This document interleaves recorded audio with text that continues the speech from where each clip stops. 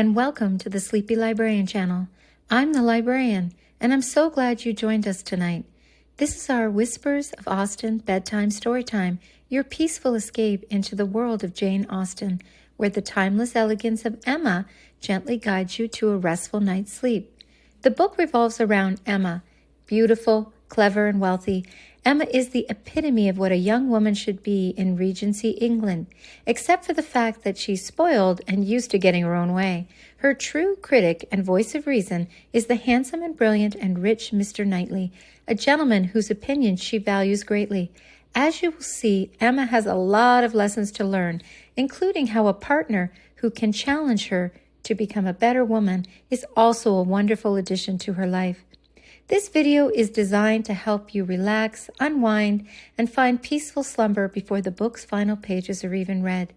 Before we begin, find a comfy spot, close your eyes, take a deep breath in, hold for a moment, and slowly release.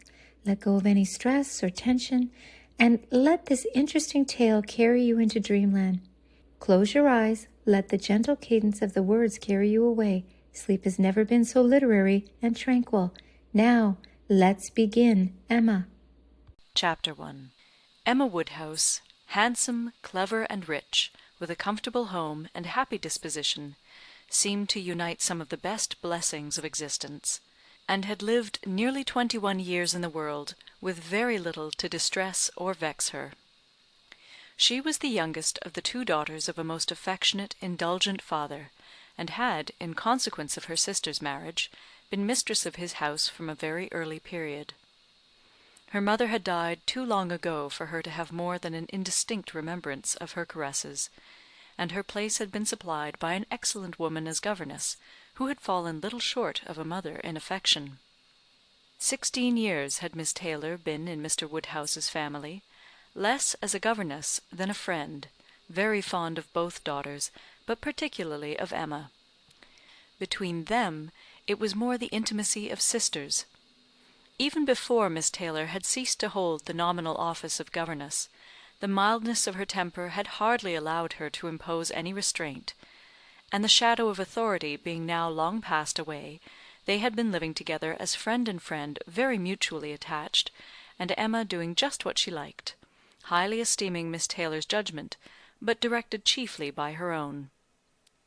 The real evils, indeed, of Emma's situation were the power of having rather too much her own way, and a disposition to think a little too well of herself. These were the disadvantages which threatened alloy to her many enjoyments. The danger, however, was at present so unperceived that they did not by any means rank as misfortunes with her. Sorrow came, a gentle sorrow, but not at all in the shape of any disagreeable consciousness. Miss Taylor married. It was Miss Taylor's loss which first brought grief. It was on the wedding day of this beloved friend that Emma first sat in mournful thought of any continuance. The wedding over, and the bride people gone, her father and herself were left to dine together, with no prospect of a third to cheer a long evening. Her father composed himself to sleep after dinner as usual, and she had then only to sit and think of what she had lost. The event had every promise of happiness for her friend. Mr. Weston was a man of unexceptionable character, easy fortune, suitable age, and pleasant manners, and there was some satisfaction in considering with what self-denying, generous friendship she had always wished and promoted the match. But it was a black morning's work for her. The want of Miss Taylor would be felt every hour of every day.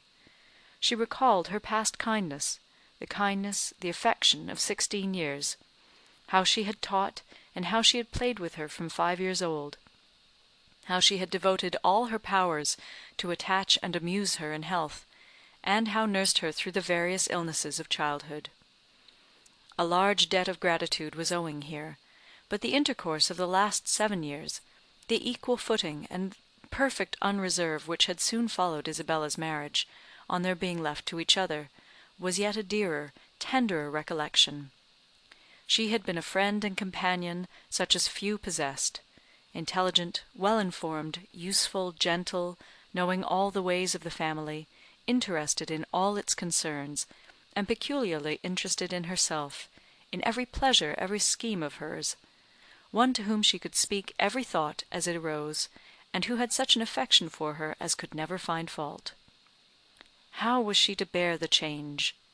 It was true that her friend was going only half a mile from them, but Emma was aware that great must be the difference between a Mrs. Weston, only half a mile from them, and a Miss Taylor in the house; and with all her advantages, natural and domestic, she was now in great danger of suffering from intellectual solitude. She dearly loved her father, but he was no companion for her. He could not meet her in conversation, rational or playful.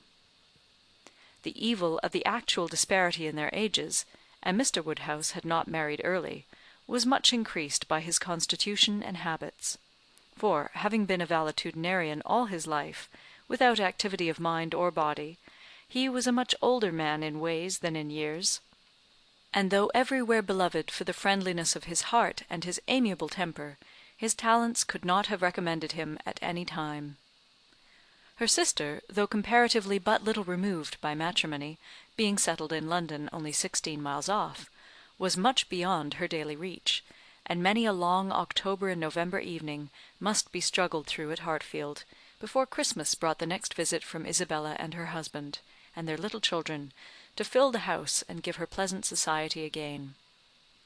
Highbury, the large and populous village, almost amounting to a town, to which Hartfield, in spite of its separate lawn and shrubberies and name, did really belong, afforded her no equals. The Woodhouses were first in consequence there. All looked up to them. She had many acquaintance in the place, for her father was universally civil, but not one among them who could be accepted in lieu of Miss Taylor for even half a day.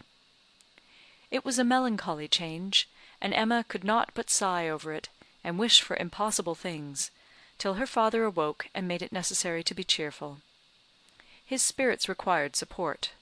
He was a nervous man, easily depressed, fond of everybody that he was used to, and hating to part with them, hating change of every kind. Matrimony, as the origin of change, was always disagreeable, and he was by no means yet reconciled to his own daughter's marrying, nor could ever speak of her but with compassion, though it had been entirely a match of affection, when he was now obliged to part with Miss Taylor too; and from his habits of gentle selfishness, and of being never able to suppose that other people could feel differently from himself, he was very much disposed to think Miss Taylor had done as sad a thing for herself as for them, and would have been a great deal happier if she had spent all the rest of her life at Hartfield. Emma smiled and chatted as cheerfully as she could, to keep him from such thoughts, but when tea came it was impossible for him not to say exactly as he had said at dinner. "Poor Miss Taylor! I wish she were here again. What a pity it is that Mr. Weston ever thought of her!" "Oh, I cannot agree with you, papa. You know I cannot. Mr. Weston is such a good-humoured, pleasant, excellent man, that he thoroughly deserves a good wife; and you would not have had Miss Taylor live with us for ever, and bear all my odd humours, when she might have a house of her own." "A house of her own! But where is the advantage of a house of her own? This is 3 times as large, and you never have any odd humours, my dear." "Oh, how often we shall be going to see them, and they coming to see us! We shall be always meeting. We must begin. We must go and pay a wedding visit very soon." "My dear, how am I to get so far? Randalls is such a distance. I could not walk half so far." "Oh, no, papa. Nobody thought of your walking. We must go in the carriage, to be sure." "Oh, the carriage! But James will not like to put the horses to for such a little way. And where are the poor horses to be while we are paying our visit?" "Oh, they are to be put into Mr. Weston's stable, papa. You know we have settled all that already. We talked it all over with Mr. Weston last night. And as for James, you may be very sure he will always like going to Randalls, because of his daughter's being housemaid there. I only doubt whether he will ever take us anywhere else. That was your doing, papa. You got Hannah that good place. Nobody thought of Hannah till you mentioned her. James is so obliged to you." "I am very glad I did think of her. It was very lucky, for I would not have had poor James think himself slighted upon any account. and I am sure she will make a very good servant. She is a civil, pretty-spoken girl. I have a great opinion of her. Whenever I see her, she always curtsies and asks me how I do, in a very pretty manner, and when you have had her here to do needlework, I observe she always turns the lock of the door the right way, and never bangs it. I am sure she will be an excellent servant, and it will be a great comfort to poor Miss Taylor to have somebody about her that she is used to see. Whenever James goes over to see his daughter, you know, she will be hearing of us. He will be able to tell her how we all are." Emma spared no exertions to maintain this happier flow of ideas, and hoped by the help of backgammon to get her father tolerably through the evening, and be attacked by no regrets but her own. The backgammon table was placed, but a visitor immediately afterwards walked in and made it unnecessary. Mr. Knightley, a sensible man about 7 or 38, was not only a very old and intimate friend of the family, but particularly connected with it, as the elder brother of Isabella's husband. He lived about a mile from Highbury, was a frequent visitor, and always welcome, and at this time more welcome than usual, as coming directly from their mutual connections in London. He had returned to a late dinner after some days' absence, and now walked up to Hartfield to say that all were well in Brunswick Square. It was a happy circumstance, and animated Mr. Woodhouse for some time. Mr. Knightley had a cheerful manner which always did him good, and his many inquiries after poor Isabella and her children were answered most satisfactorily. When this was over, Mr. Woodhouse gratefully observed, "It is very kind of you, Mr. Knightley, to come out at this late hour to call upon us. I am afraid you must have had a shocking walk." "Oh, not at all, sir. It is a beautiful moonlit night, and so mild that I must draw back from your great fire." "Oh, but you must have found it very damp and dirty. I wish you may not catch cold." "Dirty, sir? No, look at my shoes. Not a speck on them." "Well, that is quite surprising, for we have had a vast deal of rain here. It rained dreadfully hard for half an hour while we were at breakfast. I wanted them to put off the wedding." "By the by, I have not wished you joy.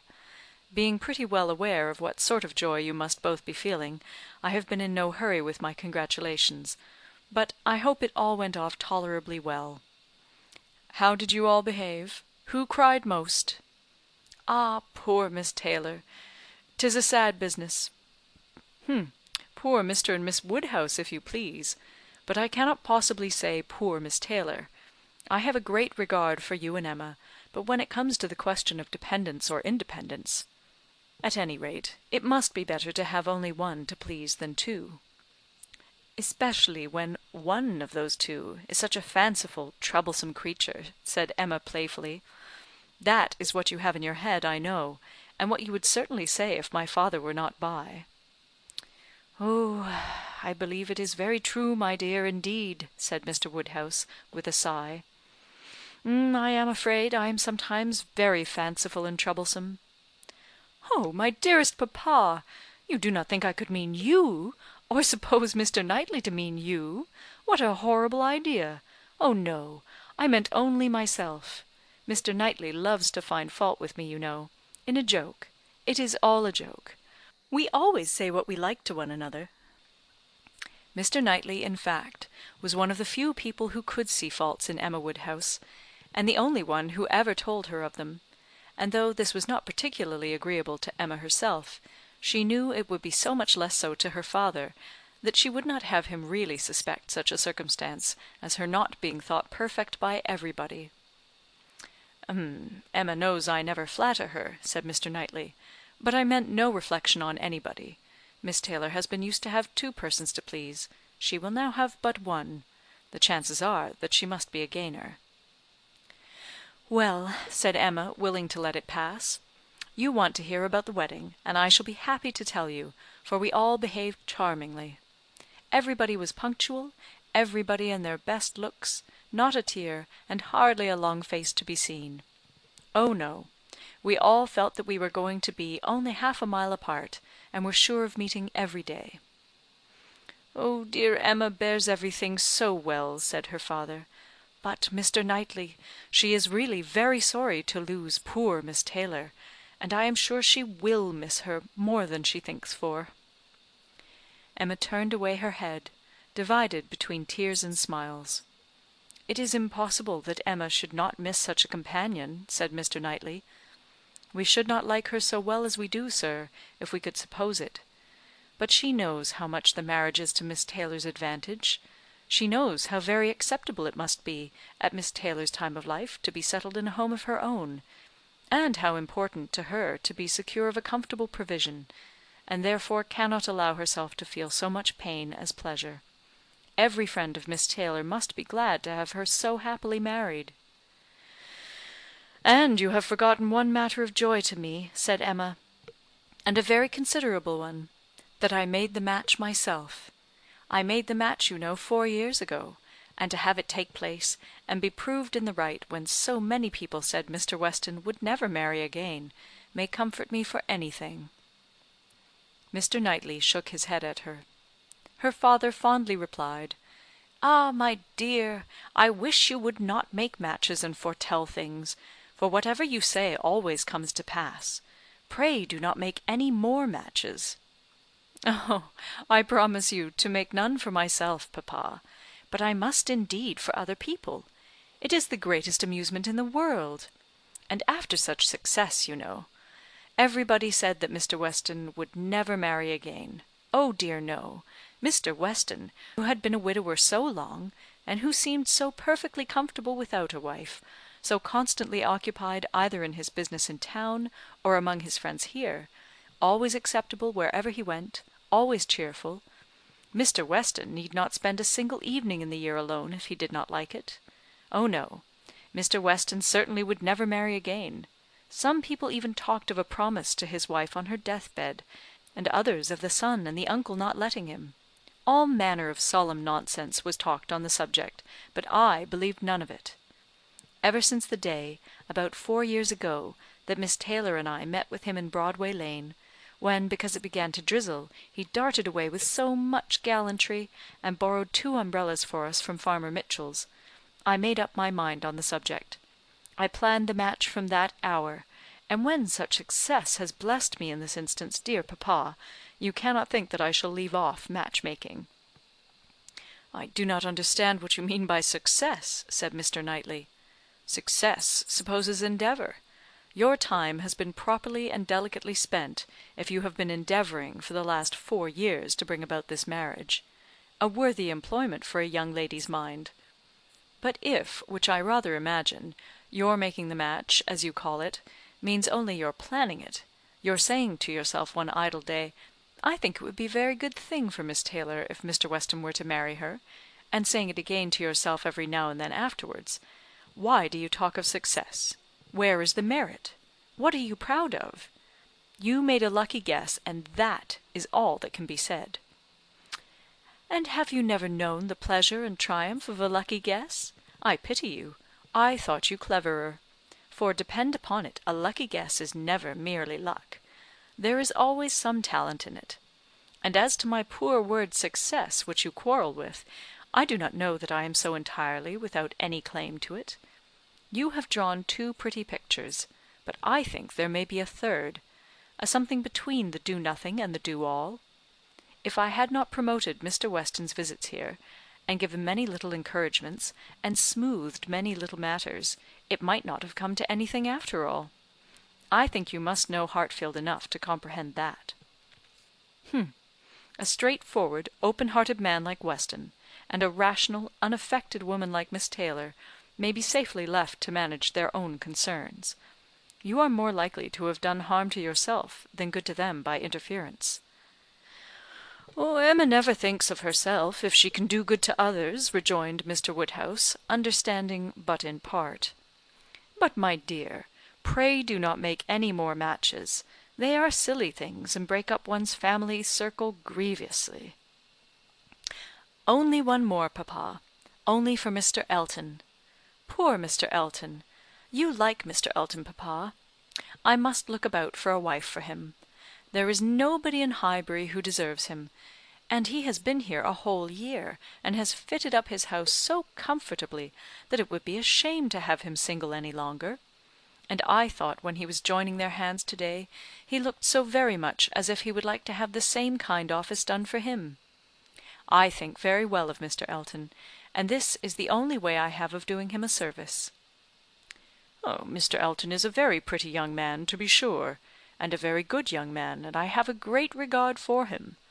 But if you want to show him any attention, my dear, ask him to come and dine with us some day. That will be a much better thing. I dare say Mr. Knightley will be so kind as to meet him?" "With a great deal of pleasure, sir, at any time," said Mr. Knightley, laughing; "and I agree with you entirely, that it will be a much better thing. Invite him to dinner, Emma, and help him to the best of the fish and the chicken, but leave him to choose his own wife. Depend upon it, a man of 6 or 27 can take care of himself." Chapter 2. Mr. Weston was a native of Highbury, and born of a respectable family, which for the last 2 or 3 generations had been rising into gentility and property. He had received a good education, but, on succeeding early in life to a small independence, had become indisposed for any of the more homely pursuits in which his brothers were engaged, and had satisfied an active, cheerful mind and social temper by entering into the militia of his county, then embodied. Captain Weston was a general favourite, and when the chances of his military life had introduced him to Miss Churchill, of a great Yorkshire family, and Miss Churchill fell in love with him, nobody was surprised except her brother and his wife, who had never seen him, and who were full of pride and importance which the connection would offend. Miss Churchill, however, being of age, and with the full command of her fortune, though her fortune bore no proportion to the family estate, was not to be dissuaded from the marriage, and it took place to the infinite mortification of Mr. and Mrs. Churchill, who threw her off with due decorum. It was an unsuitable connection, and did not produce much happiness. Mrs. Weston ought to have found more in it, for she had a husband whose warm heart and sweet temper made him think everything due to her in return for the great goodness of being in love with him. But though she had one sort of spirit, she had not the best. She had resolution enough to pursue her own will in spite of her brother, but not enough to refrain from unreasonable regrets at that brother's unreasonable anger, nor from missing the luxuries of her former home. They lived beyond their income, but still it was nothing in comparison of Enscombe. She did not cease to love her husband, but she wanted at once to be the wife of Captain Weston and Miss Churchill of Enscombe. Captain Weston, who had been considered, especially by the Churchills, as making such an amazing match, was proved to have much the worst of the bargain, for when his wife died, after a 3 years' marriage, he was rather a poorer man than at first, and with a child to maintain. From the expense of the child, however, he was soon relieved. The boy had, with the additional softening claim of a lingering illness of his mother's, been the means of a sort of reconciliation, and Mr. and Mrs. Churchill, having no children of their own, nor any other young creature of equal kindred to care for, offered to take the whole charge of the little Frank soon after her decease. Some scruples and some reluctance the widower father may be supposed to have felt, but, as they were overcome by other considerations, the child was given up to the care and wealth of the Churchills, and he had only his own comfort to seek, and his own situation to improve as he could. A complete change of life became desirable. He quitted the militia and engaged in trade, having brothers already established in a good way in London, which afforded him a favourable opening. It was a concern which brought just employment enough. He had still a small house in Highbury, where most of his leisure days were spent, and between useful occupation and the pleasures of society, the next 18 or 20 years of his life passed cheerfully away. He had by that time realised an easy competence, enough to secure the purchase of a little estate adjoining Highbury, which he had always longed for, enough to marry a woman as portionless even as Miss Taylor, and to live according to the wishes of his own friendly and social disposition. It was now some time since Miss Taylor had begun to influence his schemes; but as it was not the tyrannic influence of youth on youth, it had not shaken his determination of never settling till he could purchase Randalls, and the sale of Randalls was long looked forward to. But he had gone steadily on with these objects in view till they were accomplished. He had made his fortune, bought his house, and obtained his wife, and was beginning a new period of existence, with every probability of greater happiness than in any yet passed through. He had never been an unhappy man. His own temper had secured him from that, even in his first marriage; but his second must show him how delightful a well-judging and truly amiable woman could be, and must give him the pleasantest proof of its being a great deal better to choose than to be chosen, to excite gratitude than to feel it. He had only himself to please in his choice. His fortune was his own; for as to Frank, it was more than being tacitly brought up as his uncle's heir. It had become so avowed an adoption as to have him assume the name of Churchill on coming of age. It was most unlikely, therefore, that he should ever want his father's assistance. His father had no apprehension of it. The aunt was a capricious woman, and governed her husband entirely; but it was not in Mr. Weston's nature to imagine that any caprice could be strong enough to affect one so dear, and, as he believed, so deservedly dear. He saw his son every year in London, and was proud of him; and his fond report of him as a very fine young man had made Highbury feel a sort of pride in him too. He was looked on as sufficiently belonging to the place to make his merits and prospects a kind of common concern. Mr. Frank Churchill was one of the boasts of Highbury, and a lively curiosity to see him prevailed, though the compliment was so little returned that he had never been there in his life. His coming to visit his father had been often talked of, but never achieved. Now, upon his father's marriage, it was very generally proposed as a most proper attention that the visit should take place.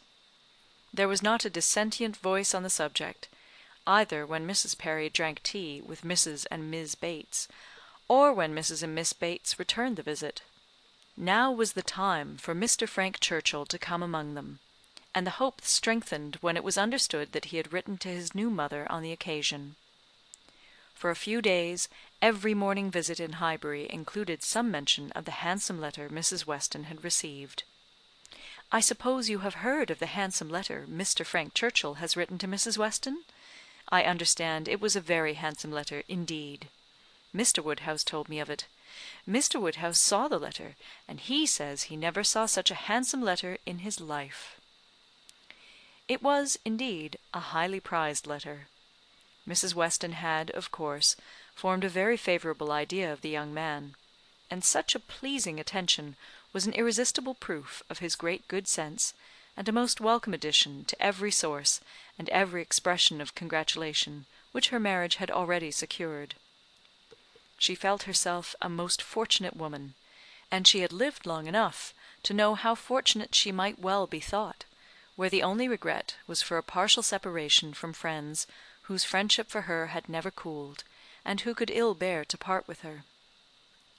She knew that at times she must be missed, and could not think, without pain, of Emma's losing a single pleasure, or suffering an hour's ennui, from the want of her companionableness. But dear Emma was of no feeble character. She was more equal to her situation than most girls would have been, and had sense and energy and spirits that might be hoped would bear her well and happily enough through its little difficulties and privations. And then there was such comfort in the very easy distance of Randalls from Hartfield, so convenient for even solitary female walking, and in Mr. Weston's disposition and circumstances, which would make the approaching season no hindrance to their spending half the evenings in the week together. Her situation was altogether the subject of hours of gratitude to Mrs. Weston, and of moments only of regret; and her satisfaction, her more than satisfaction, her cheerful enjoyment, was so just and so apparent, that Emma, well as she knew her father, was sometimes taken by surprise at his being still able to pity poor Miss Taylor, when they left her at Randalls in the centre of every domestic comfort, or saw her go away in the evening attended by her pleasant husband to a carriage of her own. But never did she go without Mr. Woodhouse's giving a gentle sigh and saying, "Ah, poor Miss Taylor! She would be very glad to stay." There was no recovering Miss Taylor, nor much likelihood of ceasing to pity her; but a few weeks brought some alleviation to Mr. Woodhouse. The compliments of his neighbours were over; he was no longer teased by being wished joy of so sorrowful an event, and the wedding cake, which had been a great distress to him, was all eat up. His own stomach could bear nothing rich, and he could never believe other people to be different from himself. What was unwholesome to him he regarded as unfit for anybody, and he had, therefore, earnestly tried to dissuade them from having any wedding cake at all, and when that proved vain, as earnestly tried to prevent anybody's eating it. He had been at the pains of consulting Mr. Perry, the apothecary, on the subject. Mr. Perry was an intelligent, gentlemanlike man, whose frequent visits were one of the comforts of Mr. Woodhouse's life, and upon being applied to, he could not but acknowledge, though it seemed rather against the bias of inclination, that wedding cake might certainly disagree with many, perhaps with most people, unless taken moderately. With such an opinion, in confirmation of his own, Mr. Woodhouse hoped to influence every visitor of the newly married pair; but still the cake was eaten, and there was no rest for his benevolent nerves till it was all gone. There was a strange rumour in Highbury of all the little Perrys being seen with a slice of Mrs. Weston's wedding cake in their hands, but Mr. Woodhouse would never believe it. Chapter 3. Mr. Woodhouse was fond of society in his own way. He liked very much to have his friends come and see him, and from various united causes, from his long residence at Hartfield, and his good nature, from his fortune, his house, and his daughter, he could command the visits of his own little circle in great measure as he liked. He had not much intercourse with any families beyond that circle. His horror of late hours and large dinner parties made him unfit for any acquaintance but such as would visit him on his own terms. Fortunately for him, Highbury, including Randalls in the same parish, and Donwell Abbey in the parish adjoining, the seat of Mr. Knightley, comprehended many such. Not unfrequently, through Emma's persuasion, he had some of the chosen and the best to dine with him; but evening parties were what he preferred, and, unless he fancied himself at any time unequal to company, there was scarcely an evening in the week in which Emma could not make up a card table for him. Real, long-standing regard brought the Westons and Mr. Knightley, and by Mr. Elton, a young man living alone without liking it, the privilege of exchanging any vacant evening of his own blank solitude for the elegancies and society of Mr. Woodhouse's drawing-room, and the smiles of his lovely daughter, was in no danger of being thrown away. After these came a second set, among the most come at table of whom were Mrs. and Miss Bates, and Mrs. Goddard, 3 ladies almost always at the service of an invitation from Hartfield, and who were fetched and carried home so often that Mr. Woodhouse thought it no hardship for either James or the horses. Had it taken place only once a year, it would have been a grievance. Mrs. Bates, the widow of a former vicar of Highbury, was a very old lady, almost past everything but tea and quadrille.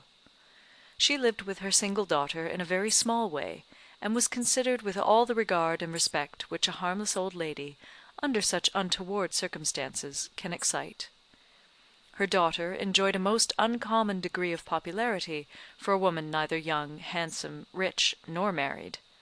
Miss Bates stood in the very worst predicament in the world for having much of the public favour, and she had no intellectual superiority to make atonement to herself, or frighten those who might hate her into outward respect. She had never boasted either beauty or cleverness. Her youth had passed without distinction, and her middle of life was devoted to the care of a failing mother, and the endeavour to make a small income go as far as possible. And yet she was a happy woman, and a woman whom no one named without good will. It was her own universal good-will and contented temper which worked such wonders. She loved everybody, was interested in everybody's happiness, quick-sighted to everybody's merits, thought herself a most fortunate creature, and surrounded with blessings in such an excellent mother and so many good neighbours and friends, and a home that wanted for nothing. The simplicity and cheerfulness of her nature, her contented and grateful spirit, were a recommendation to everybody, and a mine of felicity to herself. She was a great talker upon little matters, which exactly suited Mr. Woodhouse, full of trivial communications and harmless gossip.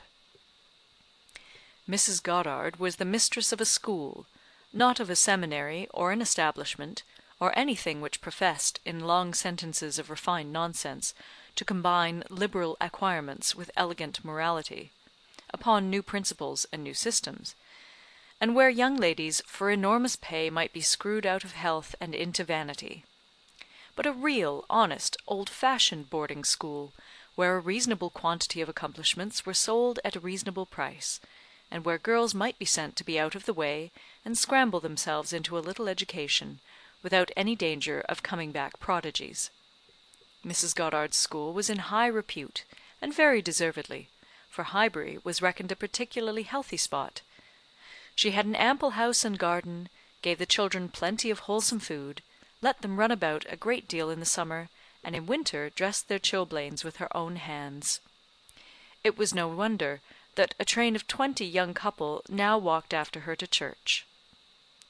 She was a plain, motherly kind of woman, who had worked hard in her youth, and now thought herself entitled to the occasional holiday of a tea visit, and having formerly owed much to Mr. Woodhouse's kindness, felt his particular claim on her to leave her neat parlour, hung round with fancy work, whenever she could, and win or lose a few sixpence by his fireside. These were the ladies whom Emma found herself very frequently able to collect, and happy was she, for her father's sake, in the power; though, as far as she was herself concerned, it was no remedy for the absence of Mrs. Weston. She was delighted to see her father look comfortable, and very much pleased with herself for contriving things so well; but the quiet prosings of 3 such women made her feel that every evening so spent was indeed one of the long evenings she had fearfully anticipated. As she sat one morning, looking forward to exactly such a close of the present day, a note was brought from Mrs. Goddard, requesting, in most respectful terms, to be allowed to bring Miss Smith with her; a most welcome request, for Miss Smith was a girl of 17, whom Emma knew very well by sight, and had long felt an interest in, on account of her beauty. A very gracious invitation was returned, and the evening no longer dreaded by the fair mistress of the mansion. Harriet Smith was the natural daughter of somebody. Somebody had placed her several years back at Mrs. Goddard's school, and somebody had lately raised her from the condition of scholar to that of parlour boarder. This was all that was generally known of her history. She had no visible friends but what had been acquired at Highbury, and was now just returned from a long visit in the country to some young ladies who had been at school there with her. She was a very pretty girl, and her beauty happened to be of a sort which Emma particularly admired. She was short, plump, and fair, with a fine bloom, blue eyes, light hair, regular features, and a look of great sweetness; and before the end of the evening Emma was as much pleased with her manners as her person, and quite determined to continue the acquaintance. She was not struck by anything remarkably clever in Miss Smith's conversation, but she found her altogether very engaging, not inconveniently shy, not unwilling to talk, and yet so far from pushing, showing so proper and becoming a deference, seeming so pleasantly grateful for being admitted to Hartfield, and so artlessly impressed by the appearance of everything in so superior a style to what she had been used to, that she must have good sense, and deserve encouragement. Encouragement should be given. Those soft blue eyes, and all those natural graces, should not be wasted on the inferior society of Highbury and its connections. The acquaintance she had already formed were unworthy of her. The friends, from whom she had just parted, though very good sort of people, must be doing her harm. They were a family of the name of Martin, whom Emma knew well by character as renting a large farm of Mr. Knightley, and residing in the parish of Donwell; very creditably, she believed. She knew Mr. Knightley thought highly of them; but they must be coarse and unpolished, and very unfit to be the intimates of a girl who wanted only a little more knowledge and elegance to be quite perfect. She would notice her. She would improve her. She would detach her from her bad acquaintance, and introduce her into good society. She would form her opinions and her manners. It would be an interesting, and certainly a very kind undertaking, highly becoming her own situation in life, her leisure and powers. She was so busy in admiring those soft blue eyes, in talking and listening, and forming all these schemes in the in-betweens, that the evening flew away at a very unusual rate, and the supper table, which always closed such parties, and for which she had been used to sit and watch the due time, was all set out and ready, and moved forwards to the fire before she was aware. With an alacrity beyond the common impulse of a spirit which yet was never indifferent to the credit of doing everything well and attentively, with the real good-will of a mind delighted with its own ideas, did she then do all the honours of the meal, and help and recommend the minced chicken and scalloped oysters, with an urgency which she knew would be acceptable to the early hours and civil scruples of their guests. Upon such occasions, poor Mr. Woodhouse's feelings were in sad warfare. He loved to have the cloth laid, because it had been the fashion of his youth, but his conviction of suppers being very unwholesome made him rather sorry to see anything put on it; and while his hospitality would have welcomed his visitors to everything, his care for their health made him grieve that they would eat. Such another small basin of thin gruel as his own was all that he could, with thorough self-approbation, recommend; though he might constrain himself, while the ladies were comfortably clearing the nicer things, to say, "Mrs. Bates, let me propose your venturing on one of these eggs. An egg boiled very soft is not unwholesome. Serle understands boiling an egg better than anybody. I would not recommend an egg boiled by anybody else, but you need not be afraid, they are very small, you see. One of our small eggs will not hurt you. Miss Bates, let Emma help you to a little bit of tart, a very little bit. Ours are all apple tarts. You need not be afraid of unwholesome preserves here. I do not advise the custard. Mrs. Goddard, what say you to half a glass of wine? A small half glass, put into a tumbler of water. I do not think it could disagree with you." Emma allowed her father to talk, but supplied her visitors in a much more satisfactory style, and on the present evening had particular pleasure in sending them away happy. The happiness of Miss Smith was quite equal to her intentions. Miss Woodhouse was so great a personage in Highbury that the prospect of the introduction had given as much panic as pleasure; but the humble, grateful little girl went off with highly gratified feelings, delighted with the affability with which Miss Woodhouse had treated her all the evening, and actually shaken hands with her at last. Chapter 4. Harriet Smith's intimacy at Hartfield was soon a settled thing. Quick and decided in her ways, Emma lost no time in inviting, encouraging, and telling her to come very often; and as their acquaintance increased, so did their satisfaction in each other. As a walking companion, Emma had very early foreseen how useful she might find her. In that respect, Mrs. Weston's loss had been important.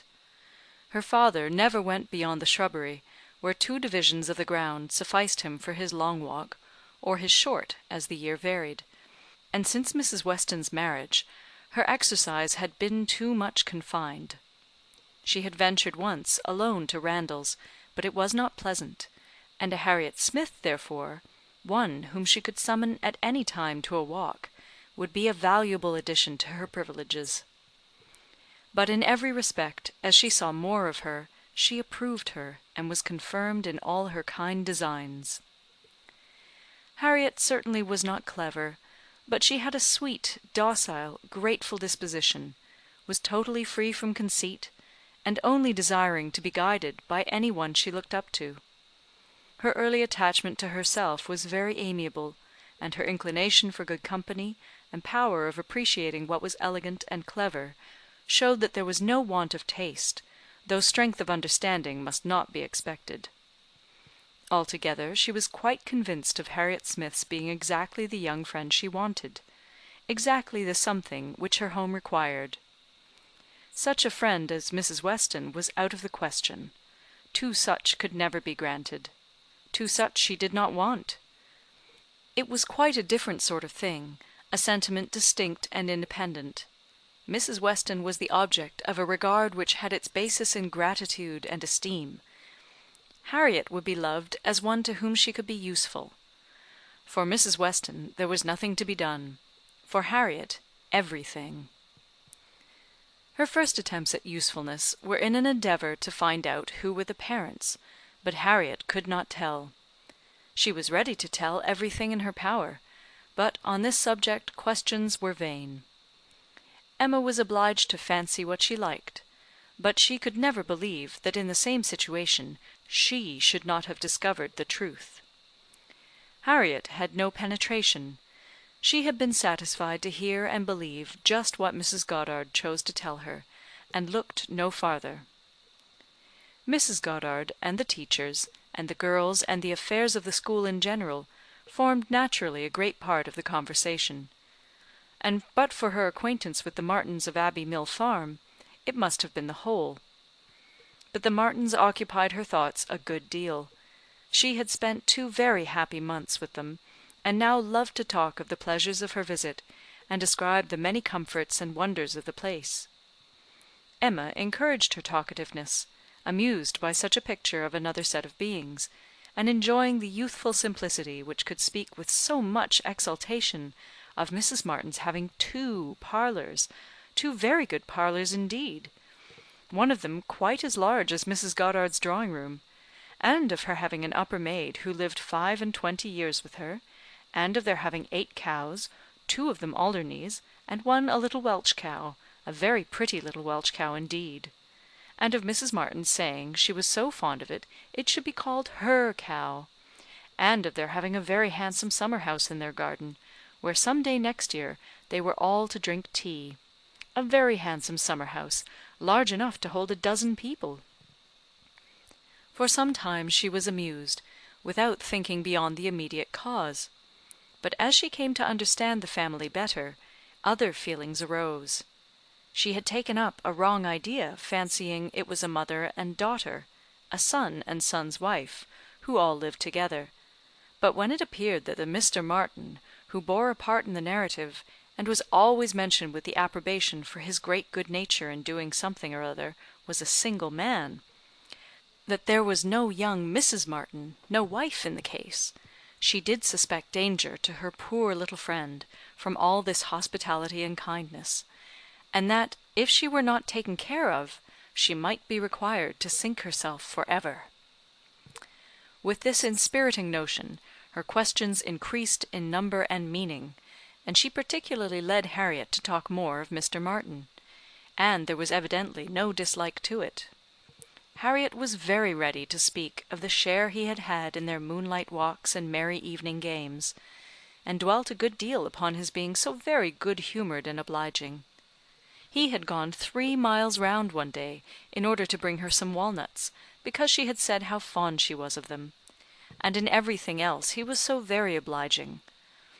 He had his shepherd's son into the parlour one night on purpose to sing to her. She was very fond of singing. He could sing a little himself. She believed he was very clever and understood everything. He had a very fine flock, and, while she was with them, he had been bid more for his wool than anybody in the country. She believed everybody spoke well of him. His mother and sisters were very fond of him.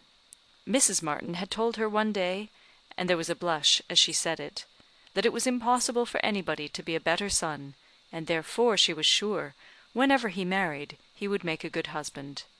Not that she wanted him to marry. She was in no hurry at all. "Well done, Mrs. Martin," thought Emma. "You know what you are about." And when she had come away, Mrs. Martin was so very kind as to send Mrs. Goddard a beautiful goose, the finest goose Mrs. Goddard had ever seen. Mrs. Goddard had dressed it on a Sunday, and asked all the 3 teachers, Miss Nash and Miss Prince and Miss Richardson, to sup with her. Mr. Martin, I suppose, is not a man of information beyond the line of his own business? He does not read. Oh, yes. That is, no. I do not know, but I believe he has read a good deal, but not what you would think anything of. He reads the agricultural reports, and some other books that lay in one of the window seats, but he reads all them to himself. But sometimes of an evening, before we went to cards, he would read something aloud of the elegant extracts, very entertaining, and I know he has read the Vicar of Wakefield. He never read the Romance of the Forest, nor the Children of the Abbey. He had never heard of such books before I mentioned them, but he is determined to get them now as soon as ever he can. The next question was, what sort of looking man is Mr. Martin? Oh, not handsome, not at all handsome. I thought him very plain at first, but I do not think him so plain now. One does not, you know, after a time. But did you never see him? He is in Highbury every now and then, and he is sure to ride through every week in his way to Kingston. He has passed you very often. That may be, and I may have seen him 50 times, but without having any idea of his name. A young farmer, whether on horseback or on foot, is the very last sort of person to raise my curiosity. The yeomanry are precisely the order of people with whom I feel I can have nothing to do. A degree or 2 lower, and a creditable appearance might interest me.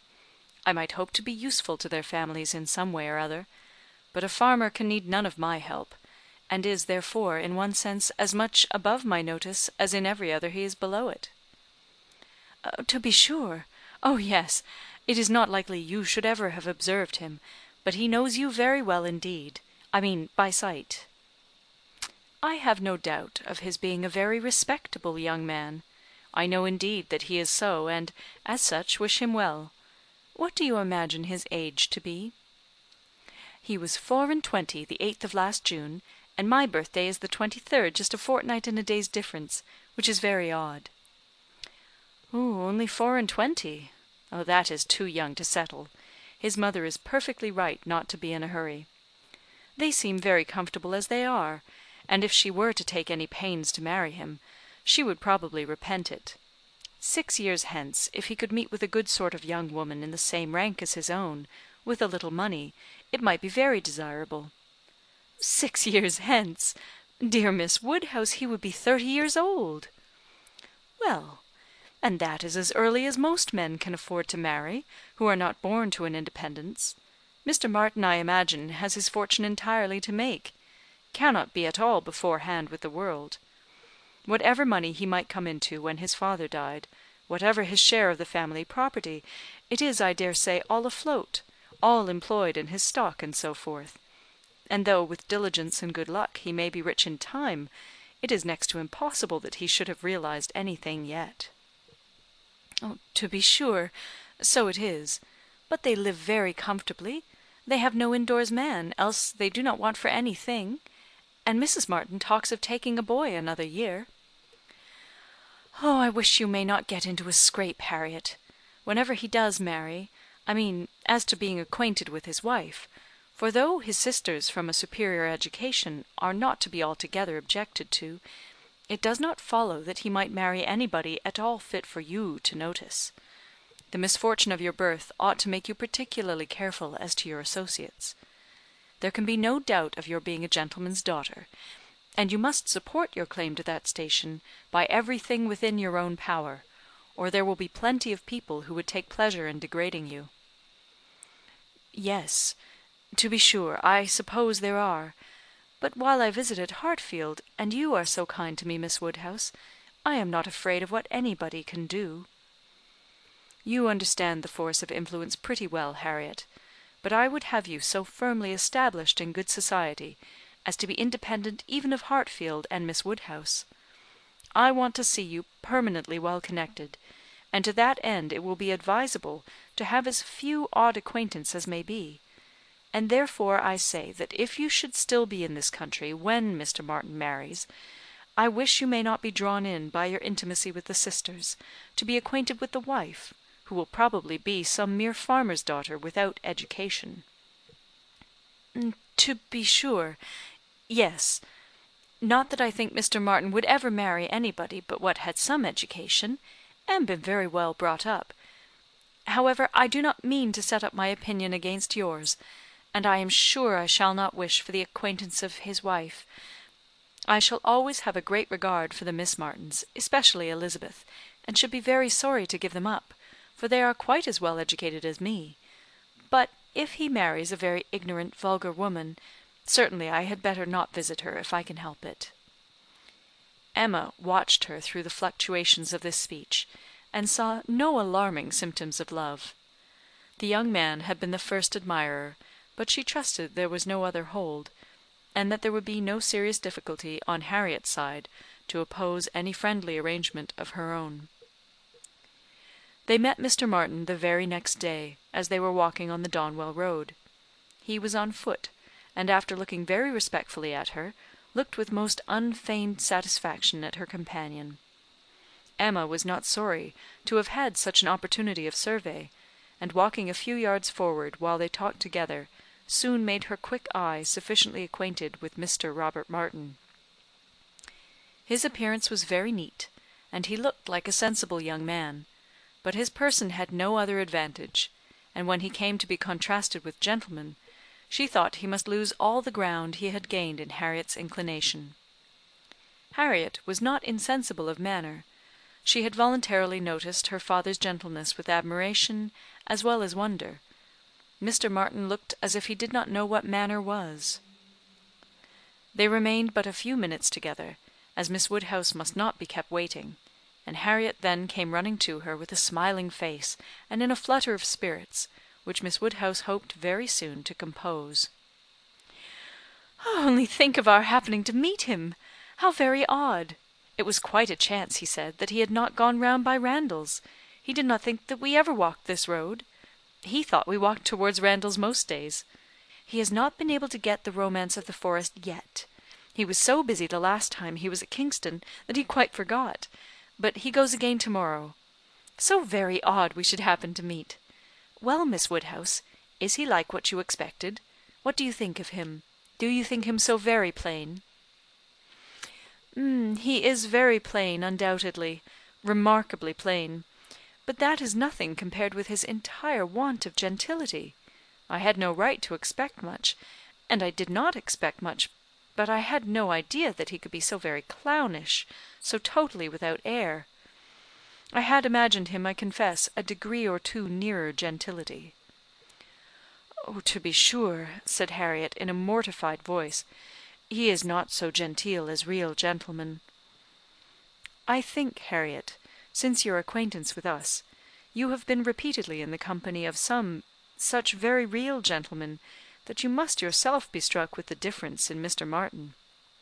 At Hartfield you have had very good specimens of well-educated, well-bred men. I should be surprised if, after seeing them, you could be in company with Mr. Martin again without perceiving him to be a very inferior creature, and rather wondering at yourself for having ever thought him at all agreeable before. Do not you begin to feel that now? Were not you struck? I am sure you must have been struck by his awkward look and abrupt manner, and the uncouthness of a voice which I heard to be wholly unmodulated as I stood there. Oh, certainly, he is not like Mr. Knightley. He has not such a fine air and way of walking as Mr. Knightley. I see the difference plain enough. But Mr. Knightley is so very fine a man." "Mr. Knightley's air is so remarkably good that it is not fair to compare Mr. Martin with him.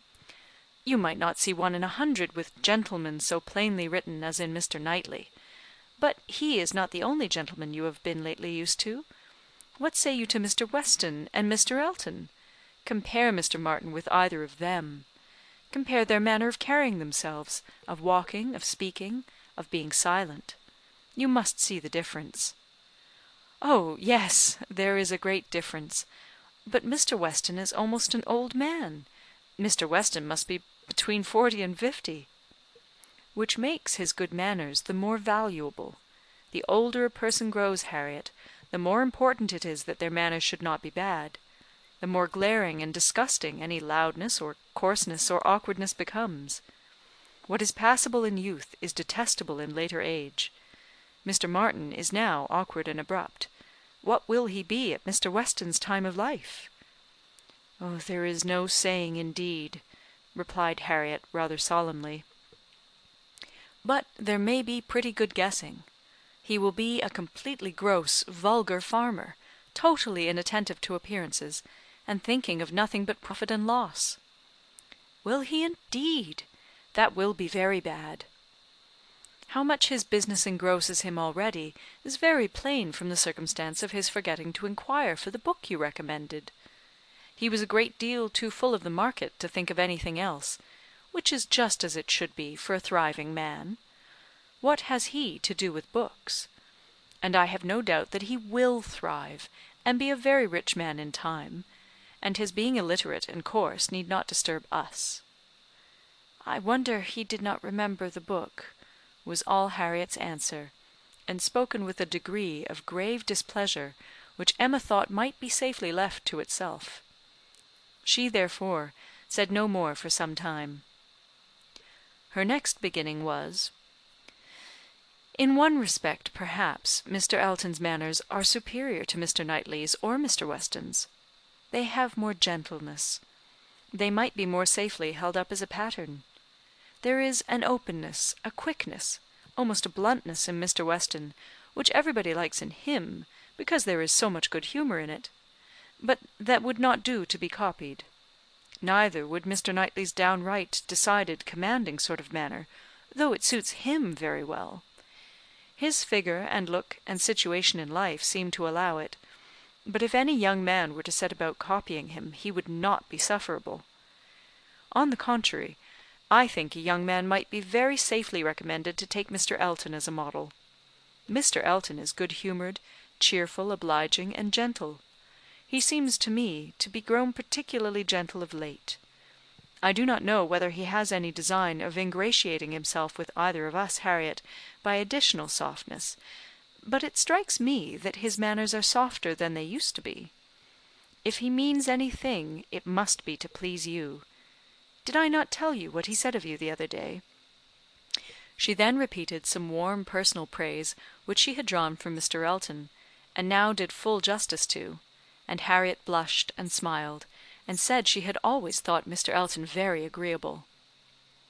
Mr. Elton was the very person fixed on by Emma for driving the young farmer out of Harriet's head.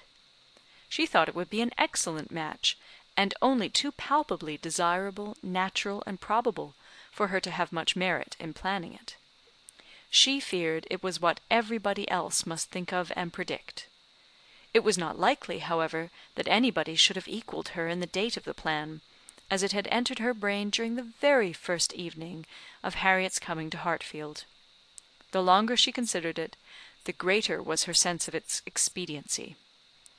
Mr. Elton's situation was most suitable, quite the gentleman himself, and without low connections, at the same time not of any family that could fairly object to the doubtful birth of Harriet. He had a comfortable home for her, and Emma imagined a very sufficient income, for though the vicarage of Highbury was not large, he was known to have some independent property, and she thought very highly of him as a good-humoured, well-meaning, respectable young man, without any deficiency of useful understanding or knowledge of the world. She had already satisfied herself that he thought Harriet a beautiful girl, which she trusted, with such frequent meetings at Hartfield, was foundation enough on his side, and on Harriet's there could be little doubt that the idea of being preferred by him would have all the usual weight and efficacy. And he was really a very pleasing young man, a young man whom any woman not fastidious might like. He was reckoned very handsome, his person much admired in general, though not by her, there being a want of elegance of feature which she could not dispense with. But the girl who could be gratified by a Robert Martin's riding about the country to get walnuts for her, might very well be conquered by Mr. Elton's admiration. Chapter 5. "I do not know what your opinion may be, Mrs. Weston," said Mr. Knightley, "of this great intimacy between Emma and Harriet Smith, but I think it a bad thing." "A bad thing? Do you really think it a bad thing? Why so?" "I think they will neither of them do the other any good." "You surprise me. Emma must do Harriet good, and by supplying her with a new object of interest, Harriet may be said to do Emma good. I have been seeing their intimacy with the greatest pleasure. How very differently we feel! Not think they will do each other any good! This will certainly be the beginning of one of our quarrels about Emma, Mr. Knightley." "Perhaps you think I am come on purpose to quarrel with you, knowing Weston to be out, and that you must still fight your own battle."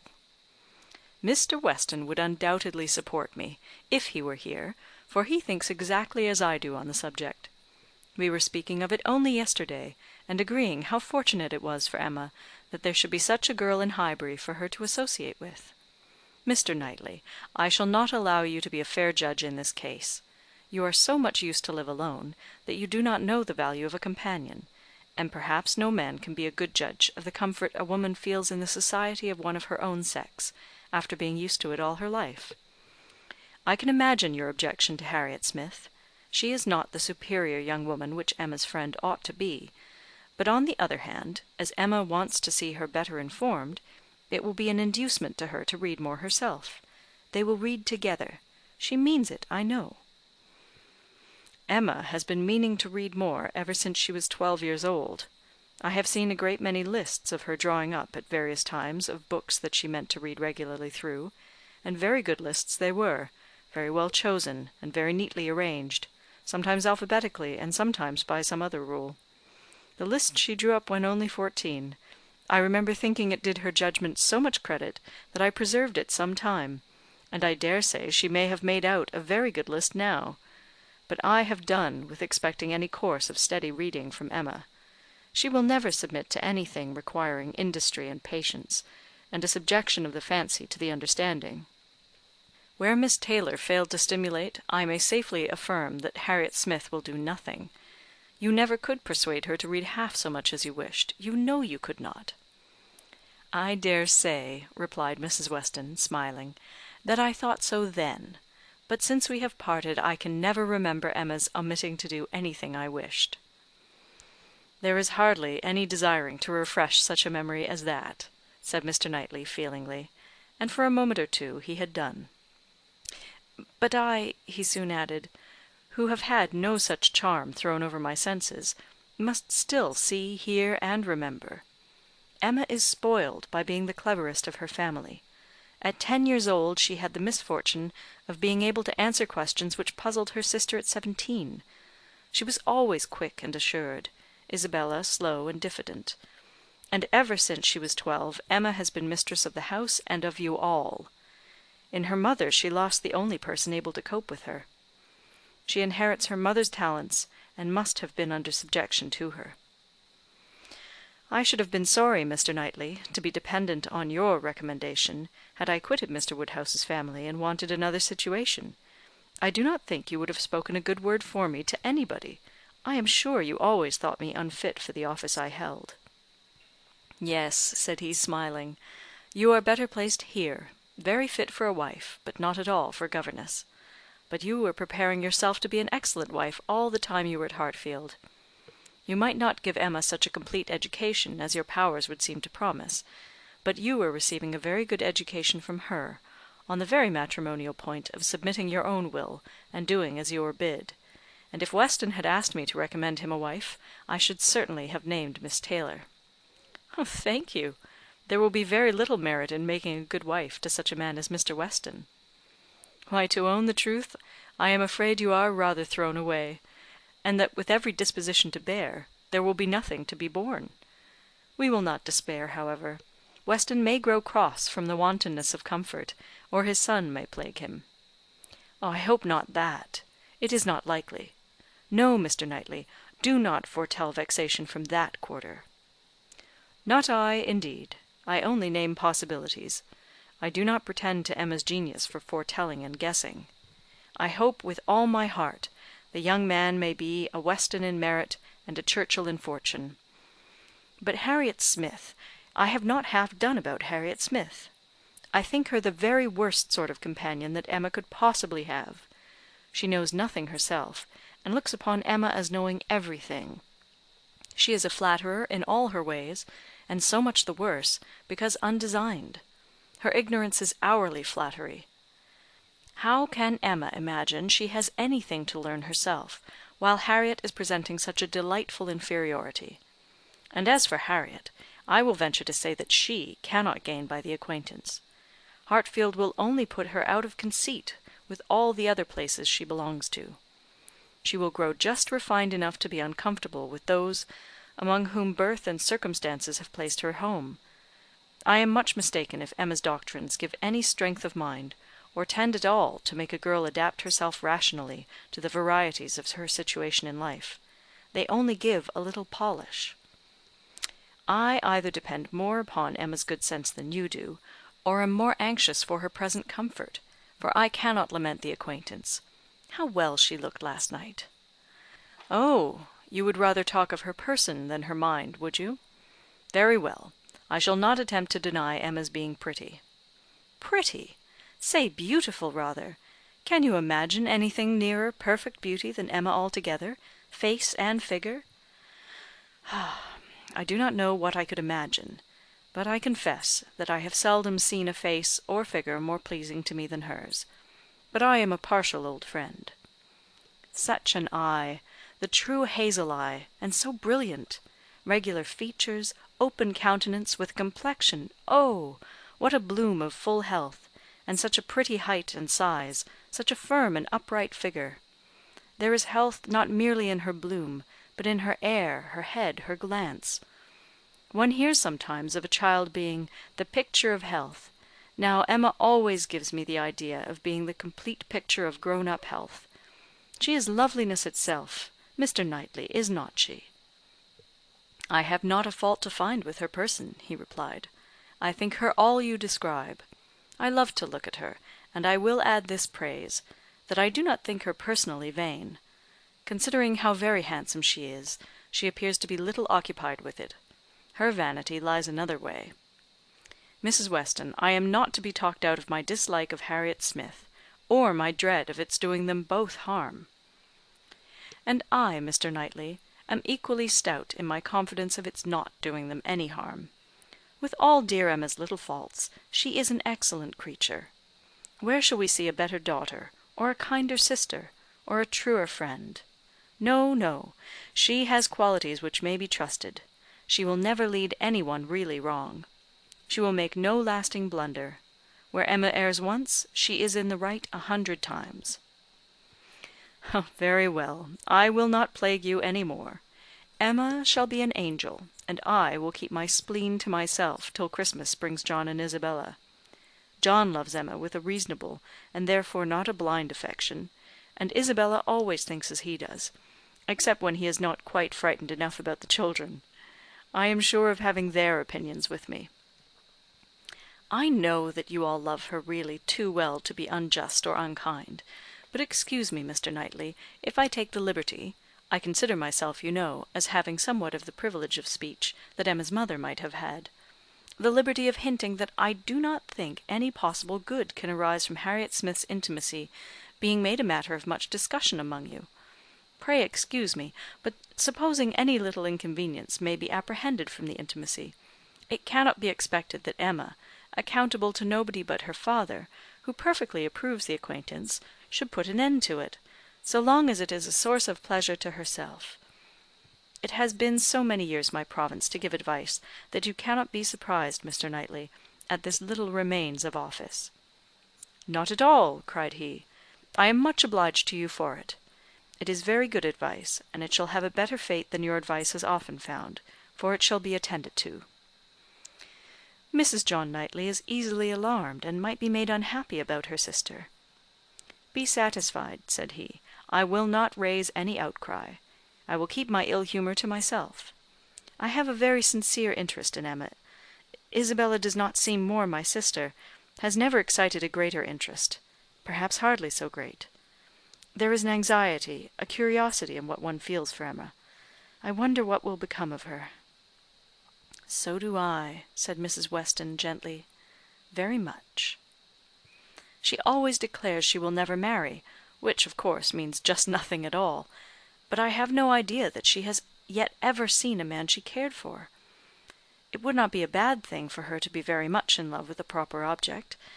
I should like to see Emma in love, and in some doubt of a return. It would do her good. But there is nobody hereabouts to attach her, and she goes so seldom from home." "There does, indeed, seem as little to tempt her to break her resolution at present," said Mrs. Weston, "as can well be; and while she is so happy at Hartfield, I cannot wish her to be forming any attachment which would be creating such difficulties upon poor Mr. Woodhouse's account. I do not recommend matrimony at present to Emma, though I mean no slight to the state, I assure you." Part of her meaning was to conceal some favourite thoughts of her own and Mr. Weston's on the subject as much as possible. There were wishes at Randalls respecting Emma's destiny, but it was not desirable to have them suspected; and the quiet transition which Mr. Knightley soon afterwards made to "What does Weston think of the weather? Shall we have rain?" convinced her that he had nothing more to say or surmise about Hartfield. Chapter 6. Emma could not feel a doubt of having given Harriet's fancy a proper direction, and raised the gratitude of her young vanity to a very good purpose; for she found her decidedly more sensible than before of Mr. Elton's being a remarkably handsome man, with most agreeable manners; and as she had no hesitation in following up the assurance of his admiration by agreeable hints, she was soon pretty confident of creating as much liking on Harriet's side as there could be any occasion for. She was quite convinced of Mr. Elton's being in the fairest way of falling in love, if not in love already. She had no scruple with regard to him. He talked of Harriet, and praised her so warmly that she could not suppose anything wanting which a little time would not add. His perception of the striking improvement of Harriet's manner since her introduction at Hartfield was not one of the least agreeable proofs of his growing attachment. "You have given Miss Smith all that she required," said he. "You have made her graceful and easy. She was a beautiful creature when she came to you, but, in my opinion, the attractions you have added are infinitely superior to what she received from nature." "I am glad you think I have been useful to her, but Harriet only wanted drawing out, and receiving a very few hints. She had all the natural grace of sweetness of temper and artlessness in herself. I have done very little." "If it were admissible to contradict a lady," said the gallant Mr. Elton. "I have perhaps given her a little more decision of character, have taught her to think on points which had not fallen in her way before." "Exactly so. That is what principally strikes me. So much superadded decision of character. Skilful has been the hand. Great has been the pleasure, I am sure. I never met with a disposition more truly amiable." "I have no doubt of it." And it was spoken with a sort of sighing animation which had a vast deal of the lover. She was not less pleased another day with the manner in which he seconded a sudden wish of hers to have Harriet's picture. "Did you ever have your likeness taken, Harriet?" said she. "Did you ever sit for your picture?" Harriet was on the point of leaving the room, and only stopped to say, with a very interesting naivete, "Oh, dear, no, never." No sooner was she out of sight than Emma exclaimed, "What an exquisite possession a good picture of her would be! I would give any money for it. I almost long to attempt her likeness myself. You do not know it, I dare say, but 2 or 3 years ago I had a great passion for taking likenesses, and attempted several of my friends, and was thought to have a tolerable eye in general. But from one cause or another I gave it up in disgust. But really, I could almost venture if Harriet would sit to me. It would be such a delight to have her picture." "Let me entreat you," cried Mr. Elton. "It would indeed be a delight. Let me entreat you, Miss Woodhouse, to exercise so charming a talent in favour of your friend. I know what your drawings are. How could you suppose me ignorant? Is not this room rich in specimens of your landscapes and flowers? And has not Mrs. Weston some inimitable figure pieces in her drawing room at Randalls?" "Yes, good man," thought Emma, "but what has all that to do with taking likenesses? You know nothing of drawing. Don't pretend to be in raptures about mine. Keep your raptures for Harriet's face." "Well, if you give me such kind encouragement, Mr. Elton, I believe I shall try what I can do. Harriet's features are very delicate, which makes a likeness difficult, and yet there is a peculiarity in the shape of the eye and the lines about the mouth which one ought to catch." "Exactly so, the shape of the eye, and the lines about the mouth. I have not a doubt of your success. Pray, pray attempt it.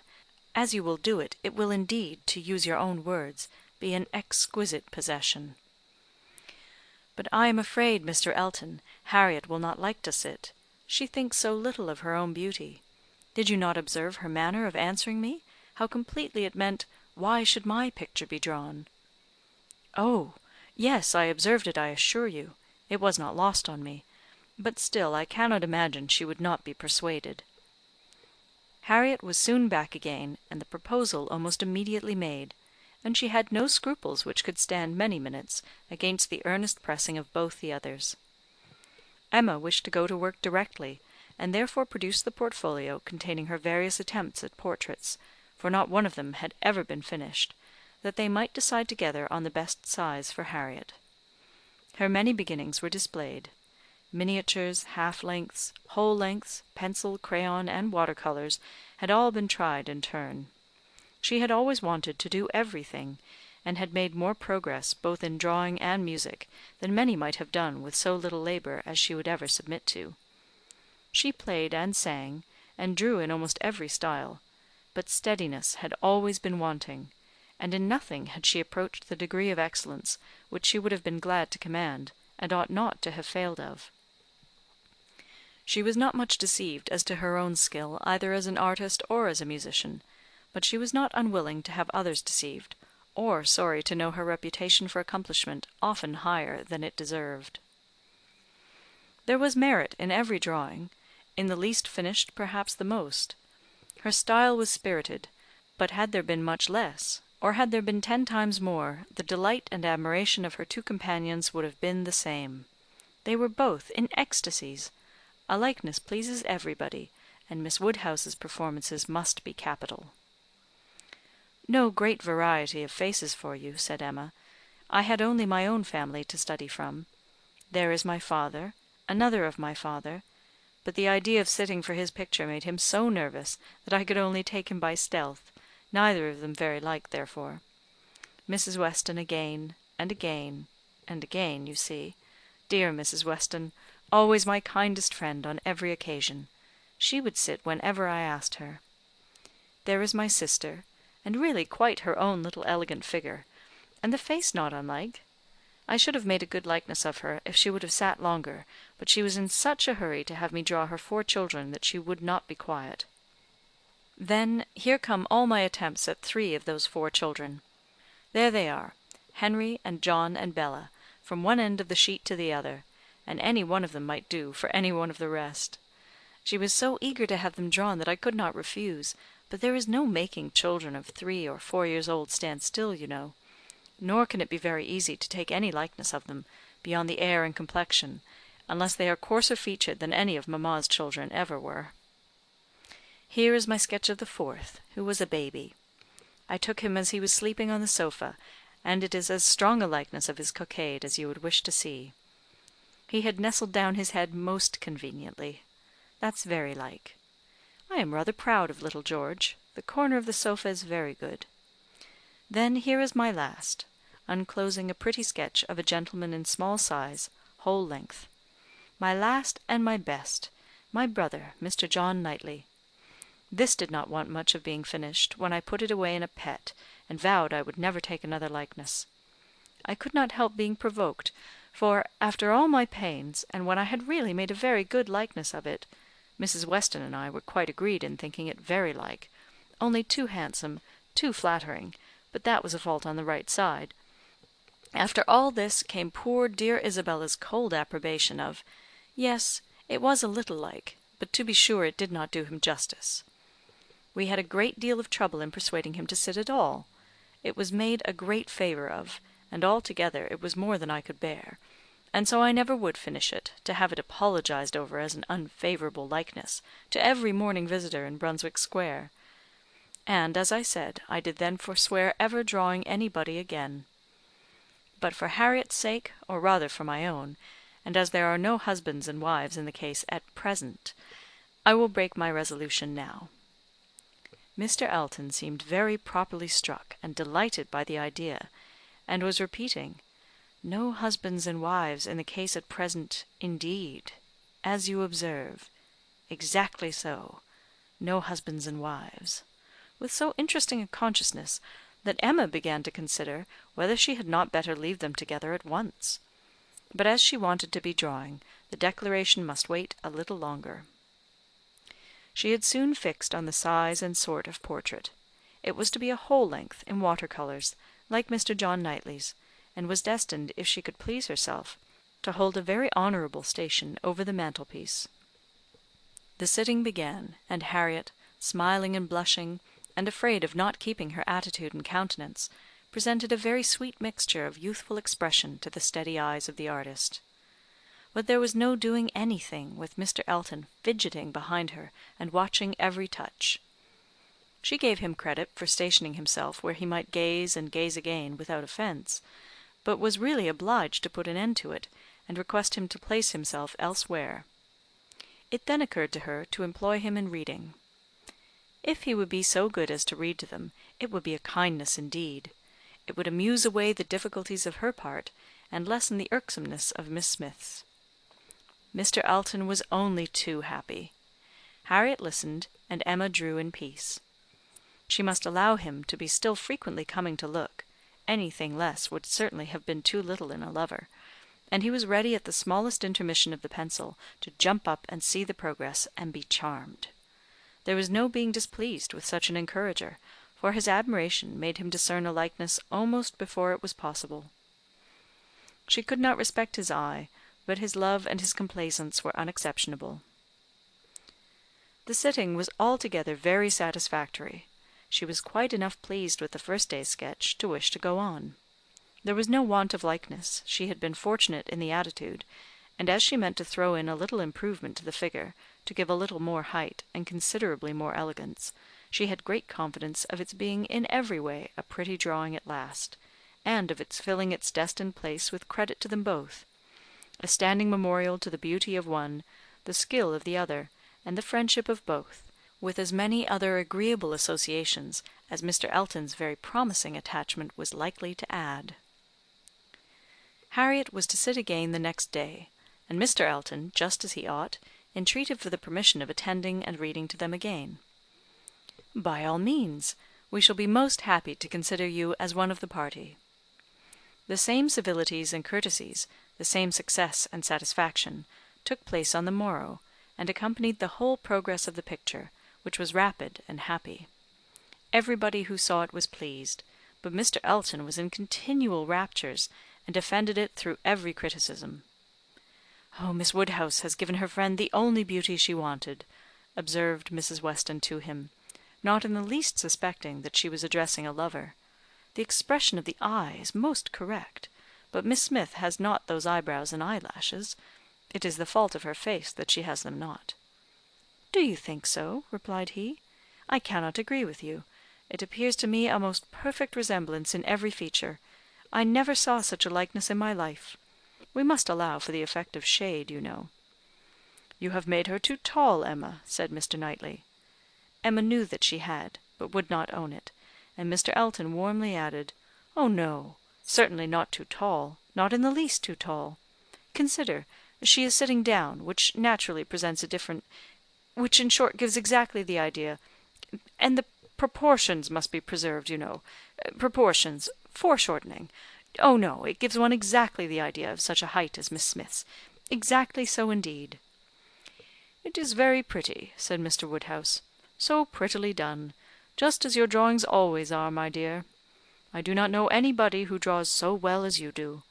The only thing I do not thoroughly like is, that she seems to be sitting out of doors, with only a little shawl over her shoulders, and it makes one think she must catch cold."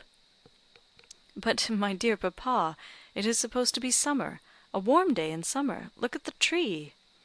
"But it is never safe to sit out of doors, my dear." "You, sir, may say anything," cried Mr. Elton, "but I must confess that I regard it as a most happy thought, the placing of Miss Smith out of doors, and the tree is placed with such inimitable spirit. Any other situation would have been much less in character. The naivete of Miss Smith's manners, and altogether, oh, it is most admirable. I cannot keep my eyes from it. I never saw such a likeness. The next thing wanted was to get the picture framed, and here were a few difficulties. It must be done directly. It must be done in London. The order must go through the hands of some intelligent person, whose taste could be depended on, and Isabella, the usual doer of all commissions, must not be applied to, because it was December, and Mr. Woodhouse could not bear the idea of her stirring out of her house in the fogs of December. But no sooner was the distress known to Mr. Elton than it was removed. His gallantry was always on the alert. Might he be trusted with the commission, what infinite pleasure should he have in executing it! He could ride to London at any time. It was impossible to say how much he should be gratified by being employed on such an errand. He was too good. She could not endure the thought. She would not give him such troublesome office for the world, brought on the desired repetition of entreaties and assurances, and a very few minutes settled the business. Mr. Elton was to take the drawing to London, choose the frame, and give the directions, and Emma thought she could so pack it as to ensure its safety without much incommoding him, while he seemed mostly fearful of not being incommoded enough. "Oh, what a precious deposit!" said he with a tender sigh as he received it. "This man is almost too gallant to be in love," thought Emma. "I should say so, but that I suppose there may be 100 different ways of being in love. He is an excellent young man, and will suit Harriet exactly. It will be an exactly so, as he says himself. But he does sigh and languish, and study for compliments rather more than I could endure as a principal. I come in for a pretty good share as a second, but it is his gratitude on Harriet's account." Chapter 7. The very day of Mr. Elton's going to London produced a fresh occasion for Emma's services towards her friend. Harriet had been at Hartfield, as usual, soon after breakfast, and, after a time, had gone home to return again to dinner. She returned, and sooner than had been talked of, and with an agitated, hurried look, announcing something extraordinary to have happened which she was longing to tell. Half a minute brought it all out. She had heard, as soon as she got back to Mrs. Goddard's, that Mr. Martin had been there an hour before, and, finding she was not at home, nor particularly expected, had left a little parcel for her from one of his sisters, and gone away. And on opening this parcel, she had actually found, besides the 2 songs which she had lent Elizabeth to copy, a letter to herself, and this letter was from him, from Mr. Martin, and contained a direct proposal of marriage. Who could have thought it? She was so surprised she did not know what to do. Yes, quite a proposal of marriage, and a very good letter, at least she thought so. And he wrote as if he really loved her very much, but she did not know, and so she was come as fast as she could to ask Miss Woodhouse what she should do. Emma was half ashamed of her friend for seeming so pleased and so doubtful. "Upon my word," she cried, "the young man is determined not to lose anything for want of asking. He will connect himself well if he can." "Will you read the letter?" cried Harriet. "Pray do. I'd rather you would." Emma was not sorry to be pressed. She read, and was surprised. The style of the letter was much above her expectation. There were not merely no grammatical errors, but as a composition it would not have disgraced a gentleman. The language, though plain, was strong and unaffected, and the sentiments it conveyed very much to the credit of the writer. It was short, but expressed good sense, warm attachment, liberality, propriety, even delicacy of feeling. She paused over it while Harriet stood anxiously watching for her opinion, with a "Well, well," and was at last forced to add, "Is it a good letter, or is it too short?" "Yes, indeed, a very good letter," replied Emma rather slowly. "So good a letter, Harriet, that, everything considered, I think one of his sisters must have helped him. I can hardly imagine the young man whom I saw talking with you the other day could express himself so well, if left quite to his own powers. And yet it is not the style of a woman. No, certainly, it is too strong and concise, not diffuse enough for a woman. No doubt he is a sensible man, and I suppose may have a natural talent for think strongly and clearly, and when he takes a pen in hand his thoughts naturally find proper words. It is so with some men. Yes, I understand the sort of mind. Vigorous, decided, with sentiments to a certain point, not coarse. A better written letter, Harriet," returning it, "than I had expected." "Well?" said the still waiting Harriet. "Well, and what shall I do?" "What shall you do? In what respect? Do you mean with regard to this letter?" "Yes." "But what are you in doubt of? You must answer it, of course, and speedily." "Yes, but what shall I say? Dear Miss Woodhouse, do advise me." "Oh, no, no. The letter had much better be all your own. You will express yourself very properly, I am sure. There is no danger of your not being intelligible, which is the first thing. Your meaning must be unequivocal, no doubts or demurs, and such expressions of gratitude and concern for the pain you are inflicting as propriety requires will present themselves unbidden to your mind, I am persuaded. You need not be prompted to write with the appearance of sorrow for his disappointment." "You think I ought to refuse him, then?" said Harriet, looking down. "Ought to refuse him? My dear Harriet, what do you mean? Are you in any doubt as to that? I thought but I beg your pardon, perhaps I have been under a mistake.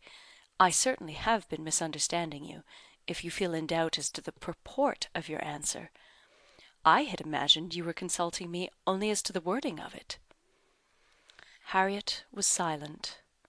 With a little reserve of manner, Emma continued: "You mean to return a favourable answer, I collect." "No, I do not. That is, I do not mean what shall I do? What would you advise me to do? Pray, dear Miss Woodhouse, tell me what I ought to do." "I shall not give you any advice, Harriet. I will have nothing to do with it. This is a point which you must settle with your feelings." "I had no notion that he liked me so very much," said Harriet, contemplating the letter.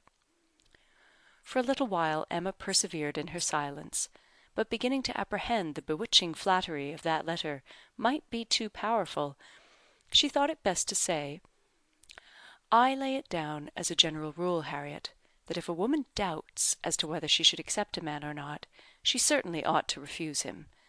If she can hesitate as to yes, she ought to say no directly.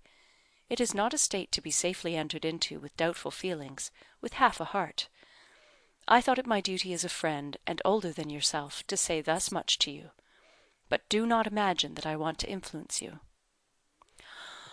"Oh, no, I am sure you are a great deal too kind to but if you would just advise me what I had best do no, I do not mean that. As you say, one's mind ought to be quite made up.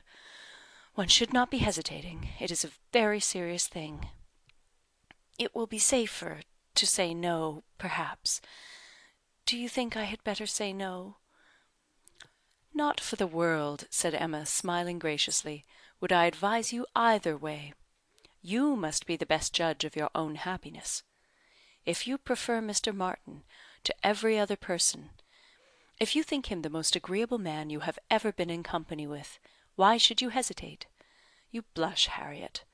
Does anybody else occur to you at this moment under such a definition?" Harriet, do not deceive yourself. Do not be run away with by gratitude and compassion. At this moment, whom are you thinking of?" The symptoms were favourable. Instead of answering, Harriet turned away confused, and stood thoughtfully by the fire; and though the letter was still in her hand, it was now mechanically twisted about without regard. Emma waited the result with impatience, but not without strong hopes. At last, with some hesitation, Harriet said: "Miss Woodhouse, as you will not give me your opinion, I must do as well as I can by myself; and I have now quite determined, and really almost made up my mind, to refuse Mr. Martin. Do you think I am right?" "Perfectly, perfectly right, my dearest Harriet. You are doing just what you ought. While you were at all in suspense, I kept my feelings to myself, but now that you are so completely decided, I have no hesitation in approving. Dear Harriet, I give myself joy of this. It would have grieved me to lose your acquaintance, which must have been the consequence of your marrying Mr. Martin. While you were in the smallest degree wavering, I said nothing about it, because I would not influence, but it would have been the loss of a friend to me. I could not have visited Mrs. Robert Martin of Abbey Mill Farm. Now I am secure of you for ever." Harriet had not surmised her own danger, but the idea of it struck her forcibly. "You could not have visited me!" she cried, looking aghast. "No, to be sure you could not. But I never thought of that before. That would have been too dreadful. Oh, what an escape! Dear Miss Woodhouse, I would not give up the pleasure and honour of being intimate with you for anything in the world." "Indeed, Harriet, it would have been a severe pang to lose you, but it must have been. You would have thrown yourself out of all good society. I must have given you up." "Oh, dear me! How should I ever have borne it? It would have killed me never to come to Hartfield any more." "Dear, affectionate creature! You banished to Abbey Mill Farm! You confined to the society of the illiterate and vulgar all your life! I wonder how the young man could have the assurance to ask it. He must have a pretty good opinion of himself." "I do not think he is conceited either in general," said Harriet, her conscience opposing such censure. "At least he is very good-natured, and I shall always feel much obliged to him, and have a great regard for but that is quite a different thing from and you know, though he may like me, it does not follow that I should and certainly I must confess that since my visiting here, I have seen people and if one comes to compare them, person and manners, there is no comparison at all. One is so very handsome and agreeable. However, I do really think Mr. Martin a very amiable young man, and have a great opinion of him, and his being so much attached to me, and his writing such a letter. But as to leaving you, it is what I would not do upon any consideration." "Oh, thank you, my own sweet little friend. We will not be parted. A woman is not to marry a man merely because she is asked, or because he is attached to her, and can write a tolerable letter.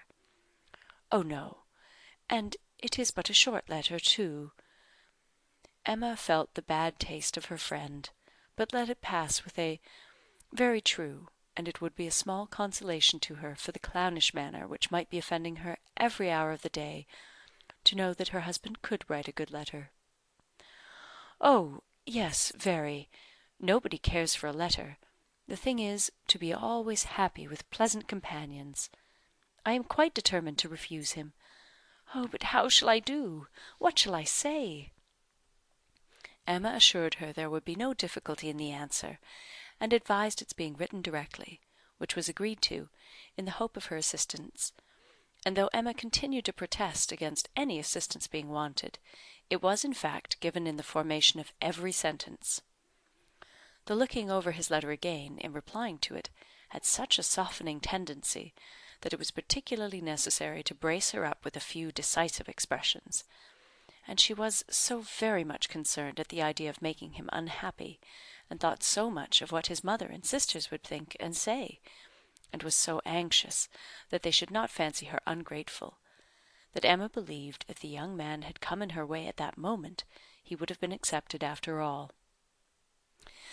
This letter, however, was written and sealed and sent.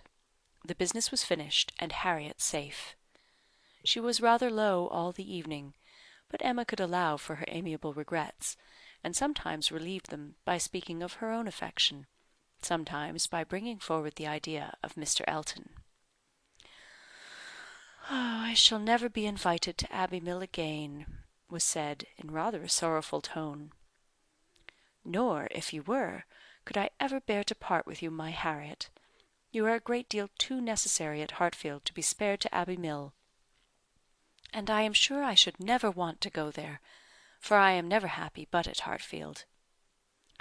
Some time afterwards it was, I think Mrs. Goddard would be very much surprised if she knew what had happened. I am sure Miss Nash would, for Miss Nash thinks her own sister very well married, and it is only a linen draper." "One should be sorry to see greater pride or refinement in the teacher of a school, Harriet. I dare say Miss Nash would envy you such an opportunity as this of being married. Even this conquest would appear valuable in her eyes. As to anything superior for you, I suppose she is quite in the dark. The attentions of a certain person can hardly be among the tittle-tattle of Highbury yet. Hitherto, I fancy you and I are the only people to whom his looks and manners have explained themselves." Harriet blushed and smiled, and said something about wondering that people should like her so much. The idea of Mr. Elton was certainly cheering, but still, after a time, she was tender-hearted again towards the rejected Mr. Martin. "Oh, now he has got my letter," said she, softly. "I wonder what they are all doing, whether his sisters know. If he is unhappy, they will be unhappy too. I hope he will not mind it so very much." "Let us think of those among our absent friends who are more cheerfully employed," cried Emma. "At this moment, perhaps, Mr. Elton is showing your picture to his mother and sisters, telling how much more beautiful is the original, and after being asked for it 5 or 6 times, allowing them to hear your name, your own dear name." "My picture! But he has left my picture in Bond Street." "Has he so? Then I know nothing of Mr. Elton. No, my dear little modest Harriet, depend upon it the picture will not be in Bond Street till just before he mounts his horse to-morrow. It is his companion all this evening, his solace, his delight. It opens his designs to his family, it introduces you among them. It diffuses through the party those pleasantest feelings of our nature, eager curiosity and warm prepossession. How cheerful, how animated, how suspicious, how busy their imaginations all are!" Harriet smiled again, and her smiles grew stronger. Chapter 8. Harriet slept at Hartfield that night. For some weeks past she had been spending more than half her time there, and gradually getting to have a bedroom appropriated to herself; and Emma judged it best in every respect, safest and kindest, to keep her with them as much as possible just at present. She was obliged to go the next morning for an hour or two to Mrs. Goddard's, but it was then to be settled that she should return to Hartfield to make a regular visit of some days. While she was gone, Mr. Knightley called, and sat some time with Mr. Woodhouse and Emma, till Mr. Woodhouse, who had previously made up his mind to walk out, was persuaded by his daughter not to defer it, and was induced by the entreaties of both, though against the scruples of his own civility, to leave Mr. Knightley for that purpose. Mr. Knightley, who had nothing of ceremony about him, was offering by his short, decided answers an amusing contrast to the protracted apologies and civil hesitations of the other. "Well, I believe, if you'll excuse me, Mr. Knightley, if you will not consider me as doing a very rude thing, I shall take Emma's advice and go out for a quarter of an hour. As the sun is out, I believe I had better take my 3 turns while I can. I treat you without ceremony, Mr. Knightley. We invalids think we are privileged people."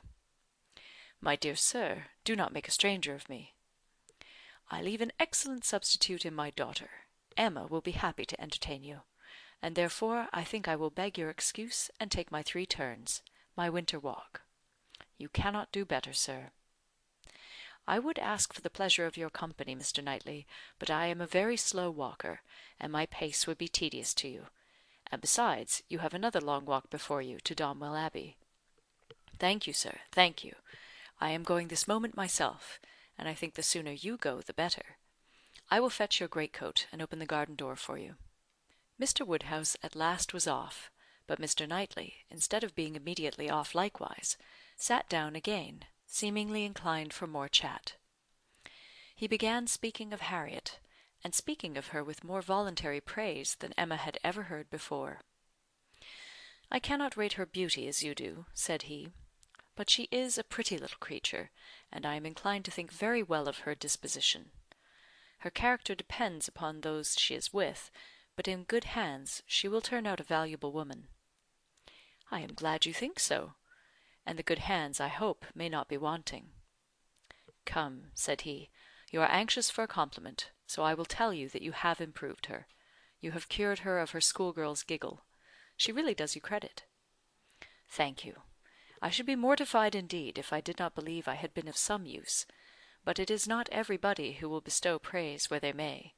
You do not often overpower me with it." "You are expecting her again, you say, this morning?" "Almost every moment. She has been gone longer already than she intended." "Something has happened to delay her. Some visitors, perhaps."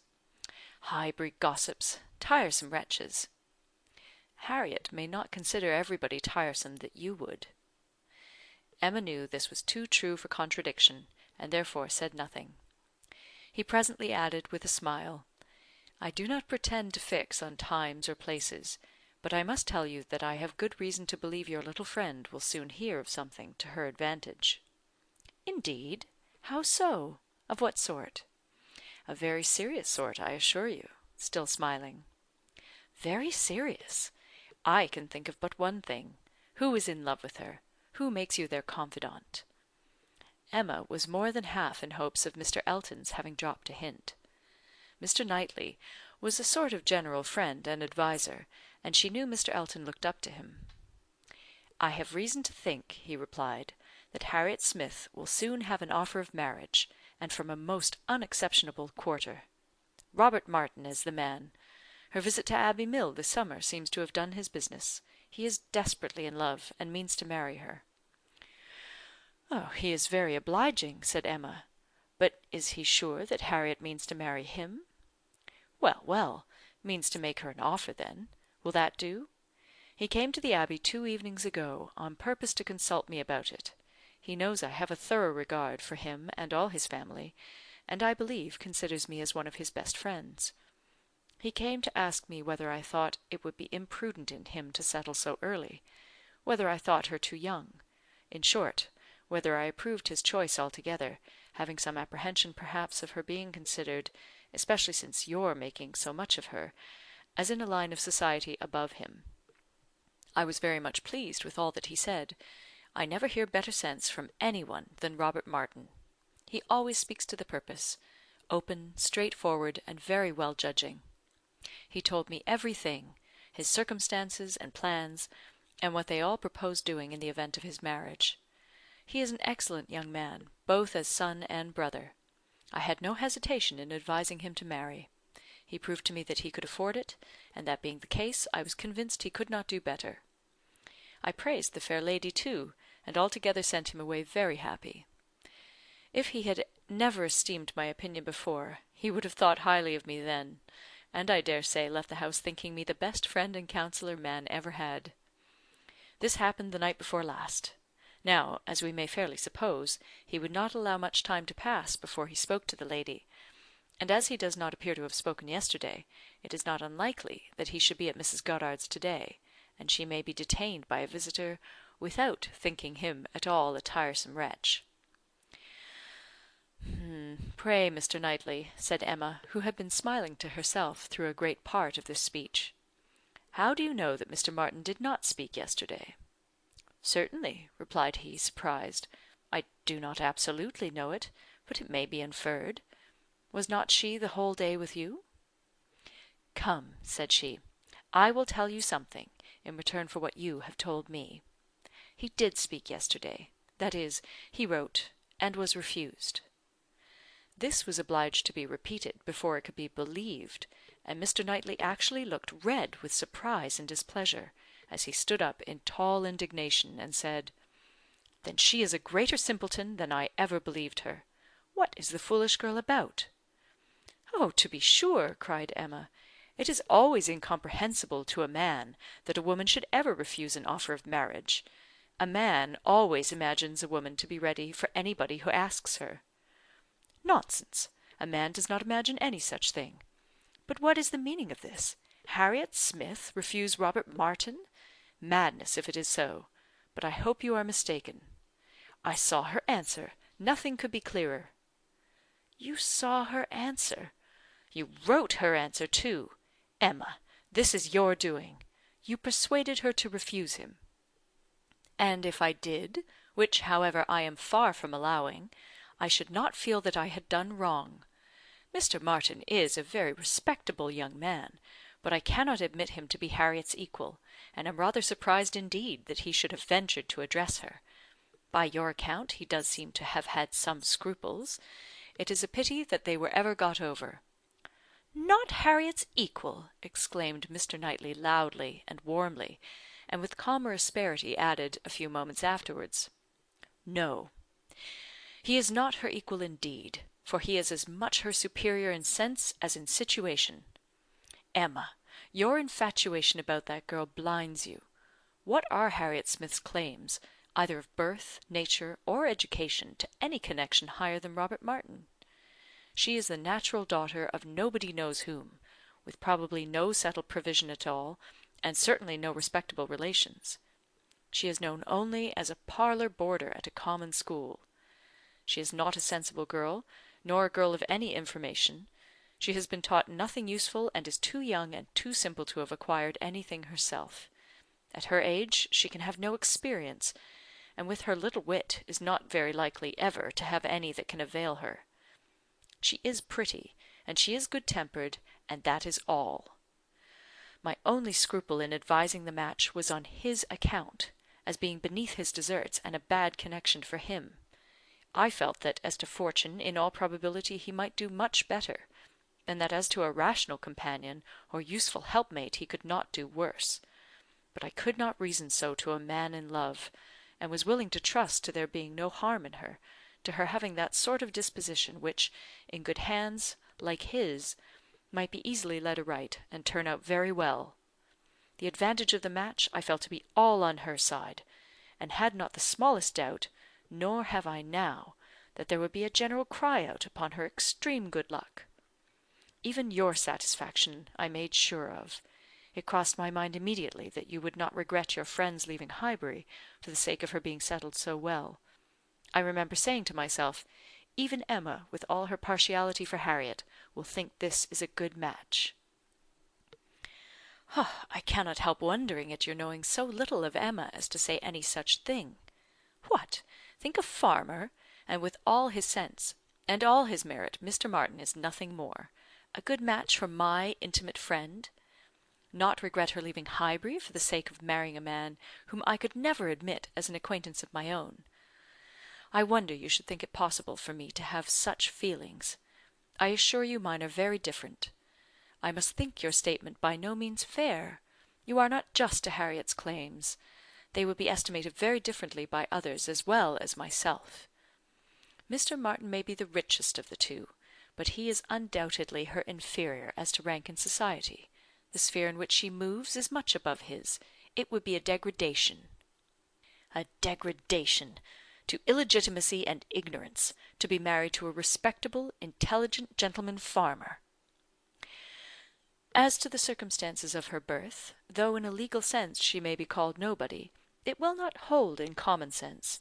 She is not to pay for the offence of others by being held below the level of those with whom she is brought up. There can scarcely be a doubt that her father is a gentleman, and a gentleman of fortune. Her allowance is very liberal. Nothing has ever been grudged for her improvement or comfort. That she is a gentleman's daughter is indubitable to me. That she associates with gentlemen's daughters, no one, I apprehend, will deny. She is superior to Mr. Robert Martin." "Whoever might be her parents," said Mr. Knightley, "whoever may have had the charge of her, it does not appear to have been any part of their plan to introduce her into what you would call good society. After receiving a very indifferent education, she is left in Mrs. Goddard's hands to shift as she can, to move, in short, in Mrs. Goddard's line, to have Mrs. Goddard's acquaintance. Her friends evidently thought this good enough for her, and it was good enough. She desired nothing better herself. Till you chose to turn her into a friend, her mind had no distaste for her own set, nor any ambition beyond it. She was as happy as possible with the Martins in the summer. She had no sense of superiority then. If she has it now, you have given it. You have been no friend to Harriet Smith, Emma.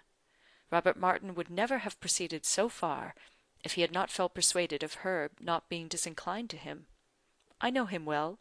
He has too much real feeling to address any woman on the haphazard of selfish passion.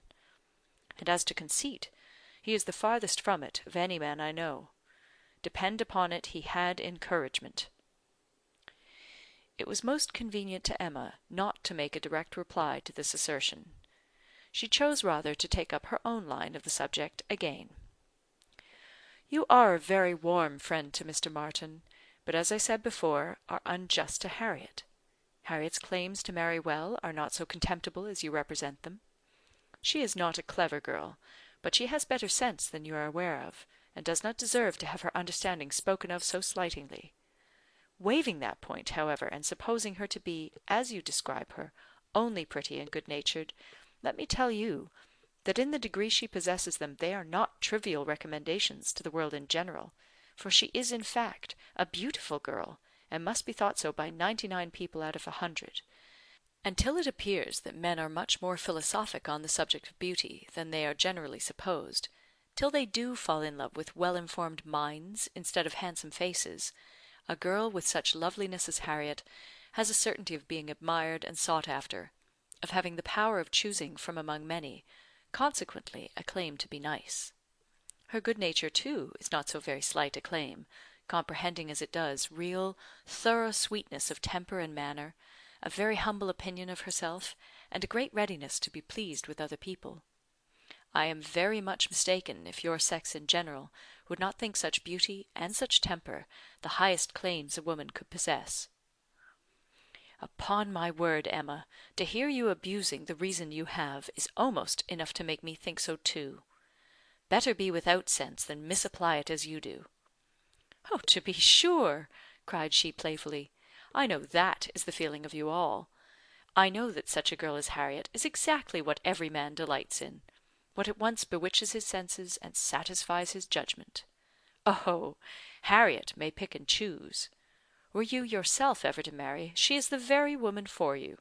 And is she, at 17, just entering into life, just beginning to be known, to be wondered at because she does not accept the first offer she receives? No. Pray let her have time to look about her." "I have always thought it a very foolish intimacy," said Mr. Knightley presently, "though I have kept my thoughts to myself. But I now perceive that it will be a very unfortunate one for Harriet. You will puff her up with such ideas of her own beauty, and of what she has a claim to, that in a little while nobody within her reach will be good enough for her. Vanity, working on a weak head, produces every sort of mischief. Nothing so easy as for a young lady to raise her expectations too high. Miss Harriet Smith may not find offers of marriage flow in so fast, though she is a very pretty girl. Men of sense, whatever you may choose to say, do not want silly wives. Men of family would not be very fond of connecting themselves with a girl of such obscurity, and most prudent men would be afraid of the inconvenience and disgrace they might be involved in when the mystery of her parentage came to be revealed. Let her marry Robert Martin, and she is safe, respectable, and happy for ever. But if you encourage her to expect to marry greatly, and teach her to be satisfied with nothing less than a man of consequence and large fortune, she may be a parlour boarder at Mrs. Goddard's all the rest of her life. Or at least, for Harriet Smith is a girl who will marry somebody or other, till she grow desperate, and is glad to catch at the old writing-master's son." "We think so very differently on this point, Mr. Knightley, that there can be no use in canvassing it. We shall only be making each other more angry. But as to my letting her marry Robert Martin, it is impossible. She has refused him, and so decidedly, I think, as must prevent any second application. She must abide by the evil of having refused him, whatever it may be. And as to the refusal itself, I will not pretend to say that I might not influence her a little, but I assure you there was very little for me or for anybody to do. His appearance is so much against him, and his manner so bad, that if she ever were disposed to favour him, she is not now. I can imagine that before she had seen anybody superior, she might tolerate him. He was the brother of her friends, and he took pains to please her, and altogether, having seen nobody better, that must have been his great assistant, she might not, while she was at Abbey Mill, find him disagreeable. But the case is altered now. She knows now what gentlemen are, and nothing but a gentleman in education and manner has any chance with Harriet." "Nonsense! Arrant nonsense, as ever was talked!" cried Mr. Knightley. "Robert Martin's manners have sense, sincerity, and good humour to recommend them, and his mind has more true gentility than Harriet Smith could understand." Emma made no answer, and tried to look cheerfully unconcerned, but was really feeling uncomfortable, and wanting him very much to be gone. She did not repent what she had done.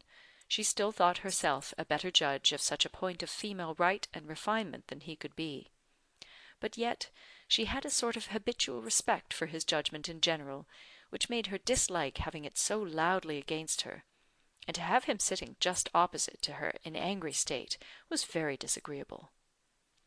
Some minutes passed in this unpleasant silence, with only one attempt on Emma's side to talk of the weather, but he made no answer.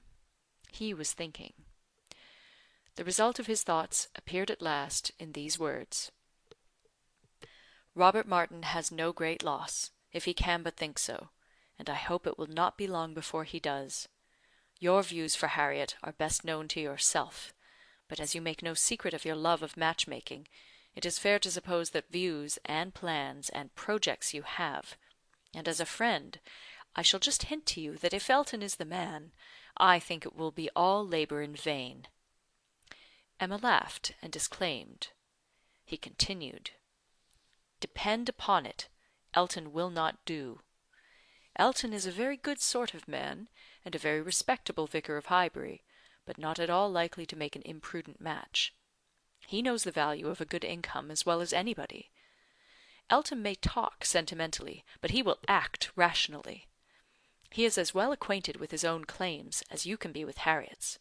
He knows that he is a very handsome young man, and a great favourite wherever he goes, and from his general way of talking in unreserved moments, when there are only men present, I am convinced that he does not mean to throw himself away.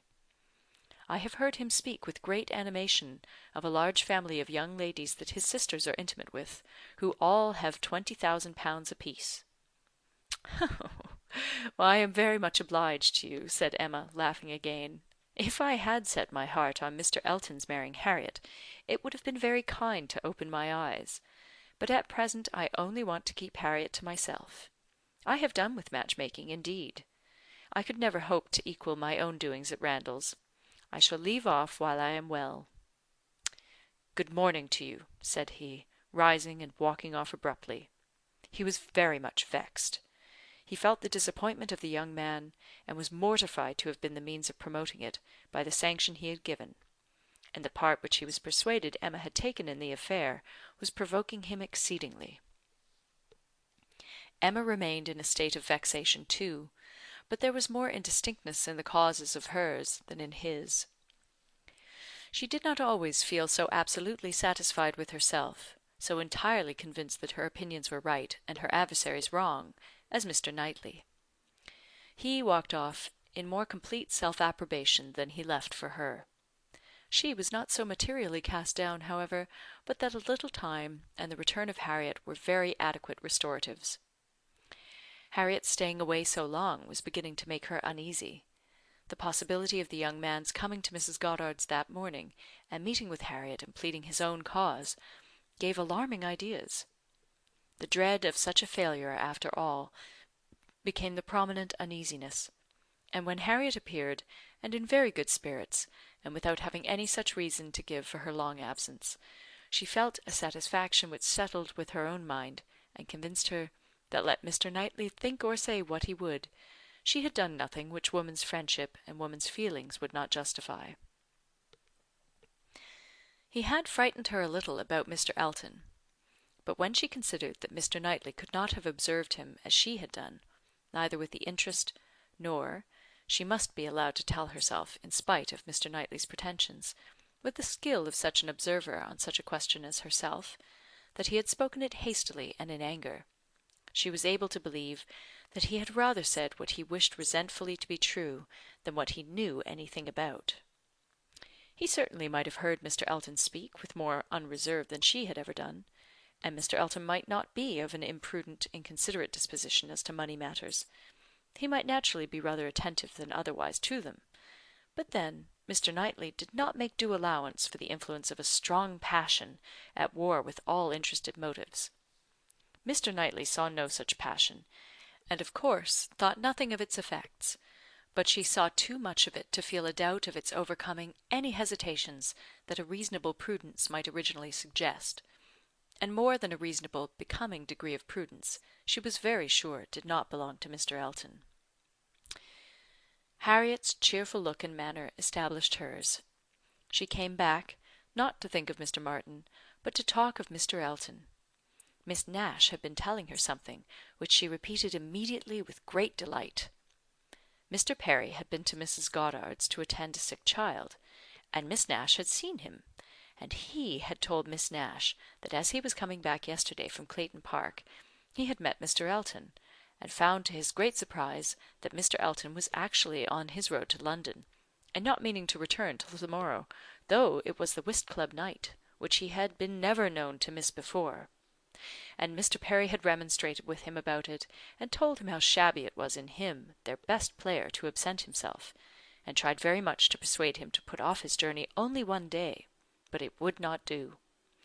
Mr. Elton had been determined to go on, and had said in a very particular way indeed, that he was going on business which he would not put off for any inducement in the world, and something about a very enviable commission, and being the bearer of something exceedingly precious.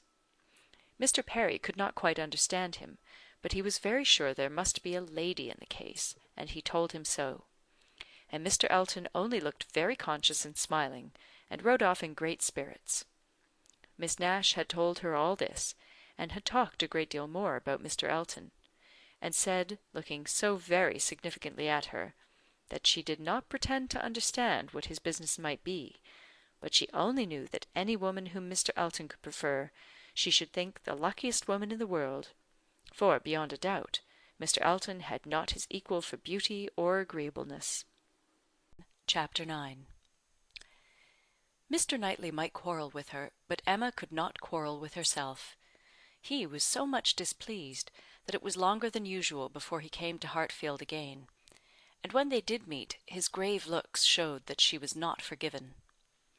She was sorry, but could not repent. On the contrary, her plans and proceedings were more and more justified and endeared to her by the general appearances of the next few days. The picture, elegantly framed, came safely to hand soon after Mr. Elton's return, and being hung over the mantelpiece of the common sitting-room, he got up to look at it and sighed out his half-sentences of admiration just as he ought. And as for Harriet's feelings, they were visibly forming themselves into as strong and steady an attachment as her youth and sort of mind admitted. Emma was soon perfectly satisfied of Mr. Martin's being no otherwise remembered than as he furnished a contrast with Mr. Elton of the utmost advantage to the latter. Her views of improving her little friend's mind by a great deal of useful reading and conversation had never yet led to more than a few first chapters and the intention of going on to-morrow.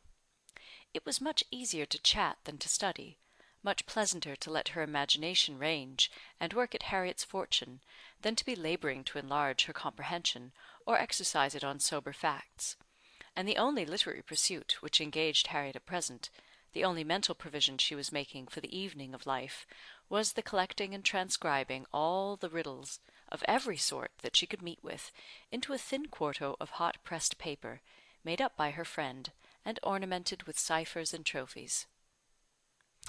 In this age of literature, such collections on a very grand scale are not uncommon. Miss Nash, head teacher at Mrs. Goddard's, had written out at least 300, and Harriet, who had taken the first hint of it from her, hoped, with Miss Woodhouse's help, to get a great many more. Emma assisted with her invention, memory, and taste, and as Harriet wrote a very pretty hand, it was likely to be an arrangement of the first order, in form as well as quantity. Mr. Woodhouse was almost as much interested in the business as the girls, and tried very often to recollect something worth their putting in. So many clever riddles as there used to be when he was young. He wondered he could not remember them, but he hoped he should in time. And it always ended in, Kitty, a fair but frozen maid. His good friend Perry, too, whom he had spoken to on the subject, did not at present recollect anything of the riddle kind, but he had desired Perry to be upon the watch, and as he went about so much, something, he thought, might come from that quarter. It was by no means his daughter's wish that the intellects of Highbury in general should be put under requisition. Mr. Alton was the only one whose assistance she asked. He was invited to contribute any really good enigmas, charades, or conundrums that he might recollect, and she had the pleasure of seeing him most intently at work with his recollections, and at the same time, as she could perceive, most earnestly careful that nothing ungallant, nothing that did not breathe a compliment to the sex, should pass his lips. They owed to him their 2 or 3 politest puzzles, and the joy and exultation with which at last he recalled, and rather sentimentally recited, that well-known charade, "My first doth affliction denote, which my second is destined to feel, and my whole is the best antidote, that affliction to soften and heal," made her quite sorry to acknowledge that they had transcribed it some pages ago already. "Why will you not write one yourself for us, Mr. Elton?" said she. "That is the only security for its freshness, and nothing could be easier to you." Oh no! He had never written, hardly ever, anything of the kind in his life. The stupidest fellow! He was afraid not even Miss Woodhouse he stopped a moment or Miss Smith could inspire him. The very next day, however, produced some proof of inspiration. He called for a few moments, just to leave a piece of paper on the table containing, as he said, a charade, which a friend of his had addressed to a young lady, the object of his admiration, but which, from his manner, Emma was immediately convinced must be his own. "I do not offer it for Miss Smith's collection," said he. "Being my friends, I have no right to expose it in any degree to the public eye, but perhaps you may not dislike looking at it." The speech was more to Emma than to Harriet, which Emma could understand. There was deep consciousness about him, and he found it easier to meet her eye than her friend's. He was gone the next moment. After another moment's pause, "Take it," said Emma, smiling, and pushing the paper towards Harriet. "It is for you. Take your own." But Harriet was in a tremor, and could not touch it, and Emma, never loath to be first, was obliged to examine it herself. "To Miss. Charade. My first displays the wealth and pomp of kings. Lords of the earth, their luxury and ease. Another view of man, my second brings. Behold him there, the monarch of the seas. But united, what reverse we have! Man's boasted power and freedom all are flown. Lord of the earth and sea, he bends a slave, and woman, lovely woman, reigns alone. Thy ready wit the word will soon supply. May its approval beam in that soft eye." She cast her eye over it, pondered, caught the meaning, read it through again to be quite certain, and quite mistress of the lines, and then passing it to Harriet, sat happily smiling and saying to herself, while Harriet was puzzling over the paper in all the confusion of hope and dulness, "Very well, Mr. Elton, very well indeed. I have read worse charades. Courtship, a very good hint. I give you credit for it. This is feeling your way. This is saying very plainly, 'Pray, Miss Smith, give me leave to pay my addresses to you. Approve my charade and my intentions in the same glance. May its approval beam in that soft eye.' Harriet, exactly. Soft is the very word for her eye. Of all epithets, the justest that could be given. Thy ready wit the word will soon supply. Humph! Harriet's ready wit? All the better. A man must be very much in love indeed to describe her so. Ah, Mr. Knightley, I wish you had the benefit of this. I think this would convince you. For once in your life you would be obliged to own yourself mistaken. An excellent charade indeed, and very much to the purpose. Things must come to a crisis soon now." She was obliged to break off from these very pleasant observations, which were otherwise of a sort to run into great length, by the eagerness of Harriet's wondering questions. "What can it be, Miss Woodhouse? What can it be? I have not an idea. I cannot guess it in the least. What can it possibly be? Do try to find it out, Miss Woodhouse. Do help me. I never saw anything so hard. Is it kingdom? I wonder who the friend was, and who could be the young lady? Do you think it is a good one? Can it be woman? And woman, lovely woman, reigns alone. Can it be Neptune? Behold him there, the monarch of the seas. Or a trident, or a mermaid, or a shark. Oh no, shark is only one syllable. Oh, it must be very clever, or he would not have brought it. Oh, Miss Woodhouse, do you think we shall ever find it out? Mermaids and sharks? Nonsense! My dear Harriet, what are you thinking of? Where would be the use of his bringing us a charade made by a friend upon a mermaid or a shark? Give me the paper and listen. For Miss, read Miss Smith. My first displays the wealth and pomp of kings, lords of the earth, their luxury and ease. That is court. Another view of man my second brings. Behold him there, the monarch of the seas. That is ship, plain as it can be.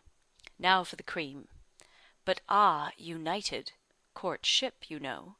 What reverse we have! Man's boasted power and freedom all are flown. Lord of the earth and sea, he bends a slave, and woman, lovely woman, reigns alone. A very proper compliment. And then follows the application, which I think, my dear Harriet, you cannot find much difficulty in comprehending. Read it in comfort to yourself. There can be no doubt of its being written for you and to you. Harriet could not long resist so delightful a persuasion. She read the concluding lines, and was all flutter and happiness. She could not speak, but she was not wanted to speak. It was enough for her to feel. Emma spoke for her. There is so pointed and so particular a meaning in this compliment, said she, that I cannot have a doubt as to Mr. Elton's intentions. You are his object, and you will soon receive the completest proof of it. I thought it must be so. I thought I could not be so deceived. But now it is clear, the state of his mind is as clear and decided as my wishes on the subject have been ever since I knew you. Yes, Harriet, just so long have I been wanting the very circumstance to happen what has happened. I could never tell whether an attachment between you and Mr. Elton were most desirable or most natural. Its probability and its eligibility have really so equalled each other. I am very happy. I congratulate you, my dear Harriet, with all my heart. This is an attachment which a woman may well feel pride in creating. This is a connection which offers nothing but good. It will give you everything that you want, consideration, independence, a proper home. It will fix you in the centre of all your real friends, close to Hartfield and to me, and confirm our intimacy for ever. This, Harriet, is an alliance which can never raise a blush in either of us. Oh, dear Miss Woodhouse, and dear Miss Woodhouse, was all that Harriet, with many tender embraces, could articulate at first; but when they did arrive at something more like conversation, it was sufficiently clear to her friend that she saw, felt, anticipated, and remembered just as she ought. Mr. Elton's superiority had very ample acknowledgment. "Whatever you say is always right," cried Harriet, "and therefore I suppose, and believe, and hope it must be so. But otherwise I could not have imagined it. It is so much beyond anything I deserve. Mr. Elton, who might marry anybody! There cannot be two opinions about him. He is so very superior. Only think of those sweet verses, to Miss. Dear me, how clever! Could it really be meant for me? I cannot make a question, or listen to a question about that. It is a certainty. Receive it on my judgment. It is a sort of prologue to the play, a motto to the chapter, and will soon be followed by matter-of-fact prose. It is a sort of thing which nobody could have expected. I am sure a month ago I had no more idea myself. The strangest things do take place. When Miss Smiths and Mr. Eltons get acquainted, they do indeed, and really it is strange.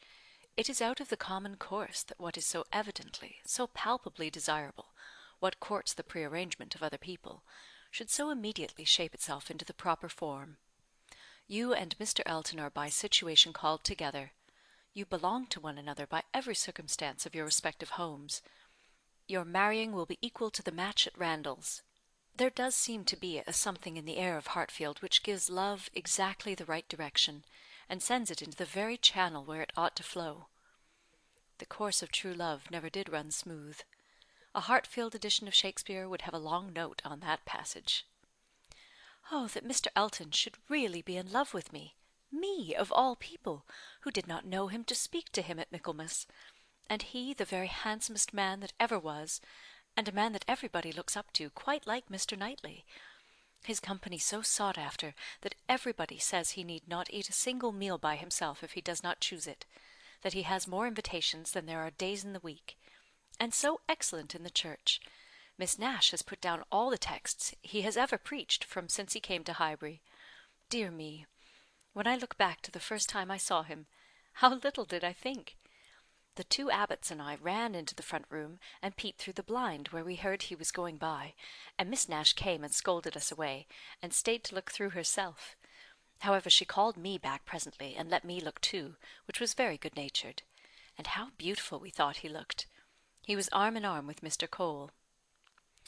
This is an alliance which, whatever your friends may be, must be agreeable to them, provided at least they have common sense.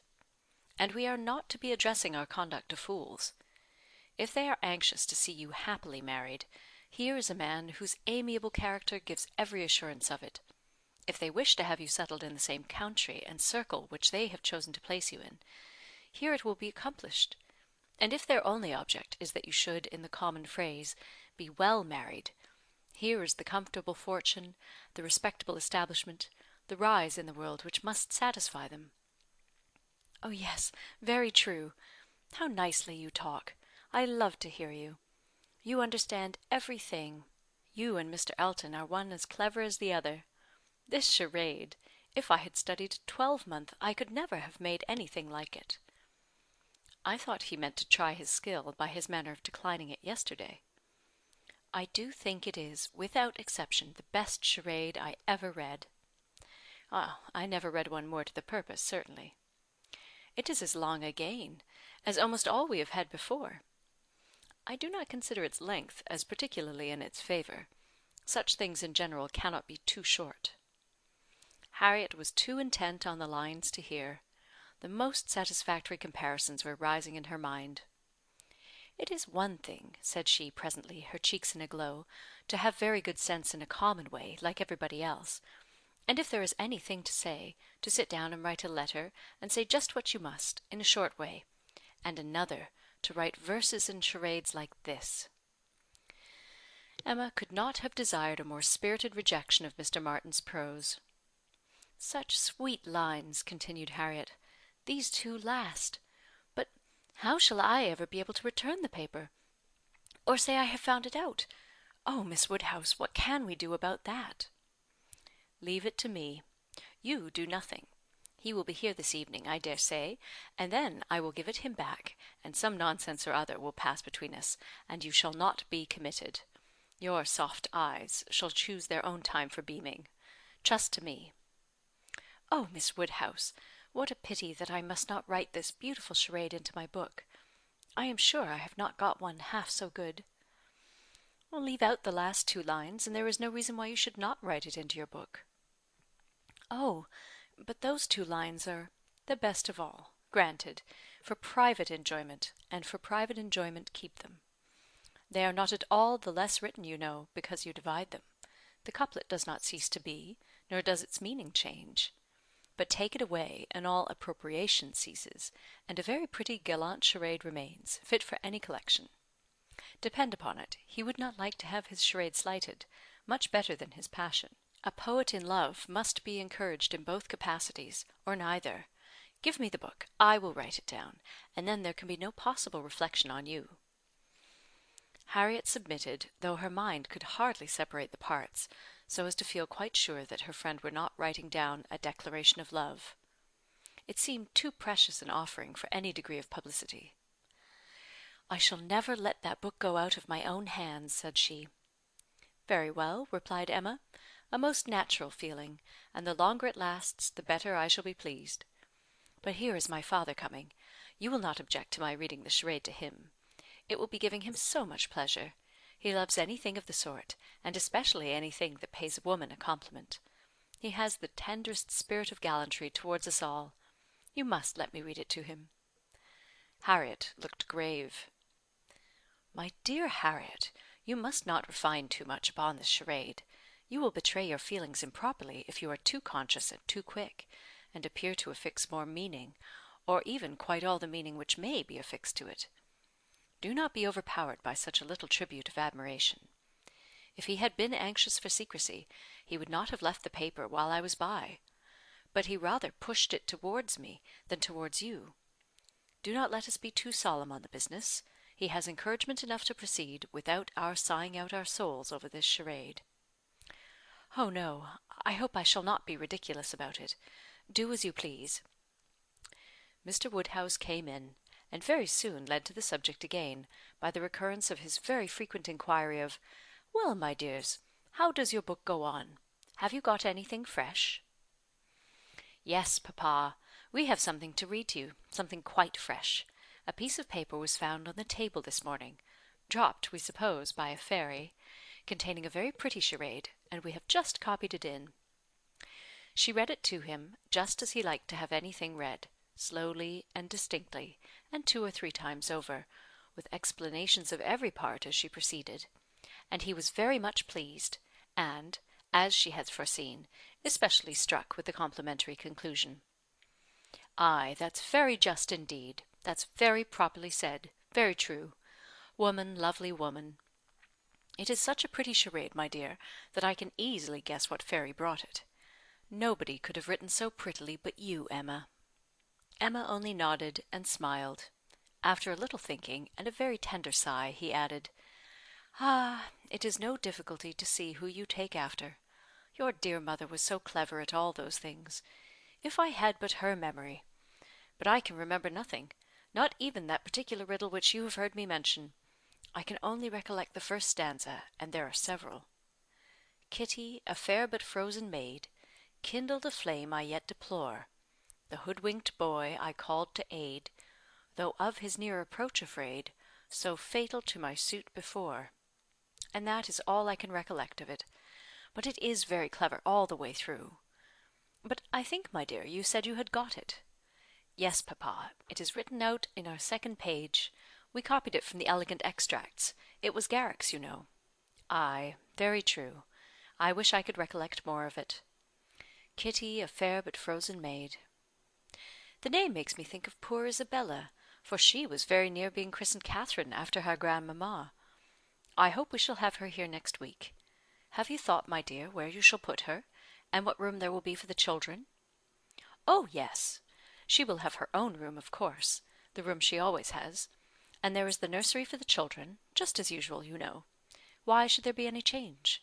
"I do not know, my dear, but it is so long since she was here, not since last Easter, and then only for a few days. Mr. John Knightley's being a lawyer is very inconvenient. Poor Isabella! She is sadly taken away from us all. And how sorry she will be when she comes, not to see Miss Taylor here." "She will not be surprised, papa, at least." "I do not know, my dear. I am sure I was very much surprised when I first heard she was going to be married. We must ask Mr. and Mrs. Weston to dine with us while Isabella is here." "Oh, yes, my dear, if there is time. But," in a very depressed tone, "she is coming for only 1 week. There will not be time for anything." "It is unfortunate that they cannot stay longer, but it seems a case of necessity. Mr. John Knightley must be in town again on the 28th, and we ought to be thankful, papa, that we are to have the whole of the time they can give to the country, that 2 or 3 days are not to be taken out for the Abbey. Mr. Knightley promises to give up his claim this Christmas, though you know it is longer since they were with him than with us." "Oh, it would be very hard indeed, my dear, if poor Isabella were to be anywhere but at Hartfield." Mr. Woodhouse could never allow for Mr. Knightley's claims on his brother, or anybody's claims on Isabella, except his own. He sat musing a little while, and then said, "But I do not see why poor Isabella should be obliged to go back so soon, though he does, I think, Emma. I shall try and persuade her to stay longer with us. She and the children might stay very well." Ah, papa, that is what you have never been able to accomplish, and I do not think you ever will. Isabella cannot bear to stay behind her husband." This was too true for contradiction.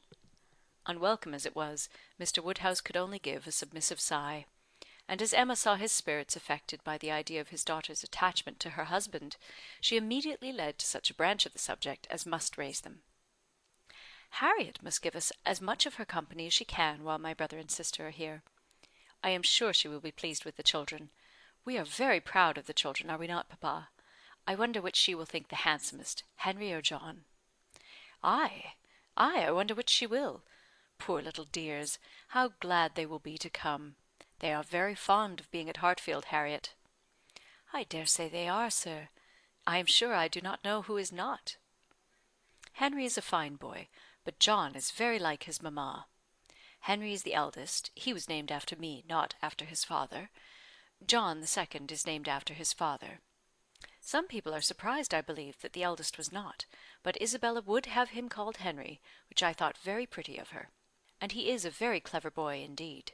They are all remarkably clever, and they have so many pretty ways. They will come and stand by my chair, and say, 'Grandpapa, can you give me a bit of string?' And once Henry asked me for a knife, but I told him knives were only made for grandpapas. I think their father is too rough with them very often." "He appears rough to you," said Emma, "because you are so very gentle yourself. But if you could compare him with other papas, you would not think him rough. He wishes his boys to be active and hardy, and if they misbehave, can give them a sharp word now and then. But he is an affectionate father. Certainly Mr. John Knightley is an affectionate father. The children are all fond of him. And then their uncle comes in and tosses them up to the ceiling in a very frightful way. Oh, but they like it, papa. There is nothing they like so much. It is such enjoyment to them that if their uncle did not lay down the rule of their taking turns, whichever began would never give way to the other. Well, I cannot understand it." "That is the case with us all, papa. One half of the world cannot understand the pleasures of the other." Later in the morning, and just as the girls were going to separate in preparation for the regular 4 o'clock dinner, the hero of this inimitable charade walked in again. Harriet turned away, but Emma could receive him with the usual smile, and her quick eye soon discerned in his the consciousness of having made a push, of having thrown a die, and she imagined he was come to see how it might turn up. His ostensible reason, however, was to ask whether Mr. Woodhouse's party could be made up in the evening without him, or whether he should be in the smallest degree necessary at Hartfield. If he were, everything else must give way, but otherwise his friend Cole had been saying so much about his dining with him, had made such a point of it, that he had promised him conditionally to come. Emma thanked him, but could not allow of his disappointing his friend on their account. Her father was sure of his rubber. He re-urged, she re-declined, and he seemed then about to make his bow, when taking the paper from the table, she returned it. "Oh, here is the charade you were so obliging as to leave with us. Thank you for the sight of it. We admired it so much that I have ventured to write it into Miss Smith's collection. Your friend will not take it amiss, I hope. Of course, I have not transcribed beyond the first 8 lines." Mr. Elton certainly did not very well know what to say. He looked rather doubtingly, rather confused, and said something about honour, glanced at Emma and at Harriet, and then seeing the book open upon the table, took it up and examined it very attentively. With the view of passing off an awkward moment, Emma smilingly said, "You must make my apologies to your friend, but so good a charade must not be confined to 1 or 2. He may be sure of every woman's approbation when he writes with such gallantry." "I have no hesitation in saying," replied Mr. Elton, though hesitating a good deal while he spoke, "I have no hesitation in saying, at least, if my friend feels at all as I do, I have not the smallest doubt that, could he see his little effusion honoured as I see it," looking at the book again, and replacing it on the table, "he would consider it as the proudest moment of his life." After this speech, he was gone as soon as possible. Emma could not think it too soon, for with all his good and agreeable qualities, there was a sort of parade in his speeches which was very apt to incline her to laugh. she ran away to indulge the inclination, leaving the tender and the sublime of pleasure to Harriet's share. Chapter 10. Though now the middle of December, there had yet been no weather to prevent the young ladies from tolerably regular exercise, and on the morrow Emma had a charitable visit to pay to a poor sick family who lived a little way out of Highbury.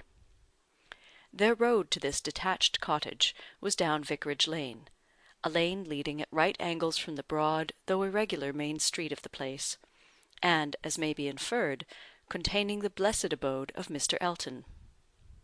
A few inferior dwellings were first to be passed, and then about a quarter of a mile down the lane rose the vicarage, an old and not very good house, almost as close to the road as it could be. It had no advantage of situation, but had been very much smartened up by the present proprietor, and such as it was, there could be no possibility of the two friends passing it without a slackened pace and observing eyes. Emma's remark was, "There it is. There go you and your riddle book one of these days." Harriet's was, "Oh, what a sweet house! How very beautiful! There are the yellow curtains that Miss Nash admires so much." "I do not often walk this way now," said Emma as they proceeded, "but then there will be an inducement, and I shall gradually get intimately acquainted with all the hedges, gates, pools, and pollards of this part of Highbury." Harriet, she found, had never in her life been within inside the vicarage, and her curiosity to see it was so extreme that, considering exteriors and probabilities, Emma could only class it as a proof of love, with Mr. Elton's seeing ready wit in her. "I wish we could contrive it," said she, "but I cannot think of any tolerable pretence for going in. No servant that I want to inquire about of his housekeeper, no message from my father." She pondered, but could think of nothing. After a mutual silence of some minutes, Harriet thus began again. "I do so wonder, Miss Woodhouse, that you should not be married, or going to be married, so charming as you are." Emma laughed, and replied, "My being charming, Harriet, is not quite enough to induce me to marry. I must find other people charming, one other person at least, and I am not only not going to be married, at present, but have very little intention of ever marrying at all." "Ah, so you say, but I cannot believe it." "I must see somebody very superior to any one I have seen yet to be tempted. Mr. Elton, you know," recollecting herself, "is out of the question, and I do not wish to see any such person. I would rather not be tempted. I cannot really change for the better. If I were to marry, I must expect to repent it." "Dear me, it is so odd to hear a woman talk so." "I have none of the usual inducements of women to marry. Were I to fall in love, indeed, it would be a different thing. But I never have been in love. It is not my way or my nature, and I do not think I ever shall.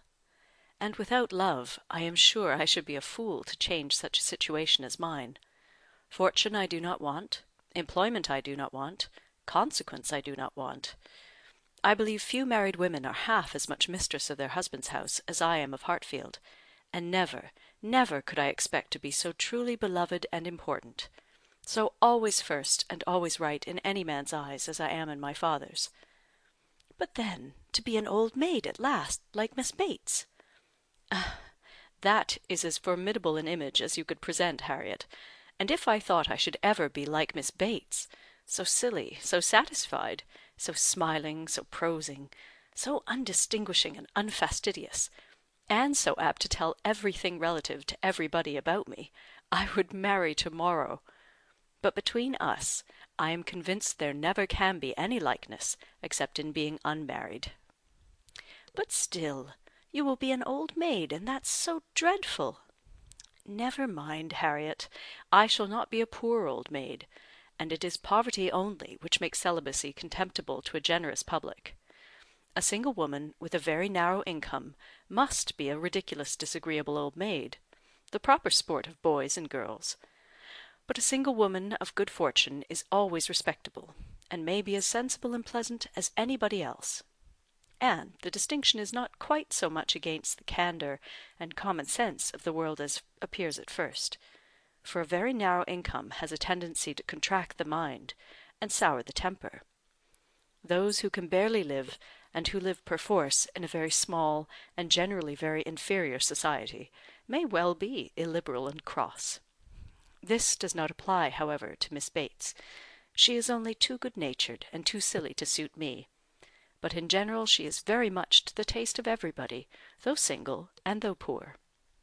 Poverty certainly has not contracted her mind. I really believe, if she had only a shilling in the world, she would be very likely to give away sixpence of it, and nobody is afraid of her. That is a great charm.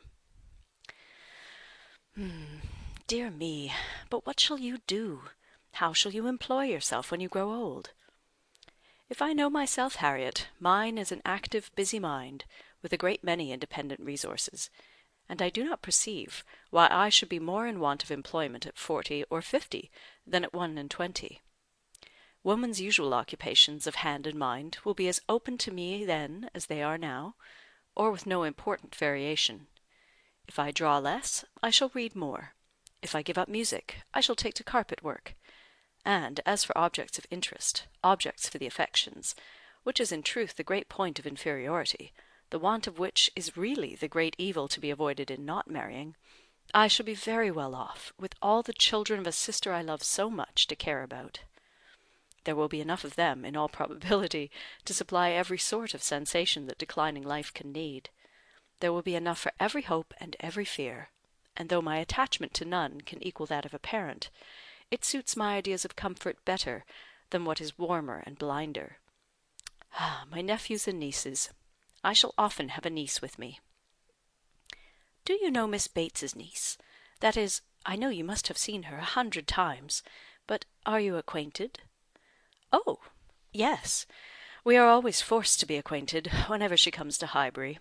By the by, that is almost enough to put one out of conceit with a niece. Heaven forbid, at least, that I should ever bore people half so much about all the Knightleys together as she does about Jane Fairfax. One is sick of the very name of Jane Fairfax. Every letter from her is read 40 times over, her compliments to all friends go round and round again, and if she does but send her aunt the pattern of a stomacher, or knit a pair of garters for her grandmother, one hears of nothing else for a month.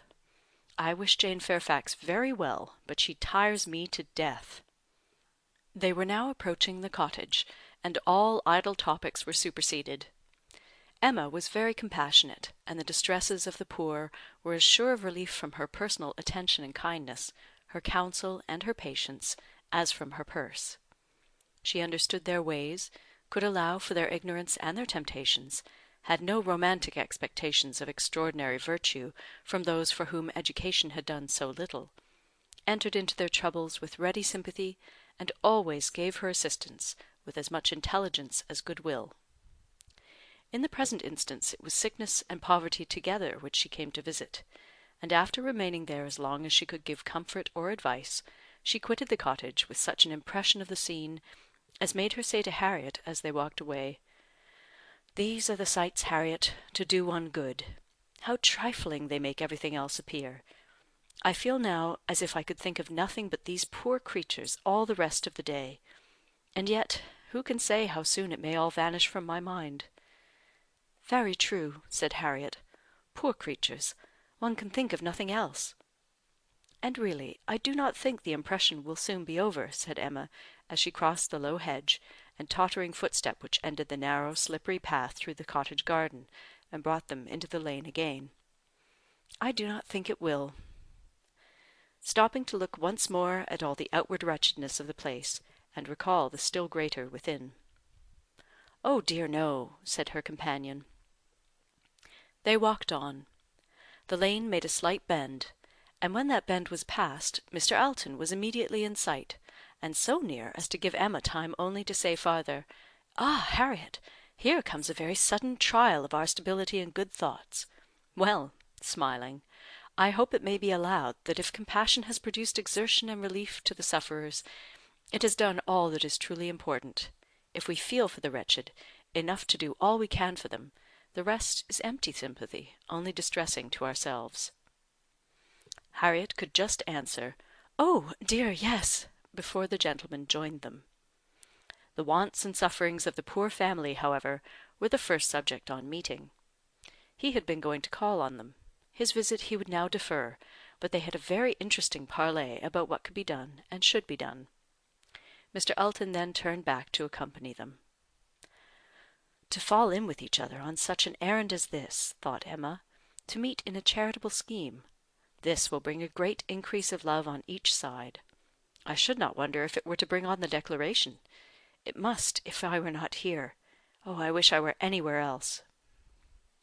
Anxious to separate herself from them as far as she could, she soon afterwards took possession of a narrow footpath, a little raised on one side of the lane, leaving them together in the main road.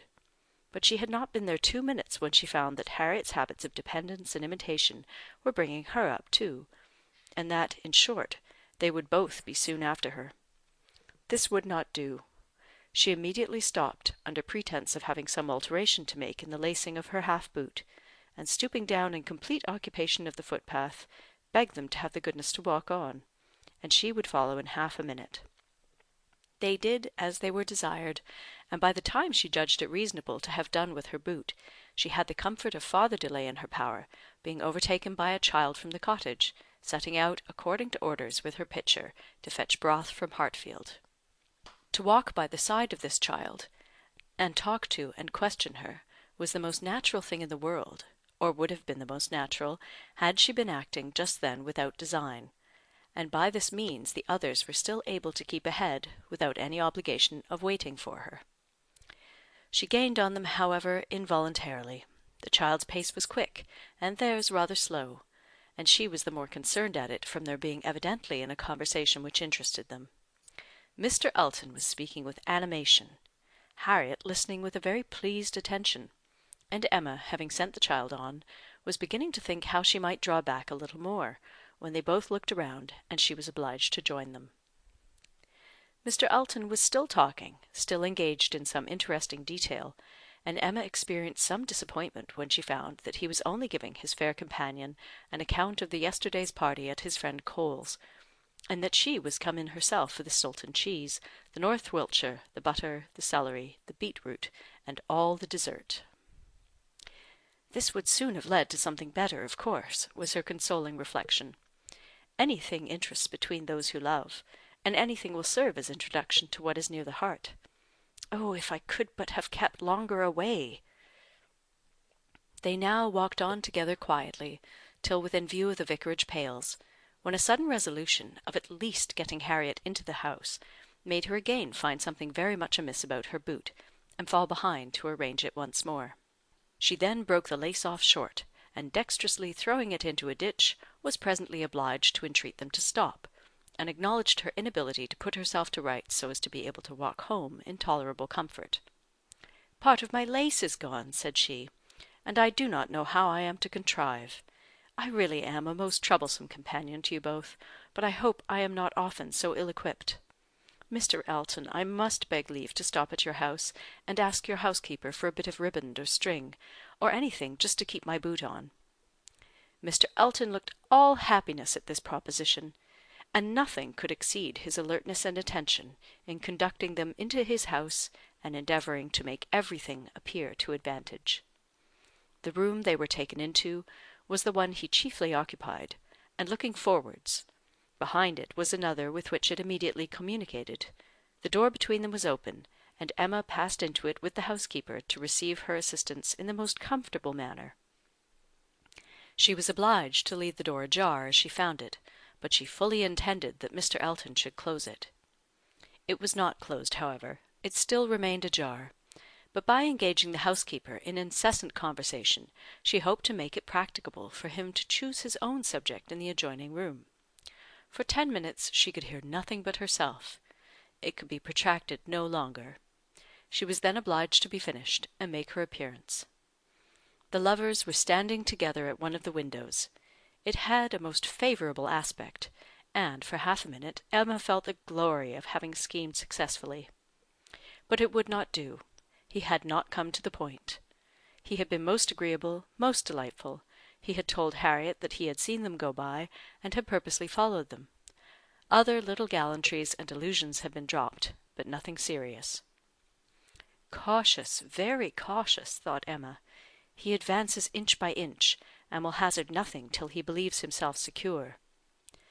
Still, however, though everything had not been accomplished by her ingenious device, she could not but flatter herself that it had been the occasion of much present enjoyment to both, and must be leading them forward to the great event. Chapter 11.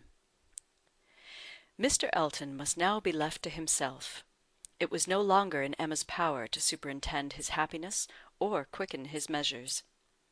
The coming of her sister's family was so very near at hand, that first in anticipation, and then in reality, it became henceforth her prime object of interest; and during the 10 days of their stay at Hartfield, it was not to be expected, she did not herself expect, that anything beyond occasional fortuitous assistance could be afforded by her to the lovers. They might advance rapidly if they would, however. They must advance somehow or other whether they would or no. She hardly wished to have more leisure for them. There are people who the more you do for them, the less they will do for themselves. Mr. and Mrs. John Knightley, from having been longer than usual absent from Surrey, were exciting of course rather more than the usual interest.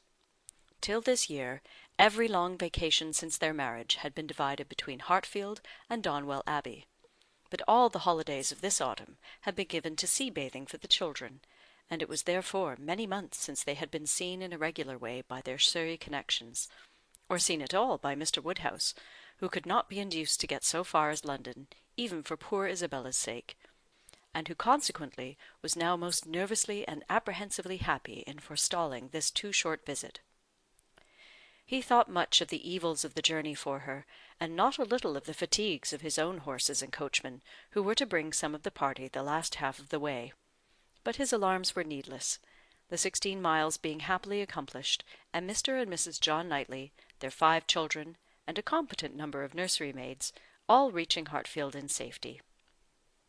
The bustle and joy of such an arrival, the many to be talked to, welcomed, encouraged, and variously dispersed and disposed of, produced a noise and confusion which his nerves could not have borne under any other cause, nor have endured much longer even for this. But the ways of Hartfield and the feelings of her father were so respected by Mrs. John Knightley, that in spite of maternal solicitude for the immediate enjoyment of her little ones, and for their having instantly all the liberty and attendance, all the eating and drinking, and sleeping and playing, which they could possibly wish for, without the smallest delay, the children were never allowed to be long a disturbance to him, either in themselves, or in any restless attendance on them. Mrs. John Knightley was a pretty, elegant little woman, of gentle, quiet manners, and a disposition remarkably amiable and affectionate. Wrapped up in her family, a devoted wife, a doting mother, and so tenderly attached to her father and sister, that, but for these higher ties, a warmer love might have seemed impossible. She could never see a fault in any of them. She was not a woman of strong understanding, or any quickness, and with this resemblance of her father, she inherited also much of his constitution, was delicate in her own health, over-careful of that of her children, and had many fears and many nerves, and was as fond of her own Mr. Wingfield in town as her father could be of Mr. Perry. They were alike, too, in a general benevolence of temper, and a strong habit of regard for every old acquaintance. Mr. John Knightley was a tall, gentlemanlike, and very clever man, rising in his profession, domestic, and respectable in his private character, but with reserved manners which prevented his being generally pleasing, and capable of being sometimes out of humour.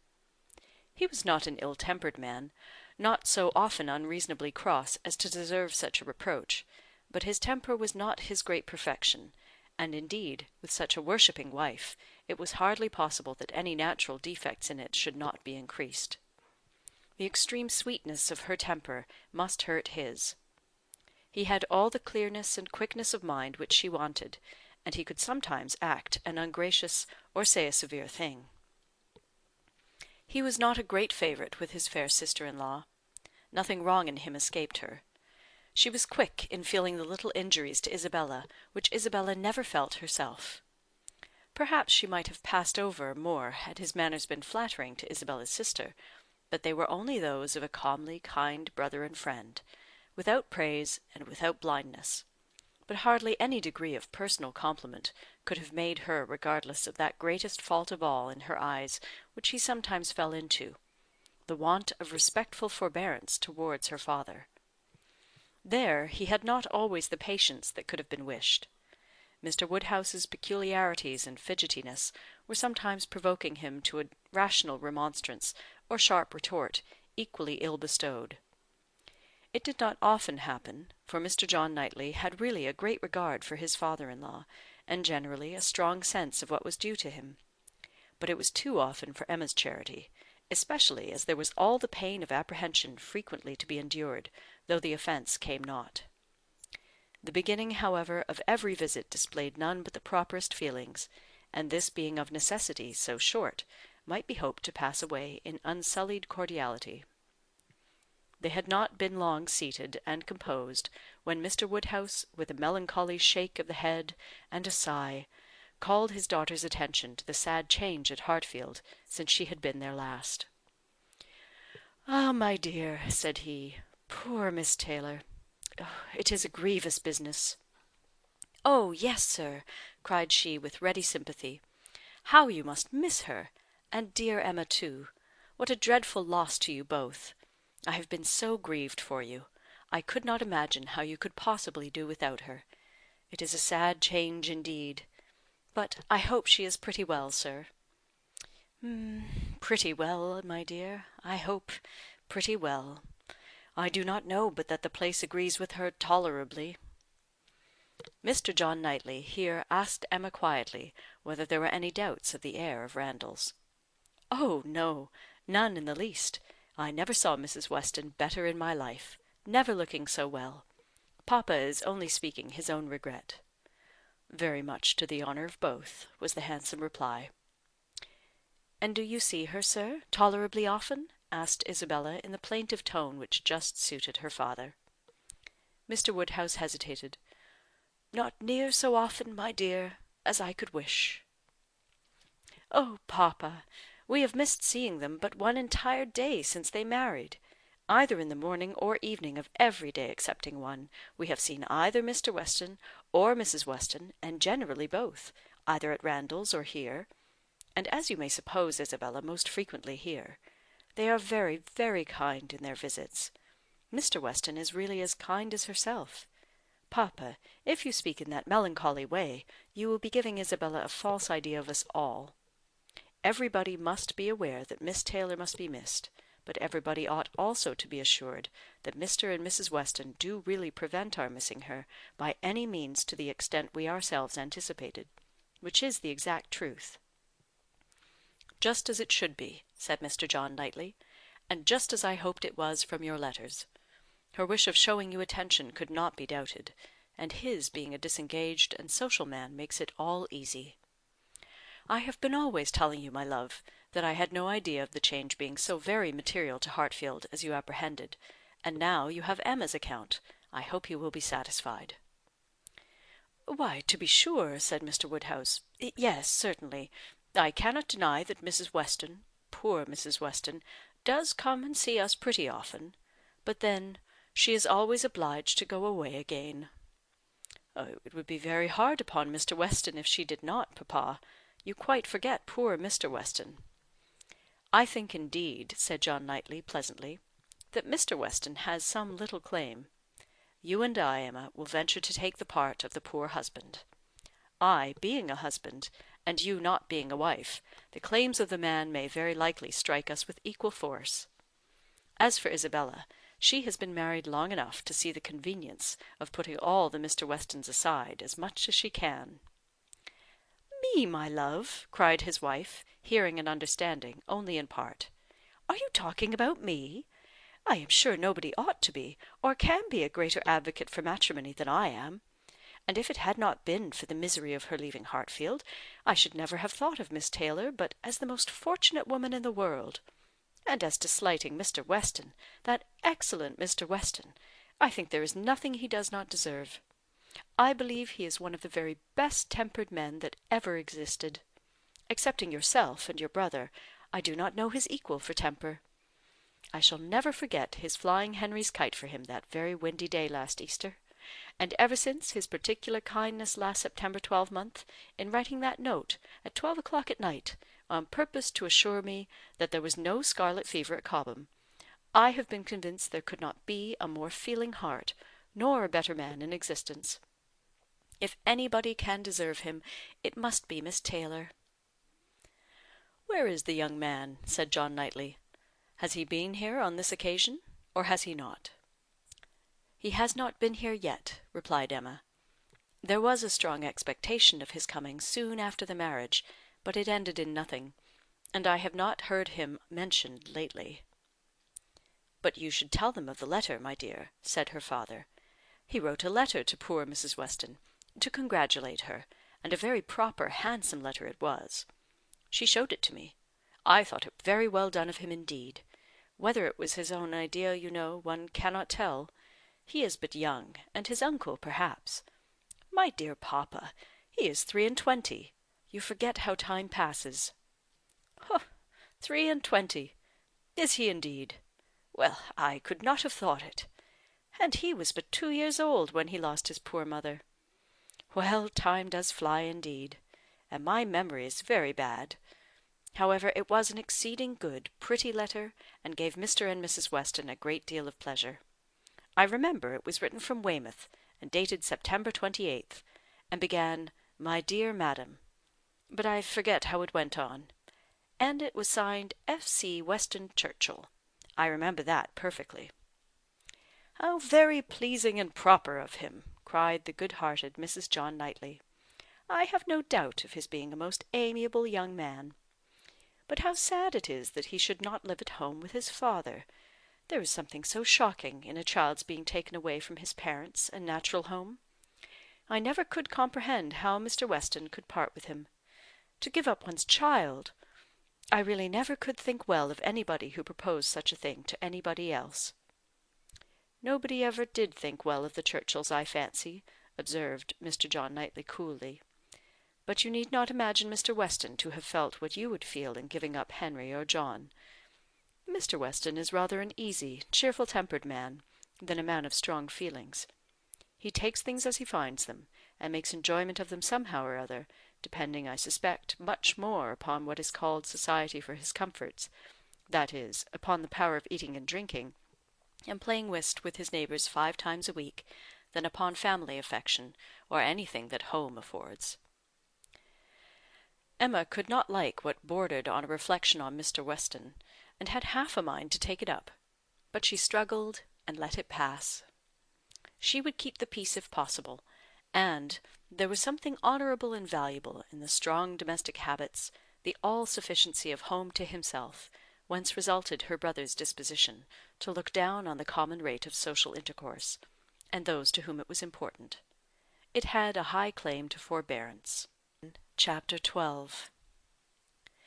Mr. Knightley was to dine with them, rather against the inclination of Mr. Woodhouse, who did not like that any one should share with him in Isabella's first day. Emma's sense of right, however, had decided it, and besides the consideration of what was due to each brother, she had the particular pleasure from the circumstance of the late disagreement between Mr. Knightley and herself, in procuring him the proper invitation. She hoped they might now become friends again. She thought it was time to make up. Making up, indeed, would not do. She certainly had not been in the wrong, and he would never own that he had. Concession must be out of the question, but it was time to appear to forget that they had ever quarrelled, and she hoped it might rather assist the restoration of friendship, that when he came into the room she had one of the children with her, the youngest, a nice little girl about 8 months old, who was now making her first visit to Hartfield, and very happy to be danced about in her aunt's arms. It did assist, for though he began with grave looks and short questions, he was soon led on to talk of them all in the usual way, and to take the child out of her arms with all the unceremoniousness of perfect amity. Emma felt they were friends again, and the conviction giving her at first great satisfaction, and then a little sauciness, she could not help saying, as he was admiring the baby, "What a comfort it is that we think alike about our nephews and nieces. As to men and women, Our opinions are sometimes very different. But with regard to these children, I observe we never disagree. If you were as much guided by nature in your estimate of men and women, and as little under the power of fancy and whim in your dealings with them, as you are where these children are concerned, we might always think alike. To be sure, our discordancies must always arise from my being in the wrong. Yes, said he, smiling, and reason good. I was 16 years old when you were born. A material difference, then, she replied, and no doubt you are much my superior in judgment at that period of our lives. But does not the lapse of 21 years bring our understandings a good deal nearer? Yes, a good deal nearer. But still, not near enough to give me a chance of being right, if we think differently. I have still the advantage of you by 16 years' experience, and by not being a pretty young woman and a spoiled child. Come, my dear Emma, let us be friends, and say no more about it. Tell your aunt, little Emma, that she ought to set you a better example than to be renewing old grievances, and that if she were not wrong before, she is now. That's true, she cried, very true. Little Emma, grow up a better woman than your aunt. Be infinitely cleverer, and not half so conceited. Now, Mr. Knightley, a word or two more, and I have done. As far as good intentions went, we were both right, and I must say that no effects on my side of the argument have yet proved wrong. I only want to know that Mr. Martin is not very, very bitterly disappointed. A man cannot be more so, was his short, full answer. Ah, indeed I am very sorry. Come, shake hands with me. This had just taken place, and with great cordiality, when John Knightley made his appearance, and "How do you do, George?" and "John, how are you?" succeeded in the true English style, burying under a calmness that seemed all but indifference the real attachment which would have led either of them, if requisite, to do everything for the good of the other. The evening was quiet and conversable, as Mr. Woodhouse declined cards entirely for the sake of comfortable talk with his dear Isabella, and the little party made two natural divisions. On one side he and his daughter, on the other the two Mr. Knightleys, their subjects totally distinct, or very rarely mixing, and Emma only occasionally joining in one or the other. The brothers talked of their own concerns and pursuits, but principally of those of the elder, whose temper was by much the most communicative, and who was always the greater talker. As a magistrate, he had generally some point of law to consult John about, or at least some curious anecdote to give, and as a farmer, as keeping in hand the home farm at Donwell, he had to tell what every field was to bear next year, and to give all such local information as could not fail of being interesting to a brother whose home it had equally been the longest part of his life, and whose attachments were strong. The plan of a drain, the change of a fence, the felling of a tree, and the destination of every acre for wheat, turnips, or spring corn, was entered into with as much equality of interest by John as his cooler manners rendered possible, and if his willing brother ever left him anything to inquire about, his inquiries even approached a tone of eagerness. While they were thus comfortably occupied, Mr. Woodhouse was enjoying a full flow of happy regrets and fearful affection with his daughter. "My poor dear Isabella," said he, fondly taking her hand, and interrupting for a few moments her busy labours for some one of her 5 children. "How long it is, how terribly long, since you were here! And how tired you must be after your journey! You must go to bed early, my dear, and I recommend a little gruel to you before you go. You and I will have a nice basin of gruel together. My dear Emma, suppose we all have a little gruel?" Emma could not suppose any such thing, knowing, as she did, that both the Mr. Knightleys were as unpersuadable on that article as herself, and 2 basins only were ordered. After a little more discourse in praise of gruel, with some wondering at its not being taken every evening by everybody, he proceeded to say, with an air of grave reflection, "It was an awkward business, my dear. Your spending the autumn at Southend instead of coming here. I never had much opinion of the sea air." "Mr. Wingfield most strenuously recommended it, sir, or we should not have gone. He recommended it for all the children, but particularly for the weakness in little Bella's throat, both sea air and bathing." "Ah, my dear, but Perry had many doubts about the sea doing her any good; and as to myself, I have been long perfectly convinced, though perhaps I never told you so before, that the sea is very rarely of use to anybody. I am sure it almost killed me once." "Come, come," cried Emma, feeling this to be an unsafe subject, "I must beg you not to talk of the sea. It makes me envious and miserable, I who have never seen it. Southend is prohibited, if you please. My dear Isabella, I have not heard you make one inquiry about Mr. Perry yet, and he never forgets you." "Oh, good Mr. Perry! How is he, sir?" "Why, pretty well, but not quite well. Poor Perry is bilious, and he has not time to take care of himself. He tells me he has not time to take care of himself, which is very sad, but he is always wanted all round the country. I suppose there is not a man in such practice anywhere. But then, there is not so clever a man anywhere." "And Mrs. Perry and the children? How are they? Do the children grow? I have a great regard for Mr. Perry. I hope he will be calling soon. He will be so pleased to see my little ones." "I hope he will be here to morrow, for I have a question or two to ask him about myself of some consequence. And, my dear, whenever he comes, you had better let him look at little Bella's throat." "Oh, my dear sir, her throat is so much better that I have hardly any uneasiness about it. Either bathing has been of the greatest service to her, or else it is to be attributed to an excellent embrocation of Mr. Wingfield's, which we have been applying at times ever since August."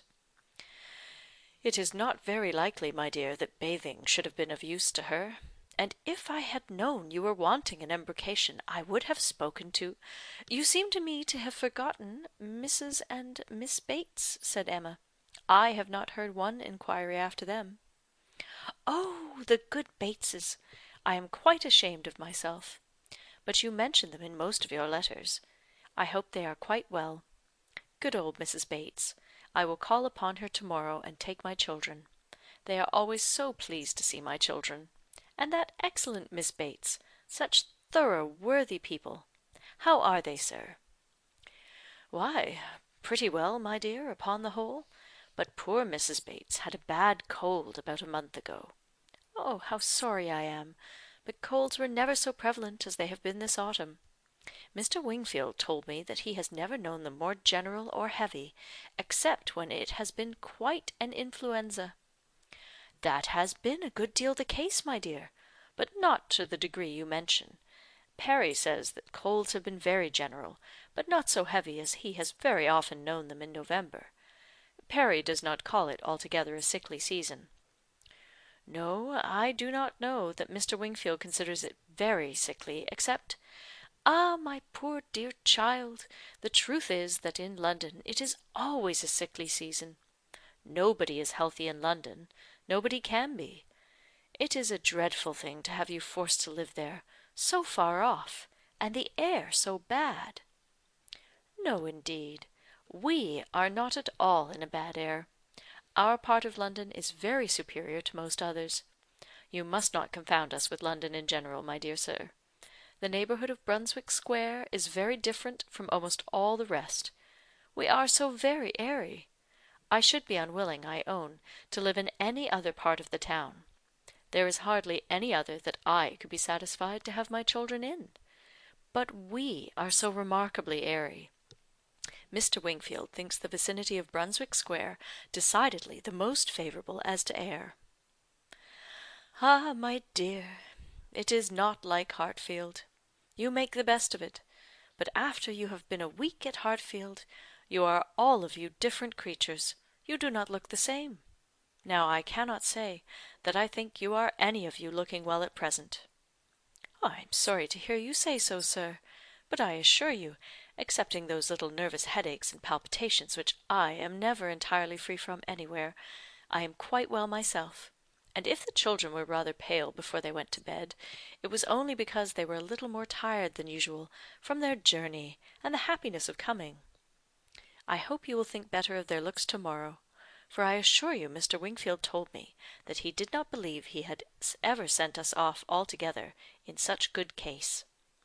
I trust at least that you do not think Mr. Knightley looking ill," turning her eyes with affectionate anxiety towards her husband. "Middling, my dear. I cannot compliment you. I think Mr. John Knightley very far from looking well." "What is the matter, sir? Did you speak to me?" cried Mr. John Knightley, hearing his own name. "I am sorry to find, my love, that my father does not think you looking well. But I hope it is only from being a little fatigued. I could have wished, however, as you know, that you had seen Mr. Wingfield before you left home." "My dear Isabella," exclaimed he hastily, "pray do not concern yourself about my looks. Be satisfied with doctoring and coddling yourself and the children, and let me look as I choose." "I did not thoroughly understand what you were telling your brother," cried Emma, "about your friend Mr. Graham's intending to have a bailiff from Scotland, to look after his new estate. What will it answer? Will not the old prejudice be too strong?" And she talked in this way so long and successfully, that, when forced to give her attention again to her father and sister, she had nothing worse to hear than Isabella's kind inquiry after Jane Fairfax. And Jane Fairfax, though no great favourite with her in general, she was at that moment very happy to assist in praising. "That sweet, amiable Jane Fairfax," said Mrs. John Knightley. "It is so long since I have seen her, except now and then for a moment accidentally in town. What happiness it must be to her good old grandmother and excellent aunt when she comes to visit them. I always regret excessively on dear Emma's account that she cannot be more at Highbury. But now their daughter is married, I suppose Colonel and Mrs. Campbell will not be able to part with her at all. She would be such a delightful companion for Emma." Mr. Woodhouse agreed to it all, but added, "Our little friend Harriet Smith, however, is just such another pretty kind of young person. You will like Harriet. Emma could not have a better companion than Harriet." "I am most happy to hear it. But only Jane Fairfax one knows to be so very accomplished and superior, and exactly Emma's age." This topic was discussed very happily, and others succeeded of similar moment, and passed away with similar harmony; but the evening did not close without a little return of agitation.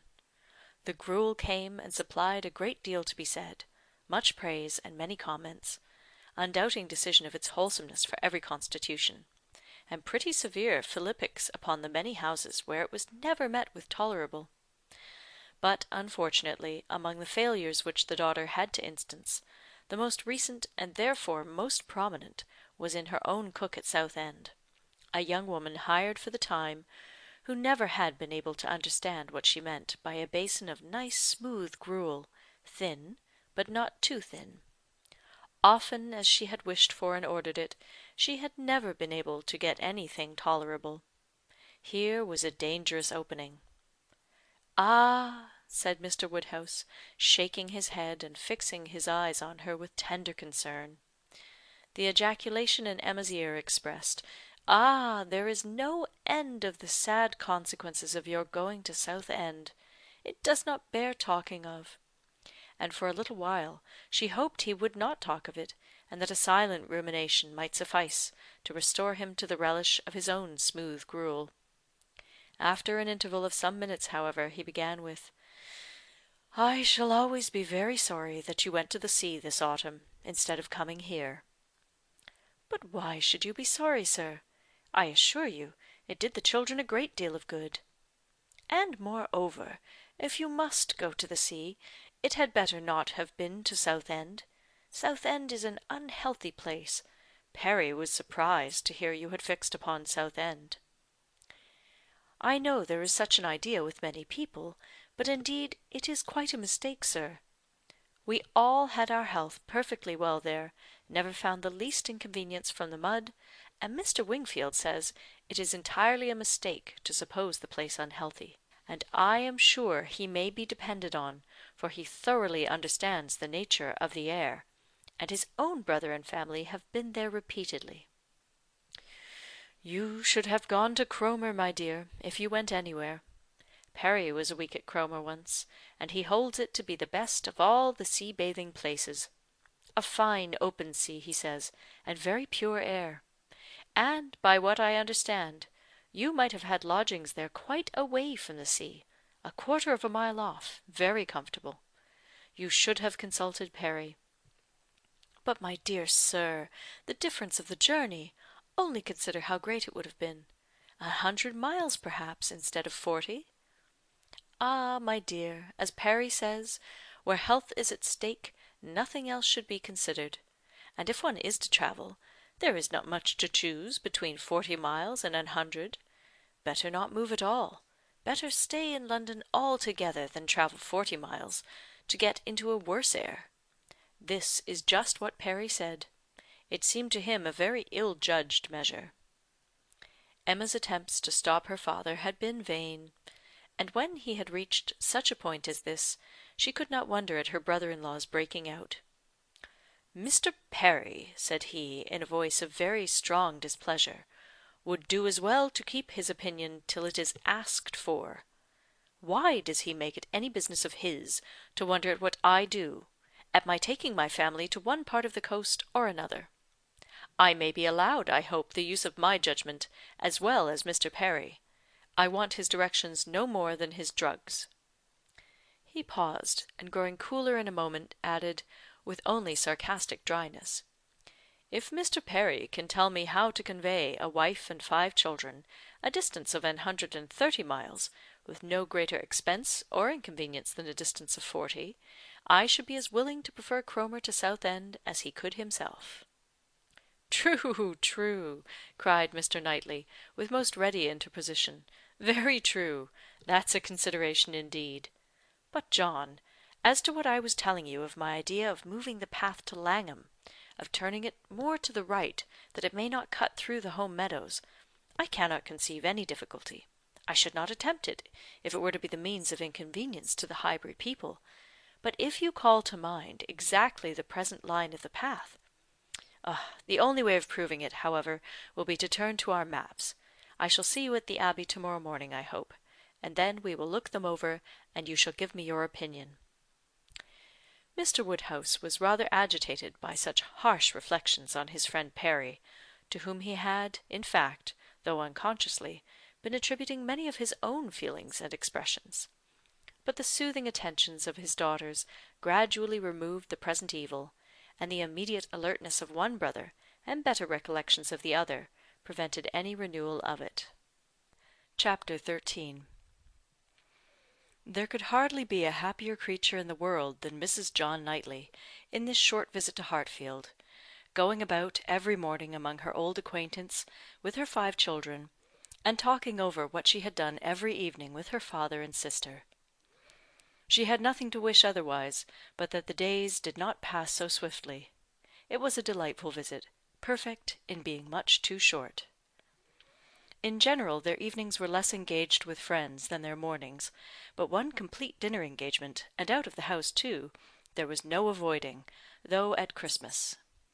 Mr. Weston would take no denial. They must all dine at Randall's one day. Even Mr. Woodhouse was persuaded to think it a possible thing in preference to a division of the party. How they were all to be conveyed, he would have made a difficulty if he could, but as his son and daughter's carriage and horses were actually at Hartfield, he was not able to make more than a simple question on that head. It hardly amounted to a doubt. Nor did it occupy Emma long enough to convince him that they might, in one of the carriages, find room for Harriet also. Harriet, Mr. Elton, and Mr. Knightley, their own especial set, were the only persons invited to meet them. The hours were to be early, as well as the numbers few, Mr. Woodhouse's habits and inclination being consulted in every thing.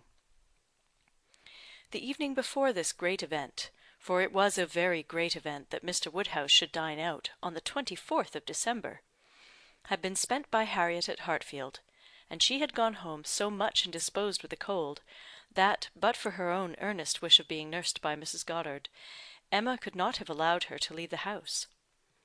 Emma called on her the next day, and found her doom already signed with regard to Randalls. She was very feverish, and had a bad sore throat. Mrs. Goddard was full of care and affection, Mr. Perry was talked of, and Harriet herself was too ill and low to resist the authority which excluded her from this delightful engagement, though she could not speak of her loss without many tears. Emma sat with her as long as she could, to attend her in Mrs. Goddard's unavoidable absences, and raise her spirits by representing how much Mr. Elton's would be depressed when he knew her state, and left her at last tolerably comfortable in the sweet dependence of his having a most comfortless visit, and of their all missing her very much. She had not advanced many yards from Mrs. Goddard's door, when she was met by Mr. Elton himself, evidently coming towards it, and as they walked on slowly together in conversation about the invalid, of whom he, on the rumour of considerable illness, had been going to inquire, that he might carry some report of her to Hartfield, they were overtaken by Mr. John Knightley, returning from the daily visit to Donwell, with his 2 eldest boys, whose healthy glowing faces showed all the benefit of a country run, and seemed to ensure a quick despatch of the roast mutton and rice pudding they were hastening home for. They joined company and proceeded together.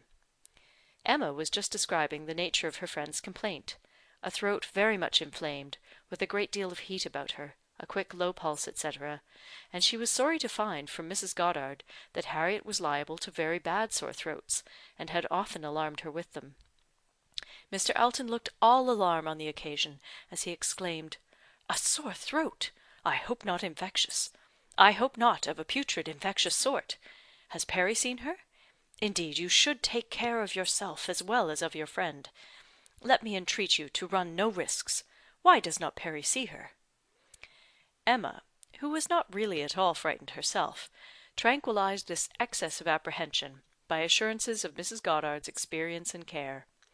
But as there must still remain a degree of uneasiness which she could not wish to reason away, which she would rather feed and assist than not, she added soon afterwards, as if quite another subject, "It is so cold, so very cold, and looks and feels so very much like snow, that if it were to any other place, or with any other party, I should really try not to go out to-day, and dissuade my father from venturing. But as he has made up his mind, and does not seem to feel the cold himself, I do not like to interfere, as I know it would be so great a disappointment to Mr. and Mrs. Weston. But upon my word, Mr. Elton, in your case I should certainly excuse myself. You appear to me a little hoarse already, and when you consider what demand of voice, and what fatigues to-morrow will bring, I think it would be no more than common prudence to stay at home, and take care of yourself to-night." Mr. Elton looked as if he did not very well know what answer to make, which was exactly the case; for though very much gratified by the kind care of such a fair lady, and not liking to resist any advice of hers, he had not really the least inclination to give up the visit. But Emma, too eager and busy in her own previous conceptions and views to hear him impartially, or see him with clear vision, was very well satisfied with his muttering acknowledgment of its being "very cold, certainly very cold," and walked on, rejoicing in having extricated him from Randalls, and secured him the power of sending to inquire after Harriet every hour of the evening. "You do quite right," said she. "We will make your apologies to Mr. and Mrs. Weston." But hardly had she so spoken, when she found her brother was civilly offering a seat in his carriage, if the weather were Mr. Elton's only objection, and Mr. Elton actually accepting the offer with much prompt satisfaction. It was a done thing. Mr. Elton was to go, and never had his broad, handsome face expressed more pleasure than at this moment. Never had his smile been stronger, nor his eyes more exulting than when he next looked at her. "Well," said she to herself, "this is most strange. After I had got him off so well, to choose to go into company, and leave Harriet ill behind? Most strange indeed. But there is, I believe, in many men, especially single men, such an inclination, such a passion for dining out. A dinner engagement is so high in the class of their pleasures, their employments, their dignities, almost their duties, that anything gives way to it. And this must be the case with Mr. Elton. A most valuable, amiable, pleasing young man undoubtedly, and very much in love with Harriet. But still, he cannot refuse an invitation. He must dine out wherever he is asked. What a strange thing love is! He can see ready wit in Harriet, but will not dine alone for her. Soon afterwards Mr. Elton quitted them, and she could not but do him the justice of feeling that there was a great deal of sentiment in his manner of naming Harriet at parting. In the tone of his voice while assuring her that he should call at Mrs. Goddard's for news of her fair friend, the last thing before he prepared for the happiness of meeting her again, when he hoped to be able to give her a better report, and he sighed and smiled himself off in a way that left the balance of approbation much in his favour. After a few minutes of entire silence between them, John Knightley began with, "I never in my life saw a man more intent on being agreeable than Mr. Elton. It is downright labour to him where ladies are concerned. With men he can be rational and unaffected, but when he has ladies to please, every feature works." "Mr. Elton's manners are not perfect," replied Emma, "but where there is a wish to please, one ought to overlook, and one does overlook a great deal. Where a man does his best with only moderate powers, he will have the advantage over negligent superiority. There is such perfect good temper and goodwill in Mr. Elton as one cannot but value."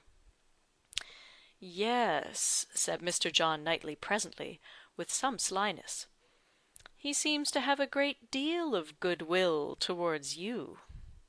"Me!" she replied with a smile of astonishment. "Are you imagining me to be Mr. Elton's object?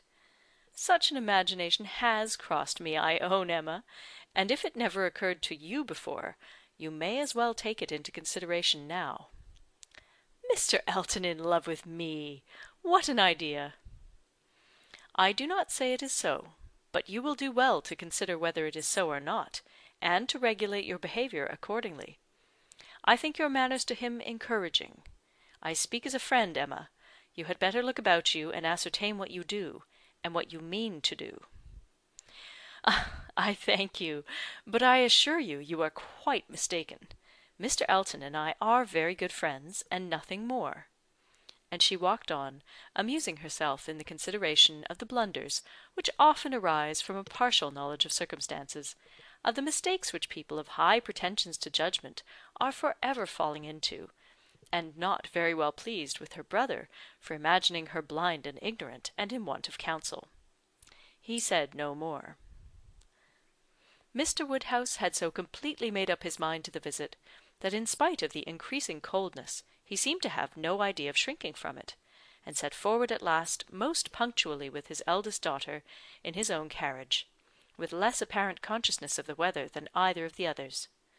Too full of the wonder of his own going, and the pleasure it was to afford at Randalls to see that it was cold, and too well wrapped up to feel it. The cold, however, was severe, and by the time the second carriage was in motion, a few flakes of snow were finding their way down, and the sky had the appearance of being so overcharged as to want only a milder air to produce a very white world in a very short time. Emma soon saw that her companion was not in the happiest humour. The preparing and the going abroad in such weather, with the sacrifice of his children after dinner, were disagreeables at least, which Mr. John Knightley did not by any means like. He anticipated nothing in the visit that could be at all worth the purchase, and the whole of their drive to the vicarage was spent by him in expressing his discontent. "A man," said he, "must have a very good opinion of himself when he asks people to leave their own fireside, and encounter such a day as this, for the sake of coming to see him. He must think himself a most agreeable fellow. I could not do such a thing. It is the greatest absurdity, actually snowing at this moment, the folly of not allowing people to be comfortable at home, and the folly of people's not staying comfortably at home when they can. If we were obliged to go out such an evening as this, by any call of duty or business, what a hardship we should deem it! And here we are, probably with rather thinner clothing than usual, setting forward voluntarily, without excuse, in defiance of the voice of nature, which tells man in everything given to his view or his feelings to stay at home himself, and keep all under shelter that he can. Here we are, setting forward to spend 5 dull hours in another man's house with nothing to say or hear that was not said and heard yesterday, and may not be said and heard again to-morrow. Going in dismal weather to return probably in worse.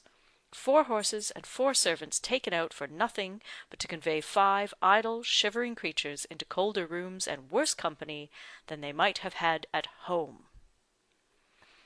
Emma did not find herself equal to give the pleased assent, which no doubt he was in the habit of receiving, to emulate the "Very true, my love," which must have been usually administered by his travelling companion. But she had resolution enough to refrain from making any answer at all. She could not be complying, she dreaded being quarrelsome. Her heroism reached only to silence. She allowed him to talk, and arranged the glasses, and wrapped herself up without opening her lips. They arrived, the carriage turned, the step was let down, and Mr. Elton, spruce, black, and smiling, was with them instantly. Emma thought with pleasure of some change of subject. Mr. Elton was all obligation and cheerfulness. He was so very cheerful in his civilities indeed, that she began to think he must have received a different account of Harriet from what had reached her. She had sent while dressing, and the answer had been, much the same, not better. "My report from Mrs. Goddard's," said she presently, "was not so pleasant as I had hoped. Not better was my answer." His face lengthened immediately, and his voice was the voice of sentiment, as he answered, "Oh, no. I am grieved to find. I was on the point of telling you that when I called at Mrs. Goddard's door, which I did the very last thing before I returned to dress, I was told that Miss Smith was not better, by no means better, rather worse. Very much grieved and concerned. I had flattered myself that she must be better after such a cordial as I knew had been given her in the morning." Emma smiled and answered, "My visit was of use to the nervous part of her complaint, I hope, but not even I can charm away a sore throat. It is a most severe cold, indeed. Mr. Perry has been with her, as you probably heard." "Yes, I imagined that is, I did not.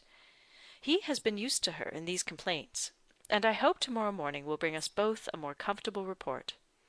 But it is impossible not to feel uneasiness, such a sad loss to our party to-day." "Dreadful! Exactly so, indeed. She will be missed every moment." This was very proper. The sigh which accompanied it was really estimable, but it should have lasted longer. Emma was rather in dismay when only half a minute afterwards he began to speak of other things, and in a voice of the greatest alacrity and enjoyment. "What an excellent device," said he, "the use of a sheepskin for carriages! How very comfortable they make it! Impossible to feel cold with such precautions. The contrivances of modern days indeed have rendered a gentleman's carriage perfectly complete. One is so fenced and guarded from the weather that not a breath of air can find its way unpermitted. Weather becomes absolutely of no consequence. It is a very cold afternoon, but in this carriage we know nothing of the matter. Ha! Snows a little, I see." "Yes," said John Knightley, "and I think we shall have a good deal of it." "Christmas weather," observed Mr. Elton, "quite seasonable, and extremely fortunate we may think ourselves that it did not begin yesterday, and prevent this day's party, which it might very possibly have done, for Mr. Woodhouse would hardly have ventured had there been much snow on the ground. But now it is of no consequence. This is quite the season indeed for friendly meetings. At Christmas everybody invites their friends about them, and people think little of even the worst weather. I was snowed up at a friend's house once for a week. Nothing could be pleasanter. I went for only one night, and could not get away till that very day se'nnight." Mr. John Knightley looked as if he did not comprehend the pleasure, but said only, coolly, "I cannot wish to be snowed up a week at Randall's." At another time Emma might have been amused, but she was too much astonished now at Mr. Elton's spirits for other feelings. Harriet seemed quite forgotten in the expectation of a pleasant party. "We are sure of excellent fires," continued he, "and everything in the greatest comfort. Charming people, Mr. and Mrs. Weston.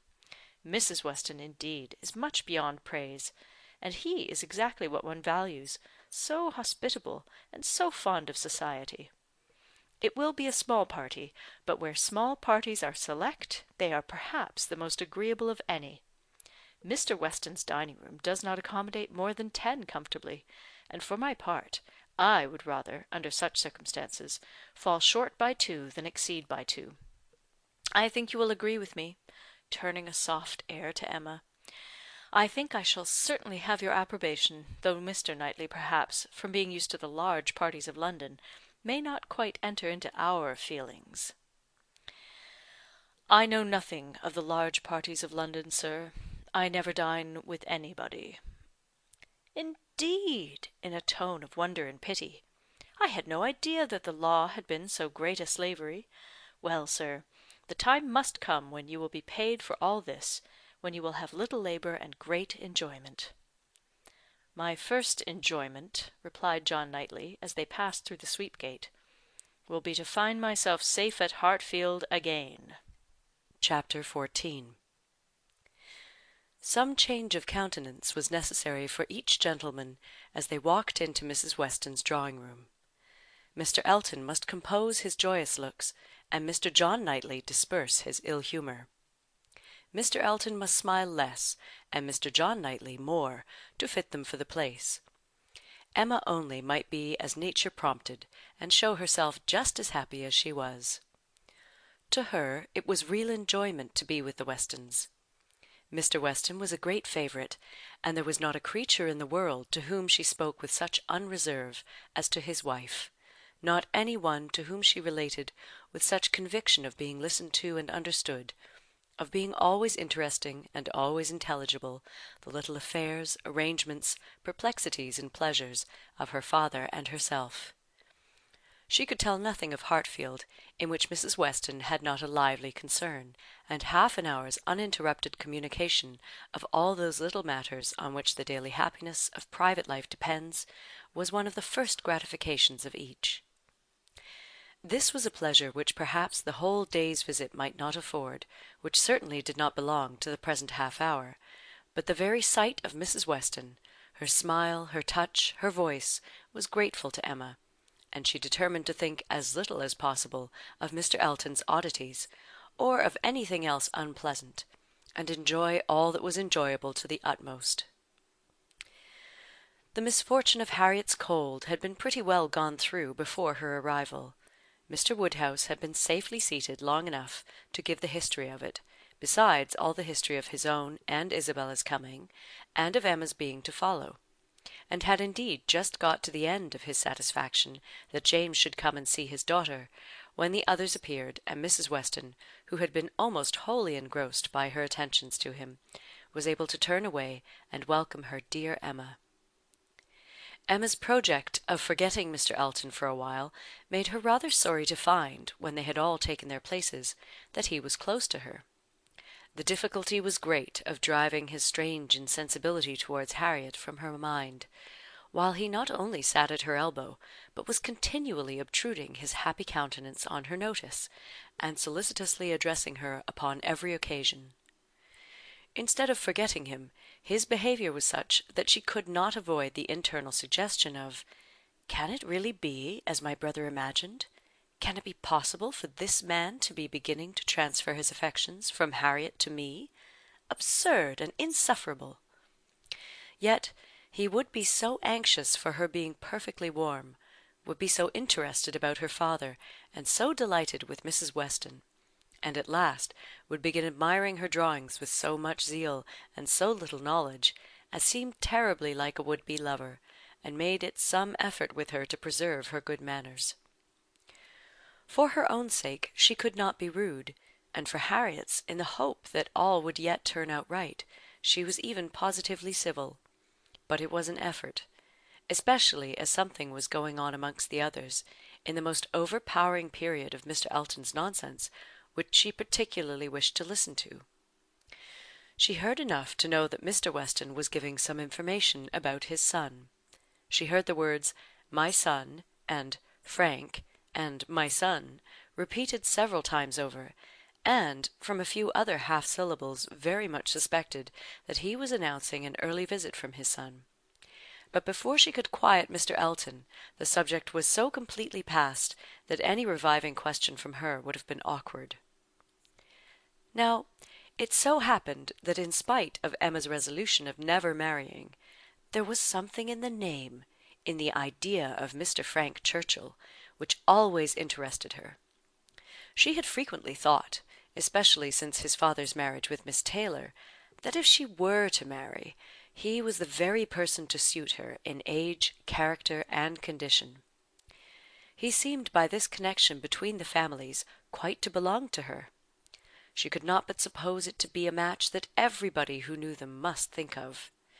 That Mr. and Mrs. Weston did think of it, she was very strongly persuaded, and though not meaning to be induced by him, or by anybody else, to give up a situation which she believed more replete with good than any she could change it for, she had a great curiosity to see him, a decided intention of finding him pleasant, of being liked by him to a certain degree, and a sort of pleasure in the idea of their being coupled in their friends' imaginations. With such sensations, Mr. Elton's civilities were dreadfully ill-timed, but she had the comfort of appearing very polite while feeling very cross, and of thinking that the rest of the visit could not possibly pass without bringing forward the same information again, or the substance of it, from the open-hearted Mr. Weston. So it proved, for when happily released from Mr. Elton, and seated by Mr. Weston at dinner, he made use of the very first interval in the cares of hospitality, the very first leisure from the saddle of mutton, to say to her, "We want only 2 more to be just the right number. I should like to see 2 more here, your pretty little friend Miss Smith, and my son, and then I should say we were quite complete. I believe you did not hear me telling the others in the drawing-room that we are expecting Frank. I had a letter from him this morning, and he will be with us within a fortnight." Emma spoke with a very proper degree of pleasure, and fully assented to his proposition of Mr. Frank Churchill and Miss Smith making their party quite complete. "He has been wanting to come to us," continued Mr. Weston, "ever since September. Every letter has been full of it, but he cannot command his own time. He has those to please who must be pleased, and who, between ourselves, are sometimes to be pleased only by a good many sacrifices. But now I have no doubt of seeing him here about the 2nd week in January." "What a very great pleasure it will be to you, and Mrs. Weston is so anxious to be acquainted with him, that she must be almost as happy as yourself." "Yes, she would be, but that she thinks there will be another put off. She does not depend upon his coming so much as I do, but she does not know the parties so well as I do. The case, you see, is but this is quite between ourselves. I did not mention a syllable of it in the other room. There are secrets in all families, you know. The case is, that a party of friends are invited to pay a visit at Enscombe in January, and that Frank's coming depends upon their being put off. If they are not put off, he cannot stir. But I know they will, because it is a family that a certain lady of some consequence at Enscombe has a particular dislike to, and though it is thought necessary to invite them once in 2 or 3 years, they always are put off when it comes to the point. I have not the smallest doubt of the issue. I am as confident of seeing Frank here before the middle of January as I am of being here myself. But your good friend there," nodding towards the upper end of the table, "has so few vagaries herself, and has been so little used to them at Hartfield, that she cannot calculate on their effects, as I have been long in the practice of doing." "I am sorry there should be anything like doubt in the case," replied Emma, "but am disposed to side with you, Mr. Weston. If you think he will come, I shall think so too, for you know Enscombe." "Yes, I have some right to that knowledge, though I have never been at the place in my life. She is an odd woman. But I never allow myself to speak ill of her on Frank's account, for I do believe her to be very fond of him. I used to think she was not capable of being fond of anybody except herself, but she has always been kind to him, in her way, allowing for little whims and caprices, and expecting everything to be as she likes. and it is no small credit, in my opinion, to him that he should excite such an affection, for though I would not say it to anybody else, she has no more heart than a stone to people in general, and the devil of a temper." Emma liked the subject so well that she began upon it to Mrs. Weston, very soon after their moving into the drawing-room, wishing her joy, yet observing that she knew the first meeting must be rather alarming.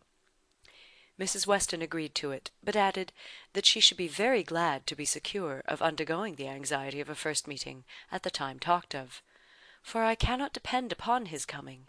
I cannot be so sanguine as Mr. Weston. I am very much afraid that it will all end in nothing. Mr. Weston, I dare say, has been telling you exactly how the matter stands?" "Yes. It seems to depend upon nothing but the ill humour of Mrs. Churchill, which I imagine to be the most certain thing in the world." "My Emma," replied Mrs. Weston, smiling, "what is the certainty of caprice?" Then, turning to Isabella, who had not been attending before, "You must know, my dear Mrs. Knightley, that we are by no means so sure of seeing Mr. Frank Churchill, in my opinion, as his father thinks. It depends entirely upon his aunt's spirits and pleasure; in short, upon her temper. To you, to my 2 daughters, I may venture on the truth. Mrs. Churchill rules at Enscombe, and is a very odd-tempered woman, and his coming now depends upon her being willing to spare him." "Oh, Mrs. Churchill! Everybody knows Mrs. Churchill," replied Isabella; "and I am sure I never think of that poor young man without the greatest compassion. To be constantly living with an ill-tempered person must be dreadful. It is what we happily have never known anything of, but it must be a life of misery. What a blessing that she never had any children! Poor little creatures, how unhappy she would have made them!" Emma wished she had been alone with Mrs. Weston. She should then have heard more. Mrs. Weston would speak to her with a degree of unreserve which she would not hazard with Isabella, and she really believed would scarcely try to conceal anything relative to the Churchills from her, excepting those views on the young man, of which her own imagination had already given her such instinctive knowledge. But at present there was nothing more to be said. Mr. Woodhouse very soon followed them into the drawing-room. To be sitting long after dinner was a confinement that he could not endure. Neither wine nor conversation was anything to him, and gladly did he move to those with whom he was always comfortable. While he talked to Isabella, however, Emma found an opportunity of saying, "And so you do not consider this visit from your son as by any means certain? I am sorry for it. The introduction must be unpleasant whenever it takes place, and the sooner it could be over the better." "Yes, and every delay makes one more apprehensive of other delays. Even if this family, the Braithwaites, are put off, I am still afraid that some excuse may be found for disappointing us. I cannot bear to imagine any reluctance on his side, but I am sure there is a great wish on the Churchills to keep him to themselves. There is jealousy. They are jealous even of his regard for his father. In short, I can feel no dependence on his coming, and I wish Mr. Weston were less sanguine." "He ought to come," said Emma. "If he could stay only a couple of days, he ought to come. And one can hardly conceive a young man's not having it in his power to do as much as that. A young woman, if she fall into bad hands, may be teased, and kept at a distance from those she wants to be with, but one cannot comprehend a young man's being under such a restraint, as not to be able to spend a week with his father if he likes it." "Oh, one ought to be at Enscombe, and know the ways of the family before one decides upon what he can do," replied Mrs. Weston. "One ought to use the same caution, perhaps, in judging of the conduct of any one individual of any one family, but Enscombe, I believe, certainly must not be judged by general rules. She is so very unreasonable, and everything gives way to her." "But she is so fond of the nephew. He is so very great a favourite. Now, according to my idea of Mrs. Churchill, it would be most natural that while she makes no sacrifice for the comfort of the husband, to whom she owes everything, while she exercises incessant caprice towards him, she should frequently be governed by the nephew, to whom she owes nothing at all. My dearest Emma, do not pretend with your sweet temper to understand a bad one, or to lay down rules for it. You must let it go its own way. I have no doubt of his having, at times, considerable influence, but it may be perfectly impossible for him to know beforehand when it will be." Emma listened, and then coolly said, "I shall not be satisfied unless he comes." "He may have a great deal of influence on some points," continued Mrs. Weston, "and on others very little; and among those on which she is beyond his reach, it is but too likely may be this very circumstance of his coming away from them to visit us." Chapter 15. Mr. Woodhouse was soon ready for his tea, and when he had drank his tea he was quite ready to go home, and it was as much as his 3 companions could do to entertain away his notice of the lateness of the hour, before the other gentlemen appeared. Mr. Weston was chatty and convivial, and no friend to early separations of any sort, but at last the drawing-room party did receive an augmentation. Mr. Elton, in very good spirits, was one of the first to walk in. Mrs. Weston and Emma were sitting together on a sofa. He joined them immediately, and, with scarcely an invitation, seated himself between them.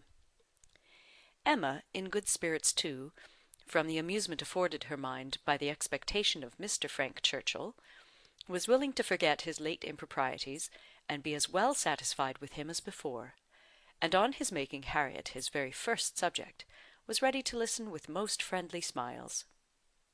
He professed himself extremely anxious about her fair friend, her fair, lovely, amiable friend. Did she know? Had she heard anything about her since their being at Randalls? He felt much anxiety. He must confess that the nature of her complaint alarmed him considerably. And in this style he talked on for some time very properly, not much attending to any answer, but altogether sufficiently awake to the terror of a bad sore throat, and Emma was quite in charity with him. But at last there seemed a perverse turn. It seemed all at once as if he were more afraid of its being a bad sore throat on her account than on Harriet's, more anxious that she should escape the infection than that there should be no infection in the complaint. He began with great earnestness to entreat her to refrain from visiting the sick chamber again, for the present, to entreat her to promise him not to venture into such hazard till he had seen Mr. Perry and learnt his opinion. And though she tried to laugh it off, and bring the subject back into its proper course, there was no putting an end to his extreme solicitude about her. She was vexed. It did appear, there was no concealing it, exactly like the pretence of being in love with her, instead of Harriet, an inconstancy, if real, the most contemptible and abominable, and she had difficulty in behaving with temper. He turned to Mrs. Weston to implore her assistance. Would she not give him her support? Would she not add her persuasions to his, to induce Miss Woodhouse not to go to Mrs. Goddard's till it were certain that Miss Smith's disorder had no infection? He could not be satisfied without a promise. Would she not give him her influence in procuring it? So scrupulous for others, he continued, and yet so careless for herself. She wanted me to nurse my cold by staying at home to-day, and yet will not promise to avoid the danger of catching an ulcerated sore throat herself. Is this fair, Mrs. Weston? Judge between us. Have not I some right to complain? I am sure of your kind support and aid." Emma saw Mrs. Weston's surprise, and felt that it must be great, at an address which, in words and manner, was assuming to himself the right of first interest in her. And as for herself, she was too much provoked and offended to have the power of directly saying anything to the purpose. She could only give him a look, but it was such a look as she thought must restore him to his senses, and then left the sofa, removing to a seat by her sister, and giving her all her attention. She had not time to know how Mr. Elton took the reproof, so rapidly did another subject succeed. For Mr. John Knightley now came into the room from examining the weather, and opened on them all with the information of the ground being covered with snow, and of it still snowing fast, with a strong drifting wind, concluding with these words to Mr. Woodhouse: "This will prove a spirited beginning of your winter engagements, sir. Something new for your coachman and horses, to be making their way through a storm of snow." Poor Mr. Woodhouse was silent from consternation, but everybody else had something to say. Everybody was either surprised or not surprised, and had some question to ask or some comfort to offer.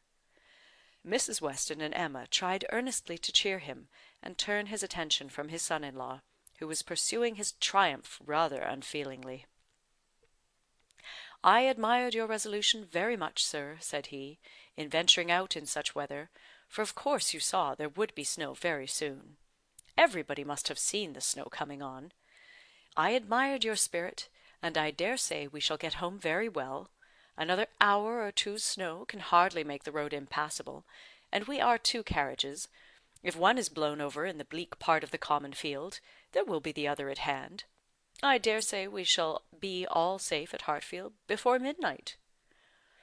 Mr. Weston, with triumph of a different sort, was confessing that he had known it to be snowing some time, but had not said a word, lest it should make Mr. Woodhouse uncomfortable, and be an excuse for his hurrying away. As to there being any quantity of snow fallen, or likely to fall, to impede their return, that was a mere joke. He was afraid they would find no difficulty.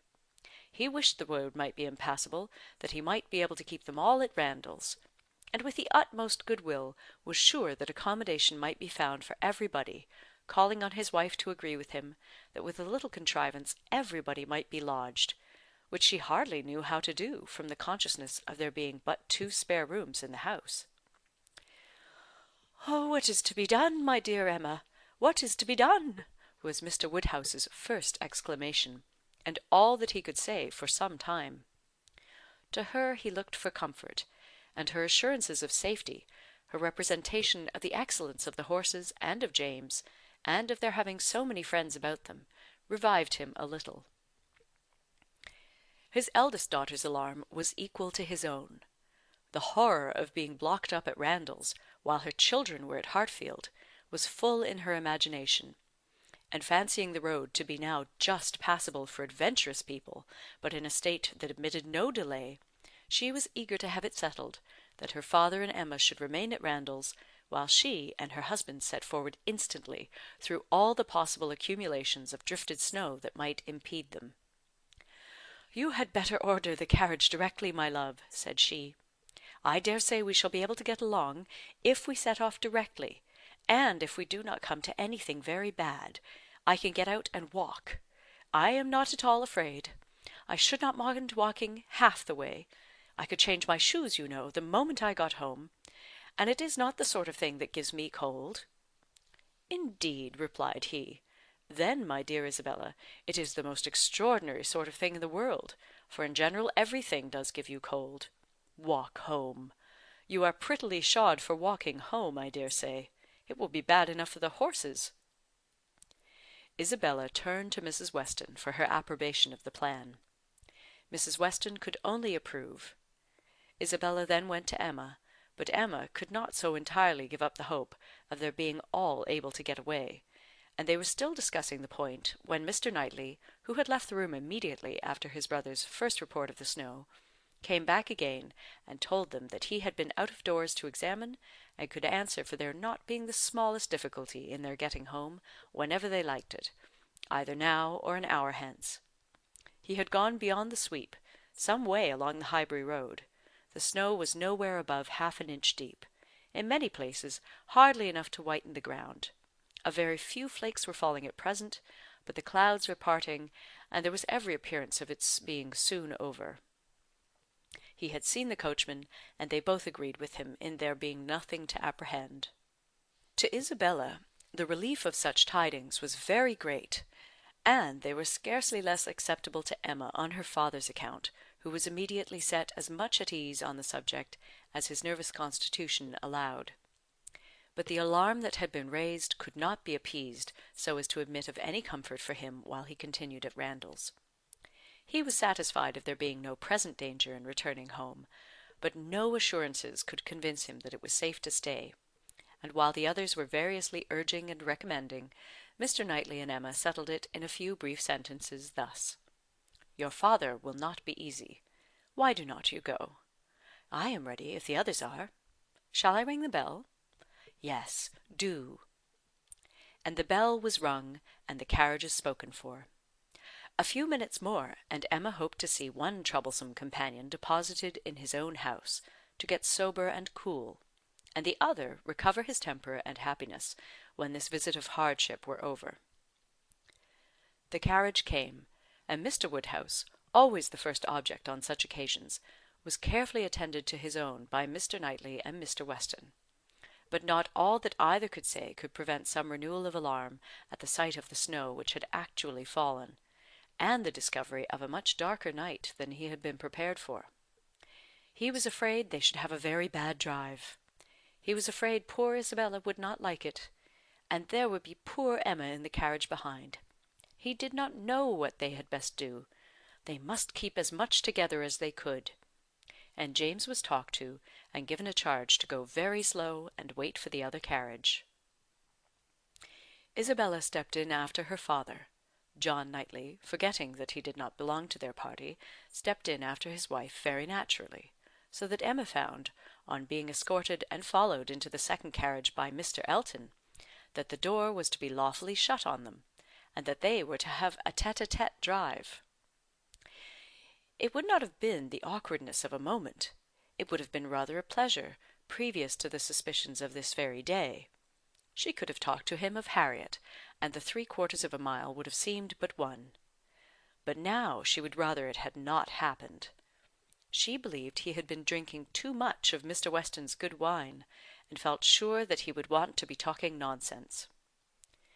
To restrain him as much as might be, by her own manners, she was immediately preparing to speak with exquisite calmness and gravity of the weather and the night, but scarcely had she begun, scarcely had they passed the sweep gate and joined the other carriage, than she found her subject cut up, her hand seized, her attention demanded, and Mr. Elton actually making violent love to her, availing himself of the precious opportunity, declaring sentiments which must be already well known, hoping, fearing, adoring, ready to die if she refused him, but flattering himself that his ardent attachment and unequalled love and unexampled passion could not fail of having some effect, and in short very much resolved on being seriously accepted as soon as possible.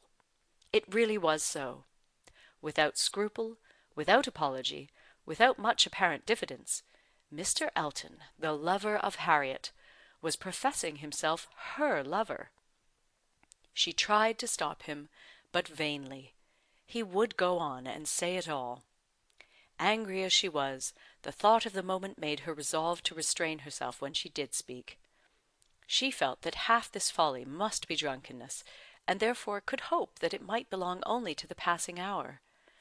Accordingly, with a mixture of the serious and the playful, which she hoped would best suit his half-and-half state, she replied, "I am very much astonished, Mr. Elton. This to me! You forget yourself. You take me for my friend. Any message to Miss Smith I shall be happy to deliver, but no more of this to me, if you please." Miss Smith? Message to Miss Smith? What could she possibly mean? And he repeated her words with such assurance of accent, such boastful pretence of amazement, that she could not help replying with quickness, "Mr. Elton, this is the most extraordinary conduct, and I can account for it only in one way. You are not yourself, or you could not speak either to me or of Harriet in such a manner. Command yourself enough to say no more, and I will endeavour to forget it." But Mr. Elton had only drunk wine enough to elevate his spirits, not at all to confuse his intellects. He perfectly knew his own meaning, and having warmly protested against her suspicion as most injurious, and slightly touched upon his respect for Miss Smith as her friend, but acknowledging his wonder that Miss Smith should be mentioned at all, he resumed the subject of his own passion, and was very urgent for a favourable answer. As she thought less of his inebriety, she thought more of his inconstancy and presumption, and with fewer struggles for politeness replied, "It is impossible for me to doubt any longer. You have made yourself too clear. Mr. Elton, My astonishment is much beyond anything I can express.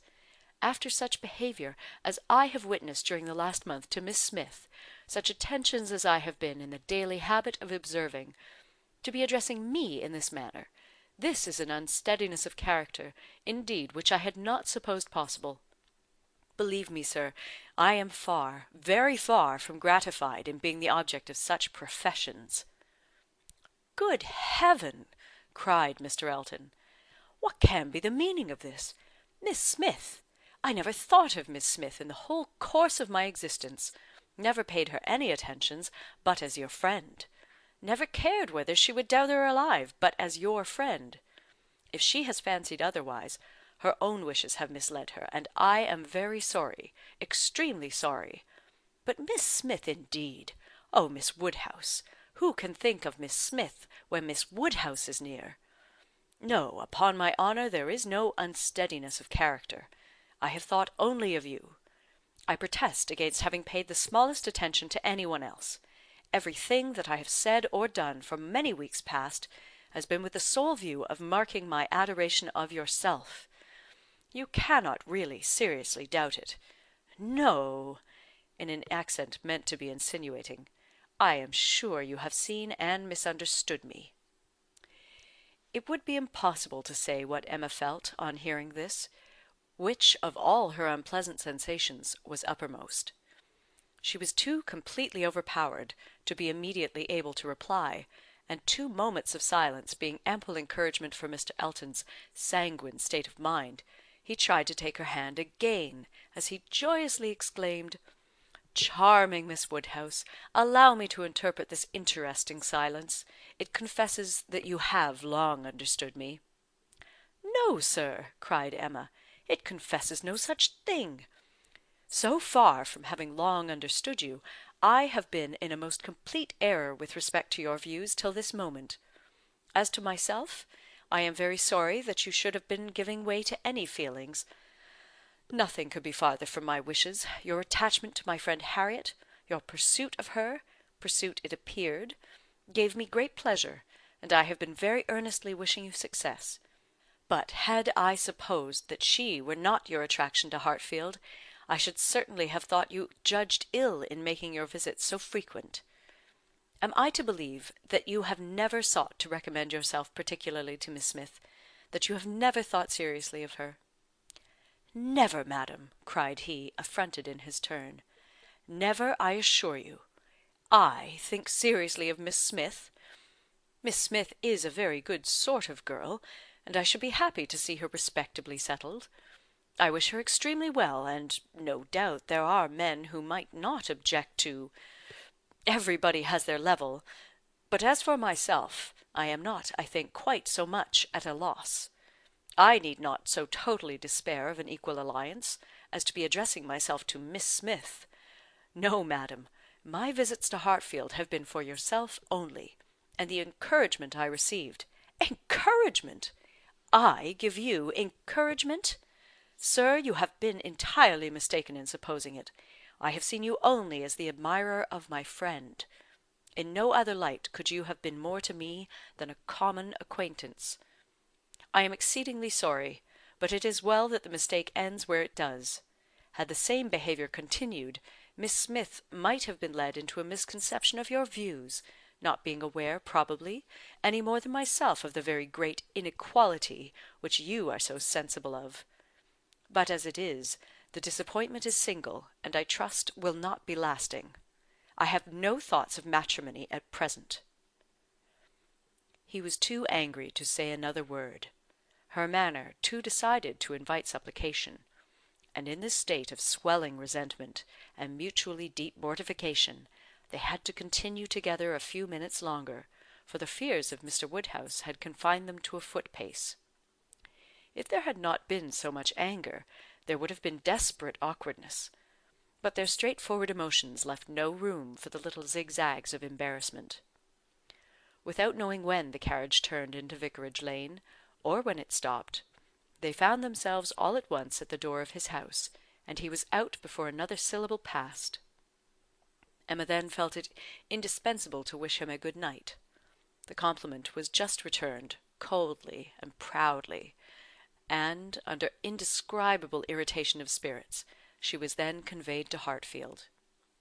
There she was welcomed with the utmost delight by her father, who had been trembling for the dangers of a solitary drive from Vicarage Lane, turning a corner which he could never bear to think of, and in strange hands, a mere common coachman, no James, and there it seemed as if her return only were wanted to make everything go well; for Mr. John Knightley, ashamed of his ill humour, was now all kindness and attention, and so particularly solicitous for the comfort of her father, as to seem, if not quite ready to join him in a basin of gruel, perfectly sensible of its being exceedingly wholesome; and the day was concluding in peace and comfort to all their little party, except herself.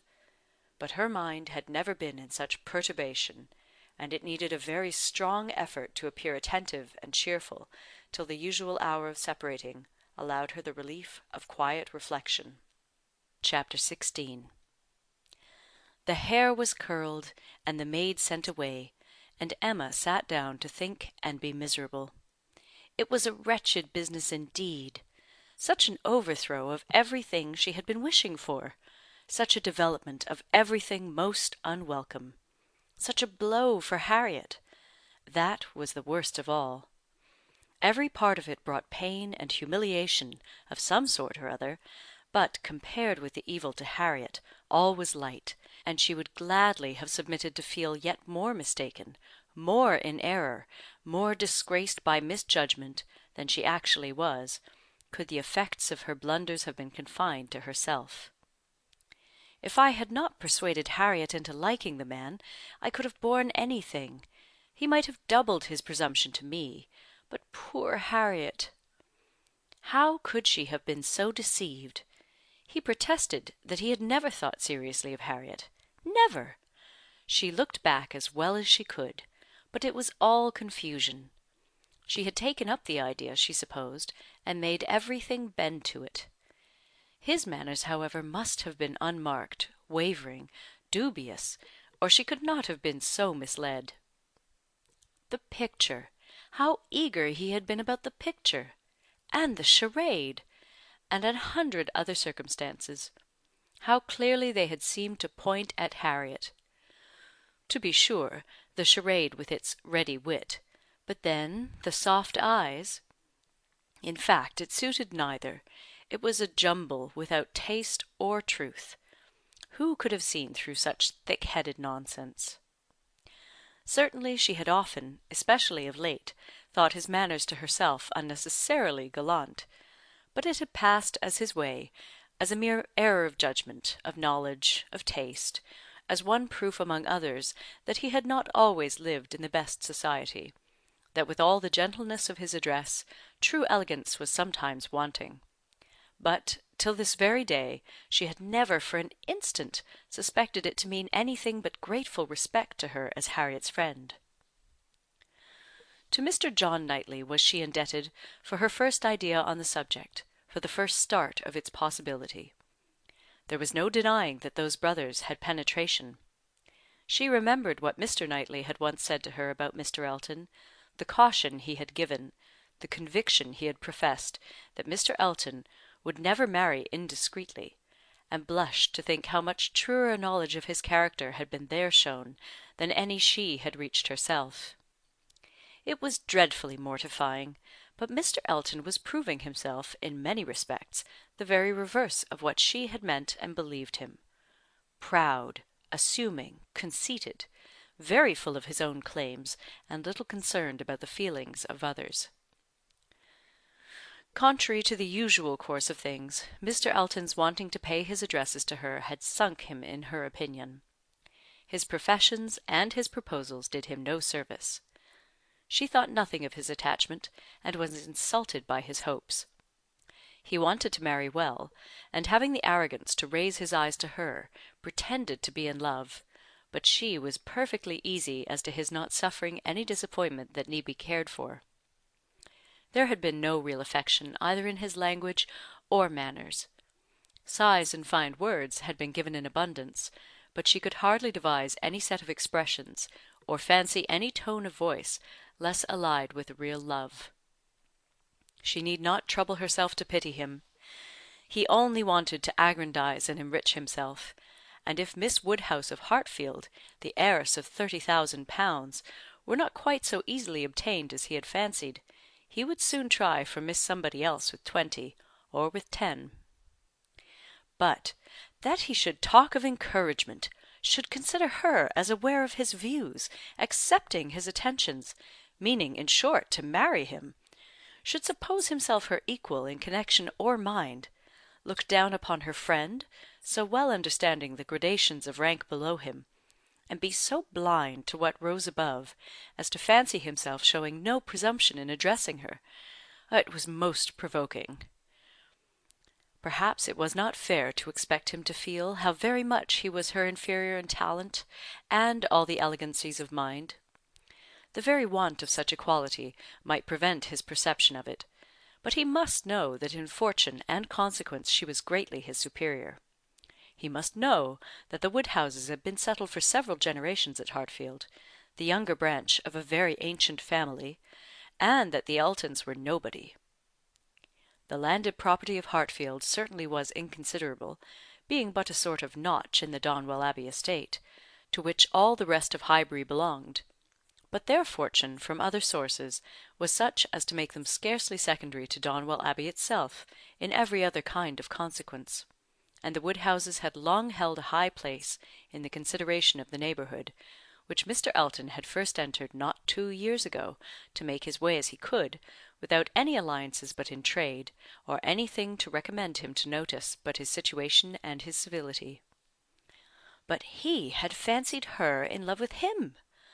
That evidently must have been his dependence; and after raving a little about the seeming incongruity of gentle manners and a conceited head, Emma was obliged in common honesty to stop and admit that her own behaviour to him had been so complaisant and obliging, so full of courtesy and attention, as, supposing her real motive unperceived, might warrant a man of ordinary observation and delicacy, like Mr. Elton, in fancying himself a very decided favourite.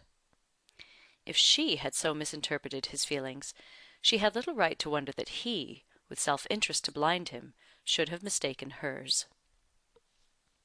The first error and the worst lay at her door. It was foolish, it was wrong, to take so active a part in bringing any two people together. It was adventuring too far, assuming too much, making light of what ought to be serious, a trick of what ought to be simple. She was quite concerned and ashamed, and resolved to do such things no more. "Here have I," said she, "actually talked poor Harriet into being very much attached to this man. She might never have thought of him but for me, and certainly never would have thought of him with hope, had I not assured her of his attachment, for she is as modest and humble as I used to think him. Oh, that I had been satisfied with persuading her not to accept young Martin! There I was quite right; that was well done of me; but there I should have stopped, and left the rest to time and chance. I was introducing her into good company, and giving her the opportunity of pleasing some one worth having. I ought not to have attempted more. But now, poor girl, her piece is cut up for some time.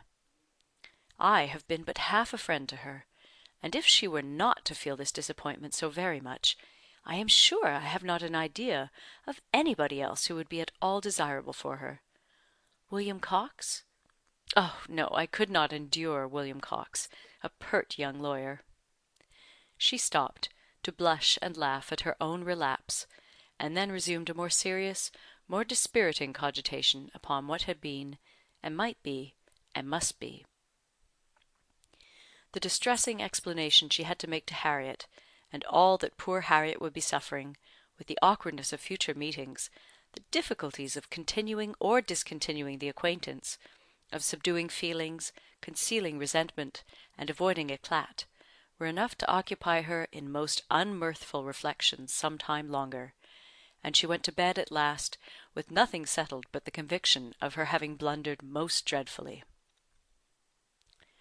To youth and natural cheerfulness like Emma's, though under temporary gloom at night, the return of day will hardly fail to bring return of spirits. The youth and cheerfulness of morning are in happy analogy, and of powerful operation; and if the distress be not poignant enough to keep the eyes unclosed, they will be sure to open to sensations of softened pain and brighter hope. Emma got up on the morrow, more disposed for comfort than she had gone to bed, more ready to see alleviations of the evil before her, and to depend on getting tolerably out of it. It was a great consolation that Mr. Elton should not be really in love with her, or so particularly amiable as to make it shocking to disappoint him; that Harriet's nature should not be of that superior sort in which the feelings are most acute and retentive; and that there could be no necessity for anybody's knowing what had passed except the three principals, and especially for her father's being given a moment's uneasiness about it. These were very cheering thoughts, and the sight of a great deal of snow on the ground did her further service, for anything was welcome that might justify their all three being quite asunder at present. The weather was most favourable for her, though Christmas Day she could not go to church.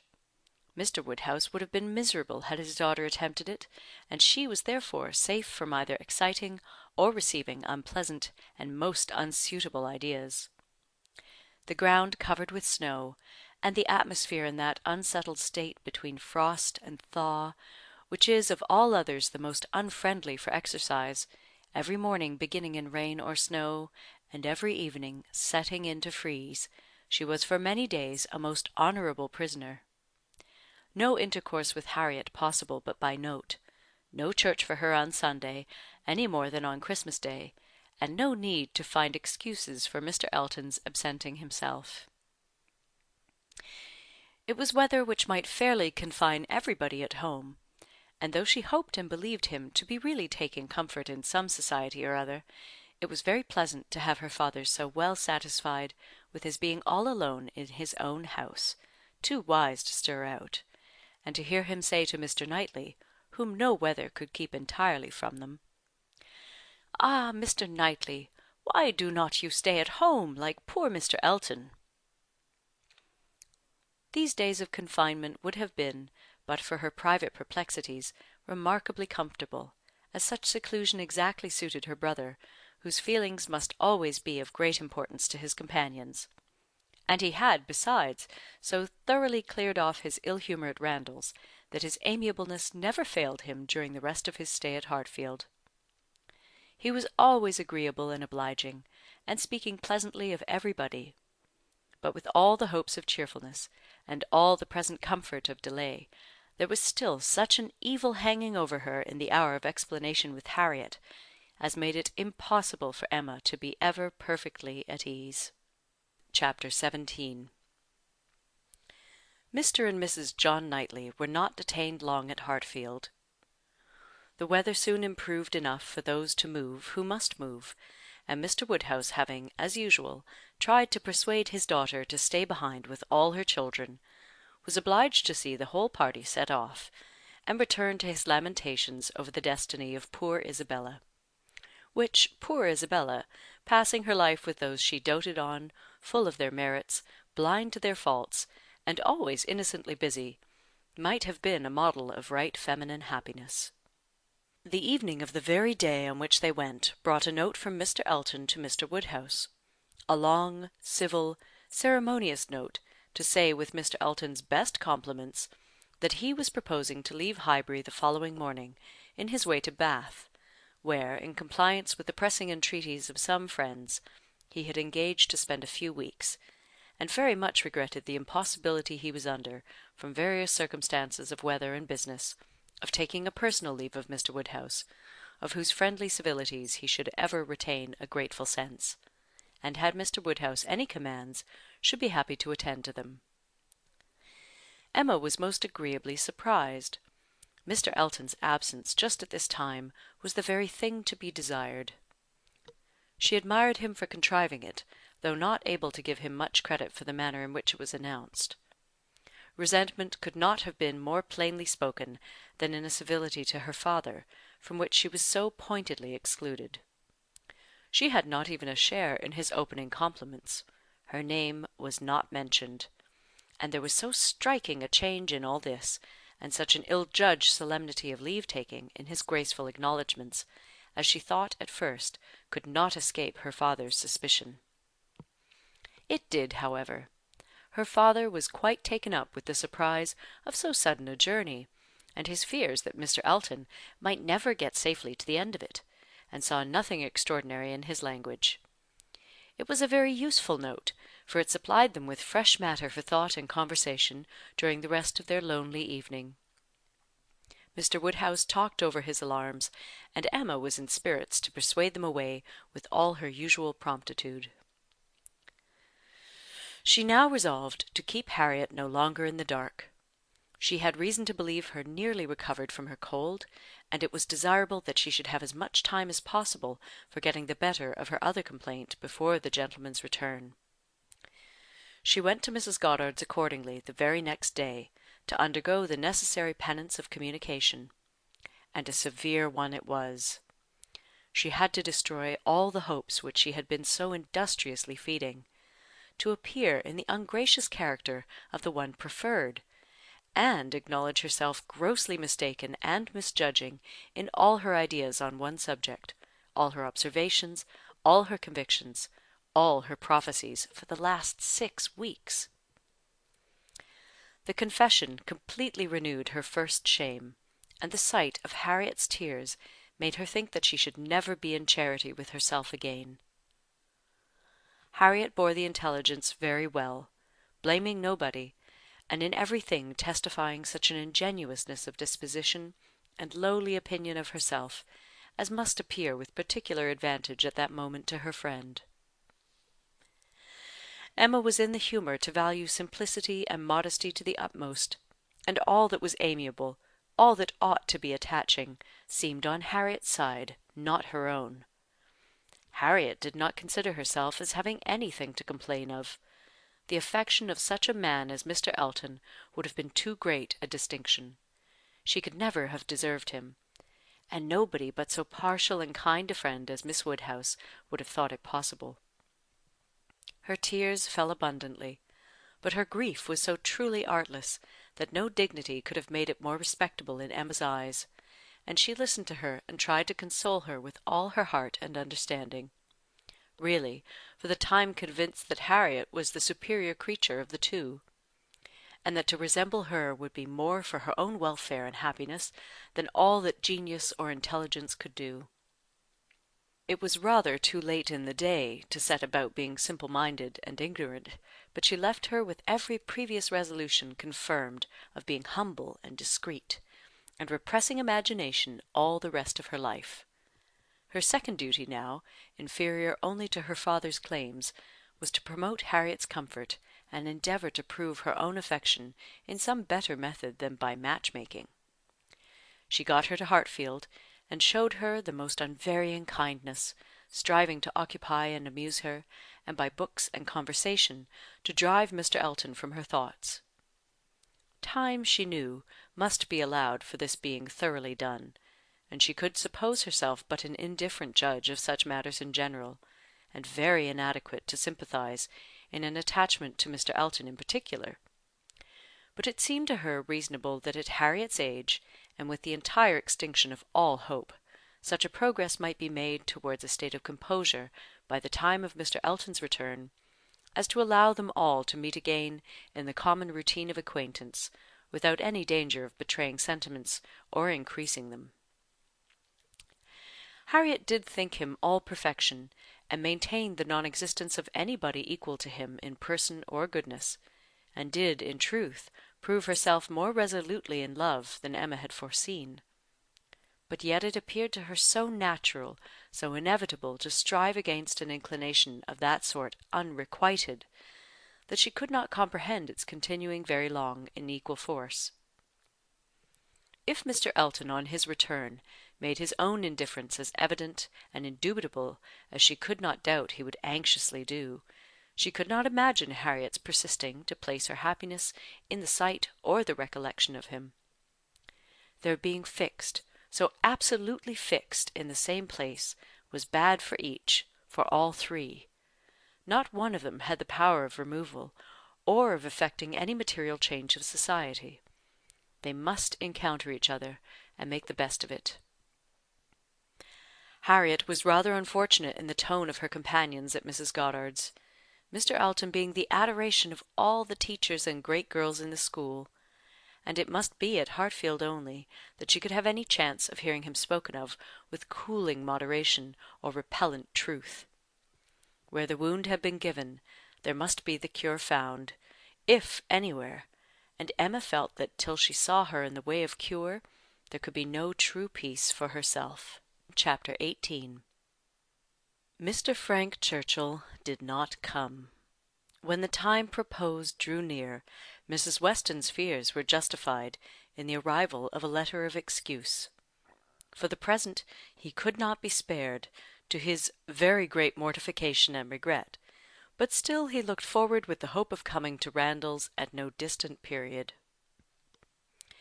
Mrs. Weston was exceedingly disappointed, much more disappointed, in fact, than her husband, though her dependence on seeing the young man had been so much more sober. But a sanguine temper, though for ever expecting more good than occurs, does not always pay for its hopes by any proportionate depression. It soon flies over the present failure, and begins to hope again. For half an hour Mr. Weston was surprised and sorry. But then he began to perceive that Frank's coming 2 or 3 months later would be a much better plan, better time of year, better weather, and that he would be able without any doubt to stay considerably longer with them than if he had come sooner. These feelings rapidly restored his comfort, while Mrs. Weston, of a more apprehensive disposition, foresaw nothing but a repetition of excuses and delays, and after all her concern for what her husband was to suffer, suffered a great deal more herself. Emma was not at this time in a state of spirits to care really about Mr. Frank Churchill's not coming, except as a disappointment at Randalls. The acquaintance at present had no charm for her. She wanted, rather, to be quiet and out of temptation, but still, as it was desirable that she should appear in general like her usual self, she took care to express as much interest in the circumstance, and enter as warmly into Mr. and Mrs. Weston's disappointment as might naturally belong to their friendship. She was the first to announce it to Mr. Knightley, and exclaimed quite as much as was necessary, or, being acting a part, perhaps rather more, at the conduct of the Churchills in keeping him away. She then proceeded to say a good deal more than she felt, of the advantage of such an addition to their confined society in Surrey, the pleasure of looking at somebody new, the gala day to Highbury entire which the sight of him would have made, and ending with reflections on the Churchills again, found herself directly involved in a disagreement with Mr. Knightley, and, to her great amusement, perceived that she was taking the other side of the question from her real opinion, and making use of Mrs. Weston's arguments against herself. "The Churchills are very likely in fault," said Mr. Knightley, coolly, "but I dare say he might come if he would." "I do not know why you should say so. He wishes exceedingly to come, but his uncle and aunt will not spare him." "I cannot believe that he has not the power of coming, if he made a point of it. It is too unlikely for me to believe it without proof." "How odd you are! What has Mr. Frank Churchill done to make you suppose him such an unnatural creature?" "I am not supposing him at all an unnatural creature, in suspecting that he may have learnt to be above his connections, and to care very little for anything but his own pleasure, from living with those who have always set him the example of it. It is a great deal more natural than one could wish, that a young man, brought up by those who are proud, luxurious, and selfish, should be proud, luxurious, and selfish too. If Frank Churchill had wanted to see his father, he would have contrived it between September and January. A man at his age, what is he, 3 or 24, cannot be without the means of doing as much as that. It is impossible." "Well, that's easily said, and easily felt by you, who have always been your own master. You are the worst judge in the world, Mr. Knightley, of the difficulties of dependence. You do not know what it is to have tempers to manage." It is not to be conceived that a man of 3 or 24 should not have liberty of mind or limb to that amount. He cannot want money, he cannot want leisure. We know on the contrary that he has so much of both, that he is glad to get rid of them at the idlest haunts in the kingdom. We hear of him for ever at some watering place or other. A little while ago he was at Weymouth. This proves that he can leave the Churchills. Yes, sometimes he can, and those times are whenever he thinks it worth his while, whenever there is any temptation of pleasure. It is very unfair to judge of anybody's conduct, without an intimate knowledge of their situation. Nobody who has not been in the interior of a family can say what the difficulties of any individual of that family may be. We ought to be acquainted with Enscombe, and with Mrs. Churchill's temper, before we pretend to decide upon what her nephew can do. He may at times be able to do a great deal more than he can at others.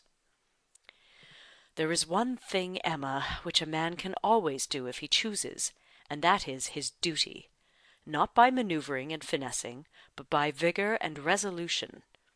It is Frank Churchill's duty to pay this attention to his father. He knows it to be so, by his promises and messages, but if he wished to do it, it might be done. A man who felt rightly would say at once, simply and resolutely, to Mrs. Churchill, "Every sacrifice of mere pleasure you will always find me ready to make to your convenience, but I must go and see my father immediately.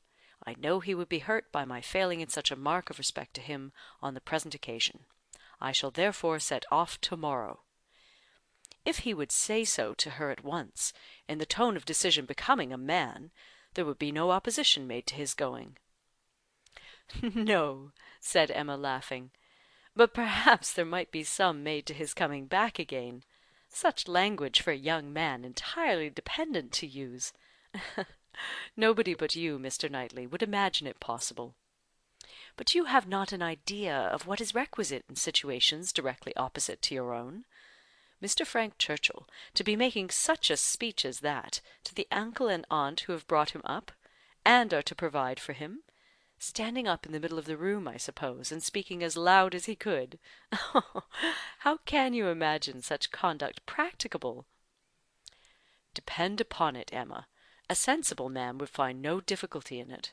He would feel himself in the right, and the declaration, made, of course, as a man of sense would make it, in a proper manner, would do him more good, raise him higher, fix his interest stronger with the people he depended on, than all that a line of shifts and expedients can ever do. Respect would be added to affection. They would feel that they could trust him, that the nephew who had done rightly by his father would do rightly by them, for they know as well as he does, as well as all the world must know, that he ought to pay this visit to his father, and while meanly exerting their power to delay it, are in their hearts not thinking the better of him for submitting to their whims. Respect for right conduct is felt by everybody.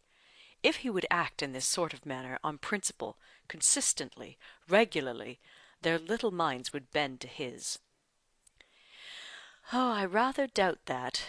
You are very fond of bending little minds, but where little minds belong to rich people in authority, I think they have a knack of swelling out, till they are quite as unmanageable as great ones. I can imagine that if you, as you are, Mr. Knightley, were to be transported and placed all at once in Mr. Frank Churchill's situation, you would be able to say and do just what you have been recommending for him, and it might have a very good effect. The Churchills might not have a word to say in return. But then you would have no habits of early obedience and long observance to break through. To him who has, it might not be so easy to burst forth at once into perfect independence, and set all their claims on his gratitude and regard at naught. He may have as strong a sense of what would be right as you can have, without being so equal, under particular circumstances, to act up to it." "Then it would not be so strong a sense. If it failed to produce equal exertion, it could not be an equal conviction." "Oh, the difference of situation and habit! I wish you would try to understand what an amiable young man may be likely to feel in directly opposing those whom as a child and boy he has been looking up to all his life." Our amiable young man is a very weak young man, if this be the first occasion of his carrying through a resolution to do right against the will of others. It ought to have been a habit with him by this time of following his duty instead of consulting expediency. I can allow for the fears of the child, but not of the man. As he became rational, he ought to have roused himself and shaken off all that was unworthy in their authority. He ought to have opposed the first attempt on their side to make him slight his father. Had he begun as he ought, there would have been no difficulty now. "Oh, we shall never agree about him," cried Emma, "but that is nothing extraordinary. I have not the least idea of his being a weak young man. I feel sure that he is not. Mr. Weston would not be blind to folly, though in his own son; but he is very likely to have a more yielding, complying, mild disposition than would suit your notions of man's perfection. I dare say he has, and though it may cut him off from some advantages, it will secure him many others." "Yes, all the advantages of sitting still when he ought to move, and of leading a life of mere idle pleasure, and fancying himself extremely expert in finding excuses for it. He can sit down and write a fine flourishing letter, full of professions and falsehoods, and persuade himself that he has hit upon the very best method in the world of preserving peace at home, and preventing his father's having any right to complain. His letters disgust me." "Your feelings are singular. They seem to satisfy everybody else." "I suspect they do not satisfy Mrs. Weston. They hardly can satisfy a woman of her good sense and quick feelings. Standing in a mother's place, but without a mother's affection to blind her. It is on her account that attention to Randalls is doubly due, and she must doubly feel the omission. Had she been a person of consequence herself, he would have come, I dare say, and it would not have signified whether he did or no. Can you think your friend behindhand in these sort of considerations? Do you suppose she does not often say all this to herself? No, Emma, your amiable young man can be amiable only in French, not in English. He may be very aimable, have very good manners, and be very agreeable, but he can have no English delicacy towards the feelings of other people. Nothing really amiable about him." "You seem determined to think ill of him." "Me? Not at all," replied Mr. Knightley, rather displeased. "I do not want to think ill of him. I should be as ready to acknowledge his merits as any other man; but I hear of none, except what are merely personal, that he is well grown and good looking, with smooth, plausible manners." "Well, if he have nothing else to recommend him, he will be a treasure at Highbury. We do not often look upon fine young men, well bred and agreeable. We must not be nice and ask for all the virtues into the bargain. Cannot you imagine, Mr. Knightley, what a sensation his coming will produce? There will be but one subject throughout the parishes of Donwell and Highbury, but one interest, one object of curiosity. It will be all Mr. Frank Churchill. We shall think and speak of nobody else." "You will excuse my being so much overpowered. If I find him conversable, I shall be glad of his acquaintance; but if he is only a chattering coxcomb, he will not occupy much of my time or thoughts." "My idea of him is, that he can adapt his conversation to the taste of everybody, and has the power as well as the wish of being universally agreeable. To you he will talk of farming, to me of drawing or music, and so on to everybody, having that general information on all subjects which will enable him to follow the lead, or take the lead, just as propriety may require, and to speak extremely well on each. That is my idea of him." "And mine," said Mr. Knightley warmly, "is that if he turn out anything like it, he will be the most insufferable fellow breathing. What, at 23, to be the king of his company, the great man, the practised politician, who is to read everybody's character, and make everybody's talents conduce to the display of his own superiority; to be dispensing his flatteries round, that he may make all appear like fools compared with himself? My dear Emma, Your own good sense could not endure such a puppy, when it came to the point." "Ah, I will say no more about him," cried Emma. "You turn everything to evil. We are both prejudiced, you against, I for him, and we have no chance of agreeing till he is really here." "Prejudiced! I am not prejudiced." "But I am, very much, and without being at all ashamed of it. My love for Mr. and Mrs. Weston gives me a decided prejudice in his favour."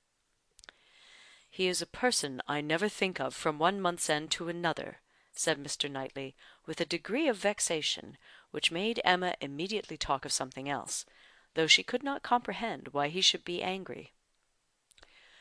To take a dislike to a young man, only because he appeared to be of a different disposition from himself, was unworthy the real liberality of mind which she was always used to acknowledge in him; for with all the high opinion of himself which she had often laid to his charge, she had never before for a moment supposed it could make him unjust to the merit of another.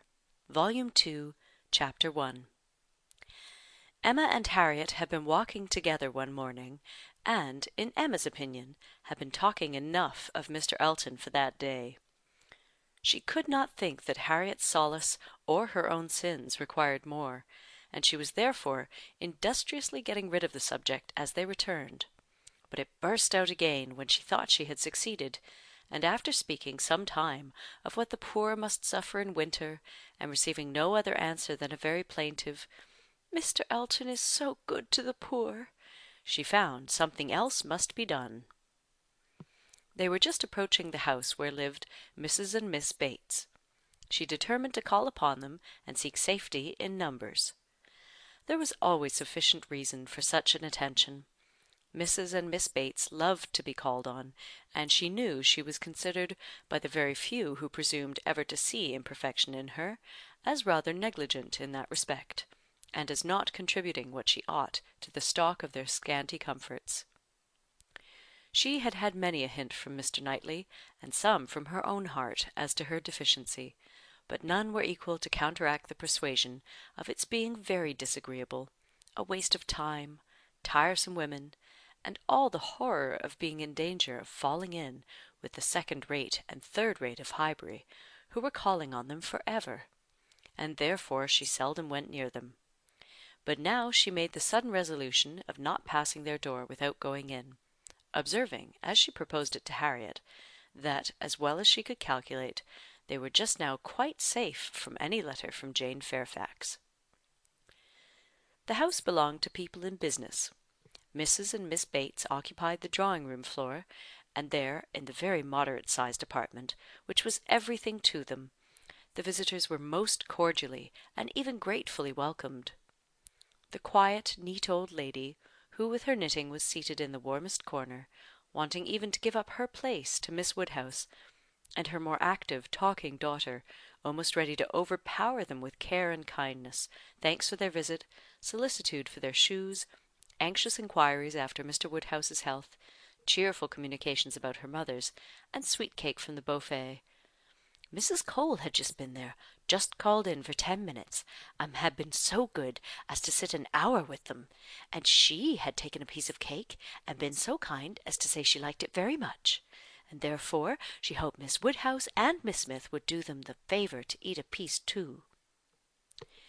The mention of the Coles was sure to be followed by that of Mr. Elton. There was intimacy between them, and Mr. Cole had heard from Mr. Elton since his going away.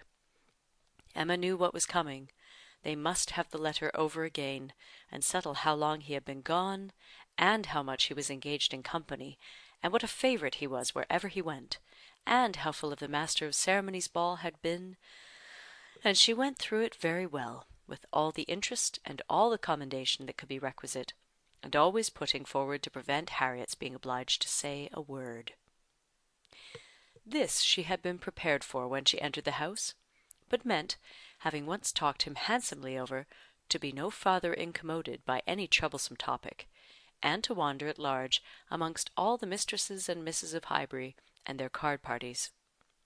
She had not been prepared to have Jane Fairfax succeed Mr. Elton, but he was actually hurried off by Miss Bates. She jumped away from him at last abruptly to the coals, to usher in a letter from her niece. "Oh, yes, Mr. Elton, I understand, certainly as to dancing. Mrs. Cole was telling me that dancing at the rooms at Bath was Mrs. Cole was so kind as to sit some time with us, talking of Jane, for as soon as she came in she began inquiring after her. Jane is so very great a favourite there. Whenever she is with us, Mrs. Cole does not know how to show her kindness enough, and I must say that Jane deserves it as much as anybody can. And so she began inquiring after her directly, saying, 'I know you cannot have heard from Jane lately, because it is not her time for writing.' And when I immediately said, 'But indeed we have. We had a letter this very morning,' I do not know that I ever saw anybody more surprised. 'Have you, upon your honour?' said she. 'Well, that is quite unexpected. Do let me hear what she says.' Emma's politeness was at hand directly, to say, with smiling interest, 'Have you heard from Miss Fairfax so lately? I am extremely happy. I hope she is well.' 'Oh, thank you. You are so kind,' replied the happily deceived aunt, while eagerly hunting for the letter. 'Oh, here it is. I was sure it could not be far off, but I had put my huswife upon it, you see, without being aware, and so it was quite hid. But I had it in my hand so very lately that I was almost sure it must be on the table. I was reading it to Mrs. Cole, and since she went away, I was reading it again to my mother, for it is such a pleasure to her, a letter from Jane, that she can never hear it often enough. So I knew it could not be far off, and here it is, only just under my huswife. And since you are so kind as to wish to hear what she says, but first of all, I really must, in justice to Jane, apologise for her writing so short a letter. Only 2 pages, you see, hardly 2, and in general she fills the whole paper and crosses half. My mother often wonders that I can make it out so well. She often says, when the letter is first opened, 'Well, Hetty, now I think you will be put to it to make out all that checker work.' Don't you, Mum? And then I tell her, I am sure she would contrive to make it out herself, if she had nobody to do it for her, every word of it. I am sure she would pore over it till she had made out every word. And indeed, though my mother's eyes are not so good as they were, she can see amazingly well still, thank God, with the help of spectacles. It is such a blessing. My mother's are really very good indeed. Jane often says when she is here, 'I am sure, grandmamma, you must have had very strong eyes to see as you do, and so much fine work as you have done too. I only wish my eyes may last me as well.' All this, spoken extremely fast, obliged Miss Bates to stop for breath, and Emma said something very civil about the excellence of Miss Fairfax's handwriting. "You are extremely kind," replied Miss Bates, highly gratified. "You, who are such a judge, and write so beautifully yourself. I am sure there is nobody's praise that could give us so much pleasure as Miss Woodhouse's. My mother does not hear. She is a little deaf, you know. Mom," addressing her, "do you hear what Miss Woodhouse is so obliging to say about Jane's handwriting?" And Emma had the advantage of hearing her own silly compliment repeated twice over before the good old lady could comprehend it. She was pondering in the meanwhile upon the possibility, without seeming very rude, of making her escape from Jane Fairfax's letter, and had almost resolved on hurrying away directly under some slight excuse, when Miss Bates turned to her again and seized her attention. "My mother's deafness is very trifling, you see, just nothing at all. By only raising my voice and saying anything 2 or 3 times over, she is sure to hear.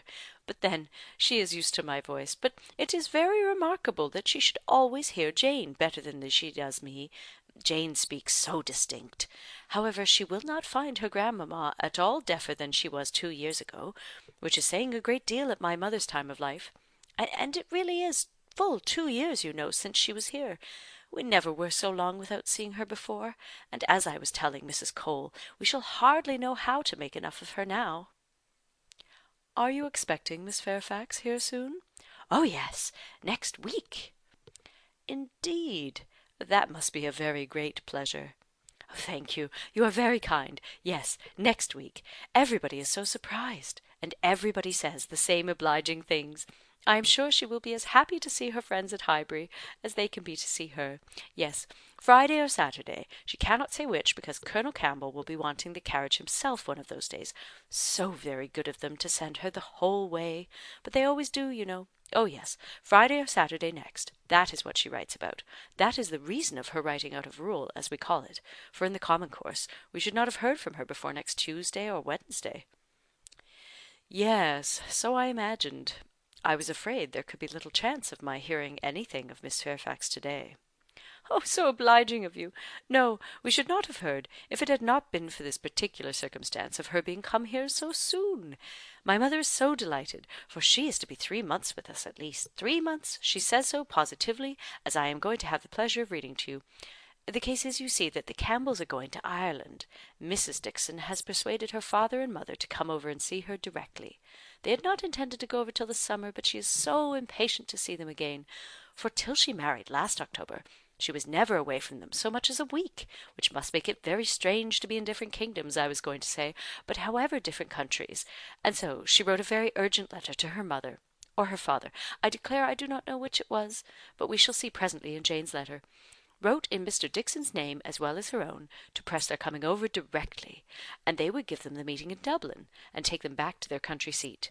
Ballycraig, a beautiful place, I fancy. Jane has heard a great deal of its beauty, from Mr. Dickson, I mean.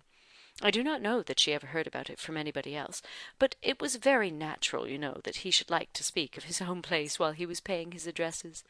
And as Jane used to be very often walking out with them, for Colonel and Mrs. Campbell were very particular about their daughters not walking out often with only Mr. Dickson, for which I do not at all blame them, of course she heard everything he might be telling Miss Campbell about his own home in Ireland, and I think she wrote us word that he had shown them some drawings of the place, views that he had taken himself. He is a most amiable, charming young man, I believe. Jane was quite longing to go to Ireland from his account of things. At this moment, an ingenious and animating suspicion entering Emma's brain with regard to Jane Fairfax, this charming Mr. Dickson, and the not going to Ireland, she said, with the insidious design of farther discovery, "You must feel it very fortunate that Miss Fairfax should be allowed to come to you at such a time, considering the very particular friendship between her and Mrs. Dickson. You could hardly have expected her to be excused from accompanying Colonel and Mrs. Campbell."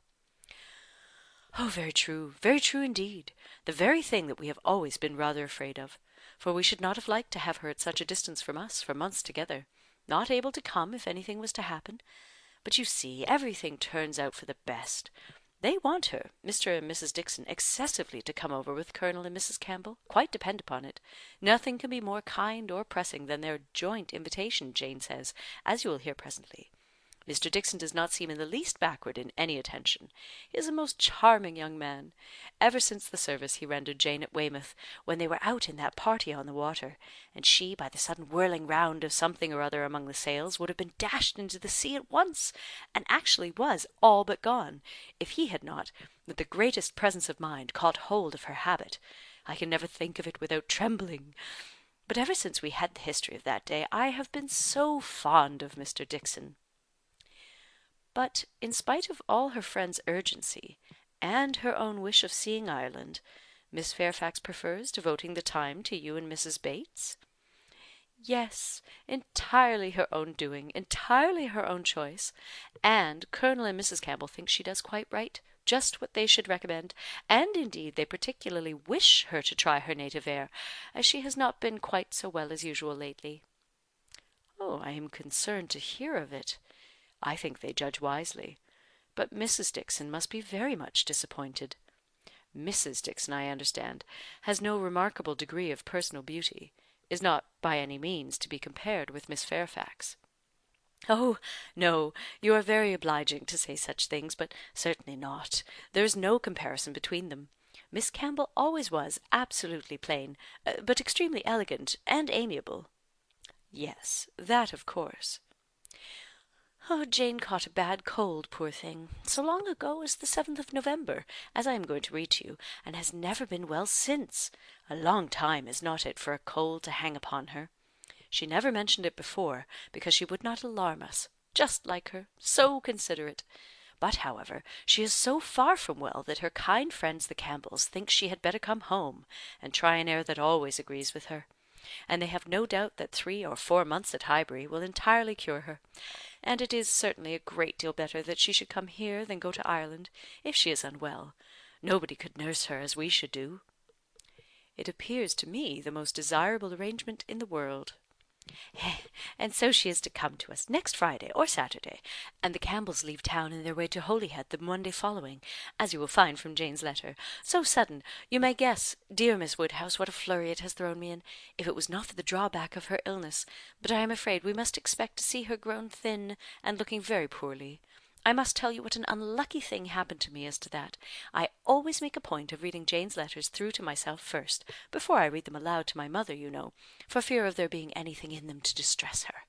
Jane desired me to do it, so I always do; and so I began to-day with my usual caution; but no sooner did I come to the mention of her being unwell than I burst out quite frightened with, 'Bless me! Poor Jane is ill!' which my mother, being on the watch, heard distinctly, and was sadly alarmed at. However, when I read on, I found it was not near so bad as I had fancied at first, and I make so light of it now to her that she does not think much about it. But I cannot imagine how I could be so off my guard. If Jane does not get well soon, we will call in Mr. Perry. The expense shall not be thought of, and though he is so liberal and so fond of Jane that I dare say he would not mean to charge anything for attendance, we could not suffer it to be so, you know. He has a wife and family to maintain, and is not to be giving away his time. Well, now, I have just given you a hint of what Jane writes about. We will turn to her letter, and I am sure she tells her own story a great deal better than I can tell it for her." "I am afraid we must be running away," said Emma, glancing at Harriet, and beginning to rise. "My father will be expecting us. I had no intention, I thought I had no power of staying more than 5 minutes when I first entered the house. I merely called because I would not pass the door without inquiring after Mrs. Bates; but I have been so pleasantly detained. Now, however, we must wish you and Mrs. Bates good morning." And not all that could be urged to detain her succeeded. She regained the street, happy in this, that though much had been forced on her against her will, though she had in fact heard the whole substance of Jane Fairfax's letter, she had been able to escape the letter itself. Volume 2, Chapter 2. Jane Fairfax was an orphan, the only child of Mrs. Bates's youngest daughter. The marriage of Lieutenant Fairfax, of the Regiment of Infantry, and Miss Jane Bates, had had its day of fame and pleasure, hope and interest; but nothing now remained of it, save the melancholy remembrance of him dying in action abroad, of his widow sinking under consumption and grief soon afterwards, and this girl. By birth she belonged to Highbury, and when, at 3 years old, on losing her mother, she became the property, the charge, the consolation, the fondling of her grandmother and aunt, there had seemed every probability of her being permanently fixed there, of her being taught only what very limited means could command, and growing up with no advantages of connection or improvement, to be engrafted on what nature had given her in a pleasing person, good understanding, and warm-hearted, well-meaning relations. But the compassionate feelings of a friend of her father gave a change to her destiny. This was Colonel Campbell, who had very highly regarded Fairfax as an excellent officer and most deserving young man, and farther had been indebted to him for such attentions during a severe camp fever as he believed had saved his life. These were claims which he did not learn to overlook, though some years passed away from the death of poor Fairfax before his own return to England put anything in his power. When he did return, he sought out the child and took notice of her. He was a married man, with only one living child, a girl, about Jane's age, and Jane became their guest, paying them long visits, and growing a favourite with all; and before she was 9 years old, his daughter's great fondness for her, and his own wish of being a real friend, united to produce an offer from Colonel Campbell of undertaking the whole charge of her education. It was accepted, and from that period Jane had belonged to Colonel Campbell's family, and had lived with them entirely, only visiting her grandmother from time to time.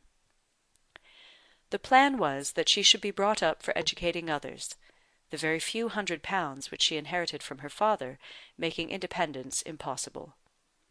To provide for her otherwise was out of Colonel Campbell's power, for though his income by pay and appointments was handsome, his fortune was moderate, and must be all his daughter's.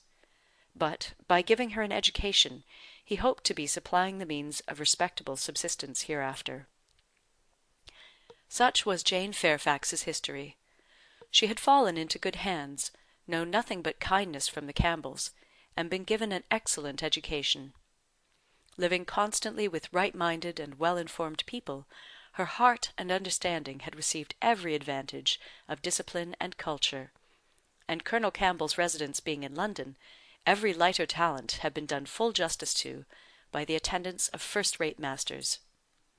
Her disposition and abilities were equally worthy of all that friendship could do, and at 18 or 19 she was, as far as such an early age can be qualified for the care of children, fully competent to the office of instruction herself. But she was too much beloved to be parted with. Neither father nor mother could promote, and the daughter could not endure it. The evil day was put off. It was easy to decide that she was still too young, and Jane remained with them, sharing, as another daughter, in all the rational pleasures of an elegant society, and a judicious mixture of home and amusement, with only the drawback of the future, the sobering suggestions of her own good understanding, to remind her that all this might soon be over.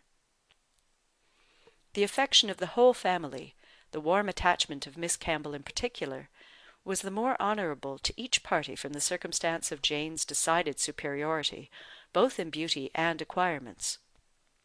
That nature had given it in feature could not be unseen by the young woman, nor could her higher powers of mind be unfelt by the parents.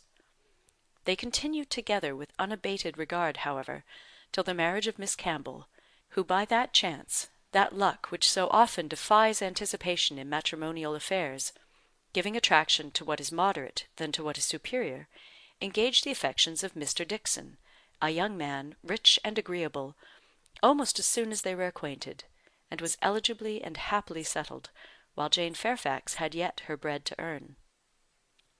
This event had very lately taken place, too lately for any thing to be yet attempted by her less fortunate friend towards entering on her path of duty, though she had now reached the age which her own judgment had fixed on for beginning. She had long resolved that 21 should be the period. With the fortitude of a devoted novitiate, she had resolved at 21 to complete the sacrifice, and retire from all the pleasures of life, of rational intercourse, equal society, peace, and hope, to penance and mortification for ever. The good sense of Colonel and Mrs. Campbell could not oppose such a resolution, though their feelings did. As long as they lived, no exertions would be necessary. Their home might be hers for ever, and for their own comfort they would have retained her wholly. But this would be selfishness. What must be at last had better be soon. Perhaps they began to feel it might have been kinder and wiser to have resisted the temptation of any delay, and spared her from a taste of such enjoyments of ease and leisure as must now be relinquished. Still, however, affection was glad to catch at any reasonable excuse for not hurrying on the wretched moment. She had never been quite well since the time of their daughter's marriage, and till she should have completely recovered her usual strength, they must forbid her engaging in duties which, so far from being compatible with a weakened frame and varying spirits, seemed, under the most favourable circumstances, to require something more than human perfection of body and mind to be discharged with tolerable comfort. With regard to her not accompanying them to Ireland, her account to her aunt contained nothing but truth, though there might be some truths not told. It was her own choice to give the time of their absence to Highbury, to spend, perhaps, her last months of perfect liberty with those kind relations to whom she was so very dear, and the Campbells, whatever might be their motive or motives, whether single or double or treble, gave the arrangement of their ready sanction, and said that they depended more on a few months spent in her native air, for the recovery of her health, than on anything else.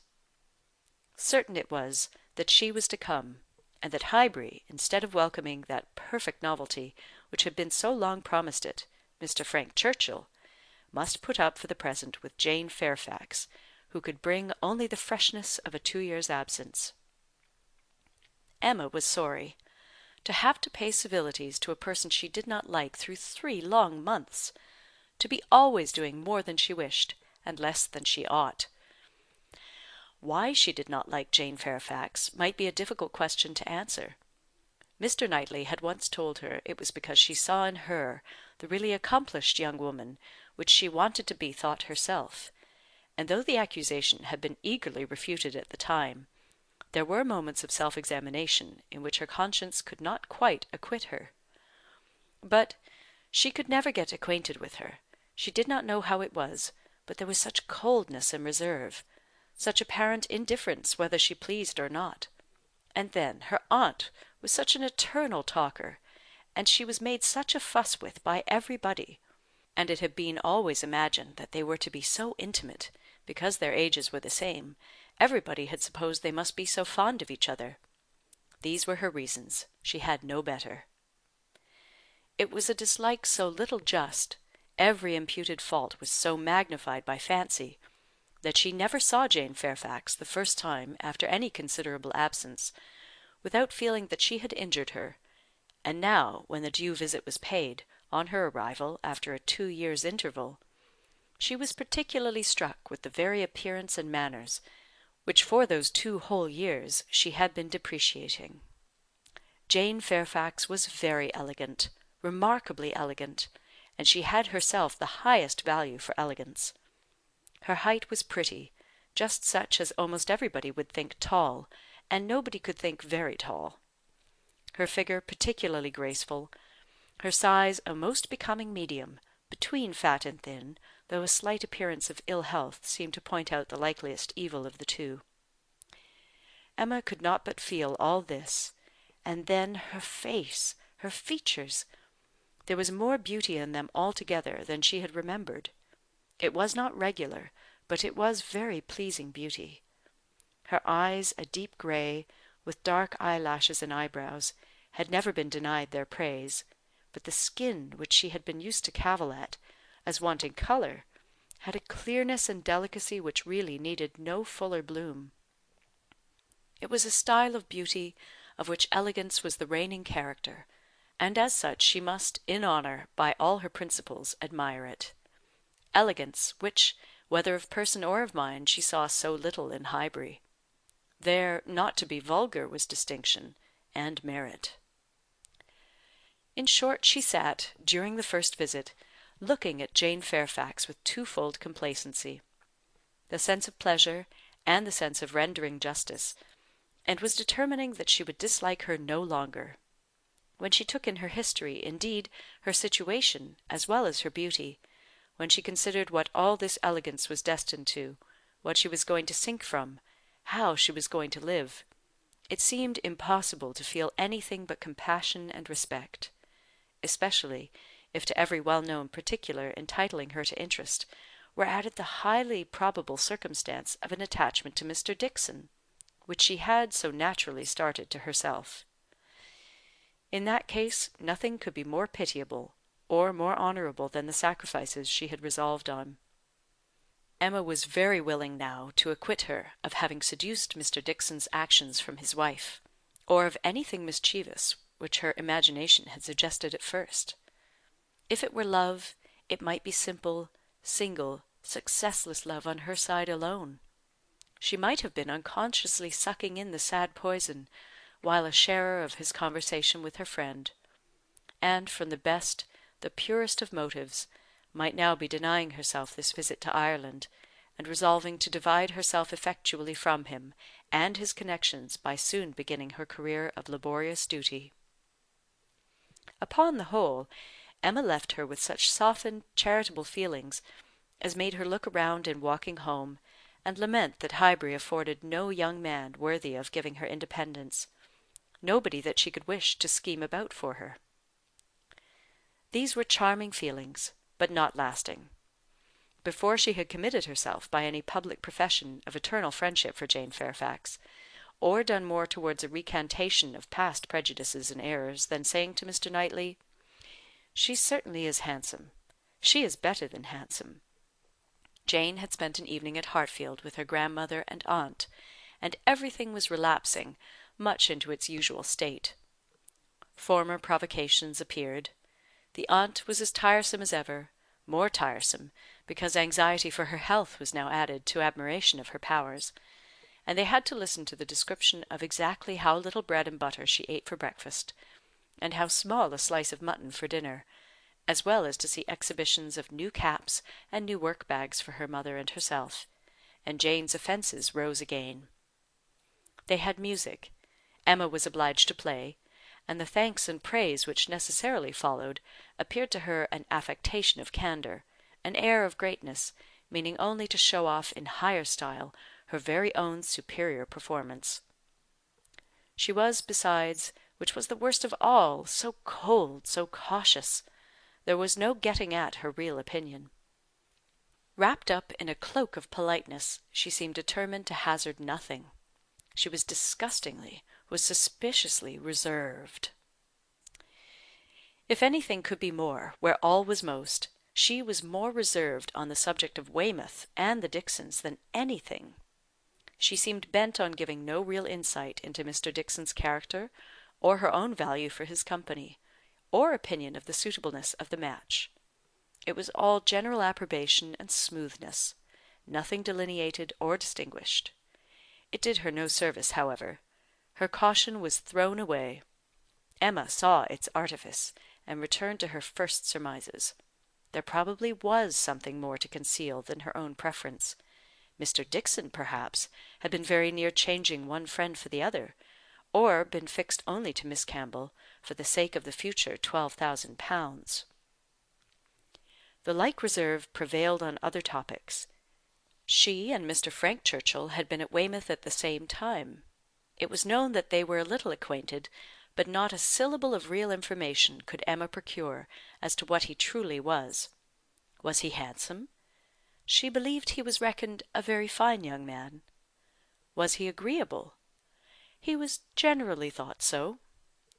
Did he appear a sensible young man, a young man of information? At a watering place, or in a common London acquaintance, it was difficult to decide on such points. Manners were all that could be safely judged of, under a much longer knowledge than they had yet had of Mr. Churchill. She believed everybody found his manners pleasing. Emma could not forgive her. Volume 2, Chapter 3. Emma could not forgive her, but, as neither provocation nor resentment were discerned by Mr. Knightley, who had been of the party, and had seen only proper attention and pleasing behaviour on each side, he was expressing the next morning, being at Hartfield again on business with Mr. Woodhouse, his approbation of the whole, not so openly as he might have done had her father been out of the room, but speaking plain enough to be very intelligible to Emma. He had been used to think her unjust to Jane, and had now great pleasure in marking an improvement. A very pleasant evening, he began, as soon as Mr. Woodhouse had been talked into what was necessary, told that he understood, and the papers swept away. Particularly pleasant. You and Miss Fairfax gave us some very good music. I do not know a more luxurious state, sir, than sitting at one's ease to be entertained a whole evening by two such young women, sometimes with music and sometimes with conversation. I am sure Miss Fairfax must have found the evening pleasant, Emma. You left nothing undone. I was glad you made her play so much, for having no instrument at her grandmother's, it must have been a real indulgence. I am happy you approved, said Emma, smiling, but I hope I am not often deficient in what is due to guests at Hartfield. No, my dear, said her father instantly. That I am sure you are not.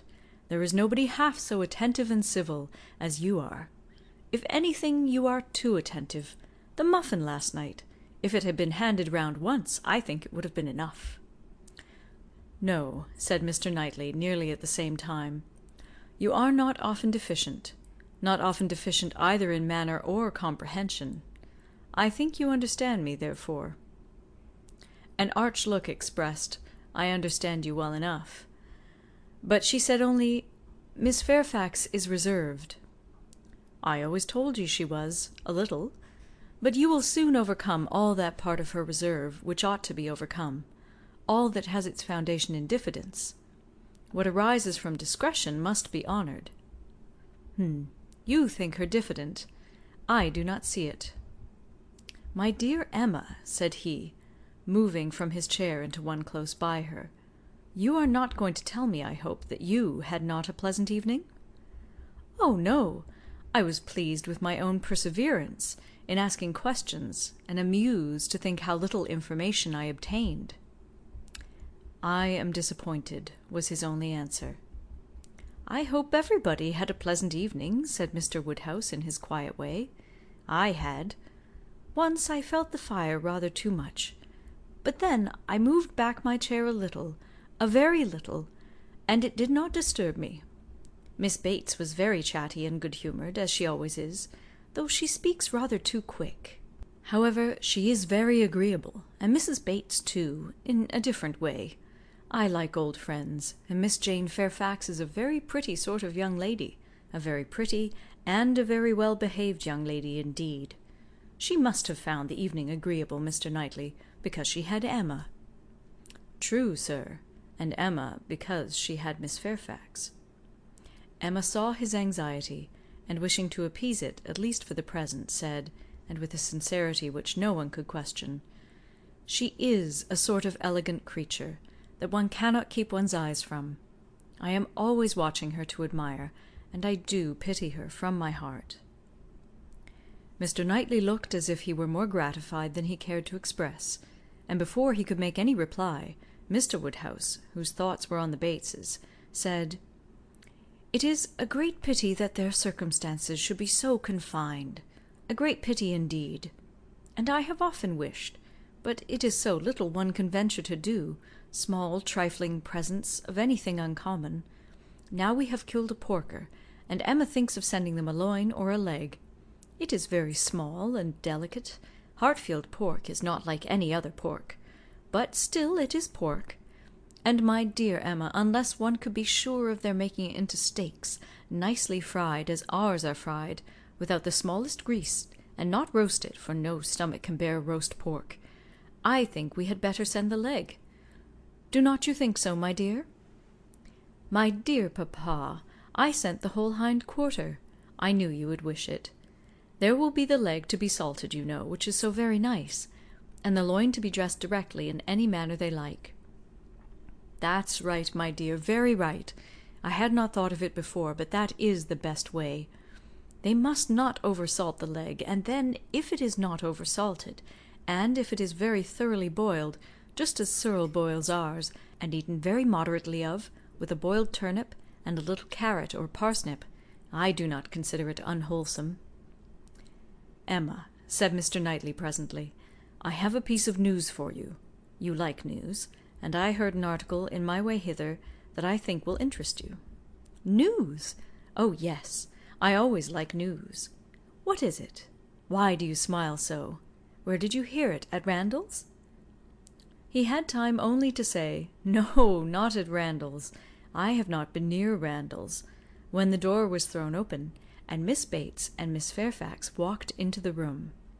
Full of thanks, and full of news, Miss Bates knew not which to give quickest. Mr. Knightley soon saw that he had lost his moment, and that not another syllable of communication could rest with him. "Oh, my dear sir, how are you this morning? My dear Miss Woodhouse, I come quite overpowered. Such a beautiful hind quarter of pork! You are too bountiful. Have you heard the news? Mr. Elton is going to be married." Emma had not had time even to think of Mr. Elton, and she was so completely surprised that she could not avoid a little start and a little blush at the sound. "There is my news. I thought it would interest you," said Mr. Knightley, with a smile which implied a conviction of some part of what had passed between them. "But where could you hear it?" cried Miss Bates. "Where could you possibly hear it, Mr. Knightley? For it is not 5 minutes since I received Mrs. Cole's note. No, it cannot be more than 5, or at least 10, for I had got my bonnet and spencer on just ready to come out. I was only gone down to speak to Patty again about the pork. Jane was standing in the passage. Were not you, Jane? for my mother was so afraid that we had not any salting pan large enough. So I said I would go down and see, and Jane said, "Shall I go down instead, for I think you have a little cold, and Patty has been washing the kitchen." "Oh, my dear," said I. Well, and just then came the note. A Miss Hawkins, that's all I know. A Miss Hawkins of Bath. But, Mr. Knightley, how could you possibly have heard it? For the very moment Mr. Cole told Mrs. Cole of it, she sat down and wrote to me. A Miss Hawkins. I was with Mr. Cole on business an hour and a half ago. He had just read Elton's letter, as I was shown in, and handed it to me directly. Well, that is quite... I suppose there never was a piece of news more generally interesting. My dear sir, you really are too bountiful. My mother desires her very best compliments and regards, and 1,000 thanks, and says you really quite oppress her. "We consider our Hartfield pork," replied Mr. Woodhouse. "Indeed, it certainly is so very superior to all other pork, that Emma and I cannot have a greater pleasure than...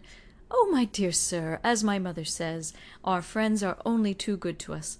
If ever there were people who, without having great wealth themselves, had everything they could wish for, I am sure it is us. We may well say that our lot is cast in a goodly heritage. Well, Mr. Knightley, and so you actually saw the letter. Well, it was short, merely to announce, but cheerful, exulting, of course." Here was a sly glance at Emma. He had been so fortunate as to... I forget the precise words, one has no business to remember them. The information was, as you state, that he was going to be married to a Miss Hawkins. By his style, I should imagine it just settled. "Mr. Elton going to be married!" said Emma, as soon as she could speak. "He will have everybody's wishes for his happiness." "He is very young to settle," was Mr. Woodhouse's observation. "He had better not be in a hurry. He seemed to me very well off as he was. We were always glad to see him at Hartfield." "A new neighbour for us all, Miss Woodhouse," said Miss Bates, joyfully. "My mother is so pleased. She says she cannot bear to have the poor old vicarage without a mistress. This is great news indeed. Jane, you have never seen Mr. Elton. No wonder that you have such a curiosity to see him." Jane's curiosity did not appear of that absorbing nature as wholly to occupy her. "No, I have never seen Mr. Elton," she replied, starting on this appeal. Is he a tall man?" "Who shall answer that question?" cried Emma. "My father would say yes, Mr. Knightley no, and Miss Bates and I that he is just the happy medium. When you have been here a little longer, Miss Fairfax, you will understand that Mr. Elton is the standard of perfection in Highbury, both in person and mind." "Very true, Miss Woodhouse, so she will. He is the very best young man. But, my dear Jane, if you remember, I told you yesterday he was precisely the height of Mr. Perry. Miss Hawkins, I dare say, an excellent young woman. His extreme attention to my mother, wanting her to sit in the vicarage pew, that she might hear the better, for my mother is a little deaf, you know. It is not much, but she does not hear quite quick. Jane says that Colonel Campbell is a little deaf. He fancied bathing might be good for it, the warm bath, but she says it did him no lasting benefit. Colonel Campbell, you know, is quite our angel, and Mr. Dixon seems a very charming young man, quite worthy of him. It is such a happiness when good people get together, and they always do. Now, here will be Mr. Elton and Miss Hawkins, and there are the Coles, such very good people, and the Perrys. I suppose there never was a happier or a better couple than Mr. and Mrs. Perry. I say, sir," turning to Mr. Woodhouse, "I think there are few places with such society as Highbury. I always say we are quite blessed in our neighbours. My dear sir, if there is one thing my mother loves better than another, it is pork, a roast loin of pork." "As to who or what Miss Hawkins is, or how long he has been acquainted with her," said Emma, "nothing, I suppose, can be known. One feels that it cannot be a very long acquaintance. He has been gone only 4 weeks." Nobody had any information to give, and, after a few more wonderings, Emma said, "You are silent, Miss Fairfax, but I hope you mean to take an interest in this news. You, who have been hearing and seeing so much of late on these subjects, who must have been so deep in the business on Miss Campbell's account. We shall not excuse your being indifferent about Mr. Elton and Miss Hawkins." "When I have seen Mr. Elton," replied Jane, "I dare say I shall be interested, but I believe it requires that with me, and as it is some months since Miss Campbell married, the impression may be a little worn off." "Yes, he has been gone just 4 weeks, as you observe, Miss Woodhouse," said Miss Bates. 4 weeks yesterday. A Miss Hawkins! Well, I had always rather fancied it would be some young lady hereabouts. Not that I ever Mrs. Cole once whispered to me, but I immediately said, "No, Mr. Elton is a most worthy young man, but—" In short, I do not think I am particularly quick at those sort of discoveries. I do not pretend to it. What is before me, I see. At the same time, nobody could wonder if Mr. Elton should have aspired— Miss Woodhouse lets me chatter on so good-humouredly. She knows I would not offend for the world. How does Miss Smith do? She seems quite recovered now. Have you heard from Mrs. John Knightley lately? Oh, those dear little children! Jane, do you know, I always fancy Mr. Dixon like Mr. John Knightley. I mean in person.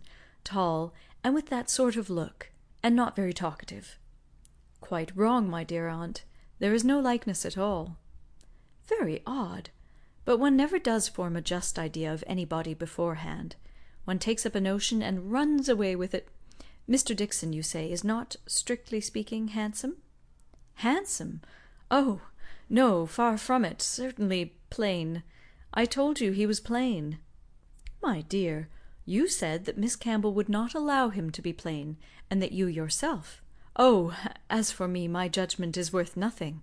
Where I have a regard, I always think a person well-looking, but I gave what I believed the general opinion when I called him plain. Well, my dear Jane, I believe we must be running away. The weather does not look well, and grandmamma will be uneasy. You are too obliging, my dear Miss Woodhouse, but we really must take leave. This has been a most agreeable piece of news indeed. I shall just go round by Mrs. Cole's, but I shall not stop 3 minutes. And Jane, you had better go home directly. I would not have you out in a shower. We think she is the better for Highbury already. Thank you, we do indeed. I shall not attempt calling on Mrs. Goddard, for I really do not think she cares for anything but boiled pork. When we dress the leg it will be another thing. Good morning to you, my dear sir. Oh, Mr. Knightley is coming too. Well, that is so very— I am sure if Jane is tired you will be so kind as to give her your arm. Mr. Elton and Miss Hawkins. Oh, good morning to you. Emma, alone with her father, had half her attention wanted by him, while he lamented that young people would be in such a hurry to marry, and to marry strangers too, and the other half she could give to her own view of the subject. It was to herself an amusing and a very welcome piece of news, as proving that Mr. Elton could not have suffered long, but she was sorry for Harriet. Harriet must feel it, and all that she could hope was, by giving the first information herself, to save her from hearing it abruptly from others. It was now about the time that she was likely to call. If she were to meet Miss Bates in her way, oh! And upon its beginning to rain, Emma was obliged to expect that the weather would be detaining her at Mrs. Goddard's, and that the intelligence would undoubtedly rush upon her without preparation. The shower was heavy but short, and it had not been over 5 minutes, when in came Harriet, with just the heated, agitated look which hurrying thither with a full heart was likely to give, and the "Oh, Miss Woodhouse, what do you think has happened?" which instantly burst forth, had all the evidence of corresponding perturbation. As the blow was given, Emma felt that she could not now show greater kindness than in listening, and Harriet, unchecked, ran eagerly through what she had to tell. She had set out from Mrs. Goddard's half an hour ago. She had been afraid it would rain. She had been afraid it would pour down every moment, but she thought she might get to Hartfield first.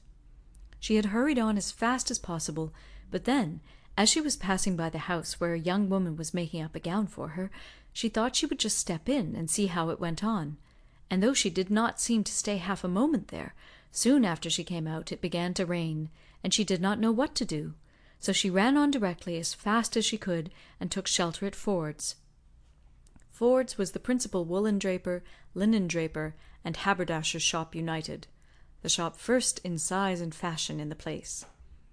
And so there she had sat, without an idea of anything in the world, full 10 minutes perhaps, when all of a sudden who should come in? To be sure, it was so very odd, but they always dealt at Ford's.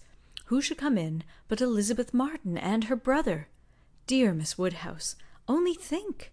I thought I should have fainted. Oh, I did not know what to do. I was sitting near the door. Elizabeth saw me directly, but he did not. He was busy with the umbrella. I am sure she saw me, but she looked away directly and took no notice, and they both went to quite the farther end of the shop, and I kept sitting near the door. Oh dear, I was so miserable. I am sure I must have been as white as my gown. I could not go away, you know, because of the rain, but I did so wish myself anywhere in the world but there. Oh dear, Miss Woodhouse. Well, at last, I fancy, he looked around and saw me, for instead of going on with her buyings, they began whispering to one another. I am sure they were talking of me, and I could not help thinking that he was persuading her to speak to me. Do you think he was, Miss Woodhouse? For presently she came forward, came quite up to me, and asked me how I did, and seemed ready to shake hands, if I would. She did not do any of it in the same way that she used. I could see she was altered. But, however, she seemed to try to be very friendly, and we shook hands and stood talking some time. But I know no more what I said. I was in such a tremble. I remember she said she was sorry we never met now, which I thought almost too kind. Dear Miss Woodhouse, I was absolutely miserable. By that time it was beginning to hold up, and I was determined that nothing should stop me from getting away. And then, only think, I found he was coming up towards me too. Slowly, you know, and as if he did not quite know what to do. And so he came and spoke, and I answered, and I stood for a minute feeling dreadfully, you know, one can't tell how, and then I took courage, and said it did not rain, and I must go, and so off I set, and I had not got 3 yards from the door, when he came after me, only to say, if I was going to Hartfield, he thought I had much better go round by Mr. Coles's stables, for I should find the near way quite floated by this rain. Oh, dear, I thought it would have been the death of me. So I said I was very much obliged to him, you know I could not do less, and then he went back to Elizabeth, and I came round by the stables. I believe I did, but I hardly knew where I was, or anything about it. Oh, Miss Woodhouse, I would rather done anything than have it happen, and yet, you know, there was a sort of satisfaction in seeing him behave so pleasantly and so kindly, and Elizabeth too. Oh, Miss Woodhouse, do talk to me and make me comfortable again." Very sincerely did Emma wish to do so, but it was not immediately in her power. She was obliged to stop and think. She was not thoroughly comfortable herself. The young man's conduct and his sister's seemed the result of real feeling, and she could not but pity them. As Harriet described it, there had been an interesting mixture of wounded affection and genuine delicacy in their behaviour. But she had believed them to be well-meaning, worthy people before, and what difference did this make in the evils of the connection? It was folly to be disturbed by it. Of course, he must be sorry to lose her. They must all be sorry. Ambition as well as love had probably been mortified. They might all have hoped to rise by Harriet's acquaintance, and besides, what was the value of Harriet's description? So easily pleased, so little discerning. What signified her praise? She exerted herself, and did try to make her comfortable by considering all that had passed as a mere trifle, and quite unworthy of being dwelt on. "It might be distressing for the moment," said she, "but you seem to have behaved extremely well, and it is over, and may never, can never, as a first meeting, occur again, and therefore you need not think about it." Harriet said, "Very true," and she would not think about it, but still she talked of it. Still she could talk of nothing else, and Emma at last, in order to put the Martins out of her head, was obliged to hurry on the news, which she had meant to give with so much tender caution, hardly knowing herself whether to rejoice or be angry, ashamed or only amused at such a state of mind in poor Harriet, such a conclusion of Mr. Elton's importance with her. Mr. Elton's rights, however, gradually revived. Though she did not feel the first intelligence as she might have done the day before, or an hour before, its interest soon increased, and before their first conversation was over, she had talked herself into all the sensations of curiosity, wonder and regret, pain and pleasure, as to this fortunate Miss Hawkins, which could conduce to place the Martins under proper subordination in her fancy. Emma learned to be rather glad that there had been such a meeting. It had been serviceable in deadening the first shock, without retaining any influence to alarm. As Harriet now lived, the Martins could not get at her without seeking her, where hitherto they had wanted either the courage or the condescension to seek her; for since her refusal of the brother, the sisters had never been at Mrs. Goddard's, and a 12-month might pass without their being thrown together again, with any necessity, or even any power of speech. Volume 2, Chapter 4. Human nature is so well disposed towards those who are in interesting situations, that a young person who either marries or dies is sure of being kindly spoken of. A week had not passed since Miss Hawkins's name was first mentioned in Highbury, before she was, by some means or other, discovered to have every recommendation of person and mind, to be handsome, elegant, highly accomplished, and perfectly amiable; and when Mr. Elton himself arrived to triumph in his happy prospects, and circulate the fame of her merits, there was very little more for him to do than to tell her Christian name, and say whose music she principally played. Mr. Elton returned a very happy man.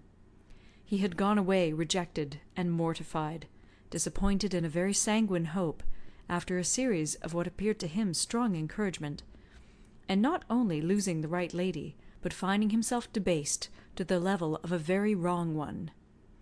He had gone away deeply offended; he came back engaged to another, and to another as superior, of course, to the first, as under such circumstances what is gained always is to what is lost. He came back gay and self-satisfied, eager and busy, caring nothing for Miss Woodhouse, and defying Miss Smith. The charming Augusta Hawkins, in addition to all the usual advantages of perfect beauty and merit, was in possession of an independent fortune, of so many thousands as would always be called 10, a point of some dignity, as well as some convenience. The story told well. He had not thrown himself away; he had gained a woman of £10,000 or thereabouts, and he had gained her with such delightful rapidity, the first hour of introduction had been so very soon followed by distinguishing notice, the history which he had to give Mrs. Cole of the rise and progress of the affair was so glorious, the steps so quick, from the accidental rencontre to the dinner at Mr. Green's and the party at Mrs. Brown's, smiles and blushes rising in importance, with consciousness and agitation richly scattered. The lady had been so easily impressed, so sweetly disposed, had, in short, to use a most intelligible phrase, been so very ready to have him, that vanity and prudence were equally contented. He had caught both substance and shadow, both fortune and affection, and was just the happy man he ought to be, talking only of himself and his own concerns, expecting to be congratulated, ready to be laughed at, and, with cordial, fearless smiles, now addressing all the young ladies of the place, to whom, a few weeks ago, he would have been more cautiously gallant. The wedding was no distant event, as the parties had only themselves to please, and nothing but the necessary preparations to wait for; and when he set out for Bath again, there was a general expectation, which a certain glance of Mrs. Cole's did not seem to contradict, that when he next entered Highbury he would bring his bride. During his present short stay, Emma had barely seen him, but just enough to feel that the first meeting was over, and to give her the impression of his not being improved by the mixture of pique and pretension now spread over his air.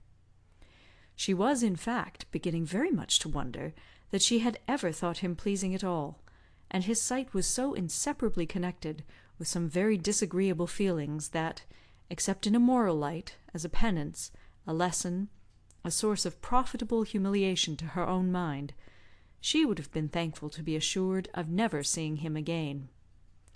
She wished him very well, but he gave her pain, and his welfare 20 miles off would administer most satisfaction. The pain of his continued residence in Highbury, however, must certainly be lessened by his marriage.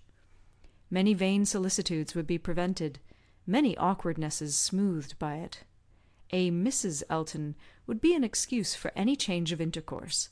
Former intimacy might sink without remark. It would be almost beginning their life of civility again. Of the lady individually, Emma thought very little. She was good enough for Mr. Elton, no doubt, accomplished enough for Highbury, handsome enough to look plain probably by Harriet's side. As to connection, there Emma was perfectly easy, persuaded that after all his own vaunted claims and disdain of Harriet, he had done nothing. On that article, truth seemed attainable. What she was must be uncertain, but who she was might be found out; and setting aside the £10,000, it did not appear that she was at all Harriet's superior. She brought no name, no blood, no alliance. Miss Hawkins was the youngest of the 2 daughters of a Bristol merchant. Of course, he must be called, but as the whole of the profits of his mercantile life appeared so very moderate, it was not unfair to guess the dignity of his line of trade had been very moderate also. Part of every winter she had been used to spend in Bath, but Bristol was her home, the very heart of Bristol, for though the father and mother had died some years ago, and uncle remained in the law line, nothing more distinctly honourable was hazarded of him than that he was in the law line, and with him the daughter had lived. Emma guessed him to be the drudge of some attorney, and too stupid to rise. And all the grandeur of the connection seemed dependent on the elder sister, who was very well married, to a gentleman in a great way near Bristol, who kept 2 carriages. That was the wind-up of the history. That was the glory of Miss Hawkins. Could she but have given Harriet her feelings about it all! She had talked her into love, but alas! she was not so easily to be talked out of it. The charm of an object to occupy the many vacancies of Harriet's mind was not to be talked away.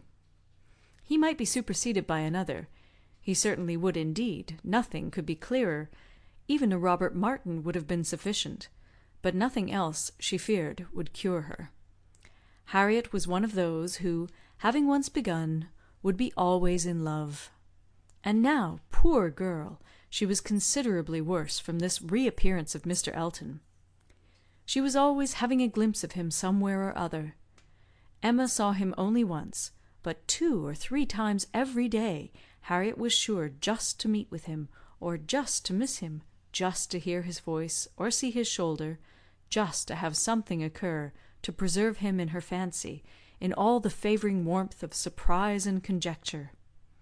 She was, moreover, perpetually hearing about him, for, excepting when at Hartfield, she was always among those who saw no fault in Mr. Elton, and found nothing so interesting as the discussion of his concerns; and every report, therefore, every guess, all that had already occurred, all that might occur in the arrangement of his affairs, comprehending income, servants, and furniture, was continually in agitation around her. Her regard was receiving strength by invariable praise of him, and her regrets kept alive, and feelings irritated by ceaseless repetitions of Miss Hawkins's happiness, and continual observation of how much he seemed attached, his air as he walked by the house, the very sitting of his hat, being all in proof of how much he was in love. Had it been allowable entertainment, had there been no pain to her friend, or reproach to herself in the waverings of Harriet's mind, Emma would have been amused by its variations. Sometimes Mr. Elton predominated, sometimes the Martins, and each was occasionally useful as a check to the other. Mr. Elton's engagement had been the cure of the agitation of meeting Mr. Martin. The unhappiness produced by the knowledge of that engagement had been a little put aside by Elizabeth Martin's calling at Mrs. Goddard's a few days afterwards. Harriet had not been at home, but a note had been prepared and left for her, written in the very style to touch, a small mixture of reproach with a great deal of kindness, and till Mr. Elton himself appeared, she had been much occupied by it, continually pondering over what could be done in return, and wishing to do more than she dared to confess. But Mr. Elton in person had driven away all such cares. While he stayed, the Martins were forgotten, and on the very morning of his setting off for Bath again, Emma, to dissipate some of the distress it occasioned, judged it best for her to return Elizabeth Martin's visit. How that visit was to be acknowledged, what would be necessary, and what might be safest, had been a point of some doubtful consideration. Absolute neglect of the mother and sisters, when invited to come, would be ingratitude. It must not be. And yet the danger of a renewal of the acquaintance. After much thinking, she could determine on nothing better than Harriet's returning the visit, but in a way that, if they had understanding, should convince them that it was to be only a formal acquaintance. She meant to take her in the carriage, leave her at the Abbey Mill, while she drove a little farther, and call for her again so soon as to allow no time for insidious applications or dangerous recurrences to the past, and give the most decided proof of what degree of intimacy was chosen for the future. She could think of nothing better, and though there was something in it which her own heart could not approve, something of ingratitude, merely glossed over, it must be done, or what would become of Harriet? Volume 2, Chapter 5. Small heart had Harriet for visiting. Only half an hour before her friend called for her at Mrs. Goddard's, her evil stars had led her to the very spot where, at that moment, a trunk, directed to the Reverend Philip Elton, White Hart, Bath, was to be seen under the operation of being lifted into the butcher's cart, which was to convey it to where the coaches passed, and everything in this world, excepting that trunk and the direction, was consequently a blank. She went, however, and when they reached the farm, and she was to be put down at the end of the broad, neat gravel walk which led between espalier apple trees to the front door, the sight of everything which had given her so much pleasure the autumn before was beginning to revive a little local agitation, and when they parted, Emma observed her to be looking around with a sort of fearful curiosity which determined her not to allow the visit to exceed the proposed quarter of an hour. She went on herself to give that portion of time to an old servant who was married, and settled in Donwell. The quarter of an hour brought her punctually to the White Gate again, and Miss Smith, receiving her summons, was with her without delay, and unattended by any alarming young man. She came solitarily down the gravel walk, a Miss Martin just appearing at the door, and parting with her seemingly with ceremonious civility. Harriet could not very soon give an intelligible account. She was feeling too much, but at last Emma collected from her enough to understand the sort of meeting and the sort of pain it was creating. She had seen only Mrs. Martin and the two girls. They had received her doubtingly, if not coolly, and nothing beyond the merest commonplace had been talked almost all the time, till just at last, when Mrs. Martin saying, all of a sudden, that she thought Miss Smith was grown, had brought on a more interesting subject, and a warmer manner. In that very room she had been measured last September with her two friends. There were the pencilled marks and memorandums on the wainscot by the window. He had done it. They all seemed to remember the day, the hour, the party, the occasion, to feel the same consciousness, the same regrets, to be ready to return to the same good understanding, and they were just growing again like themselves, Harriet, as Emma must suspect, as ready as the best of them to be cordial and happy, when the carriage reappeared, and all was over. The style of the visit and the shortness of it were then felt to be decisive. 14 minutes to be given to those with whom she had thankfully passed 6 weeks, not 6 months ago. Emma could not but picture it all, and feel how justly they might resent, how naturally Harriet must suffer. It was a bad business. She would have given a great deal, or endured a great deal, to have had the Martins in a higher rank of life. They were so deserving, that a little higher should have been enough. But as it was, how could she have done otherwise? Impossible. She could not repent. They must be separated, but there was a great deal of pain in the process, so much to herself at this time, that she soon felt the necessity of a little consolation, and resolved on going home by way of Randalls to procure it. Her mind was quite sick of Mr. Elton and the Martins. The refreshment of Randalls was absolutely necessary. It was a good scheme, but on driving to the door, they heard that neither master nor mistress was at home. They had both been out some time, and the man believed they were gone to Hartfield. "Oh, this is too bad!" cried Emma as they turned away. "And now we shall just miss them. Too provoking! I do not know when I have been so disappointed."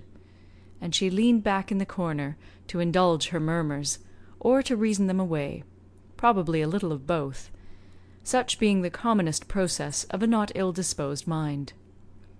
Presently the carriage stopped. She looked up. It was stopped by Mr. and Mrs. Weston, who were standing to speak to her. There was instant pleasure in the sight of them, and still greater pleasure was conveyed in sound, for Mr. Weston immediately accosted her with, "How d'ye do? How d'ye do? We have been sitting with your father. Glad to see him so well. Frank comes to-morrow. I had a letter this morning. We see him to-morrow by dinner-time to a certainty. He is at Oxford to-day, and he comes for a whole fortnight. I knew it would be so. If he had come at Christmas, he could not have stayed 3 days. I was always glad he did not come at Christmas. Now we are going to have just the right weather for him, fine, dry, settled weather. We shall enjoy him completely. Everything has turned out exactly as we could wish." There was no resisting such news, no possibility of avoiding the influence of such a happy face as Mr. Weston's, confirmed as it all was by the words and the countenance of his wife, fewer and quieter, but not less to the purpose. To know that she thought his coming certain was enough to make Emma consider it so, and sincerely did she rejoice in their joy. It was a most delightful reanimation of exhausted spirits.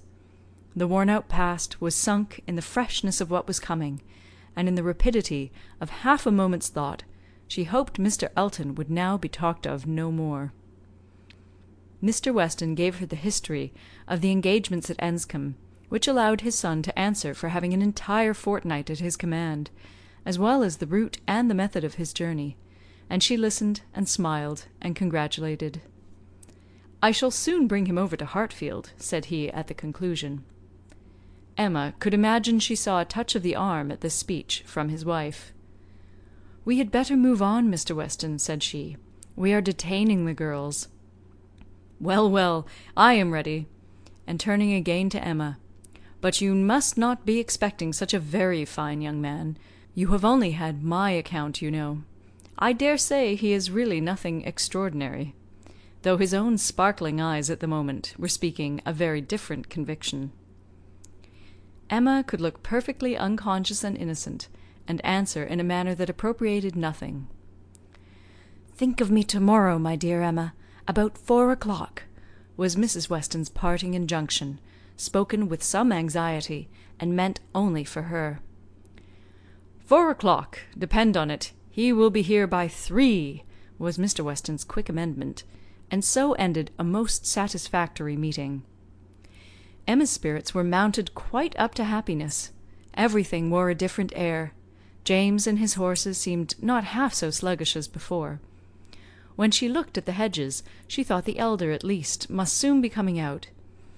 And when she turned round to Harriet, she saw something like a look of spring, a tender smile, even there. "Will Mr. Frank Churchill pass through Bath as well as Oxford?" was a question, however, which did not augur much.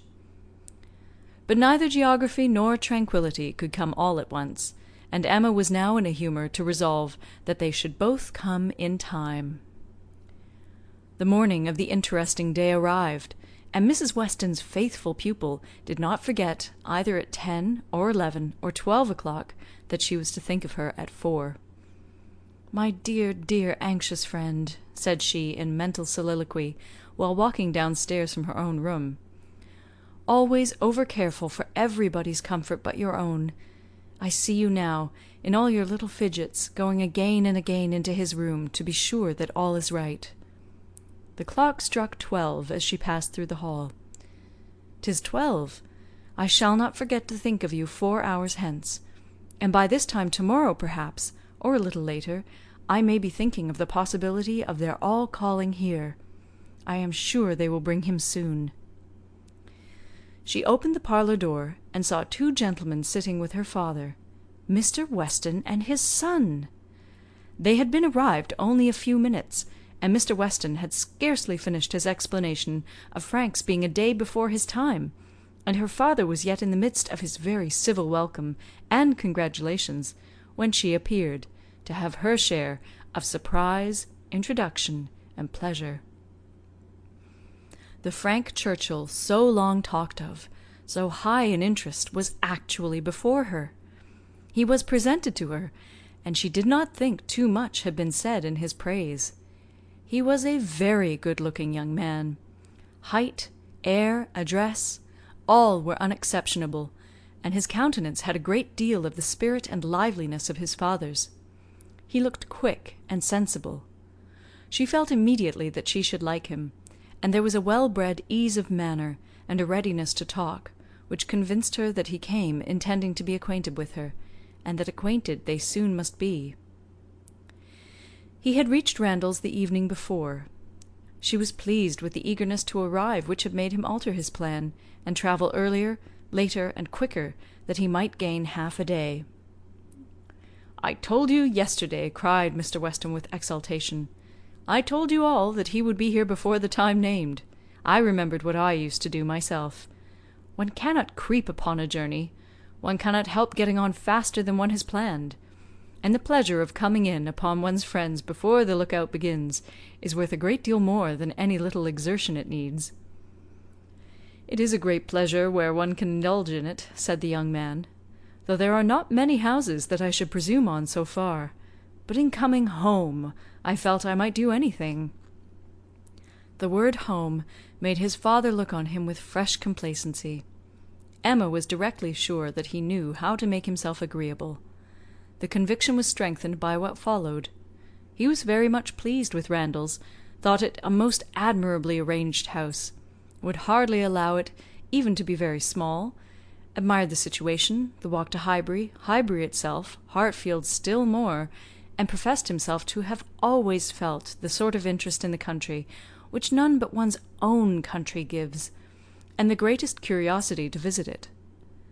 That he should never have been able to indulge so amiable a feeling before passed suspiciously through Emma's brain, but still, if it were a falsehood, it was a pleasant one, and pleasantly handled. His manner had no air of study or exaggeration. He did really look and speak as if in a state of no common enjoyment. Their subjects in general were such as belonged to an opening acquaintance. On his side were the inquiries, was she a horsewoman? Pleasant rides? Pleasant walks? Had they a large neighbourhood? Highbury, perhaps, afforded society enough.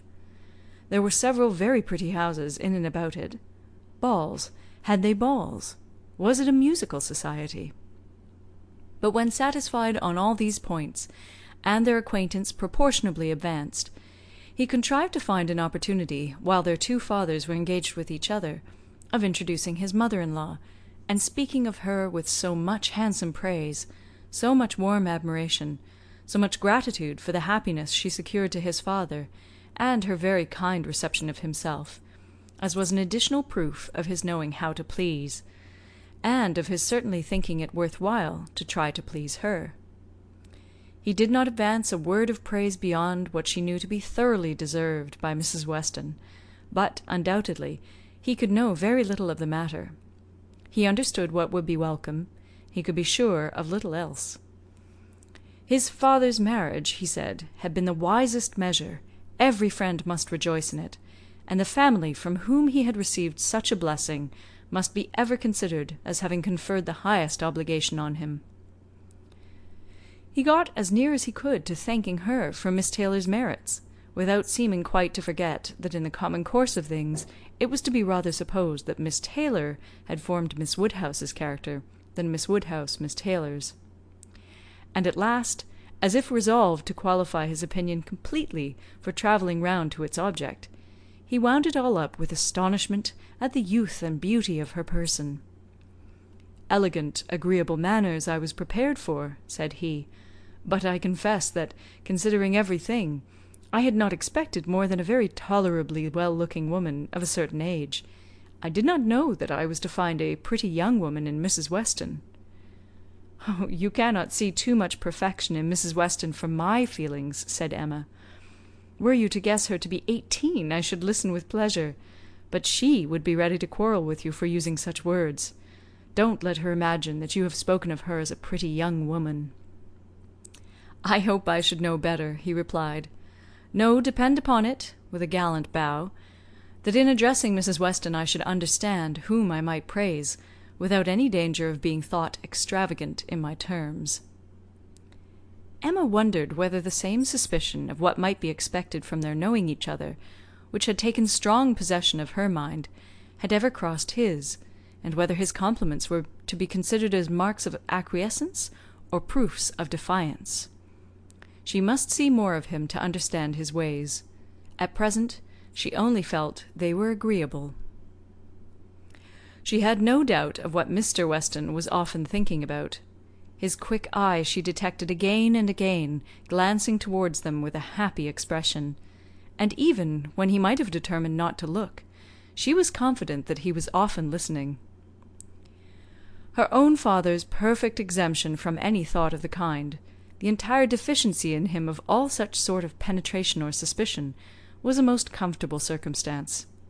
Happily, he was not farther from approving matrimony than from foreseeing it. Though always objecting to every marriage that was arranged, he never suffered beforehand from the apprehension of any. It seemed as if he could not think so ill of any two persons' understanding as to suppose they meant to marry, till it were proved against them.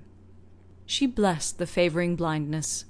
He could now, without the drawback of a single unpleasant surmise, without a glance forward at any possible treachery in his guest, give way to all his natural kind-hearted civility in solicitous inquiries after Mr. Frank Churchill's accommodation on his journey through the sad evils of sleeping 2 nights on the road, and express very genuine unmixed anxiety to know that he had certainly escaped catching cold, which, however, he could not allow him to feel quite assured of himself till another night. A reasonable visit paid, Mr. Weston began to move. He must be going. He had business at the Crown about his hay, and a great many errands for Mrs. Weston at Ford's, but he need not hurry anybody else. His son, being too well bred to hear the hint, rose immediately also, saying, "As you are going farther on business, sir, I will take the opportunity of paying a visit, which must be paid some day or other, and therefore may as well be paid now. I have the honour of being acquainted with a neighbour of yours," turning to Emma, "a lady residing in or near Highbury, a family of the name of Fairfax. I shall have no difficulty, I suppose, in finding the house, though Fairfax, I believe, is not the proper name. I should rather say Barnes or Bates. Do you know any family of that name?" "To be sure we do," cried his father. "Mrs. Bates. We passed her house. I saw Miss Bates at the window. True, true, you are acquainted with Miss Fairfax. I remember you knew her at Weymouth, and a fine girl she is. Call upon her by all means." "Oh, there is no necessity for my calling this morning," said the young man. "Another day would do as well. But there was that degree of acquaintance at Weymouth which—" "Oh, go to-day, go to-day. Do not defer it. What is right to be done cannot be done too soon. And besides, I must give you a hint, Frank. Any want of attention to her here should be carefully avoided. You saw her with the Campbells, when she was the equal of everybody she mixed with. But here she is with a poor old grandmother, who has barely enough to live on. If you do not call early, it will be a slight." The son looked convinced. "I have heard her speak of the acquaintance," said Emma. "She is a very elegant young woman." He agreed to it, but with so quiet a yes as inclined her almost to doubt his real concurrence. And yet there must be a very distinct sort of elegance for the fashionable world, if Jane Fairfax could be thought only ordinarily gifted with it. "If you were never particularly struck by her manners before," said she, "I think you will to-day. You will see her to advantage, see her and hear her. No, I am afraid you will not hear her at all, for she has an aunt who never holds her tongue." "You are acquainted with Miss Jane Fairfax, sir, are you?" said Mr. Woodhouse, always the last to make his way in conversation. "Then give me leave to assure you that you will find her a very agreeable young lady. She is staying here on a visit to her grandmamma and aunt, very worthy people. I have known them all my life. They will be extremely glad to see you, I am sure, and one of my servants shall go with you to show you the way." "My dearest sir, upon no account in the world. My father can direct me." "But your father is not going so far. He is only going to the Crown, quite on the other side of the street, and there are a great many houses. You might be very much at a loss, and it is a very dirty walk, unless you keep on the footpath. But my coachman can tell you where you had best cross the street." Mr. Frank Churchill still declined it, looking as serious as he could, and his father gave his hearty support by calling out, "My good friend, this is quite unnecessary. Frank knows a puddle of water when he sees it, and as to Mrs. Bates, he may get there from the Crown in a hop, step, and a jump." They were permitted to go alone, and with a cordial nod from one, and a graceful bow from the other, the two gentlemen took leave. Emma remained very well pleased with this beginning of the acquaintance, and could now engage to think of them all at Randall's any hour of the day, with full confidence in their comfort. Volume 2, Chapter 6. The next morning brought Mr. Frank Churchill again. He came with Mrs. Weston, to whom and to Highbury he seemed to take very cordially. He had been sitting with her, it appeared, most companionably at home, till her usual hour of exercise, and on being desired to choose their walk, immediately fixed on Highbury. He did not doubt there being very pleasant walks in every direction, but if left to him, he should always choose the same. Highbury, that airy, cheerful, happy-looking Highbury, would be his constant attraction. Highbury, with Mrs. Weston, stood for Hartfield, and she trusted to its bearing the same construction with him. They walked thither directly. Emma had hardly expected them, for Mr. Weston, who had called in for half a minute, in order to hear that his son was very handsome, knew nothing of their plans, and it was an agreeable surprise to her, therefore, to perceive them walking up to the house together, arm in arm. She was wanting to see him again, and especially to see him in company with Mrs. Weston, upon his behaviour to whom her opinion of him was to depend. If he were deficient there, nothing should make amends for it. But on seeing them together she became perfectly satisfied. It was not merely in fine words or hyperbolical compliment that he paid his duty. Nothing could be more proper or pleasing than his whole manner to her. Nothing could more agreeably denote his wish of considering her as a friend and securing her affection. And there was time enough for Emma to form a reasonable judgment, as their visit included all the rest of the morning. They were all three walking about together for an hour or two, first round the shrubberies of Hartfield, and afterwards in Highbury. He was delighted with everything, admired Hartfield sufficiently for Mr. Woodhouse's ear, and when their going farther was resolved on, confessed his wish to be made acquainted with the whole village, and found matter of commendation and interest much oftener than Emma could have supposed. Some of the objects of his curiosity spoke very amiable feelings. He begged to be shown the house which his father had lived in so long, and which had been the home of his father's father, and on recollecting that an old woman who had nursed him was still living, walked in quest of her cottage from one end of the street to the other. And though in some points of pursuit or observation there was no positive merit, they showed altogether a good will towards Highbury in general, which must be very like a merit to those he was with. Emma watched and decided that with such feelings as were now shown, it could not be fairly supposed that he had been ever voluntarily absenting himself, that he had not been acting a part, or making a parade of insincere professions, and that Mr. Knightley certainly had not done him justice. Their first pause was at the Crown Inn, an inconsiderable house, though the principal one of the sort, where a couple of pair of post horses were kept, more for the convenience of the neighbourhood than from any run on the road. And his companions had not expected to be detained by any interest excited there, but in passing it they gave the history of the large room visibly added. It had been built many years ago for a ball-room, and while the neighbourhood had been in a particularly populous dancing state, had been occasionally used as such.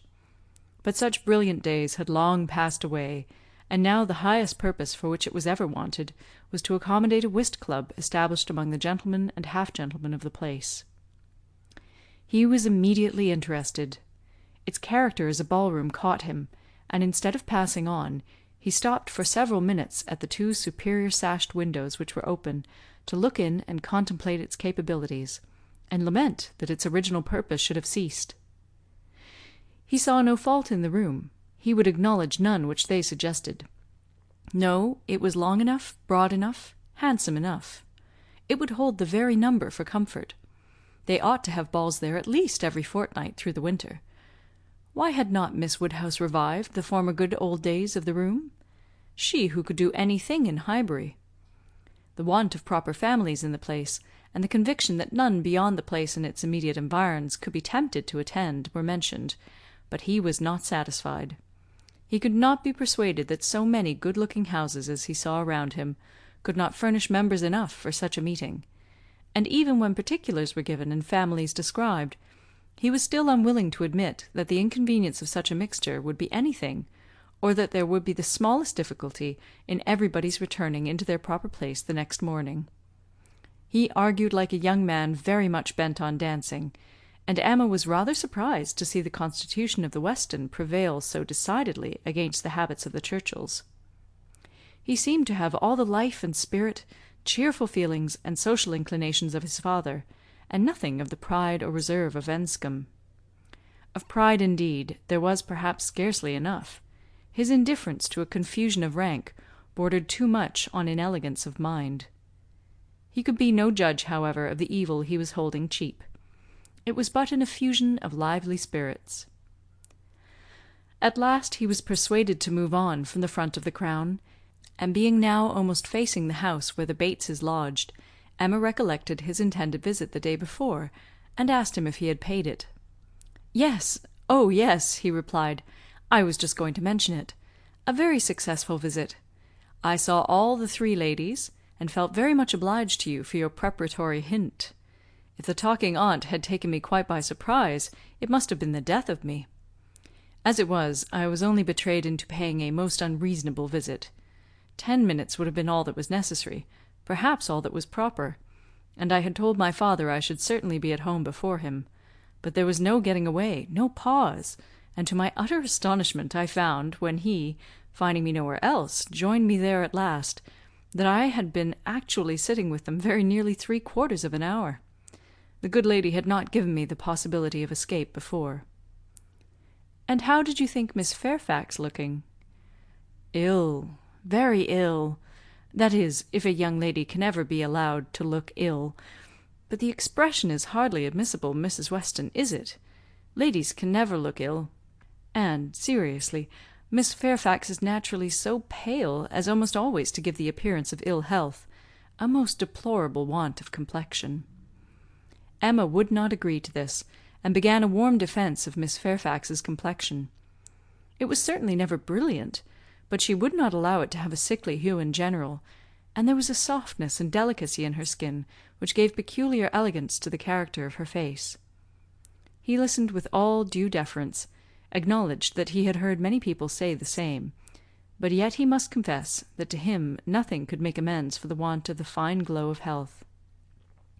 Where features were indifferent, a fine complexion gave beauty to them all, and where they were good, the effect was... Fortunately, he need not attempt to describe what the effect was. "Well," said Emma, "there is no disputing about taste. At least you admire her, except her complexion." He shook his head and laughed. "I cannot separate Miss Fairfax and her complexion." "Did you see her often at Weymouth? Were you often in the same society?" At this moment they were approaching Ford's, and he hastily exclaimed, "Ha! This must be the very shop that everybody attends every day of their lives, as my father informs me. He comes to Highbury himself, he says, 6 days out of the 7, and has always business at Ford's. If it be not inconvenient to you, pray let us go in, that I may prove myself to belong to the place. To be a true citizen of Highbury, I must buy something at Ford's. It will be taking out my freedom. I dare say they sell gloves?" "Oh, yes, gloves and everything. I do admire your patriotism. You will be adored in Highbury. You were very popular before you came, because you were Mr. Weston's son, but lay out half a guinea at Ford's, and your popularity will stand upon your own virtues." They went in, and while the sleek, well-tied parcels of men's beavers and York tan were bringing down and displaying on the counter, he said, "But I beg your pardon, Miss Woodhouse, you were speaking to me. You were saying something at the very moment of this burst of my amor patriae. Do not let me lose it. I assure you the utmost stretch of public fame would not make me amends for the loss of any happiness in private life. I merely asked whether you had known much of Miss Fairfax and her party at Weymouth. And now that I understand your question, I must pronounce it to be a very unfair one. It is always the lady's right to decide on the degree of acquaintance. Miss Fairfax must already have given her account. I shall not commit myself by claiming more than she may choose to allow." "Upon my word, you answer as discreetly as she could do herself. But her account of everything leaves so much to be guessed. She is so very reserved, so very unwilling to give the least information about anybody, that I really think you may say what you like of your acquaintance with her." "May I indeed? Then I will speak the truth, and nothing suits me so well. I met her frequently at Weymouth. I had known the Campbells a little in town, and at Weymouth we were very much in the same set. Colonel Campbell is a very agreeable man, and Mrs. Campbell a friendly, warm-hearted woman. I like them all. You know Miss Fairfax's situation in life, I conclude, what she is destined to be?" "Yes," rather hesitatingly, "I believe I do." "You get upon delicate subjects, Emma," said Mrs. Weston, smiling. "Remember that I am here. Mr. Frank Churchill hardly knows what to say when you speak of Miss Fairfax's situation in life. I will move a little farther off." "I certainly do forget to think of her," said Emma, "as having ever been anything but my friend, and my dearest friend." He looked as if he fully understood and honoured such a sentiment. When the gloves were bought, and they had quitted the shop again, "Did you ever hear the young lady we were speaking of play?" said Frank Churchill. "Ever hear her?" repeated Emma. "You forget how much she belongs to Highbury.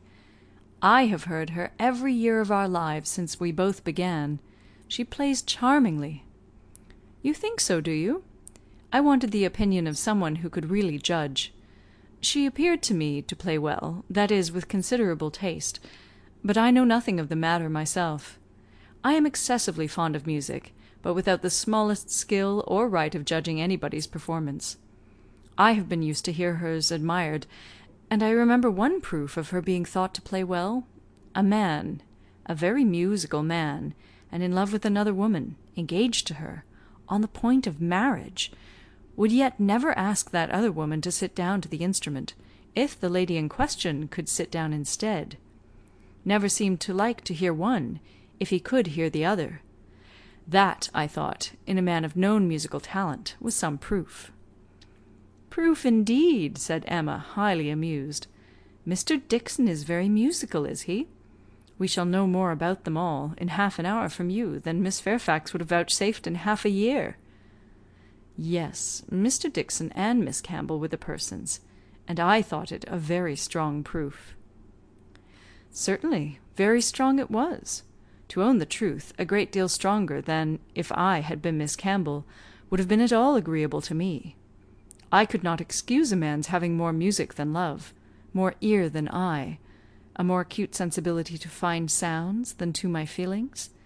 How did Miss Campbell appear to like it?" "Well, it was her very particular friend, you know." "Poor comfort!" said Emma, laughing. "One would rather have a stranger preferred than one's very particular friend.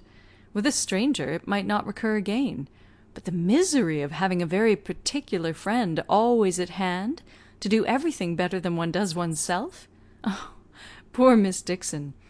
Well, I am glad she is gone to settle in Ireland." "You are right. It was not very flattering to Miss Campbell, but she really did not seem to feel it." "So much the better, or so much the worse. I do not know which. But be it sweetness or be it stupidity in her, quickness of friendship or dullness of feeling, there was one person, I think, who must have felt it. Miss Fairfax herself. She must have felt the improper and dangerous distinction. As to that, I do not... Oh, do not imagine that I expect an account of Miss Fairfax's sensations from you, or from anybody else. They are known to no human being, I guess, but herself. But if she continued to play whenever she was asked by Mr. Dixon, one may guess what one chooses." "There appeared such a perfectly good understanding among them all," he began rather quickly, but checking himself, added, "However, it is impossible for me to say on what terms they really were, how it might all be behind the scenes. I can only say that there was smoothness outwardly, but to you, who have known Miss Fairfax from a child, must be a better judge of her character, and of how she is likely to conduct herself in critical situations, than I can be. I have known her from a child, undoubtedly.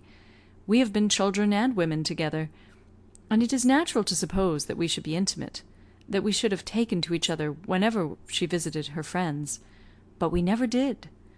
I hardly know how it has happened, a little perhaps from that wickedness on my side which was prone to take disgust towards a girl so idolised and so cried up, as she always was, by her aunt and grandmother, and all their set. And then her reserve. I never could attach myself to any one so completely reserved." "It is a most repulsive quality indeed," said he. "Oftentimes very convenient, no doubt, but never pleasing. There is safety in reserve, but no attraction. One cannot love a reserved person." "Not till the reserve ceases towards oneself, and then the attraction may be the greater.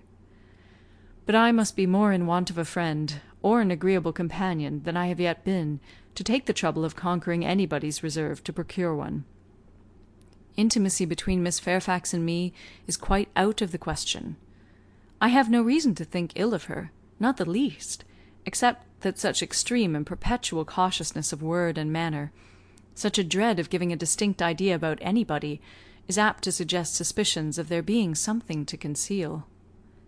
He perfectly agreed with her, and, after walking together so long and thinking so much alike, Emma felt herself so well acquainted with him that she could hardly believe it to be only their second meeting. He was not exactly what she had expected, less of the man of the world in some of his notions, less of the spoiled child of fortune, therefore better than she had expected. His ideas seemed more moderate, his feelings warmer. She was particularly struck by his manner of considering Mr. Elton's house, which, as well as the church, he would go and look at, and would not join them in finding much fault with. No, he could not believe it a bad house, not such a house as a man was to be pitied for having. If it were to be shared with the woman he loved, he could not think any man to be pitied for having that house. There must be ample room in it for every real comfort. The man must be a blockhead who wanted more.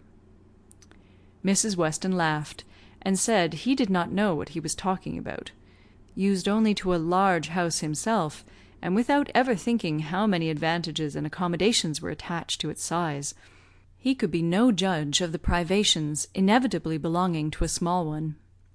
But Emma, in her own mind, determined that he did know what he was talking about, and that he showed a very amiable inclination to settle early in life, and to marry, from worthy motives.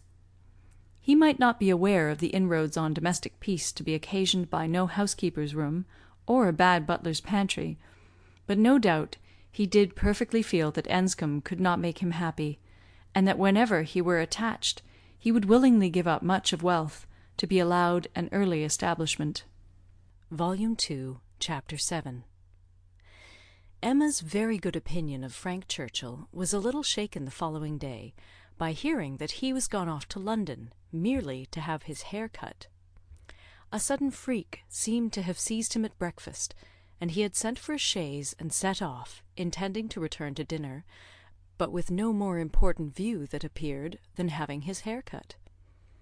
There was certainly no harm in his travelling 16 miles twice over on such an errand, but there was an air of foppery and nonsense in it which she could not approve. It did not accord with the rationality of plan, the moderation in expense, or even the unselfish warmth of heart which she had believed herself to discern in him yesterday.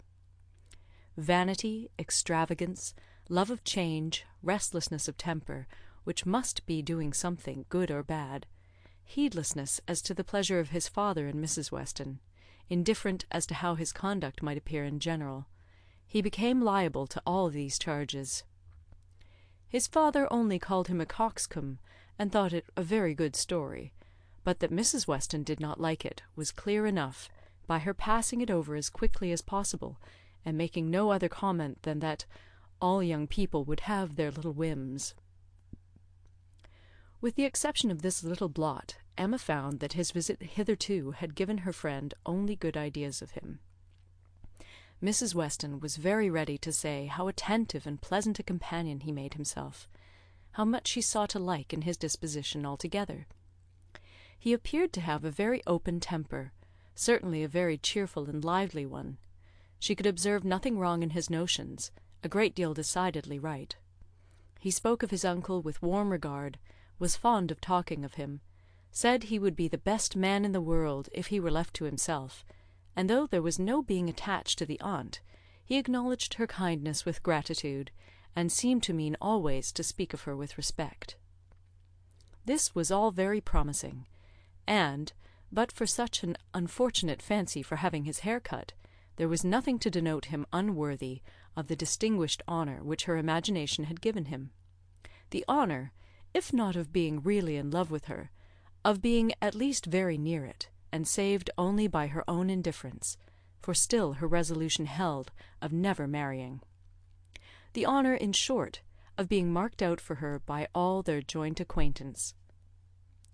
Mr. Weston, on his side, added a virtue to the account which must have some weight. He gave her to understand that Frank admired her extremely, thought her very beautiful and very charming, and with so much to be said for him altogether, she found she must not judge him harshly. As Mrs. Weston observed, all young people would have their little whims. There was one person among his new acquaintance in Surrey not so leniently disposed.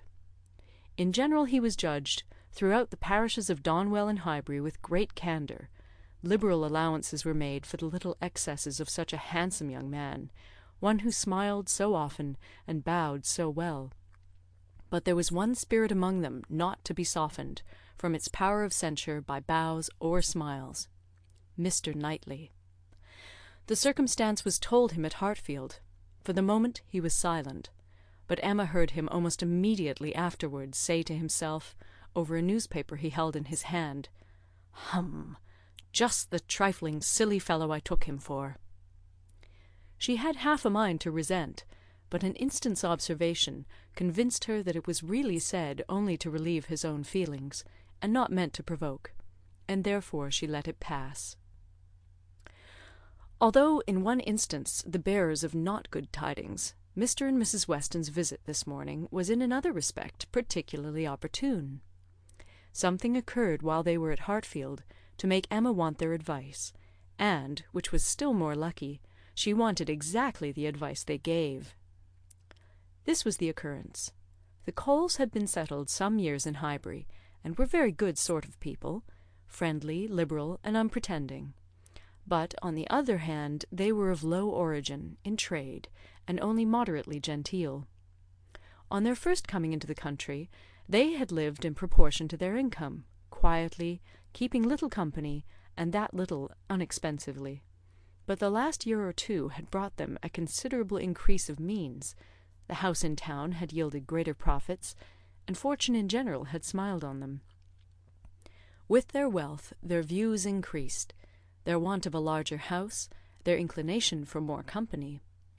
They added to their house, to their number of servants, to their expenses of every sort, and by this time were, in fortune and style of living, second only to the family at Hartfield.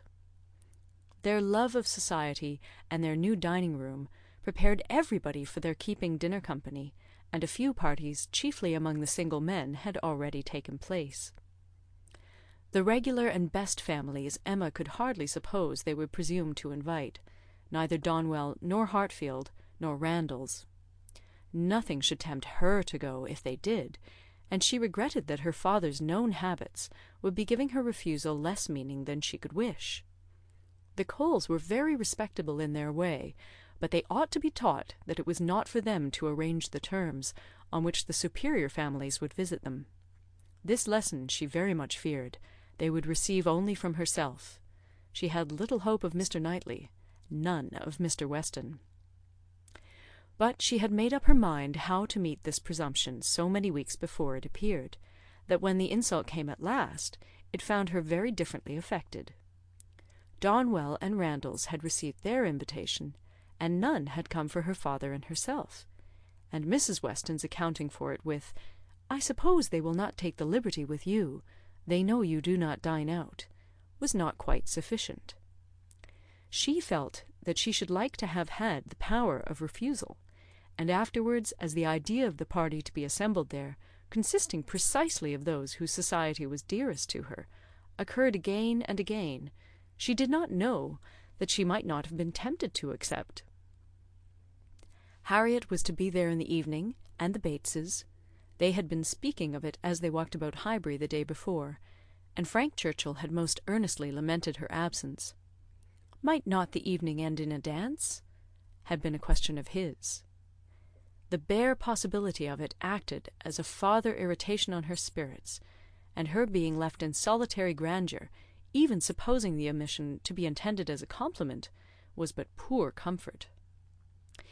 It was the arrival of this very invitation while the Westons were at Hartfield, which made their presence so acceptable, for though her first remark, on reading it, was that, of course, it must be declined, she so very soon proceeded to ask them what they advised her to do, that their advice for her going was most prompt and successful.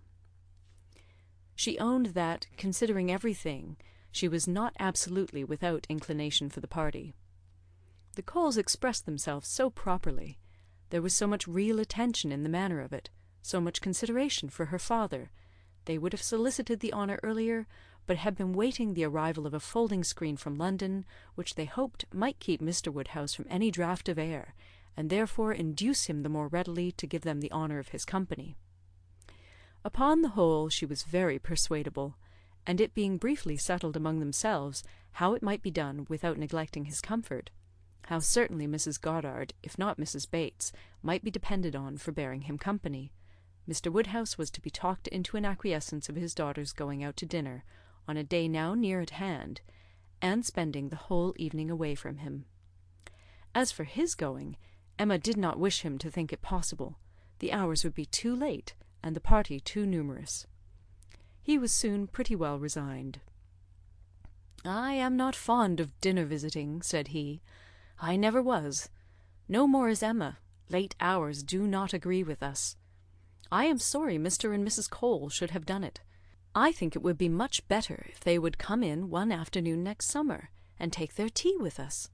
Take us in their afternoon walk, which they might do, as our hours are so reasonable, and yet get home without being out in the damp of the evening.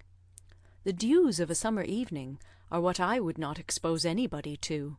However, as they are so very desirous to have dear Emma dine with them, and as you will both be there, and Mr. Knightley too, to take care of her, I cannot wish to prevent it, provided the weather be what it ought, neither damp, nor cold, nor windy." Then, turning to Mrs. Weston, with a look of gentle reproach, "Ah, Miss Taylor, if you had not married, you would have stayed at home with me." "Well, sir," cried Mr. Weston, "as I took Miss Taylor away, it is incumbent on me to supply her place if I can, and I will step to Mrs. Goddard in a moment if you wish it." But the idea of anything to be done in a moment was increasing, not lessening, Mr. Woodhouse's agitation. The ladies knew better how to allay it. Mr. Weston must be quiet, and everything deliberately arranged. With this treatment, Mr. Woodhouse was soon composed enough for talking as usual. He should be happy to see Mrs. Goddard. he had a great regard for Mrs. Goddard, and Emma should write a line and invite her. James could take the note. But first of all, there must be an answer written to Mrs. Cole. "You will make my excuses, my dear, as civilly as possible. You will say that I am quite an invalid, and go nowhere, and therefore must decline their obliging invitation, beginning with my compliments, of course. But you will do everything right.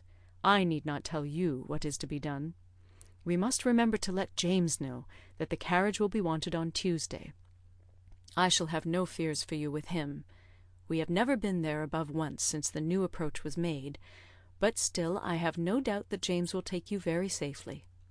And when you get there, you must tell him at what time you would have him come for you again, and you had better name an early hour. You will not like staying late. You will get very tired when tea is over." "But you would not wish me to come away before I am tired, papa?" "Oh, no, my love, but you will soon be tired. There will be a great many people talking at once. You will not like the noise." "But, my dear sir," cried Mr. Weston, "if Emma comes away early, it will be breaking up the party." "And no great harm if it does," said Mr. Woodhouse. "The sooner every party breaks up, the better." "But you do not consider how it may appear to the Coles. Emma's going away directly after tea might be giving offence. They are good-natured people, and think little of their own claims. But still they must feel that anybody's hurrying away is no great compliment, and Miss Woodhouse's doing it would be more thought of than any other person's in the room. You would not wish to disappoint and mortify the Coles, I am sure, sir. Friendly, good sort of people as ever lived, and who have been your neighbours these 10 years. "No, upon no account in the world, Mr. Weston. I am much obliged to you for reminding me. I should be extremely sorry to be giving them any pain. I know what worthy people they are. Parry tells me that Mr. Cole never touches malt liquor. You would not think it to look at him, but he is bilious. Mr. Cole is very bilious. No, I would not be the means of giving them any pain. My dear Emma, we must consider this. I am sure, rather than run the risk of hurting Mr. and Mrs. Cole, you would stay a little longer than you might wish. You will not regard being tired. You will be perfectly safe, you know, among your friends." "Oh, yes, papa. I have no fears at all for myself, and I should have no scruples of staying as late as Mrs. Weston, but on your account. I am only afraid of your sitting up for me. I am not afraid of your not being exceedingly comfortable with Mrs. Goddard. She loves piquet, you know. But when she is gone home, I am afraid you will be sitting up by yourself, instead of going to bed at your usual time. And the idea of that would entirely destroy my comfort. You must promise me not to sit up."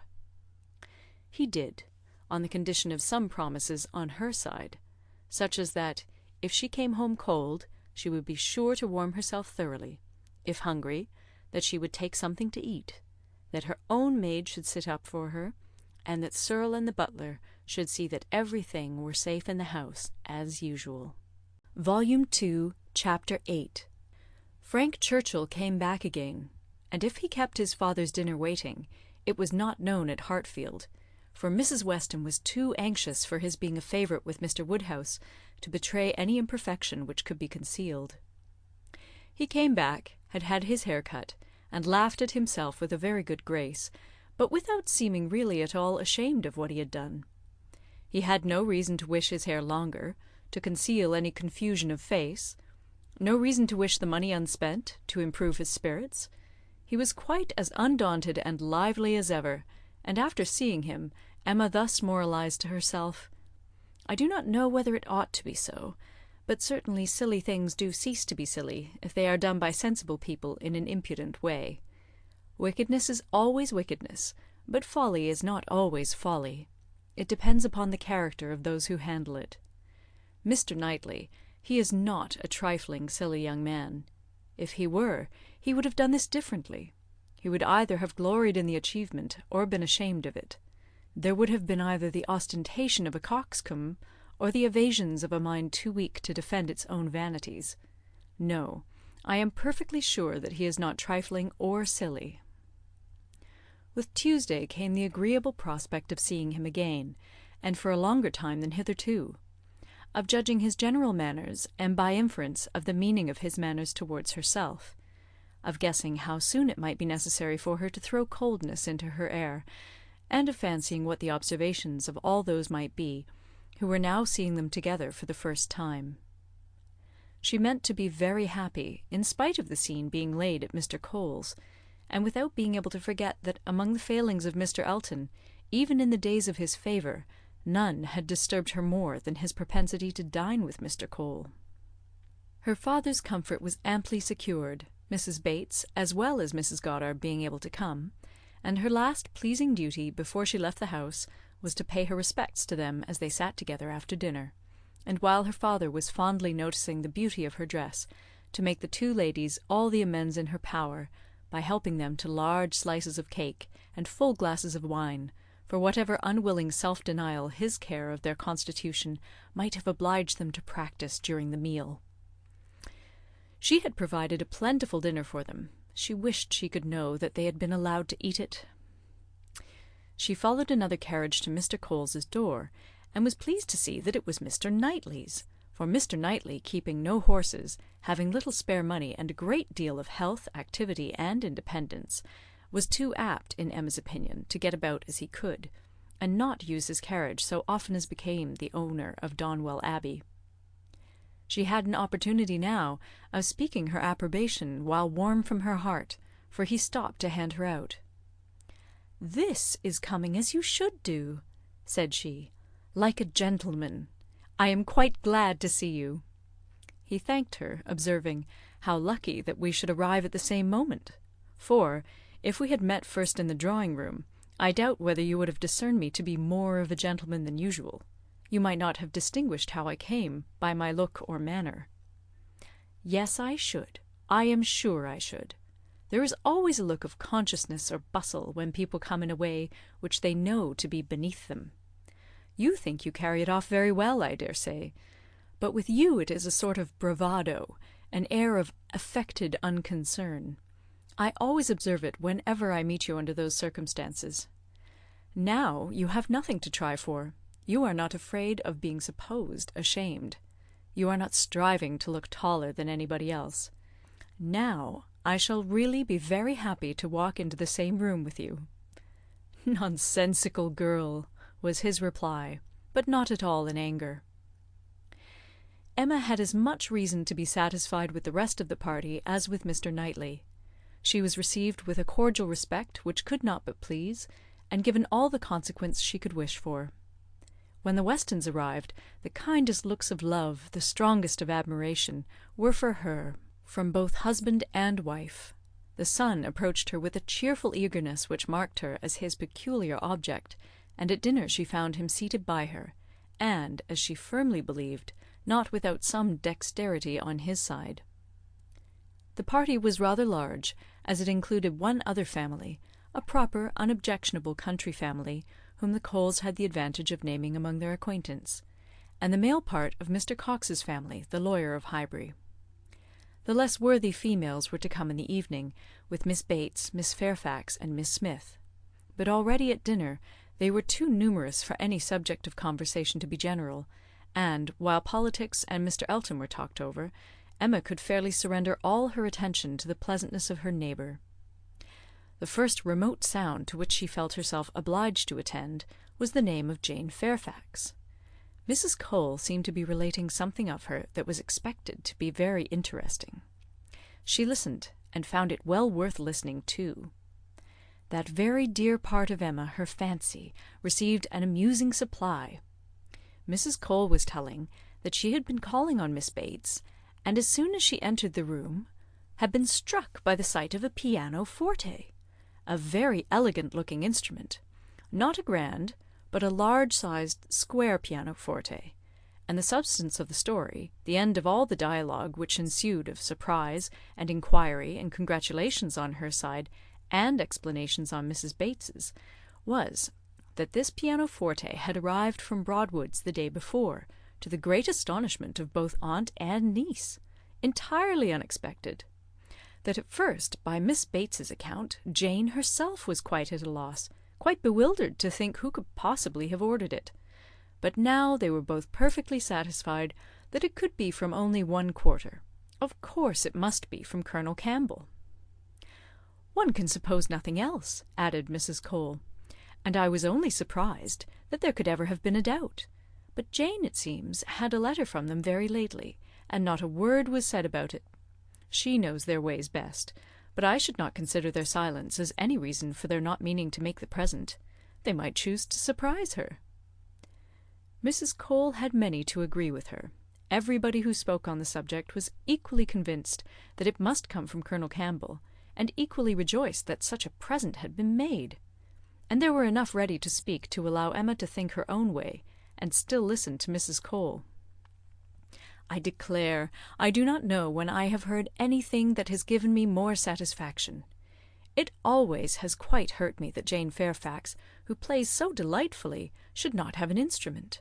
It seemed quite a shame, especially considering how many houses there are where fine instruments are absolutely thrown away. This is like giving ourselves a slap, to be sure. And it was but yesterday I was telling Mr. Cole I really was ashamed to look at our new grand pianoforte in the drawing-room, while I do not know one note from another, and our little girls, who are but just beginning, perhaps may never make anything of it.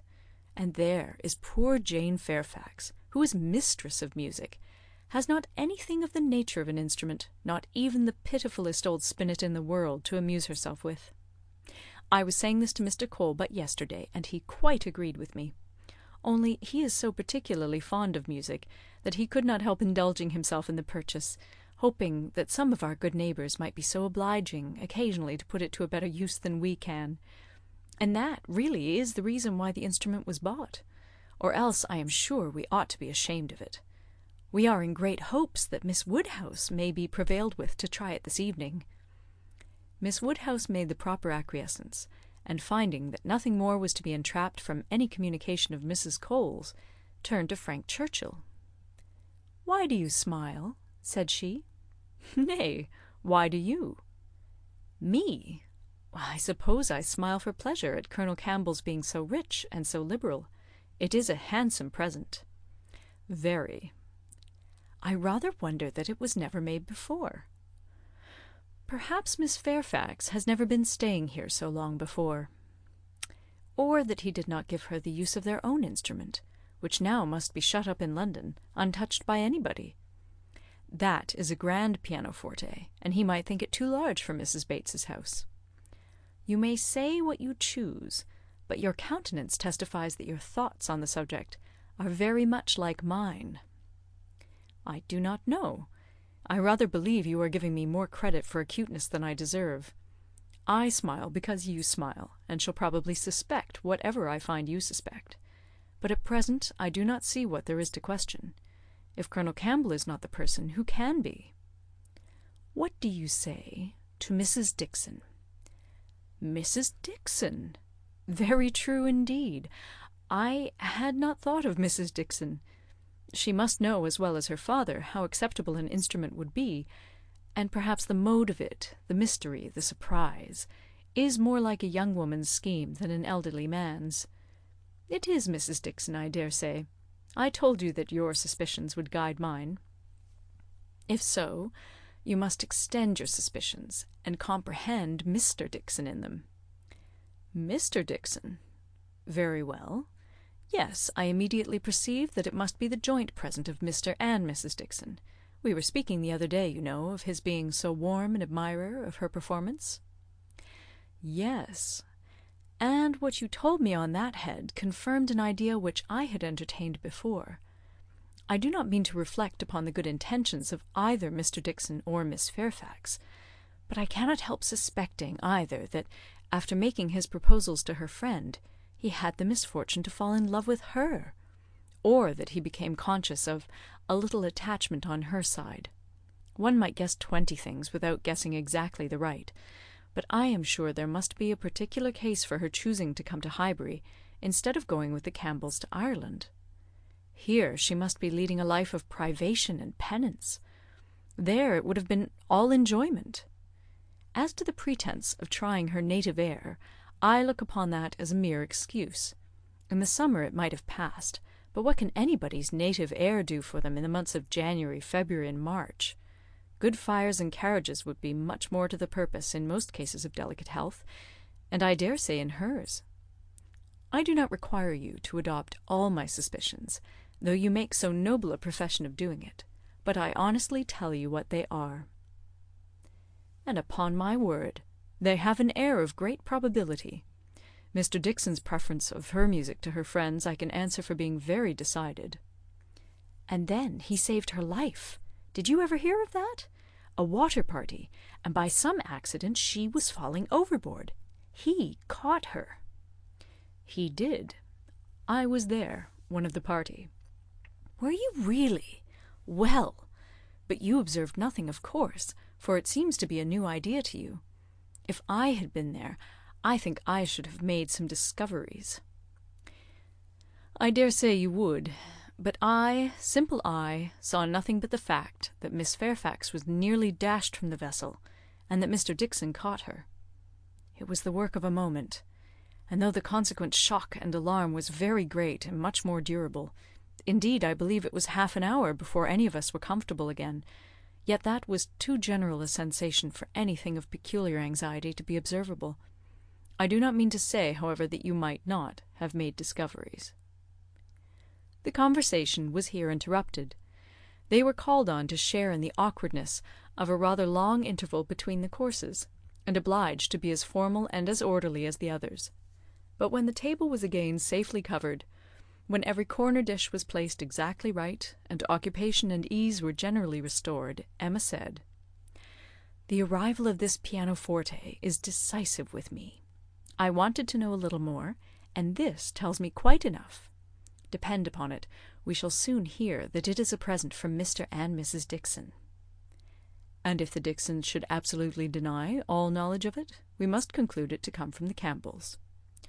"No, I am sure it is not from the Campbells. Miss Fairfax knows it is not from the Campbells, or they would have been guessed at first. She would not have been puzzled had she dared fix on them. I may not have convinced you, perhaps, but I am perfectly convinced myself that Mr. Dixon is a principal in the business." "Indeed you injure me if you suppose me unconvinced. Your reasonings carry my judgment along with them entirely. At first, while I supposed you satisfied that Colonel Campbell was the giver, I saw it only as paternal kindness, and thought it the most natural thing in the world. But when you mentioned Mrs. Dixon, I felt how much more probable that it should be the tribute of warm female friendship. And now I can see it in no other light than as an offering of love." There was no occasion to press the matter farther. The conviction seemed real. He looked as if he felt it. She said no more. Other subjects took their turn, and the rest of the dinner passed away. The dessert succeeded, the children came in, and were talked to and admired amid the usual rate of conversation. A few clever things said, a few downright silly, but by much the larger proportion neither the one nor the other. Nothing worse than everyday remarks, dull repetitions, old news, and heavy jokes. The ladies had not been long in the drawing-room before the other ladies, in their different divisions, arrived. Emma watched the entrée of her own particular little friend, and if she could not exult in her dignity and grace, she could not only love the blooming sweetness and the artless manner, but could most heartily rejoice in that light, cheerful, unsentimental disposition which allowed her so many alleviations of pleasure, in the midst of the pangs of disappointed affection. There she sat, and who would have guessed how many tears she had been lately shedding? To be in company, nicely dressed herself, and seeing others nicely dressed, to sit and smile and look pretty and say nothing, was enough for the happiness of the present hour. Jane Fairfax did look and move superior, but Emma suspected she might have been glad to change feelings with Harriet, very glad to have purchased the mortification of having loved, yes, of having loved even Mr. Elton in vain, by the surrender of all the dangerous pleasure of knowing herself beloved by the husband of her friend. In so large a party it was not necessary that Emma should approach her. She did not wish to speak of the pianoforte. She felt too much in the secret herself, to think the appearance of curiosity or interest fair, and therefore purposely kept at a distance. But by the others the subject was almost immediately introduced, and she saw the blush of consciousness with which congratulations were received, the blush of guilt which accompanied the name of "my excellent friend, Colonel Campbell." Mrs. Weston, kind-hearted and musical, was particularly interested by the circumstance, and Emma could not help being amused at her perseverance in dwelling on the subject, and having so much to ask and to say as to tone, touch, and pedal, totally unsuspicious of that wish of saying as little about it as possible, which she plainly read in the fair heroine's countenance. They were soon joined by some of the gentlemen, and the very first of the early was Frank Churchill. In he walked, the first and the handsomest, and after paying his compliments en passant to Miss Bates and her niece, made his way directly to the opposite side of the circle, where sat Miss Woodhouse, and till he could find a seat by her, would not sit at all. Emma divined what everybody present must be thinking. She was his object, and everybody must perceive it. She introduced him to her friend Miss Smith, and, at convenient moments afterwards, heard what each thought of the other. He had never seen so lovely a face, and was delighted with her naivete. And she, only to be sure it was paying him too great a compliment, but she did think there were some looks a little like Mr. Elton. Emma restrained her indignation, and only turned from her in silence. Smiles of intelligence passed between her and the gentleman on first glancing towards Miss Fairfax, but it was most prudent to avoid speech. He told her that he had been impatient to leave the dining-room, hated sitting long, was always the first to move when he could; that his father, Mr. Knightley, Mr. Cox, and Mr. Cole were left very busy over parish business; that as long as he had stayed, however, it had been pleasant enough, as he had found them in general a set of gentlemanlike, sensible men, and spoke so handsomely of Highbury altogether, thought it so abundant in agreeable families, that Emma began to feel she had been used to despise the place rather too much. She questioned him as to the society in Yorkshire, the extent of the neighbourhood about Enscombe, and the sort, and could make out from his answers that, as far as Enscombe was concerned, there was very little going on, that their visitings were among a range of great families, none very near, and that even when days were fixed, and invitations accepted, it was an even chance that Mrs. Churchill were not in health and spirits for going, that they made a point of visiting no fresh person, and that, though he had his separate engagements, it was not without difficulty, without considerable address at times, that he could get away, or introduce an acquaintance for a night. She saw that Enscombe could not satisfy, and that Highbury, taken at its best, might reasonably please a young man who had more retirement at home than he liked. His importance at Enscombe was very evident. He did not boast, but it naturally betrayed itself that he had persuaded his aunt where his uncle could do nothing, and on her laughing and noticing it, he owned that he believed, excepting 1 or 2 points, he could, with time, persuade her to anything. One of those points on which his influence failed he then mentioned. He had wanted very much to go abroad, had been very eager indeed to be allowed to travel, but she would not hear of it. This had happened the year before. Now, he said, he was beginning to have no longer the same wish.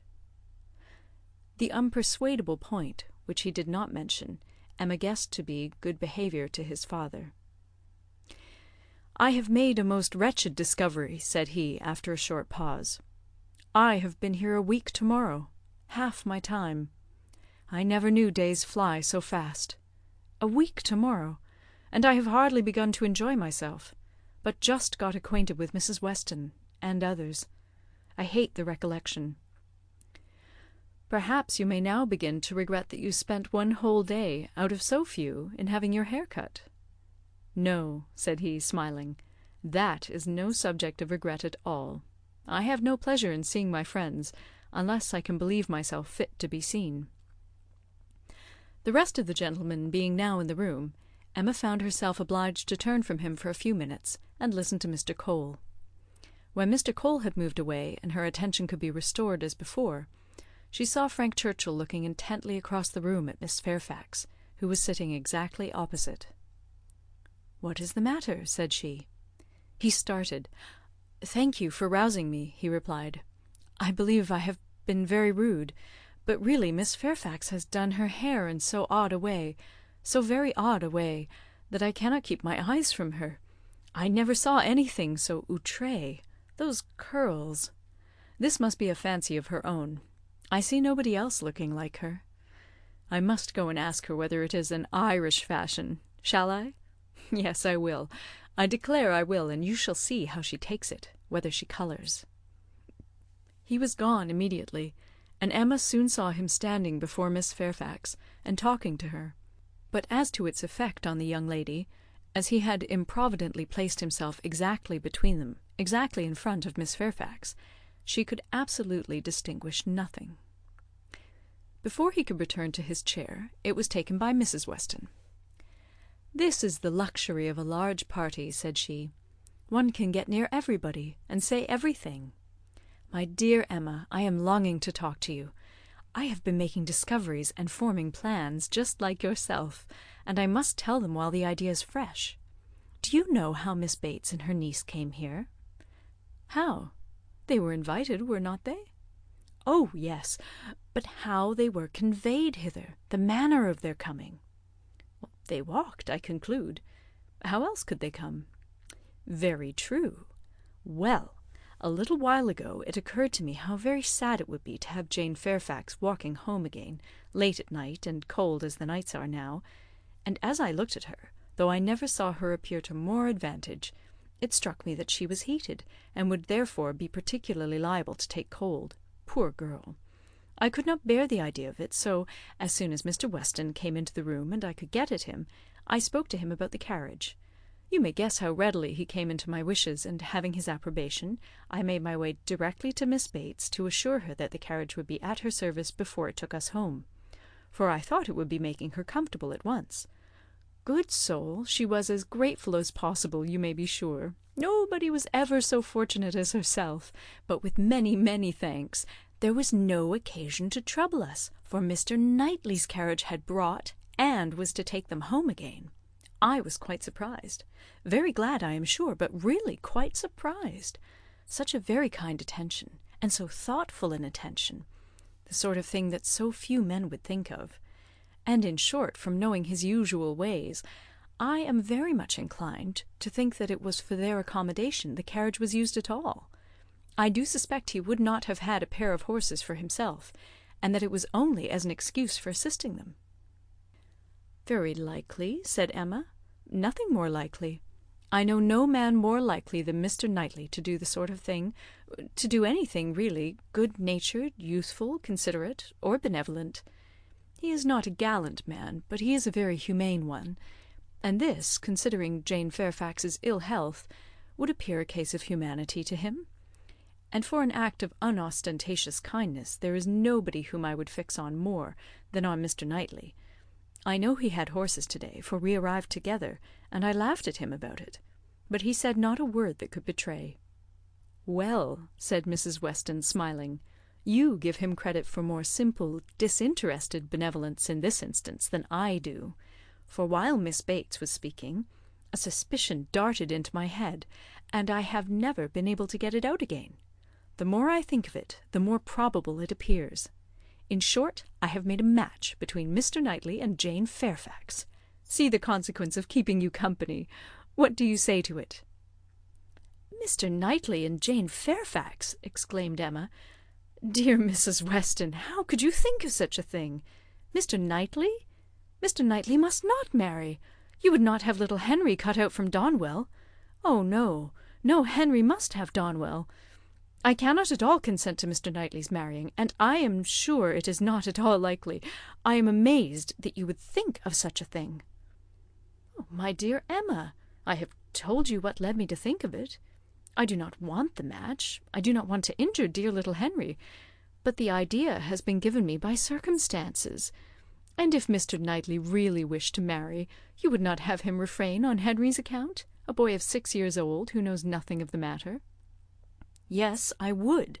I could not bear to have Henry supplanted. Mr. Knightley marry! No, I have never had such an idea, and I cannot adopt it now. And Jane Fairfax, too, of all women! Nay, she has always been a first favourite with him, as you very well know. But the imprudence of such a match! I am not speaking of its prudence, merely its probability. I see no probability in it, unless you have any better foundation than what you mention. His good nature, his humanity, as I tell you, would be quite enough to account for the horses. He has a great regard for the Bateses, you know, independent of Jane Fairfax, and is always glad to show them attention. My dear Mrs. Weston, do not take to match-making. You do it very ill. Jane Fairfax, mistress of the Abbey! Oh, no, no! Every feeling revolts. For his own sake I would not have him do so mad a thing. Imprudent if you please, but not mad. Excepting inequality of fortune, and perhaps a little disparity of age, I can see nothing unsuitable. But Mr. Knightley does not want to marry. I am sure he has not the least idea of it. Do not put it into his head. Why should he marry? He is as happy as possible by himself, with his farm, and his sheep, and his library, and all the parish to manage, and he is extremely fond of his brother's children. He has no occasion to marry, either to fill up his time or his heart. My dear Emma, as long as he thinks so, it is so. But if he really loves Jane Fairfax— Nonsense! He does not care about Jane Fairfax. In the way of love, I am sure he does not. He would do any good to her or her family, but— "Well," said Mrs. Weston, laughing, "perhaps the greatest good he could do them would be to give Jane such a respectable home." "If it would be good to her, I am sure it would be evil to himself.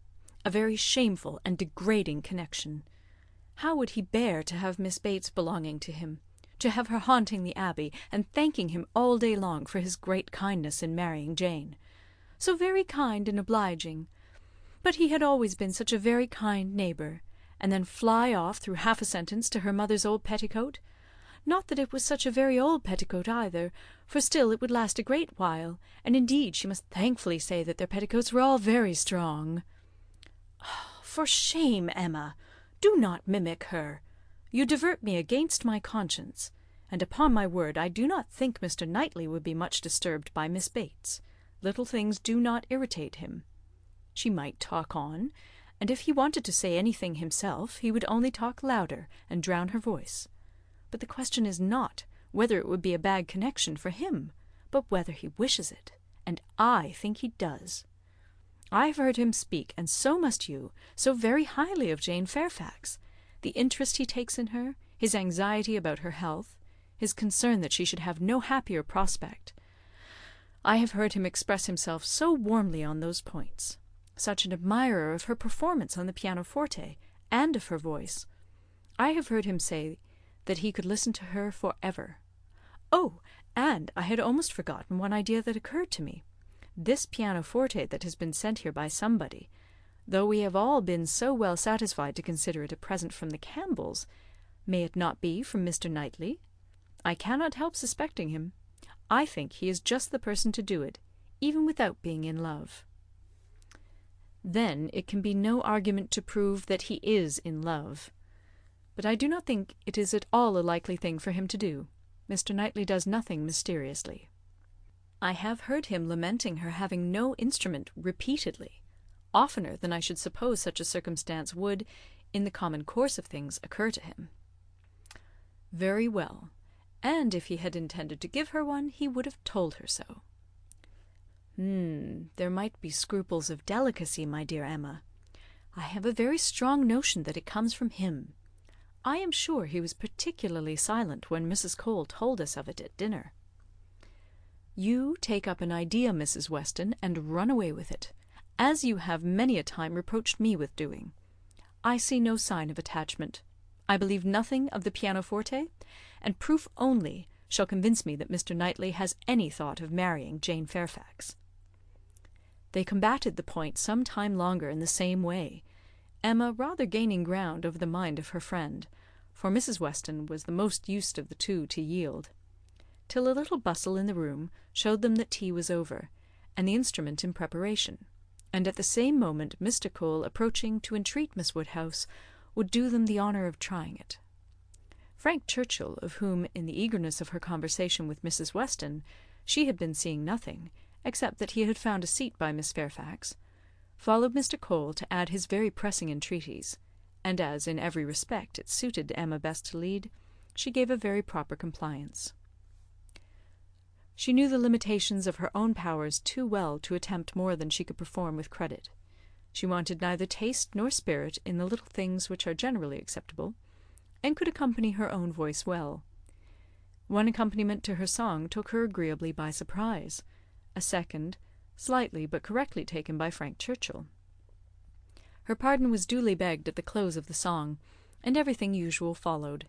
He was accused of having a delightful voice and a perfect knowledge of music, which was properly denied, and that he knew nothing of the matter and had no voice at all roundly asserted. They sang together once more, and Emma would then resign her place to Miss Fairfax, whose performance, both vocal and instrumental, she never could attempt to conceal from herself, was infinitely superior to her own. With mixed feelings, she seated herself at a little distance from the numbers round the instrument, to listen. Frank Churchill sang again. They had sung together once or twice, it appeared, at Weymouth. But the sight of Mr. Knightley among the most attentive soon drew away half Emma's mind, and she fell into a train of thinking on the subject of Mrs. Weston's suspicions, to which the sweet sounds of the united voices gave only momentary interruptions. Her objections to Mr. Knightley's marrying did not in the least subside. She could see nothing but evil in it. It would be a great disappointment to Mr. John Knightley, consequently to Isabella, a real injury to the children, a most mortifying change and material loss to them all, a very great deduction from her father's daily comfort, and as to herself, she could not at all endure the idea of Jane Fairfax at Donwell Abbey, a Mrs. Knightley for them all to give way to. No, Mr. Knightley must never marry. Little Henry must remain the heir of Donwell. Presently Mr. Knightley looked back, and came and sat down by her. They talked at first only of the performance. His admiration was certainly very warm, yet she thought, but for Mrs. Weston, it would not have struck her. As a sort of touchstone, however, she began to speak of his kindness in conveying the aunt and niece, and though his answer was in the spirit of cutting the matter short, she believed it to indicate only his disinclination to dwell on any kindness of his own. "I often feel concerned," said she, "that I dare not make our carriage more useful on such occasions. It is not that I am without the wish, but you know how impossible my father would deem it that James should put two for such a purpose." "Quite out of the question, quite out of the question," he replied. "But you must often wish it, I am sure." And he smiled with such seeming pleasure at the conviction that she must proceed another step. "This present from the Campbells," said she, "this pianoforte, is very kindly given." "Yes," he replied, and without the smallest apparent embarrassment. But they would have done better had they given her notice of it. Surprises are foolish things. The pleasure is not enhanced, and the inconvenience is often considerable. I should have expected better judgment in Colonel Campbell. From that moment Emma could have taken her oath that Mr. Knightley had no concern in giving the instrument. But whether he were entirely free from peculiar attachment, whether there were no actual preference, remained a little longer doubtful. Towards the end of Jane's second song her voice grew thick. "That will do," said he when it was finished, thinking aloud. "You have sung quite enough for one evening. Now be quiet." Another song, however, was soon begged for. One more. They would not fatigue Miss Fairfax on any account, and would only ask for one more. And Frank Churchill was heard to say, "I think you could manage this without effort. The first part is so very trifling. The strength of the song falls on the second." Mr. Knightley grew angry. "That fellow," said he indignantly, "thinks of nothing but showing off his own voice. This must not be." And touching Miss Bates, who at that moment passed near, "Miss Bates, are you mad to let your niece sing herself hoarse in this manner? Go and interfere. They have no mercy on her." Miss Bates, in real anxiety for Jane, could hardly stay even to be grateful before she stepped forward and put an end to all further singing. Here ceased the concert part of the evening, for Miss Woodhouse and Miss Fairfax were the only young lady performers. But soon, within 5 minutes, the proposal of dancing, originating nobody exactly knew where, was so effectually promoted by Mr. and Mrs. Cole, that everything was rapidly clearing away to give proper space. Mrs. Weston, capital in her country dances, was seated, and beginning an irresistible waltz; and Frank Churchill, coming up with most becoming gallantry to Emma, had secured her hand and led her up to the top. While waiting till the other young people could pair themselves off, Emma found time, in spite of the compliments she was receiving on her voice and her taste, to look about and see what became of Mr. Knightley. This would be a trial. He was no dancer in general. If he were to be very alert in engaging Jane Fairfax now, it might augur something. There was no immediate appearance. No, he was talking to Mrs. Cole. He was looking on unconcerned. Jane was asked by somebody else, and he was still talking to Mrs. Cole. Emma had no longer an alarm for Henry. His interest was yet safe, and she led off the dance with genuine spirit and enjoyment. Not more than 5 couple could be mustered, but the rarity and the suddenness of it made it very delightful, and she found herself well matched in a partner. They were a couple worth looking at. 2 dances, unfortunately, were all that could be allowed. It was growing late, and Miss Bates became anxious to get home, on her mother's account. After some attempts, therefore, to be permitted to begin again, they were obliged to thank Mrs. Weston, look sorrowful, and have done. "Perhaps it is as well," said Frank Churchill, as he attended Emma to her carriage. "I must have asked Miss Fairfax, and her languid dancing would not have agreed with me, after yours." Volume 2, Chapter 9. Emma did not repent her condescension in going to the Coles. The visit afforded her many pleasant recollections the next day, and all that she might be supposed to have lost on the side of dignified seclusion must be amply repaid in the splendour of popularity. She must have delighted the Coles, worthy people who deserved to be made happy, and left a name behind her that would not soon die away. Perfect happiness, even in memory, is not common, and there were 2 points on which she was not quite easy. She doubted whether she had not transgressed the duty of woman by woman in betraying her suspicions of Jane Fairfax's feelings to Frank Churchill. It was hardly right, but it had been so strong an idea that it would escape her, and his submission to all that she told was a compliment to her penetration, which made it difficult for her to be quite certain that she ought to have held her tongue. The other circumstance of regret related also to Jane Fairfax, and there she had no doubt. She did unfeignedly and unequivocally regret the inferiority of her own playing and singing. She did most heartily grieve over the idleness of her childhood, and sat down and practised vigorously an hour and a half. She was then interrupted by Harriet's coming in, and if Harriet's praise could have satisfied her, she might soon have been comforted. "Oh, if I could but play as well as you and Miss Fairfax!" "Don't class us together, Harriet. My playing is no more like hers than a lamp is like sunshine." "Oh, dear, I think you play the best of the 2. I think you play quite as well as she does. I am sure I had much rather hear you. Everybody last night said how well you played." Those who knew anything about it must have felt the difference. The truth is, Harriet, that my playing is just good enough to be praised, but Jane Fairfax's is much beyond it.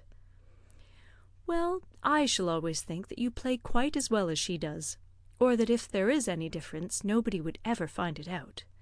Mr. Cole said how much taste you had, and Mr. Frank Churchill talked a great deal about your taste, and that he valued taste much more than execution." "Ah, but Jane Fairfax has them both, Harriet." "Are you sure? I saw she had execution, but I did not know she had any taste. Nobody talked about it. And I hate Italian singing. There is no understanding a word of it. Besides, if she does play so very well, you know, it is no more than she is obliged to do, because she will have to teach. The Coxes were wondering last night whether she would get into any great family. How did you think the Coxes looked?" "Just as they always do. Very vulgar." "They told me something," said Harriet, rather hesitatingly, "but it is nothing of any consequence." Emma was obliged to ask what they had told her, though fearful of its producing Mr. Elton. "They told me that Mr. Martin dined with them last Saturday." "Oh!" "He came to their father upon some business, and he asked him to stay to dinner." "Oh!" "They talked a great deal about him, especially Anne Cox. I do not know what she meant, but she asked me if I thought I should go and stay there again next summer." She meant to be impertinently curious, just as such an Anne Cox should be. "She said he was very agreeable the day he dined there. He sat by her at dinner. Miss Nash thinks either of the Coxes would be very glad to marry him." "Very likely. I think they are, without exception, the most vulgar girls in Highbury." Harriet had business at Ford's. Emma thought it most prudent to go with her. Another accidental meeting with the Martins was possible, and in her present state would be dangerous. Harriet, tempted by everything and swayed by half a word, was always very long at a purchase, and while she was still hanging over muslins and changing her mind, Emma went to the door for amusement. Much could not be hoped from the traffic of even the busiest part of Highbury. Mr. Perry walking hastily by, Mr. William Cox letting himself in at the office door, Mr. Cole's carriage horses returning from exercise, or a stray letter boy on an obstinate mule, were the liveliest objects she could presume to expect. And when her eyes fell only on the butcher with his tray, a tidy old woman travelling homewards from shop with her full basket, 2 curs quarrelling over a dirty bone, and a string of dawdling children round the baker's little bow window eyeing the gingerbread, she knew she had no reason to complain, and was amused enough, quite enough still, to stand at the door. A mind lively and at ease can do with seeing nothing, and can see nothing that does not answer. She looked down the Randalls Road. The scene enlarged. 2 persons appeared, Mrs. Weston and her son-in-law. They were walking into Highbury, to Hartfield, of course. They were stopping, however, in the first place at Mrs. Bates's, whose house was a little nearer Randalls than Ford's, and had all but knocked when Emma caught their eye. Immediately they crossed the road and came forward to her, and the agreeableness of yesterday's engagement seemed to give fresh pleasure to the present meeting. Mrs. Weston informed her that she was going to call on the Bateses, in order to hear the new instrument. "For my companion tells me," said she, "that I absolutely promised Miss Bates last night that I would come this morning. I was not aware of it myself. I did not know that I had fixed a day, but as he says I did, I am going now." "And while Mrs. Weston pays her visit, I may be allowed, I hope," said Frank Churchill, "to join your party and wait for her at Hartfield, if you are going home." Mrs. Weston was disappointed. "I thought you meant to go with me. They would be very much pleased." "Me! I should be quite in the way. But, perhaps, I may be equally in the way here. Miss Woodhouse looks as if she did not want me. My aunt always sends me off when she is shopping. She says I fidget her to death, and Miss Woodhouse looks as if she could almost say the same. What am I to do?" "I am here on no business of my own," said Emma. "I am only waiting for my friend. She will probably have soon done, and then we shall go home. But you had better go with Mrs. Weston and hear the instrument." "Well, if you advise it. But," with a smile, "if Colonel Campbell should have employed a careless friend, and if it should prove to have an indifferent tone, what shall I say? I shall be no support to Mrs. Weston. She might do very well by herself. A disagreeable truth would be palatable through her lips, but I am the wretchedest being in the world at a civil falsehood." "I do not believe any such thing," replied Emma. "I am persuaded that you can be as insincere as your neighbours, when it is necessary. But there is no reason to suppose the instrument is indifferent. Quite otherwise, indeed, if I understood Miss Fairfax's opinion last night." "Do come with me," said Mrs. Weston, "if it be not very disagreeable to you. It need not detain us long. We will go to Hartfield afterwards. We will follow them to Hartfield. I really wish you to call with me. It will be felt so great an attention, and I always thought you meant it." He could say no more, and with the hope of Hartfield to reward him, returned with Mrs. Weston to Mrs. Bates's door. Emma watched them in, and then joined Harriet at the interesting counter, trying with all the force of her own mind to convince her that if she wanted plain muslin, it was of no use to look at figured, and that a blue ribbon, be it ever so beautiful, would still never match her yellow pattern. At last it was all settled, even to the destination of the parcel. "Should I send it to Mrs. Goddard's, ma'am?" asked Mrs. Ford. Yes, to Mrs. Goddard's, only my pattern gown is at Hartfield. No, you shall send it to Hartfield, if you please. Oh, but then Mrs. Goddard will want to see it, and I could take the pattern gown home any day. But I shall want the ribbon directly, so it had better go to Hartfield, at least the ribbon. You could make it into 2 parcels, Mrs. Ford, could not you?" "It is not worth while, Harriet, to give Mrs. Ford the trouble of 2 parcels." "No more it is." "No trouble in the world, ma'am," said the obliging Mrs. Ford. "Oh, but indeed I would much rather have it only in one. Then, if you please, you shall send it all to Mrs. Goddard's. I do not know. No, I think, Miss Woodhouse, I may just as well have it sent to Hartfield, and take it home with me at night. What do you advise?" "That you do not give another half-second to the subject. To Hartfield, if you please, Mrs. Ford." "Ay, that will be much best," said Harriet, quite satisfied. "I should not at all like to have it sent to Mrs. Goddard's." Voices approached the shop, or rather one voice and 2 ladies, Mrs. Weston and Miss Bates, met them at the door. "My dear Miss Woodhouse," said the latter, "I am just run across to entreat the favour of you to come and sit down with us a little while, and give us your opinion of our new instrument. You and Miss Smith. How do you do, Miss Smith? Very well, I thank you, and I begged Mrs. Weston to come with me, that I might be sure of succeeding. I hope Mrs. Bates and Miss Fairfax are very well. I am much obliged to you. My mother is delightfully well, and Jane caught no cold last night. How is Mr. Woodhouse? I am so glad to hear such a good account. Mrs. Weston told me you were here. Oh, then, said I must run across. I am sure Miss Woodhouse will allow me just to run across and entreat her to come in. My mother will be so very happy to see her. And now we are such a nice party, she cannot refuse. Ay, pray do, said Mr. Frank Churchill. Miss Woodhouse's opinion of the instrument will be worth having. But, said I shall be more sure of succeeding if one of you will go with me. Oh, said he, wait half a minute till I have finished my job, for, would you believe it, Miss Woodhouse, there he is in the most obliging manner in the world, fastening in the rivet of my mother's spectacles. The rivet came out, you know, this morning. So very obliging, for my mother had no use of her spectacles, could not put them on, and by the by, everybody ought to have 2 pair of spectacles, they should indeed. Jane said so. I meant to take them over to John Saunders the first thing I did, but something or other hindered me all the morning. First one thing, then another, there is no saying what, you know. At one time Patty came to say she thought the kitchen chimney wanted sweeping. Oh, said I, Patty, do not come with your bad news to me. Here is the rivet of your mistress's spectacles out. Then the baked apples came home. Mrs. Wallace sent them by her boy. They are extremely civil and obliging to us, the Wallaces, always.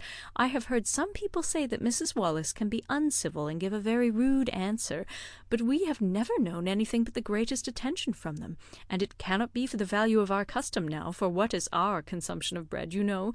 Only 3 of us, besides dear Jane at present, and she really eats nothing, makes such a shocking breakfast, you would be quite frightened if you saw it. I dare not let my mother know how little she eats, so I say one thing and then I say another, and it passes off. But about the middle of the day she gets hungry, and there is nothing she likes so well as these baked apples, and they are extremely wholesome, for I took the opportunity the other day of asking Mr. Perry. I happened to meet him in the street. Not that I had any doubt before, I have so often heard Mr. Woodhouse recommend a baked apple. I believe it is the only way that Mr. Woodhouse thinks the fruit thoroughly wholesome. We have apple dumplings, however, very often. Patty makes an excellent apple dumpling. Well, Mrs. Weston, you have prevailed, I hope, and these ladies will oblige us? Emma would be very happy to wait on Mrs. Bates, etc., and they did at last move out of the shop, with no farther delay from Miss Bates than, "How do you do, Mrs. Ford? I beg your pardon. I did not see you before. I hear you have a charming collection of new ribbons from town. Jane came back delighted yesterday. Thank ye, the gloves do very well, only a little too large about the wrist, but Jane is taking them in." "What was I talking of?" said she, beginning again when they were all in the street. Emma wondered on what, of all the medley, she would fix. "I declare I cannot recollect what I was talking of. Oh, my mother's spectacles! So very obliging of Mr. Frank Churchill. Oh," said he, "I do think I can fasten the ribbon. I like a job of this kind excessively, which you know showed him to be so very. Indeed, I must say that much as I had heard of him before, and much as I had expected, he very far exceeds anything. I do congratulate you, Mrs. Weston, most warmly. He seems everything the fondest parent could. Oh," said he, "I can fasten the rivet. I like a job of that sort excessively. I shall never forget his manner. And when I brought out the baked apples from the closet, and hoped our friends would be so very obliging as to take some, oh," said he directly, "there is nothing in the way of fruit half so good, and these are the finest looking home-baked apples I ever saw in my life. That, you know, was so very. And I am sure by his manner it was no compliment. Indeed, they are very delightful apples, and Mrs. Wallace does them full justice. Only we do not have them baked more than twice, and Mr. Woodhouse made us promise to have them done 3 times.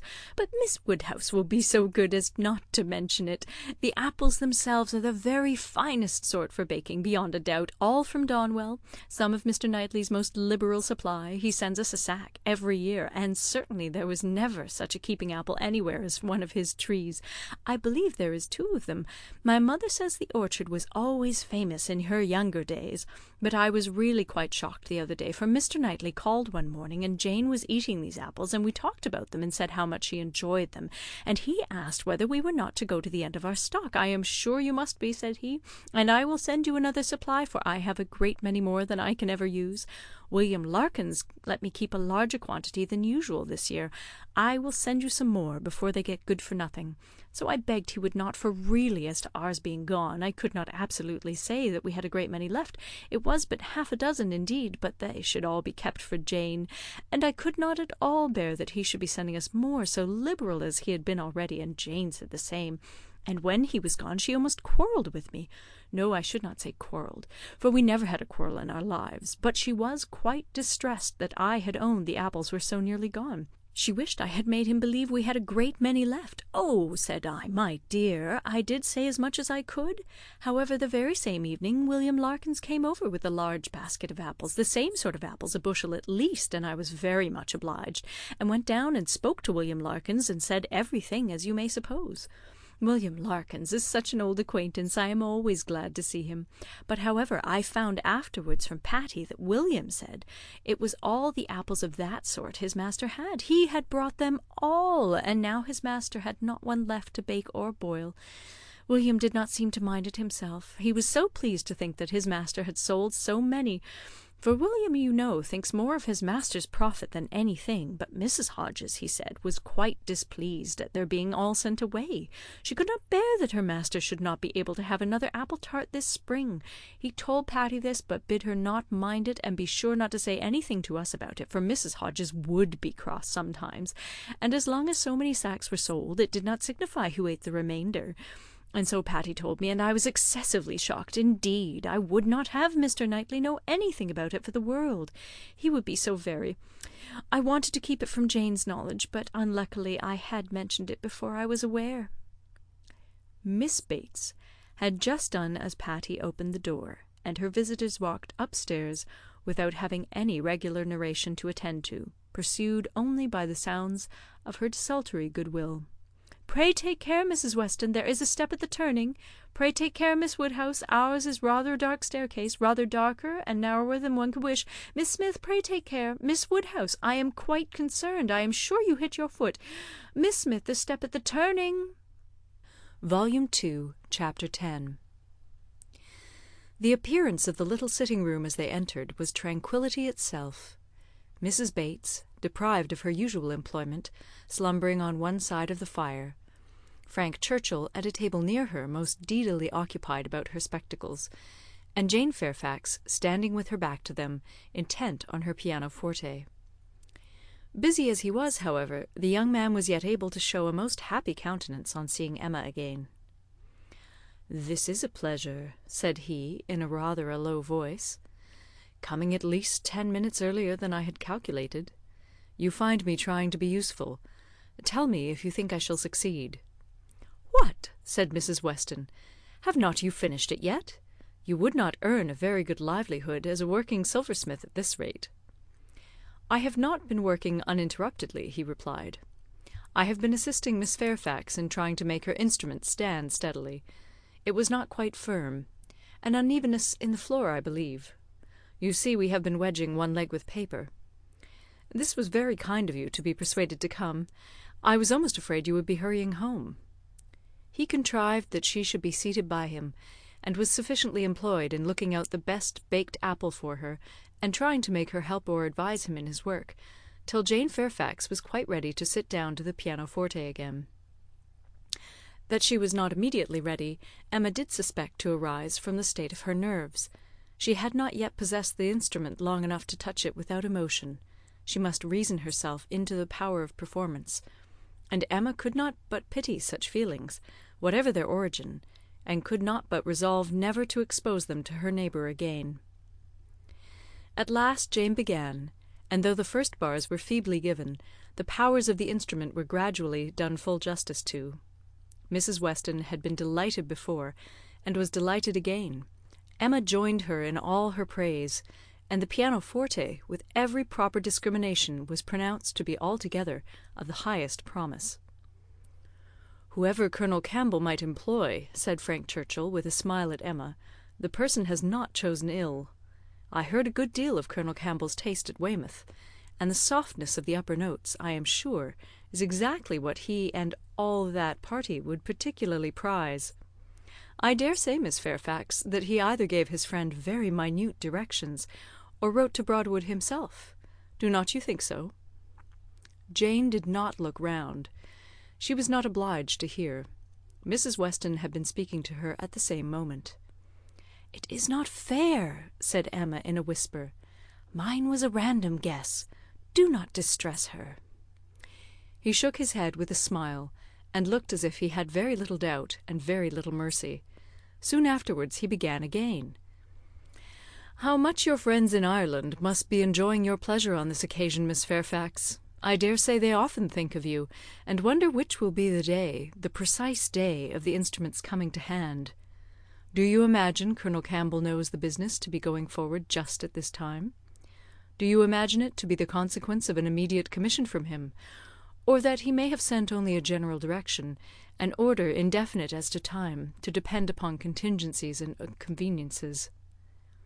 He paused. She could not but hear. She could not avoid answering. "Till I have a letter from Colonel Campbell," said she, in a voice of forced calmness, "I can imagine nothing with any confidence. It must be all conjecture."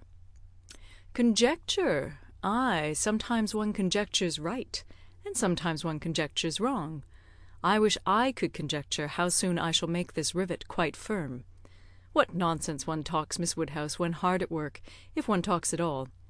Your real workmen, I suppose, hold their tongues, but we gentlemen labourers, if we get hold of a word— Miss Fairfax said something about conjecturing. There, it is done. I have the pleasure, madam," to Mrs. Bates, "of restoring your spectacles, healed for the present." He was very warmly thanked both by mother and daughter.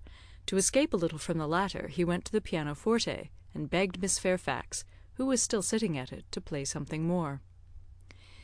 "If you are very kind," said he, "it will be one of the waltzes we danced last night. Let me live them over again. You did not enjoy them as I did. You appeared tired the whole time. I believe you were glad we danced no longer, but I would have given worlds, all the worlds one ever has to give, for another half-hour." She played. Oh, what felicity it is to hear a tune again which has made one happy. If I mistake not, that was danced at Weymouth. She looked up at him for a moment, coloured deeply, and played something else. He took some music from a chair near the pianoforte, and turning to Emma, said, "Here is something quite new to me. Do you know it? Kramer. And here are a new set of Irish melodies. That from such a quarter one might expect. This was all sent with the instrument. Very thoughtful of Colonel Campbell, was not it? He knew Miss Fairfax could have no music here. I honour that part of the attention particularly. It shows it to have been so thoroughly from the heart. Nothing hastily done, nothing incomplete. True affection only could have prompted it. Emma wished he would be less pointed, yet could not help being amused, and when on glancing her eye towards Jane Fairfax, she caught the remains of a smile, when she saw that with all the deep blush of consciousness there had been a smile of secret delight, she had less scruple in the amusement, and much less compunction with respect to her. This amiable, upright, perfect Jane Fairfax was apparently cherishing very reprehensible feelings. He brought all the music to her, and they looked it over together. Emma took the opportunity of whispering, "You speak too plain. She must understand you." "I hope she does. I would have her understand me. I am not in the least ashamed of my meaning. But really, I am half ashamed, and wish I had never taken up the idea." "I am very glad you did, and that you communicated it to me. I have now a key to all her odd looks and ways. Leave shame to her. If she does wrong, she ought to feel it." "She is not entirely without it, I think." "I do not see much sign of it. She is playing Robin Adair at the moment. His favourite."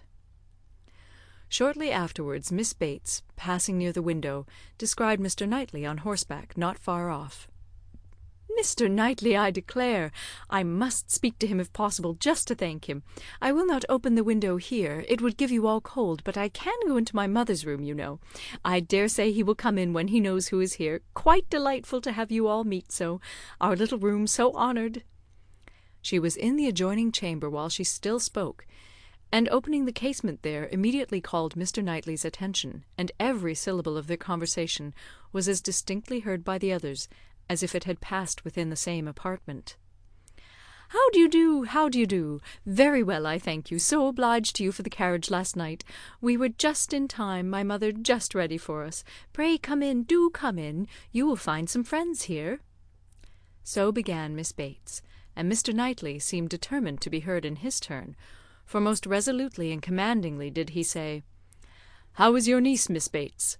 I want to inquire after you all, but particularly your niece. How is Miss Fairfax? I hope she caught no cold last night. How is she to-day? Tell me how Miss Fairfax is." And Miss Bates was obliged to give a direct answer before he would hear her in anything else. The listeners were amused, and Mrs. Weston gave Emma a look of particular meaning. But Emma still shook her head in steady scepticism. "So obliged to you, so very much obliged to you for the carriage," resumed Miss Bates. He cut her short with, "I am going to Kingston. Can I do anything for you?" "Oh, dear, Kingston, are you? Mrs. Cole was saying the other day she wanted something from Kingston." "Mrs. Cole has servants to send. Can I do anything for you?" "No, I thank you. But do come in. Who do you think is here? Miss Woodhouse and Miss Smith, so kind as to call, to hear the new pianoforte. Do put up your horse at the Crown and come in."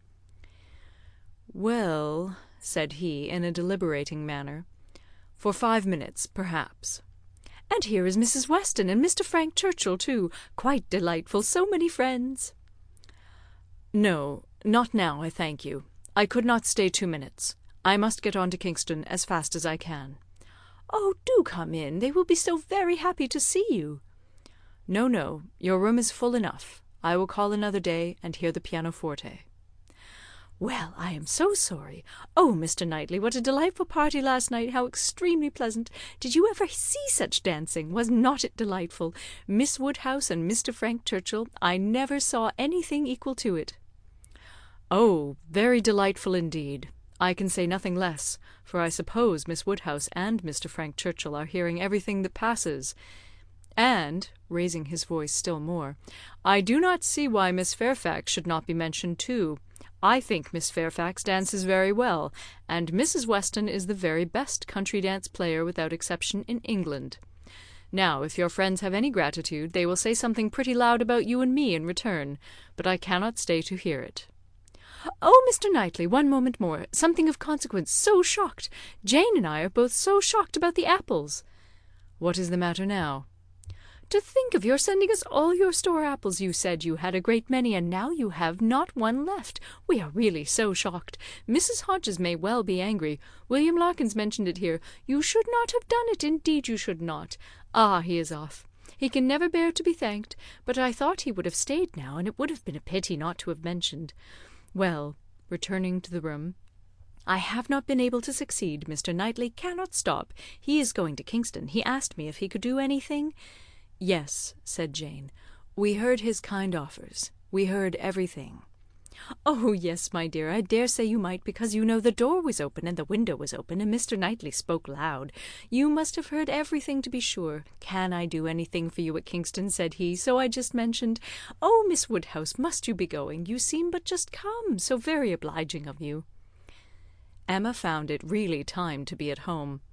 The visit had already lasted long, and on examining watches, so much of the morning was perceived to be gone, that Mrs. Weston and her companion, taking leave also, could allow themselves only to walk with the two young ladies to Hartfield gates before they set off for Randalls. Volume 2, Chapter 11. It may be possible to do without dancing entirely. Instances have been known of young people passing many, many months successively without being at any ball of any description, and no material injury accrue either to body or mind. But when a beginning is made, when the felicities of rapid motion have once been, though slightly felt, it must be a very heavy set that does not ask for more. Frank Churchill had danced once at Highbury, and longed to dance again, and the last half hour of an evening which Mr. Woodhouse was persuaded to spend with his daughter at Randalls was passed by the two young people in schemes on the subject. Frank's was the first idea, and his the greatest zeal in pursuing it, for the lady was the best judge of the difficulties, and the most solicitous for accommodation in appearance. But still she had inclination enough for showing people again how delightfully Mr. Frank Churchill and Miss Woodhouse danced, for doing that in which she need not blush to compare herself with Jane Fairfax, and even for simple dancing itself, without any of the wicked aids of vanity, to assist him first in pacing out the room they were in to see what it could be made to hold, and then in taking the dimensions of the other parlour, in the hope of discovering, in spite of all that Mr. Weston could say of their exactly equal size, that it was a little the largest. His first proposition and request, that the dance begun at Mr. Cole's should be finished there, that the same party should be collected, and the same musician engaged, met with the readiest acquiescence.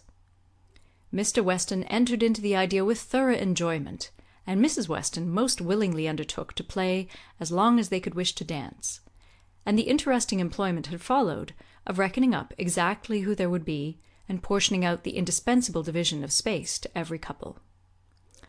"You and Miss Smith and Miss Fairfax will be 3, and the 2 Miss Coxes 5, had been repeated many times over. And there will be the 2 Gilberts, young Cox, my father, and myself, besides Mr. Knightley.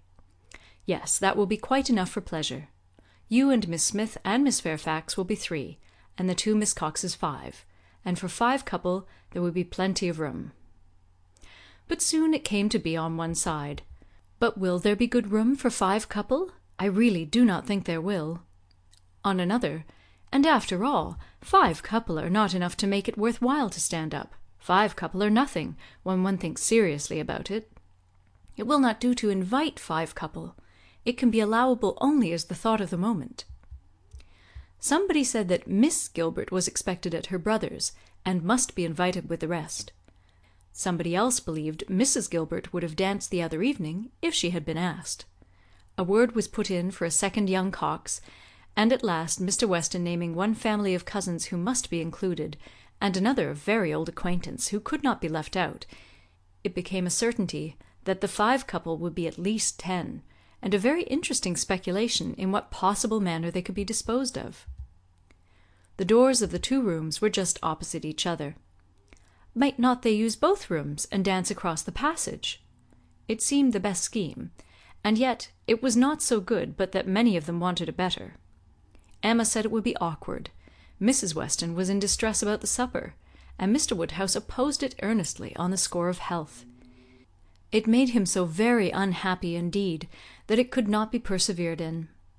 "Oh, no," said he, "it would be the extreme of imprudence. I could not bear it for Emma. Emma is not strong. She would catch a dreadful cold. So would poor little Harriet. So would you all. Mrs. Weston, you would be quite laid up. Do not let them talk of such a wild thing. Pray do not let them talk of it. That young man," speaking lower, "is very thoughtless.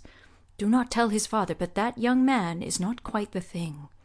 He has been opening the doors very often this evening, and keeping them open very inconsiderately. He does not think of the draught. I do not mean to set you against him, but indeed he is not quite the thing." Mrs. Weston was sorry for such a charge. She knew the importance of it, and said everything in her power to do it away.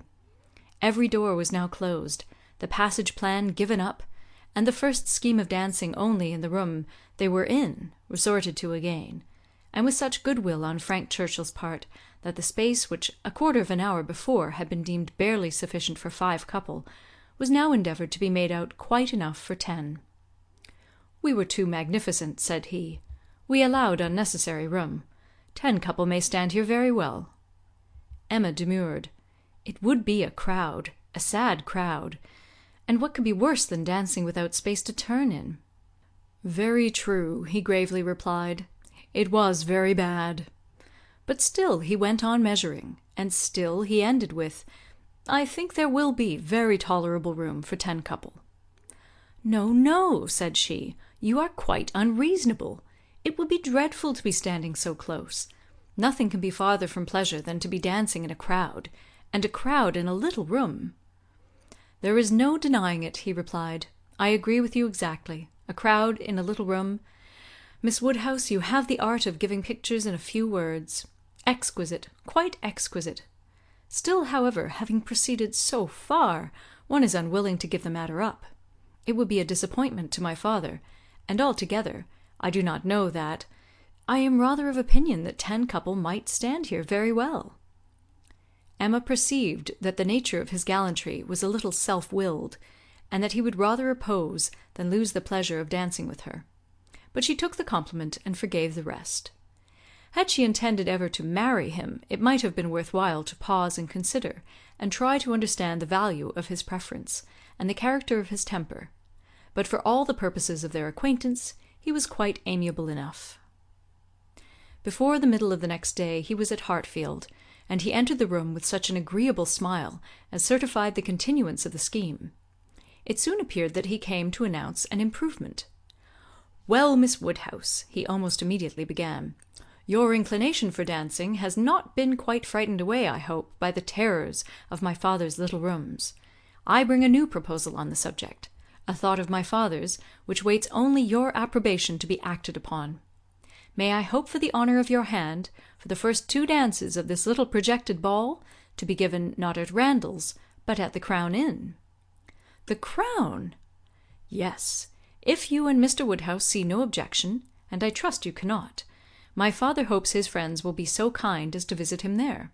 Better accommodations he can promise them, and not a less grateful welcome than at Randall's. It is his own idea. Mrs. Weston sees no objection to it, provided you are satisfied. This is what we all feel. Oh, you were perfectly right. 10 couple, in either of the Randalls' rooms, would have been insufferable, dreadful. I felt how right you were the whole time, but was too anxious for securing anything to like to yield. Is not it a good exchange? You consent. I hope you consent." "It appears to me a plan that nobody can object to, if Mr. and Mrs. Weston do not. I think it admirable, and, as far as I can answer for myself, shall be most happy. It seems the only improvement that could be. Papa, do you not think it an excellent improvement?" She was obliged to repeat and explain it before it was fully comprehended, and then, being quite new, further representations were necessary to make it acceptable. No, he thought it very far from an improvement, a very bad plan, much worse than the other. A room at an inn was always damp and dangerous, never properly aired, or fit to be inhabited. If they must dance, they had better dance at Randall's. He had never been in the room at the Crown in his life, did not know the people who kept it by sight. Oh no, a very bad plan. They would catch worse colds at the Crown than anywhere. "I was going to observe, sir," said Frank Churchill, "that one of the great recommendations of this change would be the very little danger of anybody's catching cold. So much less danger at the Crown than Randalls. Mr. Perry might have reason to regret the alteration, but nobody else could." "Sir," said Mr. Woodhouse rather warmly, "you are very much mistaken if you suppose Mr. Perry to be that sort of character. Mr. Perry is extremely concerned when any of us are ill. But I do not understand how the room at the Crown can be safer for you than your father's house." "From the very circumstance of its being larger, sir. We shall have no occasion to open the windows at all, not once the whole evening. And it is that dreadful habit of opening the windows, letting in cold air upon heated bodies, which, as you well know, sir, does the mischief." "Open the windows! But surely, Mr. Churchill, nobody would think of opening the windows at Randalls. Nobody could be so imprudent. I never heard of such a thing. Dancing with open windows! I am sure neither your father nor Mrs. Weston, poor Miss Taylor that was, would suffer it." "Ah, sir, but a thoughtless young person will sometimes step behind a window curtain and throw up a sash, without its being suspected. I have often known it done myself." "Have you indeed, sir? Bless me, I never could have supposed it. But I live out of the world, and am often astonished at what I hear. However, this does make a difference, and perhaps when we come to talk it over, but these sort of things require a good deal of consideration. One cannot resolve upon them in a hurry. If Mr. and Mrs. Weston will be so obliging as to call here one morning, we may talk it over, and see what can be done. But unfortunately, sir, my time is so limited." "Oh," interrupted Emma, "there will be plenty of time for talking everything over. There is no hurry at all. If it can be contrived to be at the Crown, papa, it will be very convenient for the horses. They will be so near their own stable." "So they will, my dear. That is a great thing. Not that James ever complains, but it is right to spare our horses when we can. If I could be sure of the rooms being thoroughly aired. But is Mrs. Stokes to be trusted? I doubt it. I do not know her, even by sight." "I can answer for everything of that nature, sir, because it will be under Mrs. Weston's care. Mrs. Weston undertakes to direct the whole." "There, papa, now you must be satisfied. Our own dear Mrs. Weston, who is carefulness itself. Do not you remember what Mr. Perry said, so many years ago, when I had the measles? If Miss Taylor undertakes to wrap Miss Emma up, you need not have any fears, sir. How often have I heard you speak of it as such a compliment to her?" "Ay, very true. Mr. Perry did say so. I shall never forget it. Poor little Emma! You were very bad with the measles. That is, you would have been very bad but for Perry's great attention. He came 4 times a day for a week. He said from the first it was a very good sort, which was our great comfort, but the measles are a dreadful complaint. I hope whenever poor Isabella's little ones have the measles she will send for Perry." "My father and Mrs. Weston are at the Crown at this moment," said Frank Churchill, "examining the capabilities of the house. I left them there, and came on to Hartfield, impatient for your opinion, and hoping you might be persuaded to join them and give your advice on the spot. I was desired to say so from both. It would be the greatest pleasure to them if you could allow me to attend you there.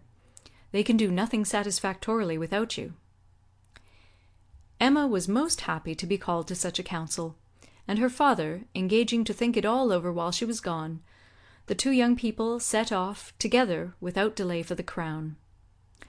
There were Mr. and Mrs. Weston, delighted to see her and receive her approbation, very busy and very happy in their different way. She in some little distress, and he finding everything perfect. "Emma," said she, "this paper is worse than I expected. Look, in places you see it is dreadfully dirty, and the wainscot is more yellow and forlorn than anything I could have imagined." "My dear, you are too particular," said her husband. "What does all that signify? You will see nothing of it by candlelight. It will be as clean as Randalls by candlelight. We never see anything of it on our club nights." The ladies here probably exchanged looks which meant, "Men never know when things are dirty or not," and the gentlemen perhaps thought each to himself, "Women will have their little nonsenses and needless cares." One perplexity, however, arose which the gentleman did not disdain. It regarded a supper room. At the time of the ballroom's being built, suppers had not been in question, and a small card room adjoining was the only addition. What was to be done? This card room would be wanted as a card room now, or, if cards were conveniently voted unnecessary by their four selves, still was it not too small for any comfortable supper?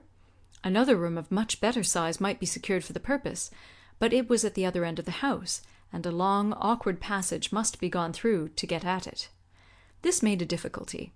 Mrs. Weston was afraid of draughts for the young people in that passage, and neither Emma nor the gentleman could tolerate the prospect of being miserably crowded at supper.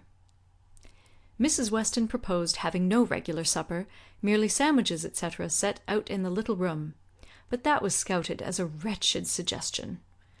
A private dance, without sitting down to supper, was pronounced an infamous fraud upon the rights of men and women, and Mrs. Weston must not speak of it again. She then took another line of expediency, and looking into the doubtful room, observed, "I do not think it is so very small. We shall not be many, you know." And Mr. Weston at the same time, walking briskly with long steps through the passage, was calling out, "You talk a great deal of the length of this passage, my dear. It is a mere nothing after all, and not the least draught from the stairs." "I wish," said Mrs. Weston, "one could know which arrangement our guests in general would like best. To do what would be most generally pleasing must be our object. If one could but tell what that would be." "Yes, very true," cried Frank, "very true. You want your neighbours' opinions. I do not wonder at you. If one could ascertain what the chief of them, the Coles, for instance, they are not far off. Shall I call upon them? Or Miss Bates? She is still nearer, and I do not know whether Miss Bates is not as likely to understand the inclinations of the rest of the people as anybody. I think we do want a larger council. Suppose I go and invite Miss Bates to join us?" "Well, if you please," said Mrs. Weston, rather hesitating, "if you think she will be of any use." "You will get nothing to the purpose from Miss Bates," said Emma. "She will be all delight and gratitude, but she will tell you nothing. She will not even listen to your questions. I see no advantage in consulting Miss Bates." "But she is so amusing, so extremely amusing. I am very fond of hearing Miss Bates talk. And I need not bring the whole family, you know." Here Mr. Weston joined them, and on hearing what was proposed, gave it his decided approbation. "Ay, do, Frank. Go and fetch Miss Bates, and let us end the matter at once. She will enjoy the scheme, I am sure, and I do not know a properer person for showing us how to do away difficulties. Fetch Miss Bates. We are growing a little too nice. She is a standing lesson of how to be happy. But fetch them both. Invite them both." "Both, sir? Can the old lady—" "The old lady! No, the young lady, to be sure. I shall think you a great blockhead, Frank, if you bring the aunt without the niece." "Oh! I beg your pardon, sir. I did not immediately recollect. Undoubtedly, if you wish it, I will endeavour to persuade them both." And away he ran. Long before he reappeared, attending the short, neat, brisk-moving aunt and her elegant niece, Mrs. Weston, like a sweet-tempered woman and a good wife, had examined the passage again, and found the evils of it much less than she had supposed before, indeed very trifling, and here ended the difficulties of decision. All the rest, in speculation at least, was perfectly smooth. All the minor arrangements of table and chair, lights and music, tea and supper, made themselves, or were left as mere trifles to be settled at any time between Mrs. Weston and Mrs. Stokes. Everybody invited was certainly to come. Frank had already written to Enscombe to propose staying a few days beyond his fortnight, which could not possibly be refused. And a delightful dance it was to be. Most cordially, when Miss Bates arrived, did she agree that it must. As a counsellor she was not wanted, but as an approver, a much safer character, she was truly welcome. Her approbation, at once general and minute, warm and incessant, could not but please, and for another half-hour they were all walking to and fro between the different rooms, some suggesting, some attending, and all in happy enjoyment of the future. The party did not break up without Emma's being positively secured for the first 2 dances by the hero of the evening, nor without her overhearing Mr. Weston whisper to his wife, He has asked her, my dear. That's right. I knew he would. Volume 2, Chapter 12. One thing only was wanting to make the prospect of the ball completely satisfactory to Emma, its being fixed for a day within the granted term of Frank Churchill's stay in Surrey; for, in spite of Mr. Weston's confidence, she could not think it so very impossible that the Churchills might not allow their nephew to remain a day beyond his fortnight. But this was not judged feasible. The preparations must take their time. Nothing could be properly ready till the 3rd week were entered on, and for a few days they must be planning, proceeding, and hoping in uncertainty, at the risk, in her opinion the great risk, of its being all in vain. Enscombe, however, was gracious in fact, if not in word. His wish of staying longer evidently did not please, but it was not opposed.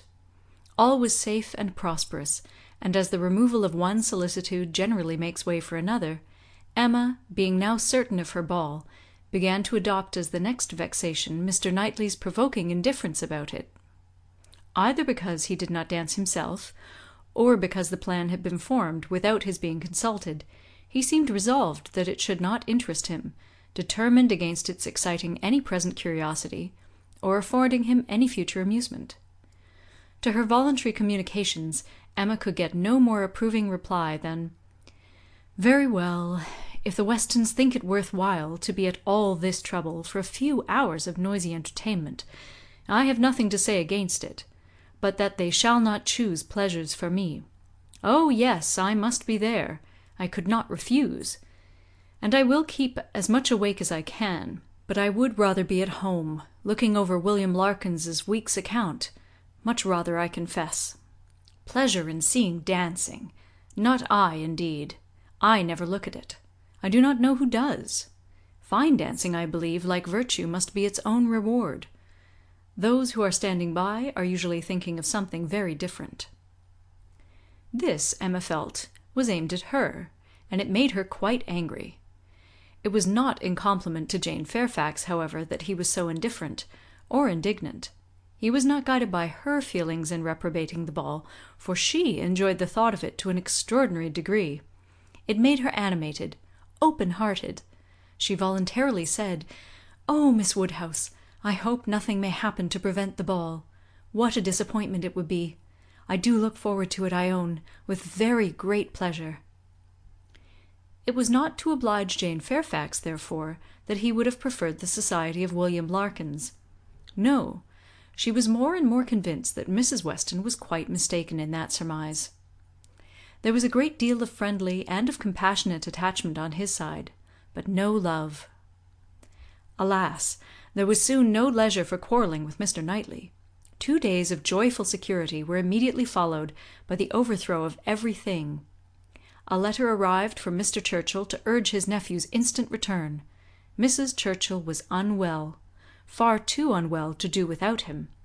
She had been in a very suffering state, so said her husband, when writing to her nephew 2 days before, though from her usual unwillingness to give pain, and constant habit of never thinking of herself, she had not mentioned it. But now she was too ill to trifle, and must entreat him to set off for Enscombe without delay. The substance of this letter was forwarded to Emma, in a note from Mrs. Weston instantly. As to his going, it was inevitable. He must be gone within a few hours, though without feeling any real alarm for his aunt, to lessen his repugnance. He knew her illnesses.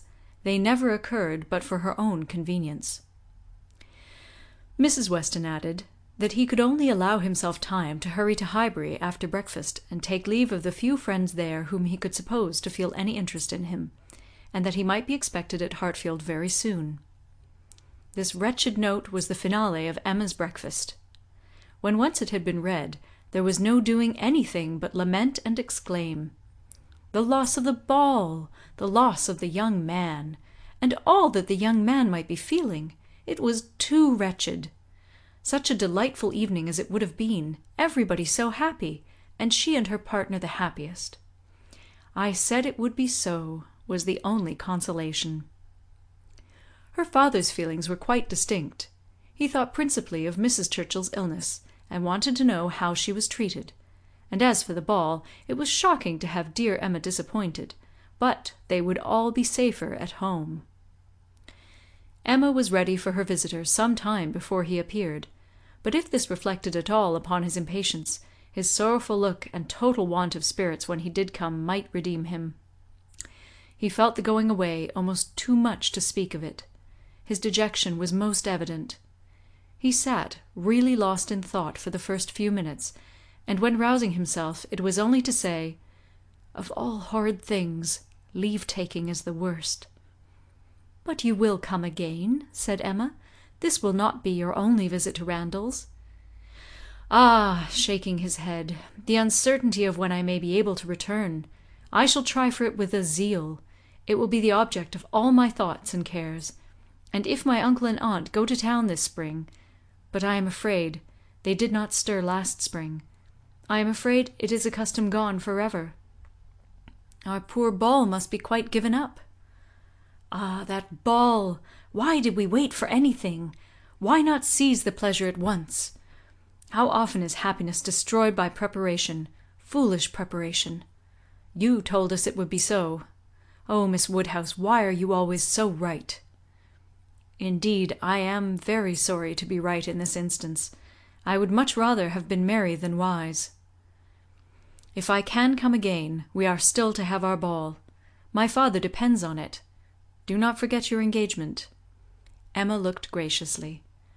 "Such a fortnight as it has been," he continued. "Every day more precious and more delightful than the day before. Every day making me less fit to bear any other place. Happy those who can remain at Highbury." "As you do us such ample justice now," said Emma, laughing, "I will venture to ask whether you did not come a little doubtfully at first. Do not we rather surpass your expectations? I am sure we do. I am sure you did not much expect to like us. You would not have been so long in coming, if you had a pleasant idea of Highbury." He laughed rather consciously, and though denying the sentiment, Emma was convinced that it had been so. "And you must be off this very morning?" "Yes. My father is to join me here. We shall walk back together, and I must be off immediately. I am almost afraid that every moment will bring him." "Not 5 minutes to spare, even for your friends Miss Fairfax and Miss Bates? How unlucky! Miss Bates's powerful, argumentative mind might have strengthened yours." "Yes, I have called there. Passing the door, I thought it better. It was a right thing to do. I went in for 3 minutes, and was detained by Miss Bates's being absent. She was out, and I felt it impossible not to wait till she came in. She is a woman that one must laugh at, but that one would not wish to slight. It was better to pay my visit than—" He hesitated, got up, walked to a window. "In short," said he, "perhaps, Miss Woodhouse, I think you can hardly be quite without suspicion." He looked at her, as if wanting to read her thoughts. She hardly knew what to say. It seemed like the forerunner of something absolutely serious, which she did not wish. Forcing herself to speak, therefore, in hope of putting it by, she calmly said, "You are quite in the right. It was most natural to pay your visit then." He was silent. She believed he was looking at her, probably reflecting on what she had said, and trying to understand the manner. She heard him sigh. It was natural for him to feel that he had cause to sigh. He could not believe her to be encouraging him. A few awkward moments passed, and he sat down again, and in a more determined manner said, "It was something to feel that all the rest of my time might be given to Hartfield. My regard for Hartfield is most warm." He stopped again, rose again, and seemed quite embarrassed. He was more in love with her than Emma had supposed, and who can say how it might have ended if his father had not made his appearance? Mr. Woodhouse soon followed, and the necessity of exertion made him composed. A very few minutes more, however, completed the present trial. Mr. Weston, always alert when business was to be done, and as incapable of procrastinating any evil that was inevitable, as of foreseeing any that was doubtful, said, it was time to go, and the young man, though he might and did sigh, could not but agree to take leave. "I shall hear about you all," said he. "That is my chief consolation. I shall hear of everything that is going on among you. I have engaged Mrs. Weston to correspond with me. She has been so kind as to promise it. Oh, the blessing of a female correspondent, when one is really interested in the absent! She will tell me everything. In her letters I shall be at dear Highbury again. A very friendly shake of the hand, a very earnest good-bye closed the speech, and the door had soon shut out Frank Churchill. Short had been the notice, short their meeting. He was gone, and Emma felt so sorry to part, and foresaw so great a loss to their little society from his absence, as to begin to be afraid of being too sorry, and feeling it too much. It was a sad change. They had been meeting almost every day since his arrival. Certainly his being at Randalls had given great spirit to the last 2 weeks. Indescribable spirit. The idea, the expectation of seeing him, which every morning had brought, the assurance of his attentions, his liveliness, his manners. It had been a very happy fortnight, and forlorn must be the sinking from it into the common course of Hartfield days. To complete every other recommendation, he had almost told her that he loved her. What strength, or what constancy of affection he might be subject to, was another point. But at present she could not doubt his having a decidedly warm admiration, a conscious preference of herself, and this persuasion, joined to all the rest, made her think that she must be a little in love with him, in spite of every previous determination against it. "I certainly must," said she. "This sensation of listlessness, weariness, stupidity, this disinclination to sit down and employ myself, this feeling of everything's being dull and insipid about the house, I must be in love. I should be the oddest creature in the world if I were not, for a few weeks at least. Well, evil to some is always good to others. I shall have many fellow mourners for the ball, if not for Frank Churchill, but Mr. Knightley will be happy. He may spend the evening with his dear William Larkins now, if he likes." Mr. Knightley, however, showed no triumphant happiness. He could not say that he was sorry on his own account. His very cheerful look would have contradicted him if he had. But he said, and very steadily, that he was sorry for the disappointment of the others, and with considerable kindness added, "You, Emma, who have so few opportunities of dancing, you are really out of luck. You are very much out of luck." It was some days before she saw Jane Fairfax, to judge of her honest regret in this woeful change, but when they did meet, her composure was odious. She had been particularly unwell, however, suffering from headache to a degree which made her aunt declare that had the ball taken place she did not think Jane could have attended it, and it was charity to impute some of her unbecoming indifference to the languor of ill health. Volume 2, Chapter 13. Emma continued to entertain no doubt of her being in love. Her ideas only varied as to the how much. At first she thought it was a good deal, and afterwards but little. She had great pleasure in hearing Frank Churchill talked of, and, for his sake, greater pleasure than ever in seeing Mr. and Mrs. Weston. She was very often thinking of him, and quite impatient for a letter, that she might know how he was, how were his spirits, how was his aunt, and what was the chance of his coming to Randalls again this spring. But, on the other hand, she could not admit herself to be unhappy, nor, after the first morning, to be less disposed for employment than usual.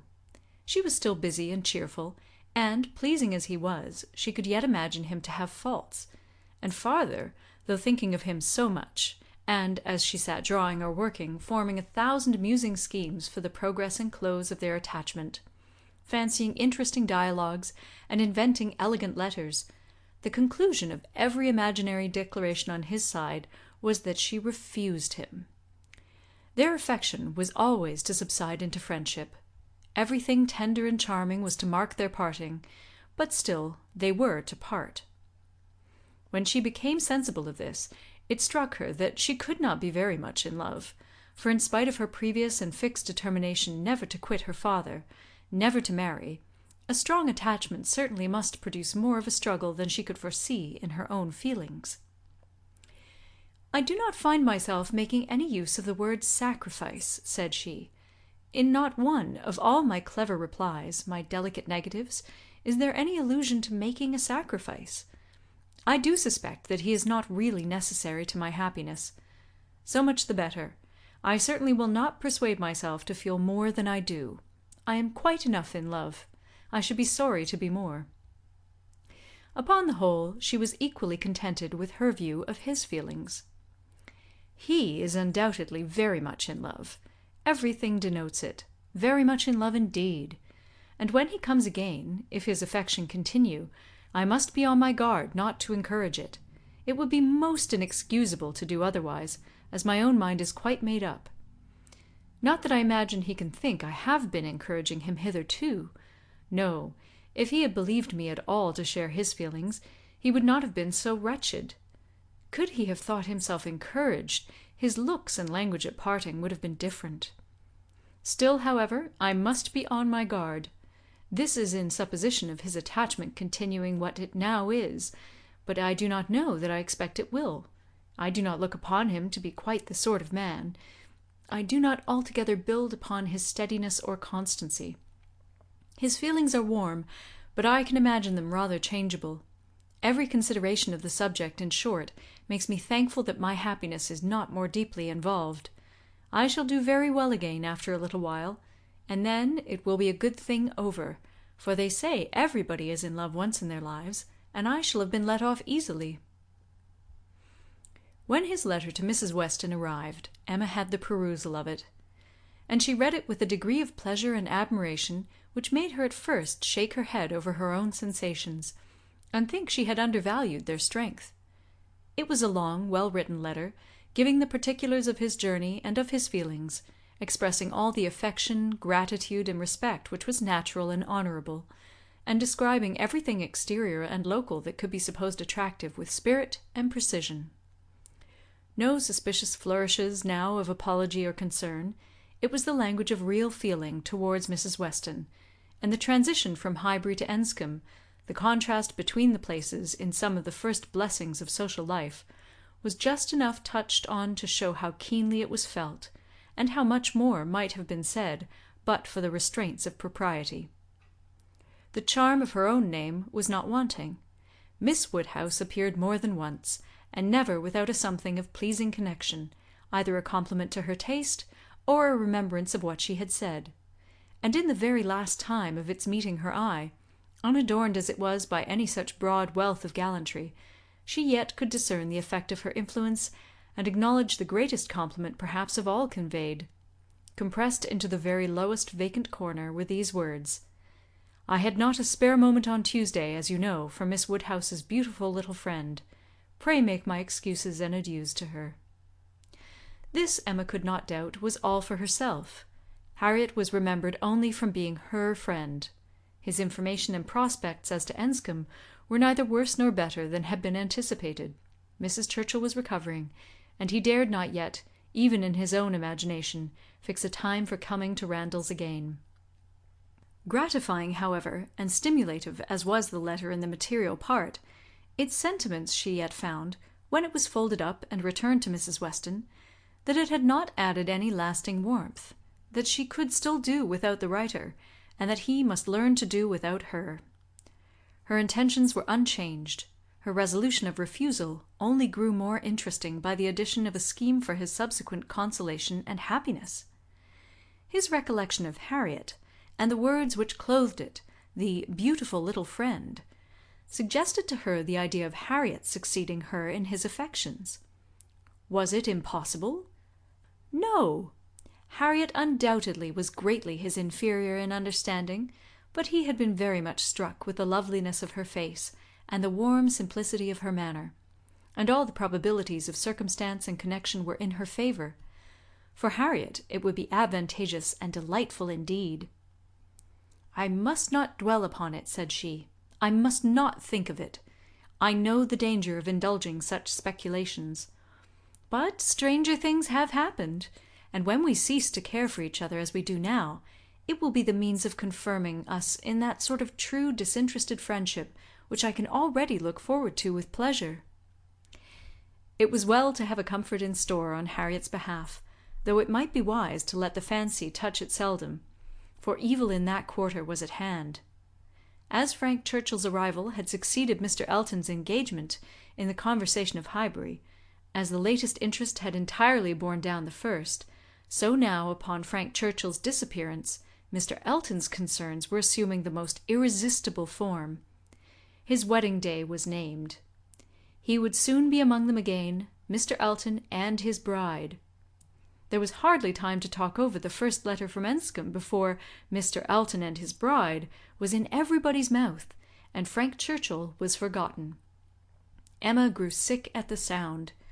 She had had 3 weeks of happy exemption from Mr. Elton, and Harriet's mind, she had been willing to hope, had been lately gaining strength. With Mr. Weston's ball in view, at least, there had been a great deal of insensibility to other things, but it was now too evident that she had not attained such a state of composure as could stand against the actual approach, new carriage, bell ringing, and all. Poor Harriet was in a flutter of spirits, which required all the reasonings and soothings and attentions of every kind that Emma could give. Emma felt that she could not do too much for her, that Harriet had a right to all her ingenuity and all her patience, but it was heavy work to be for ever convincing without producing any effect, for ever agreed to without being able to make their opinions the same. Harriet listened submissively, and said, it was very true, it was just as Miss Woodhouse described. It was not worth while to think about them, and she would not think about them any longer. But no change of subject could avail, and the next half-hour saw her as anxious and restless about the Eltons as before. At last Emma attacked her on another ground. "Your allowing yourself to be so occupied and so unhappy about Mr. Elton's marrying Harriet is the strongest reproach you can make me. You could not give me a greater reproof for the mistake I fell into. It was all my doing, I know. I have not forgotten it, I assure you. Deceived myself, I did very miserably deceive you, and it will be a painful reflection to me for ever. Do not imagine me in danger of forgetting it." Harriet felt this too much to utter more than a few words of eager exclamation.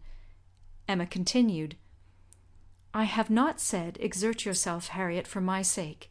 Think less, talk less of Mr. Elton for my sake, because for your own sake rather I would wish it to be done, for the sake of what is more important than my comfort, a habit of self-command in you, a consideration of what is your duty, an attention to propriety, an endeavour to avoid the suspicions of others, to save your health and credit, and restore your tranquillity. These are the motives which I have been pressing on you. They are very important, and sorry I am that you cannot feel them sufficiently to act upon them. My being saved from pain is a very secondary consideration. I want you to save yourself from greater pain. Perhaps I may sometimes have felt that Harriet would not forget what was due, or rather what would be kind, by me." This appeal to her affections did more than all the rest. The idea of wanting gratitude and consideration for Miss Woodhouse, whom she really loved extremely, made her wretched for a while, and when the violence of grief was comforted away, still remained powerful enough to prompt to what was right, and support her in it very tolerably. "You, who have been the best friend I ever had in my life, want gratitude to you. Nobody is equal to you. I care for nobody as I do for you. Oh, Miss Woodhouse, how ungrateful I have been." Such expressions, assisted as they were by everything that look and manner could do, made Emma feel that she had never loved Harriet so well, nor valued her affection so highly before. "There is no charm equal to tenderness of heart," she said afterwards to herself. "There is nothing to be compared to it. Warmth and tenderness of heart, with an affectionate, open manner, will beat all the clearness of head in the world for attraction. I am sure it will. It is tenderness of heart which makes my dear father so generally beloved, which gives Isabella all her popularity. I have it not, but I know how to prize and respect it. Harriet is my superior in all the charm and all the felicity it gives. Dear Harriet, I would not change you for the clearest-headed, longest-sighted, best-judging female breathing. Oh, the coldness of a Jane Fairfax! Harriet is worth 100 such, and for a wife, a sensible man's wife, it is invaluable. I mention no names, but happy the man who changes Emma for Harriet."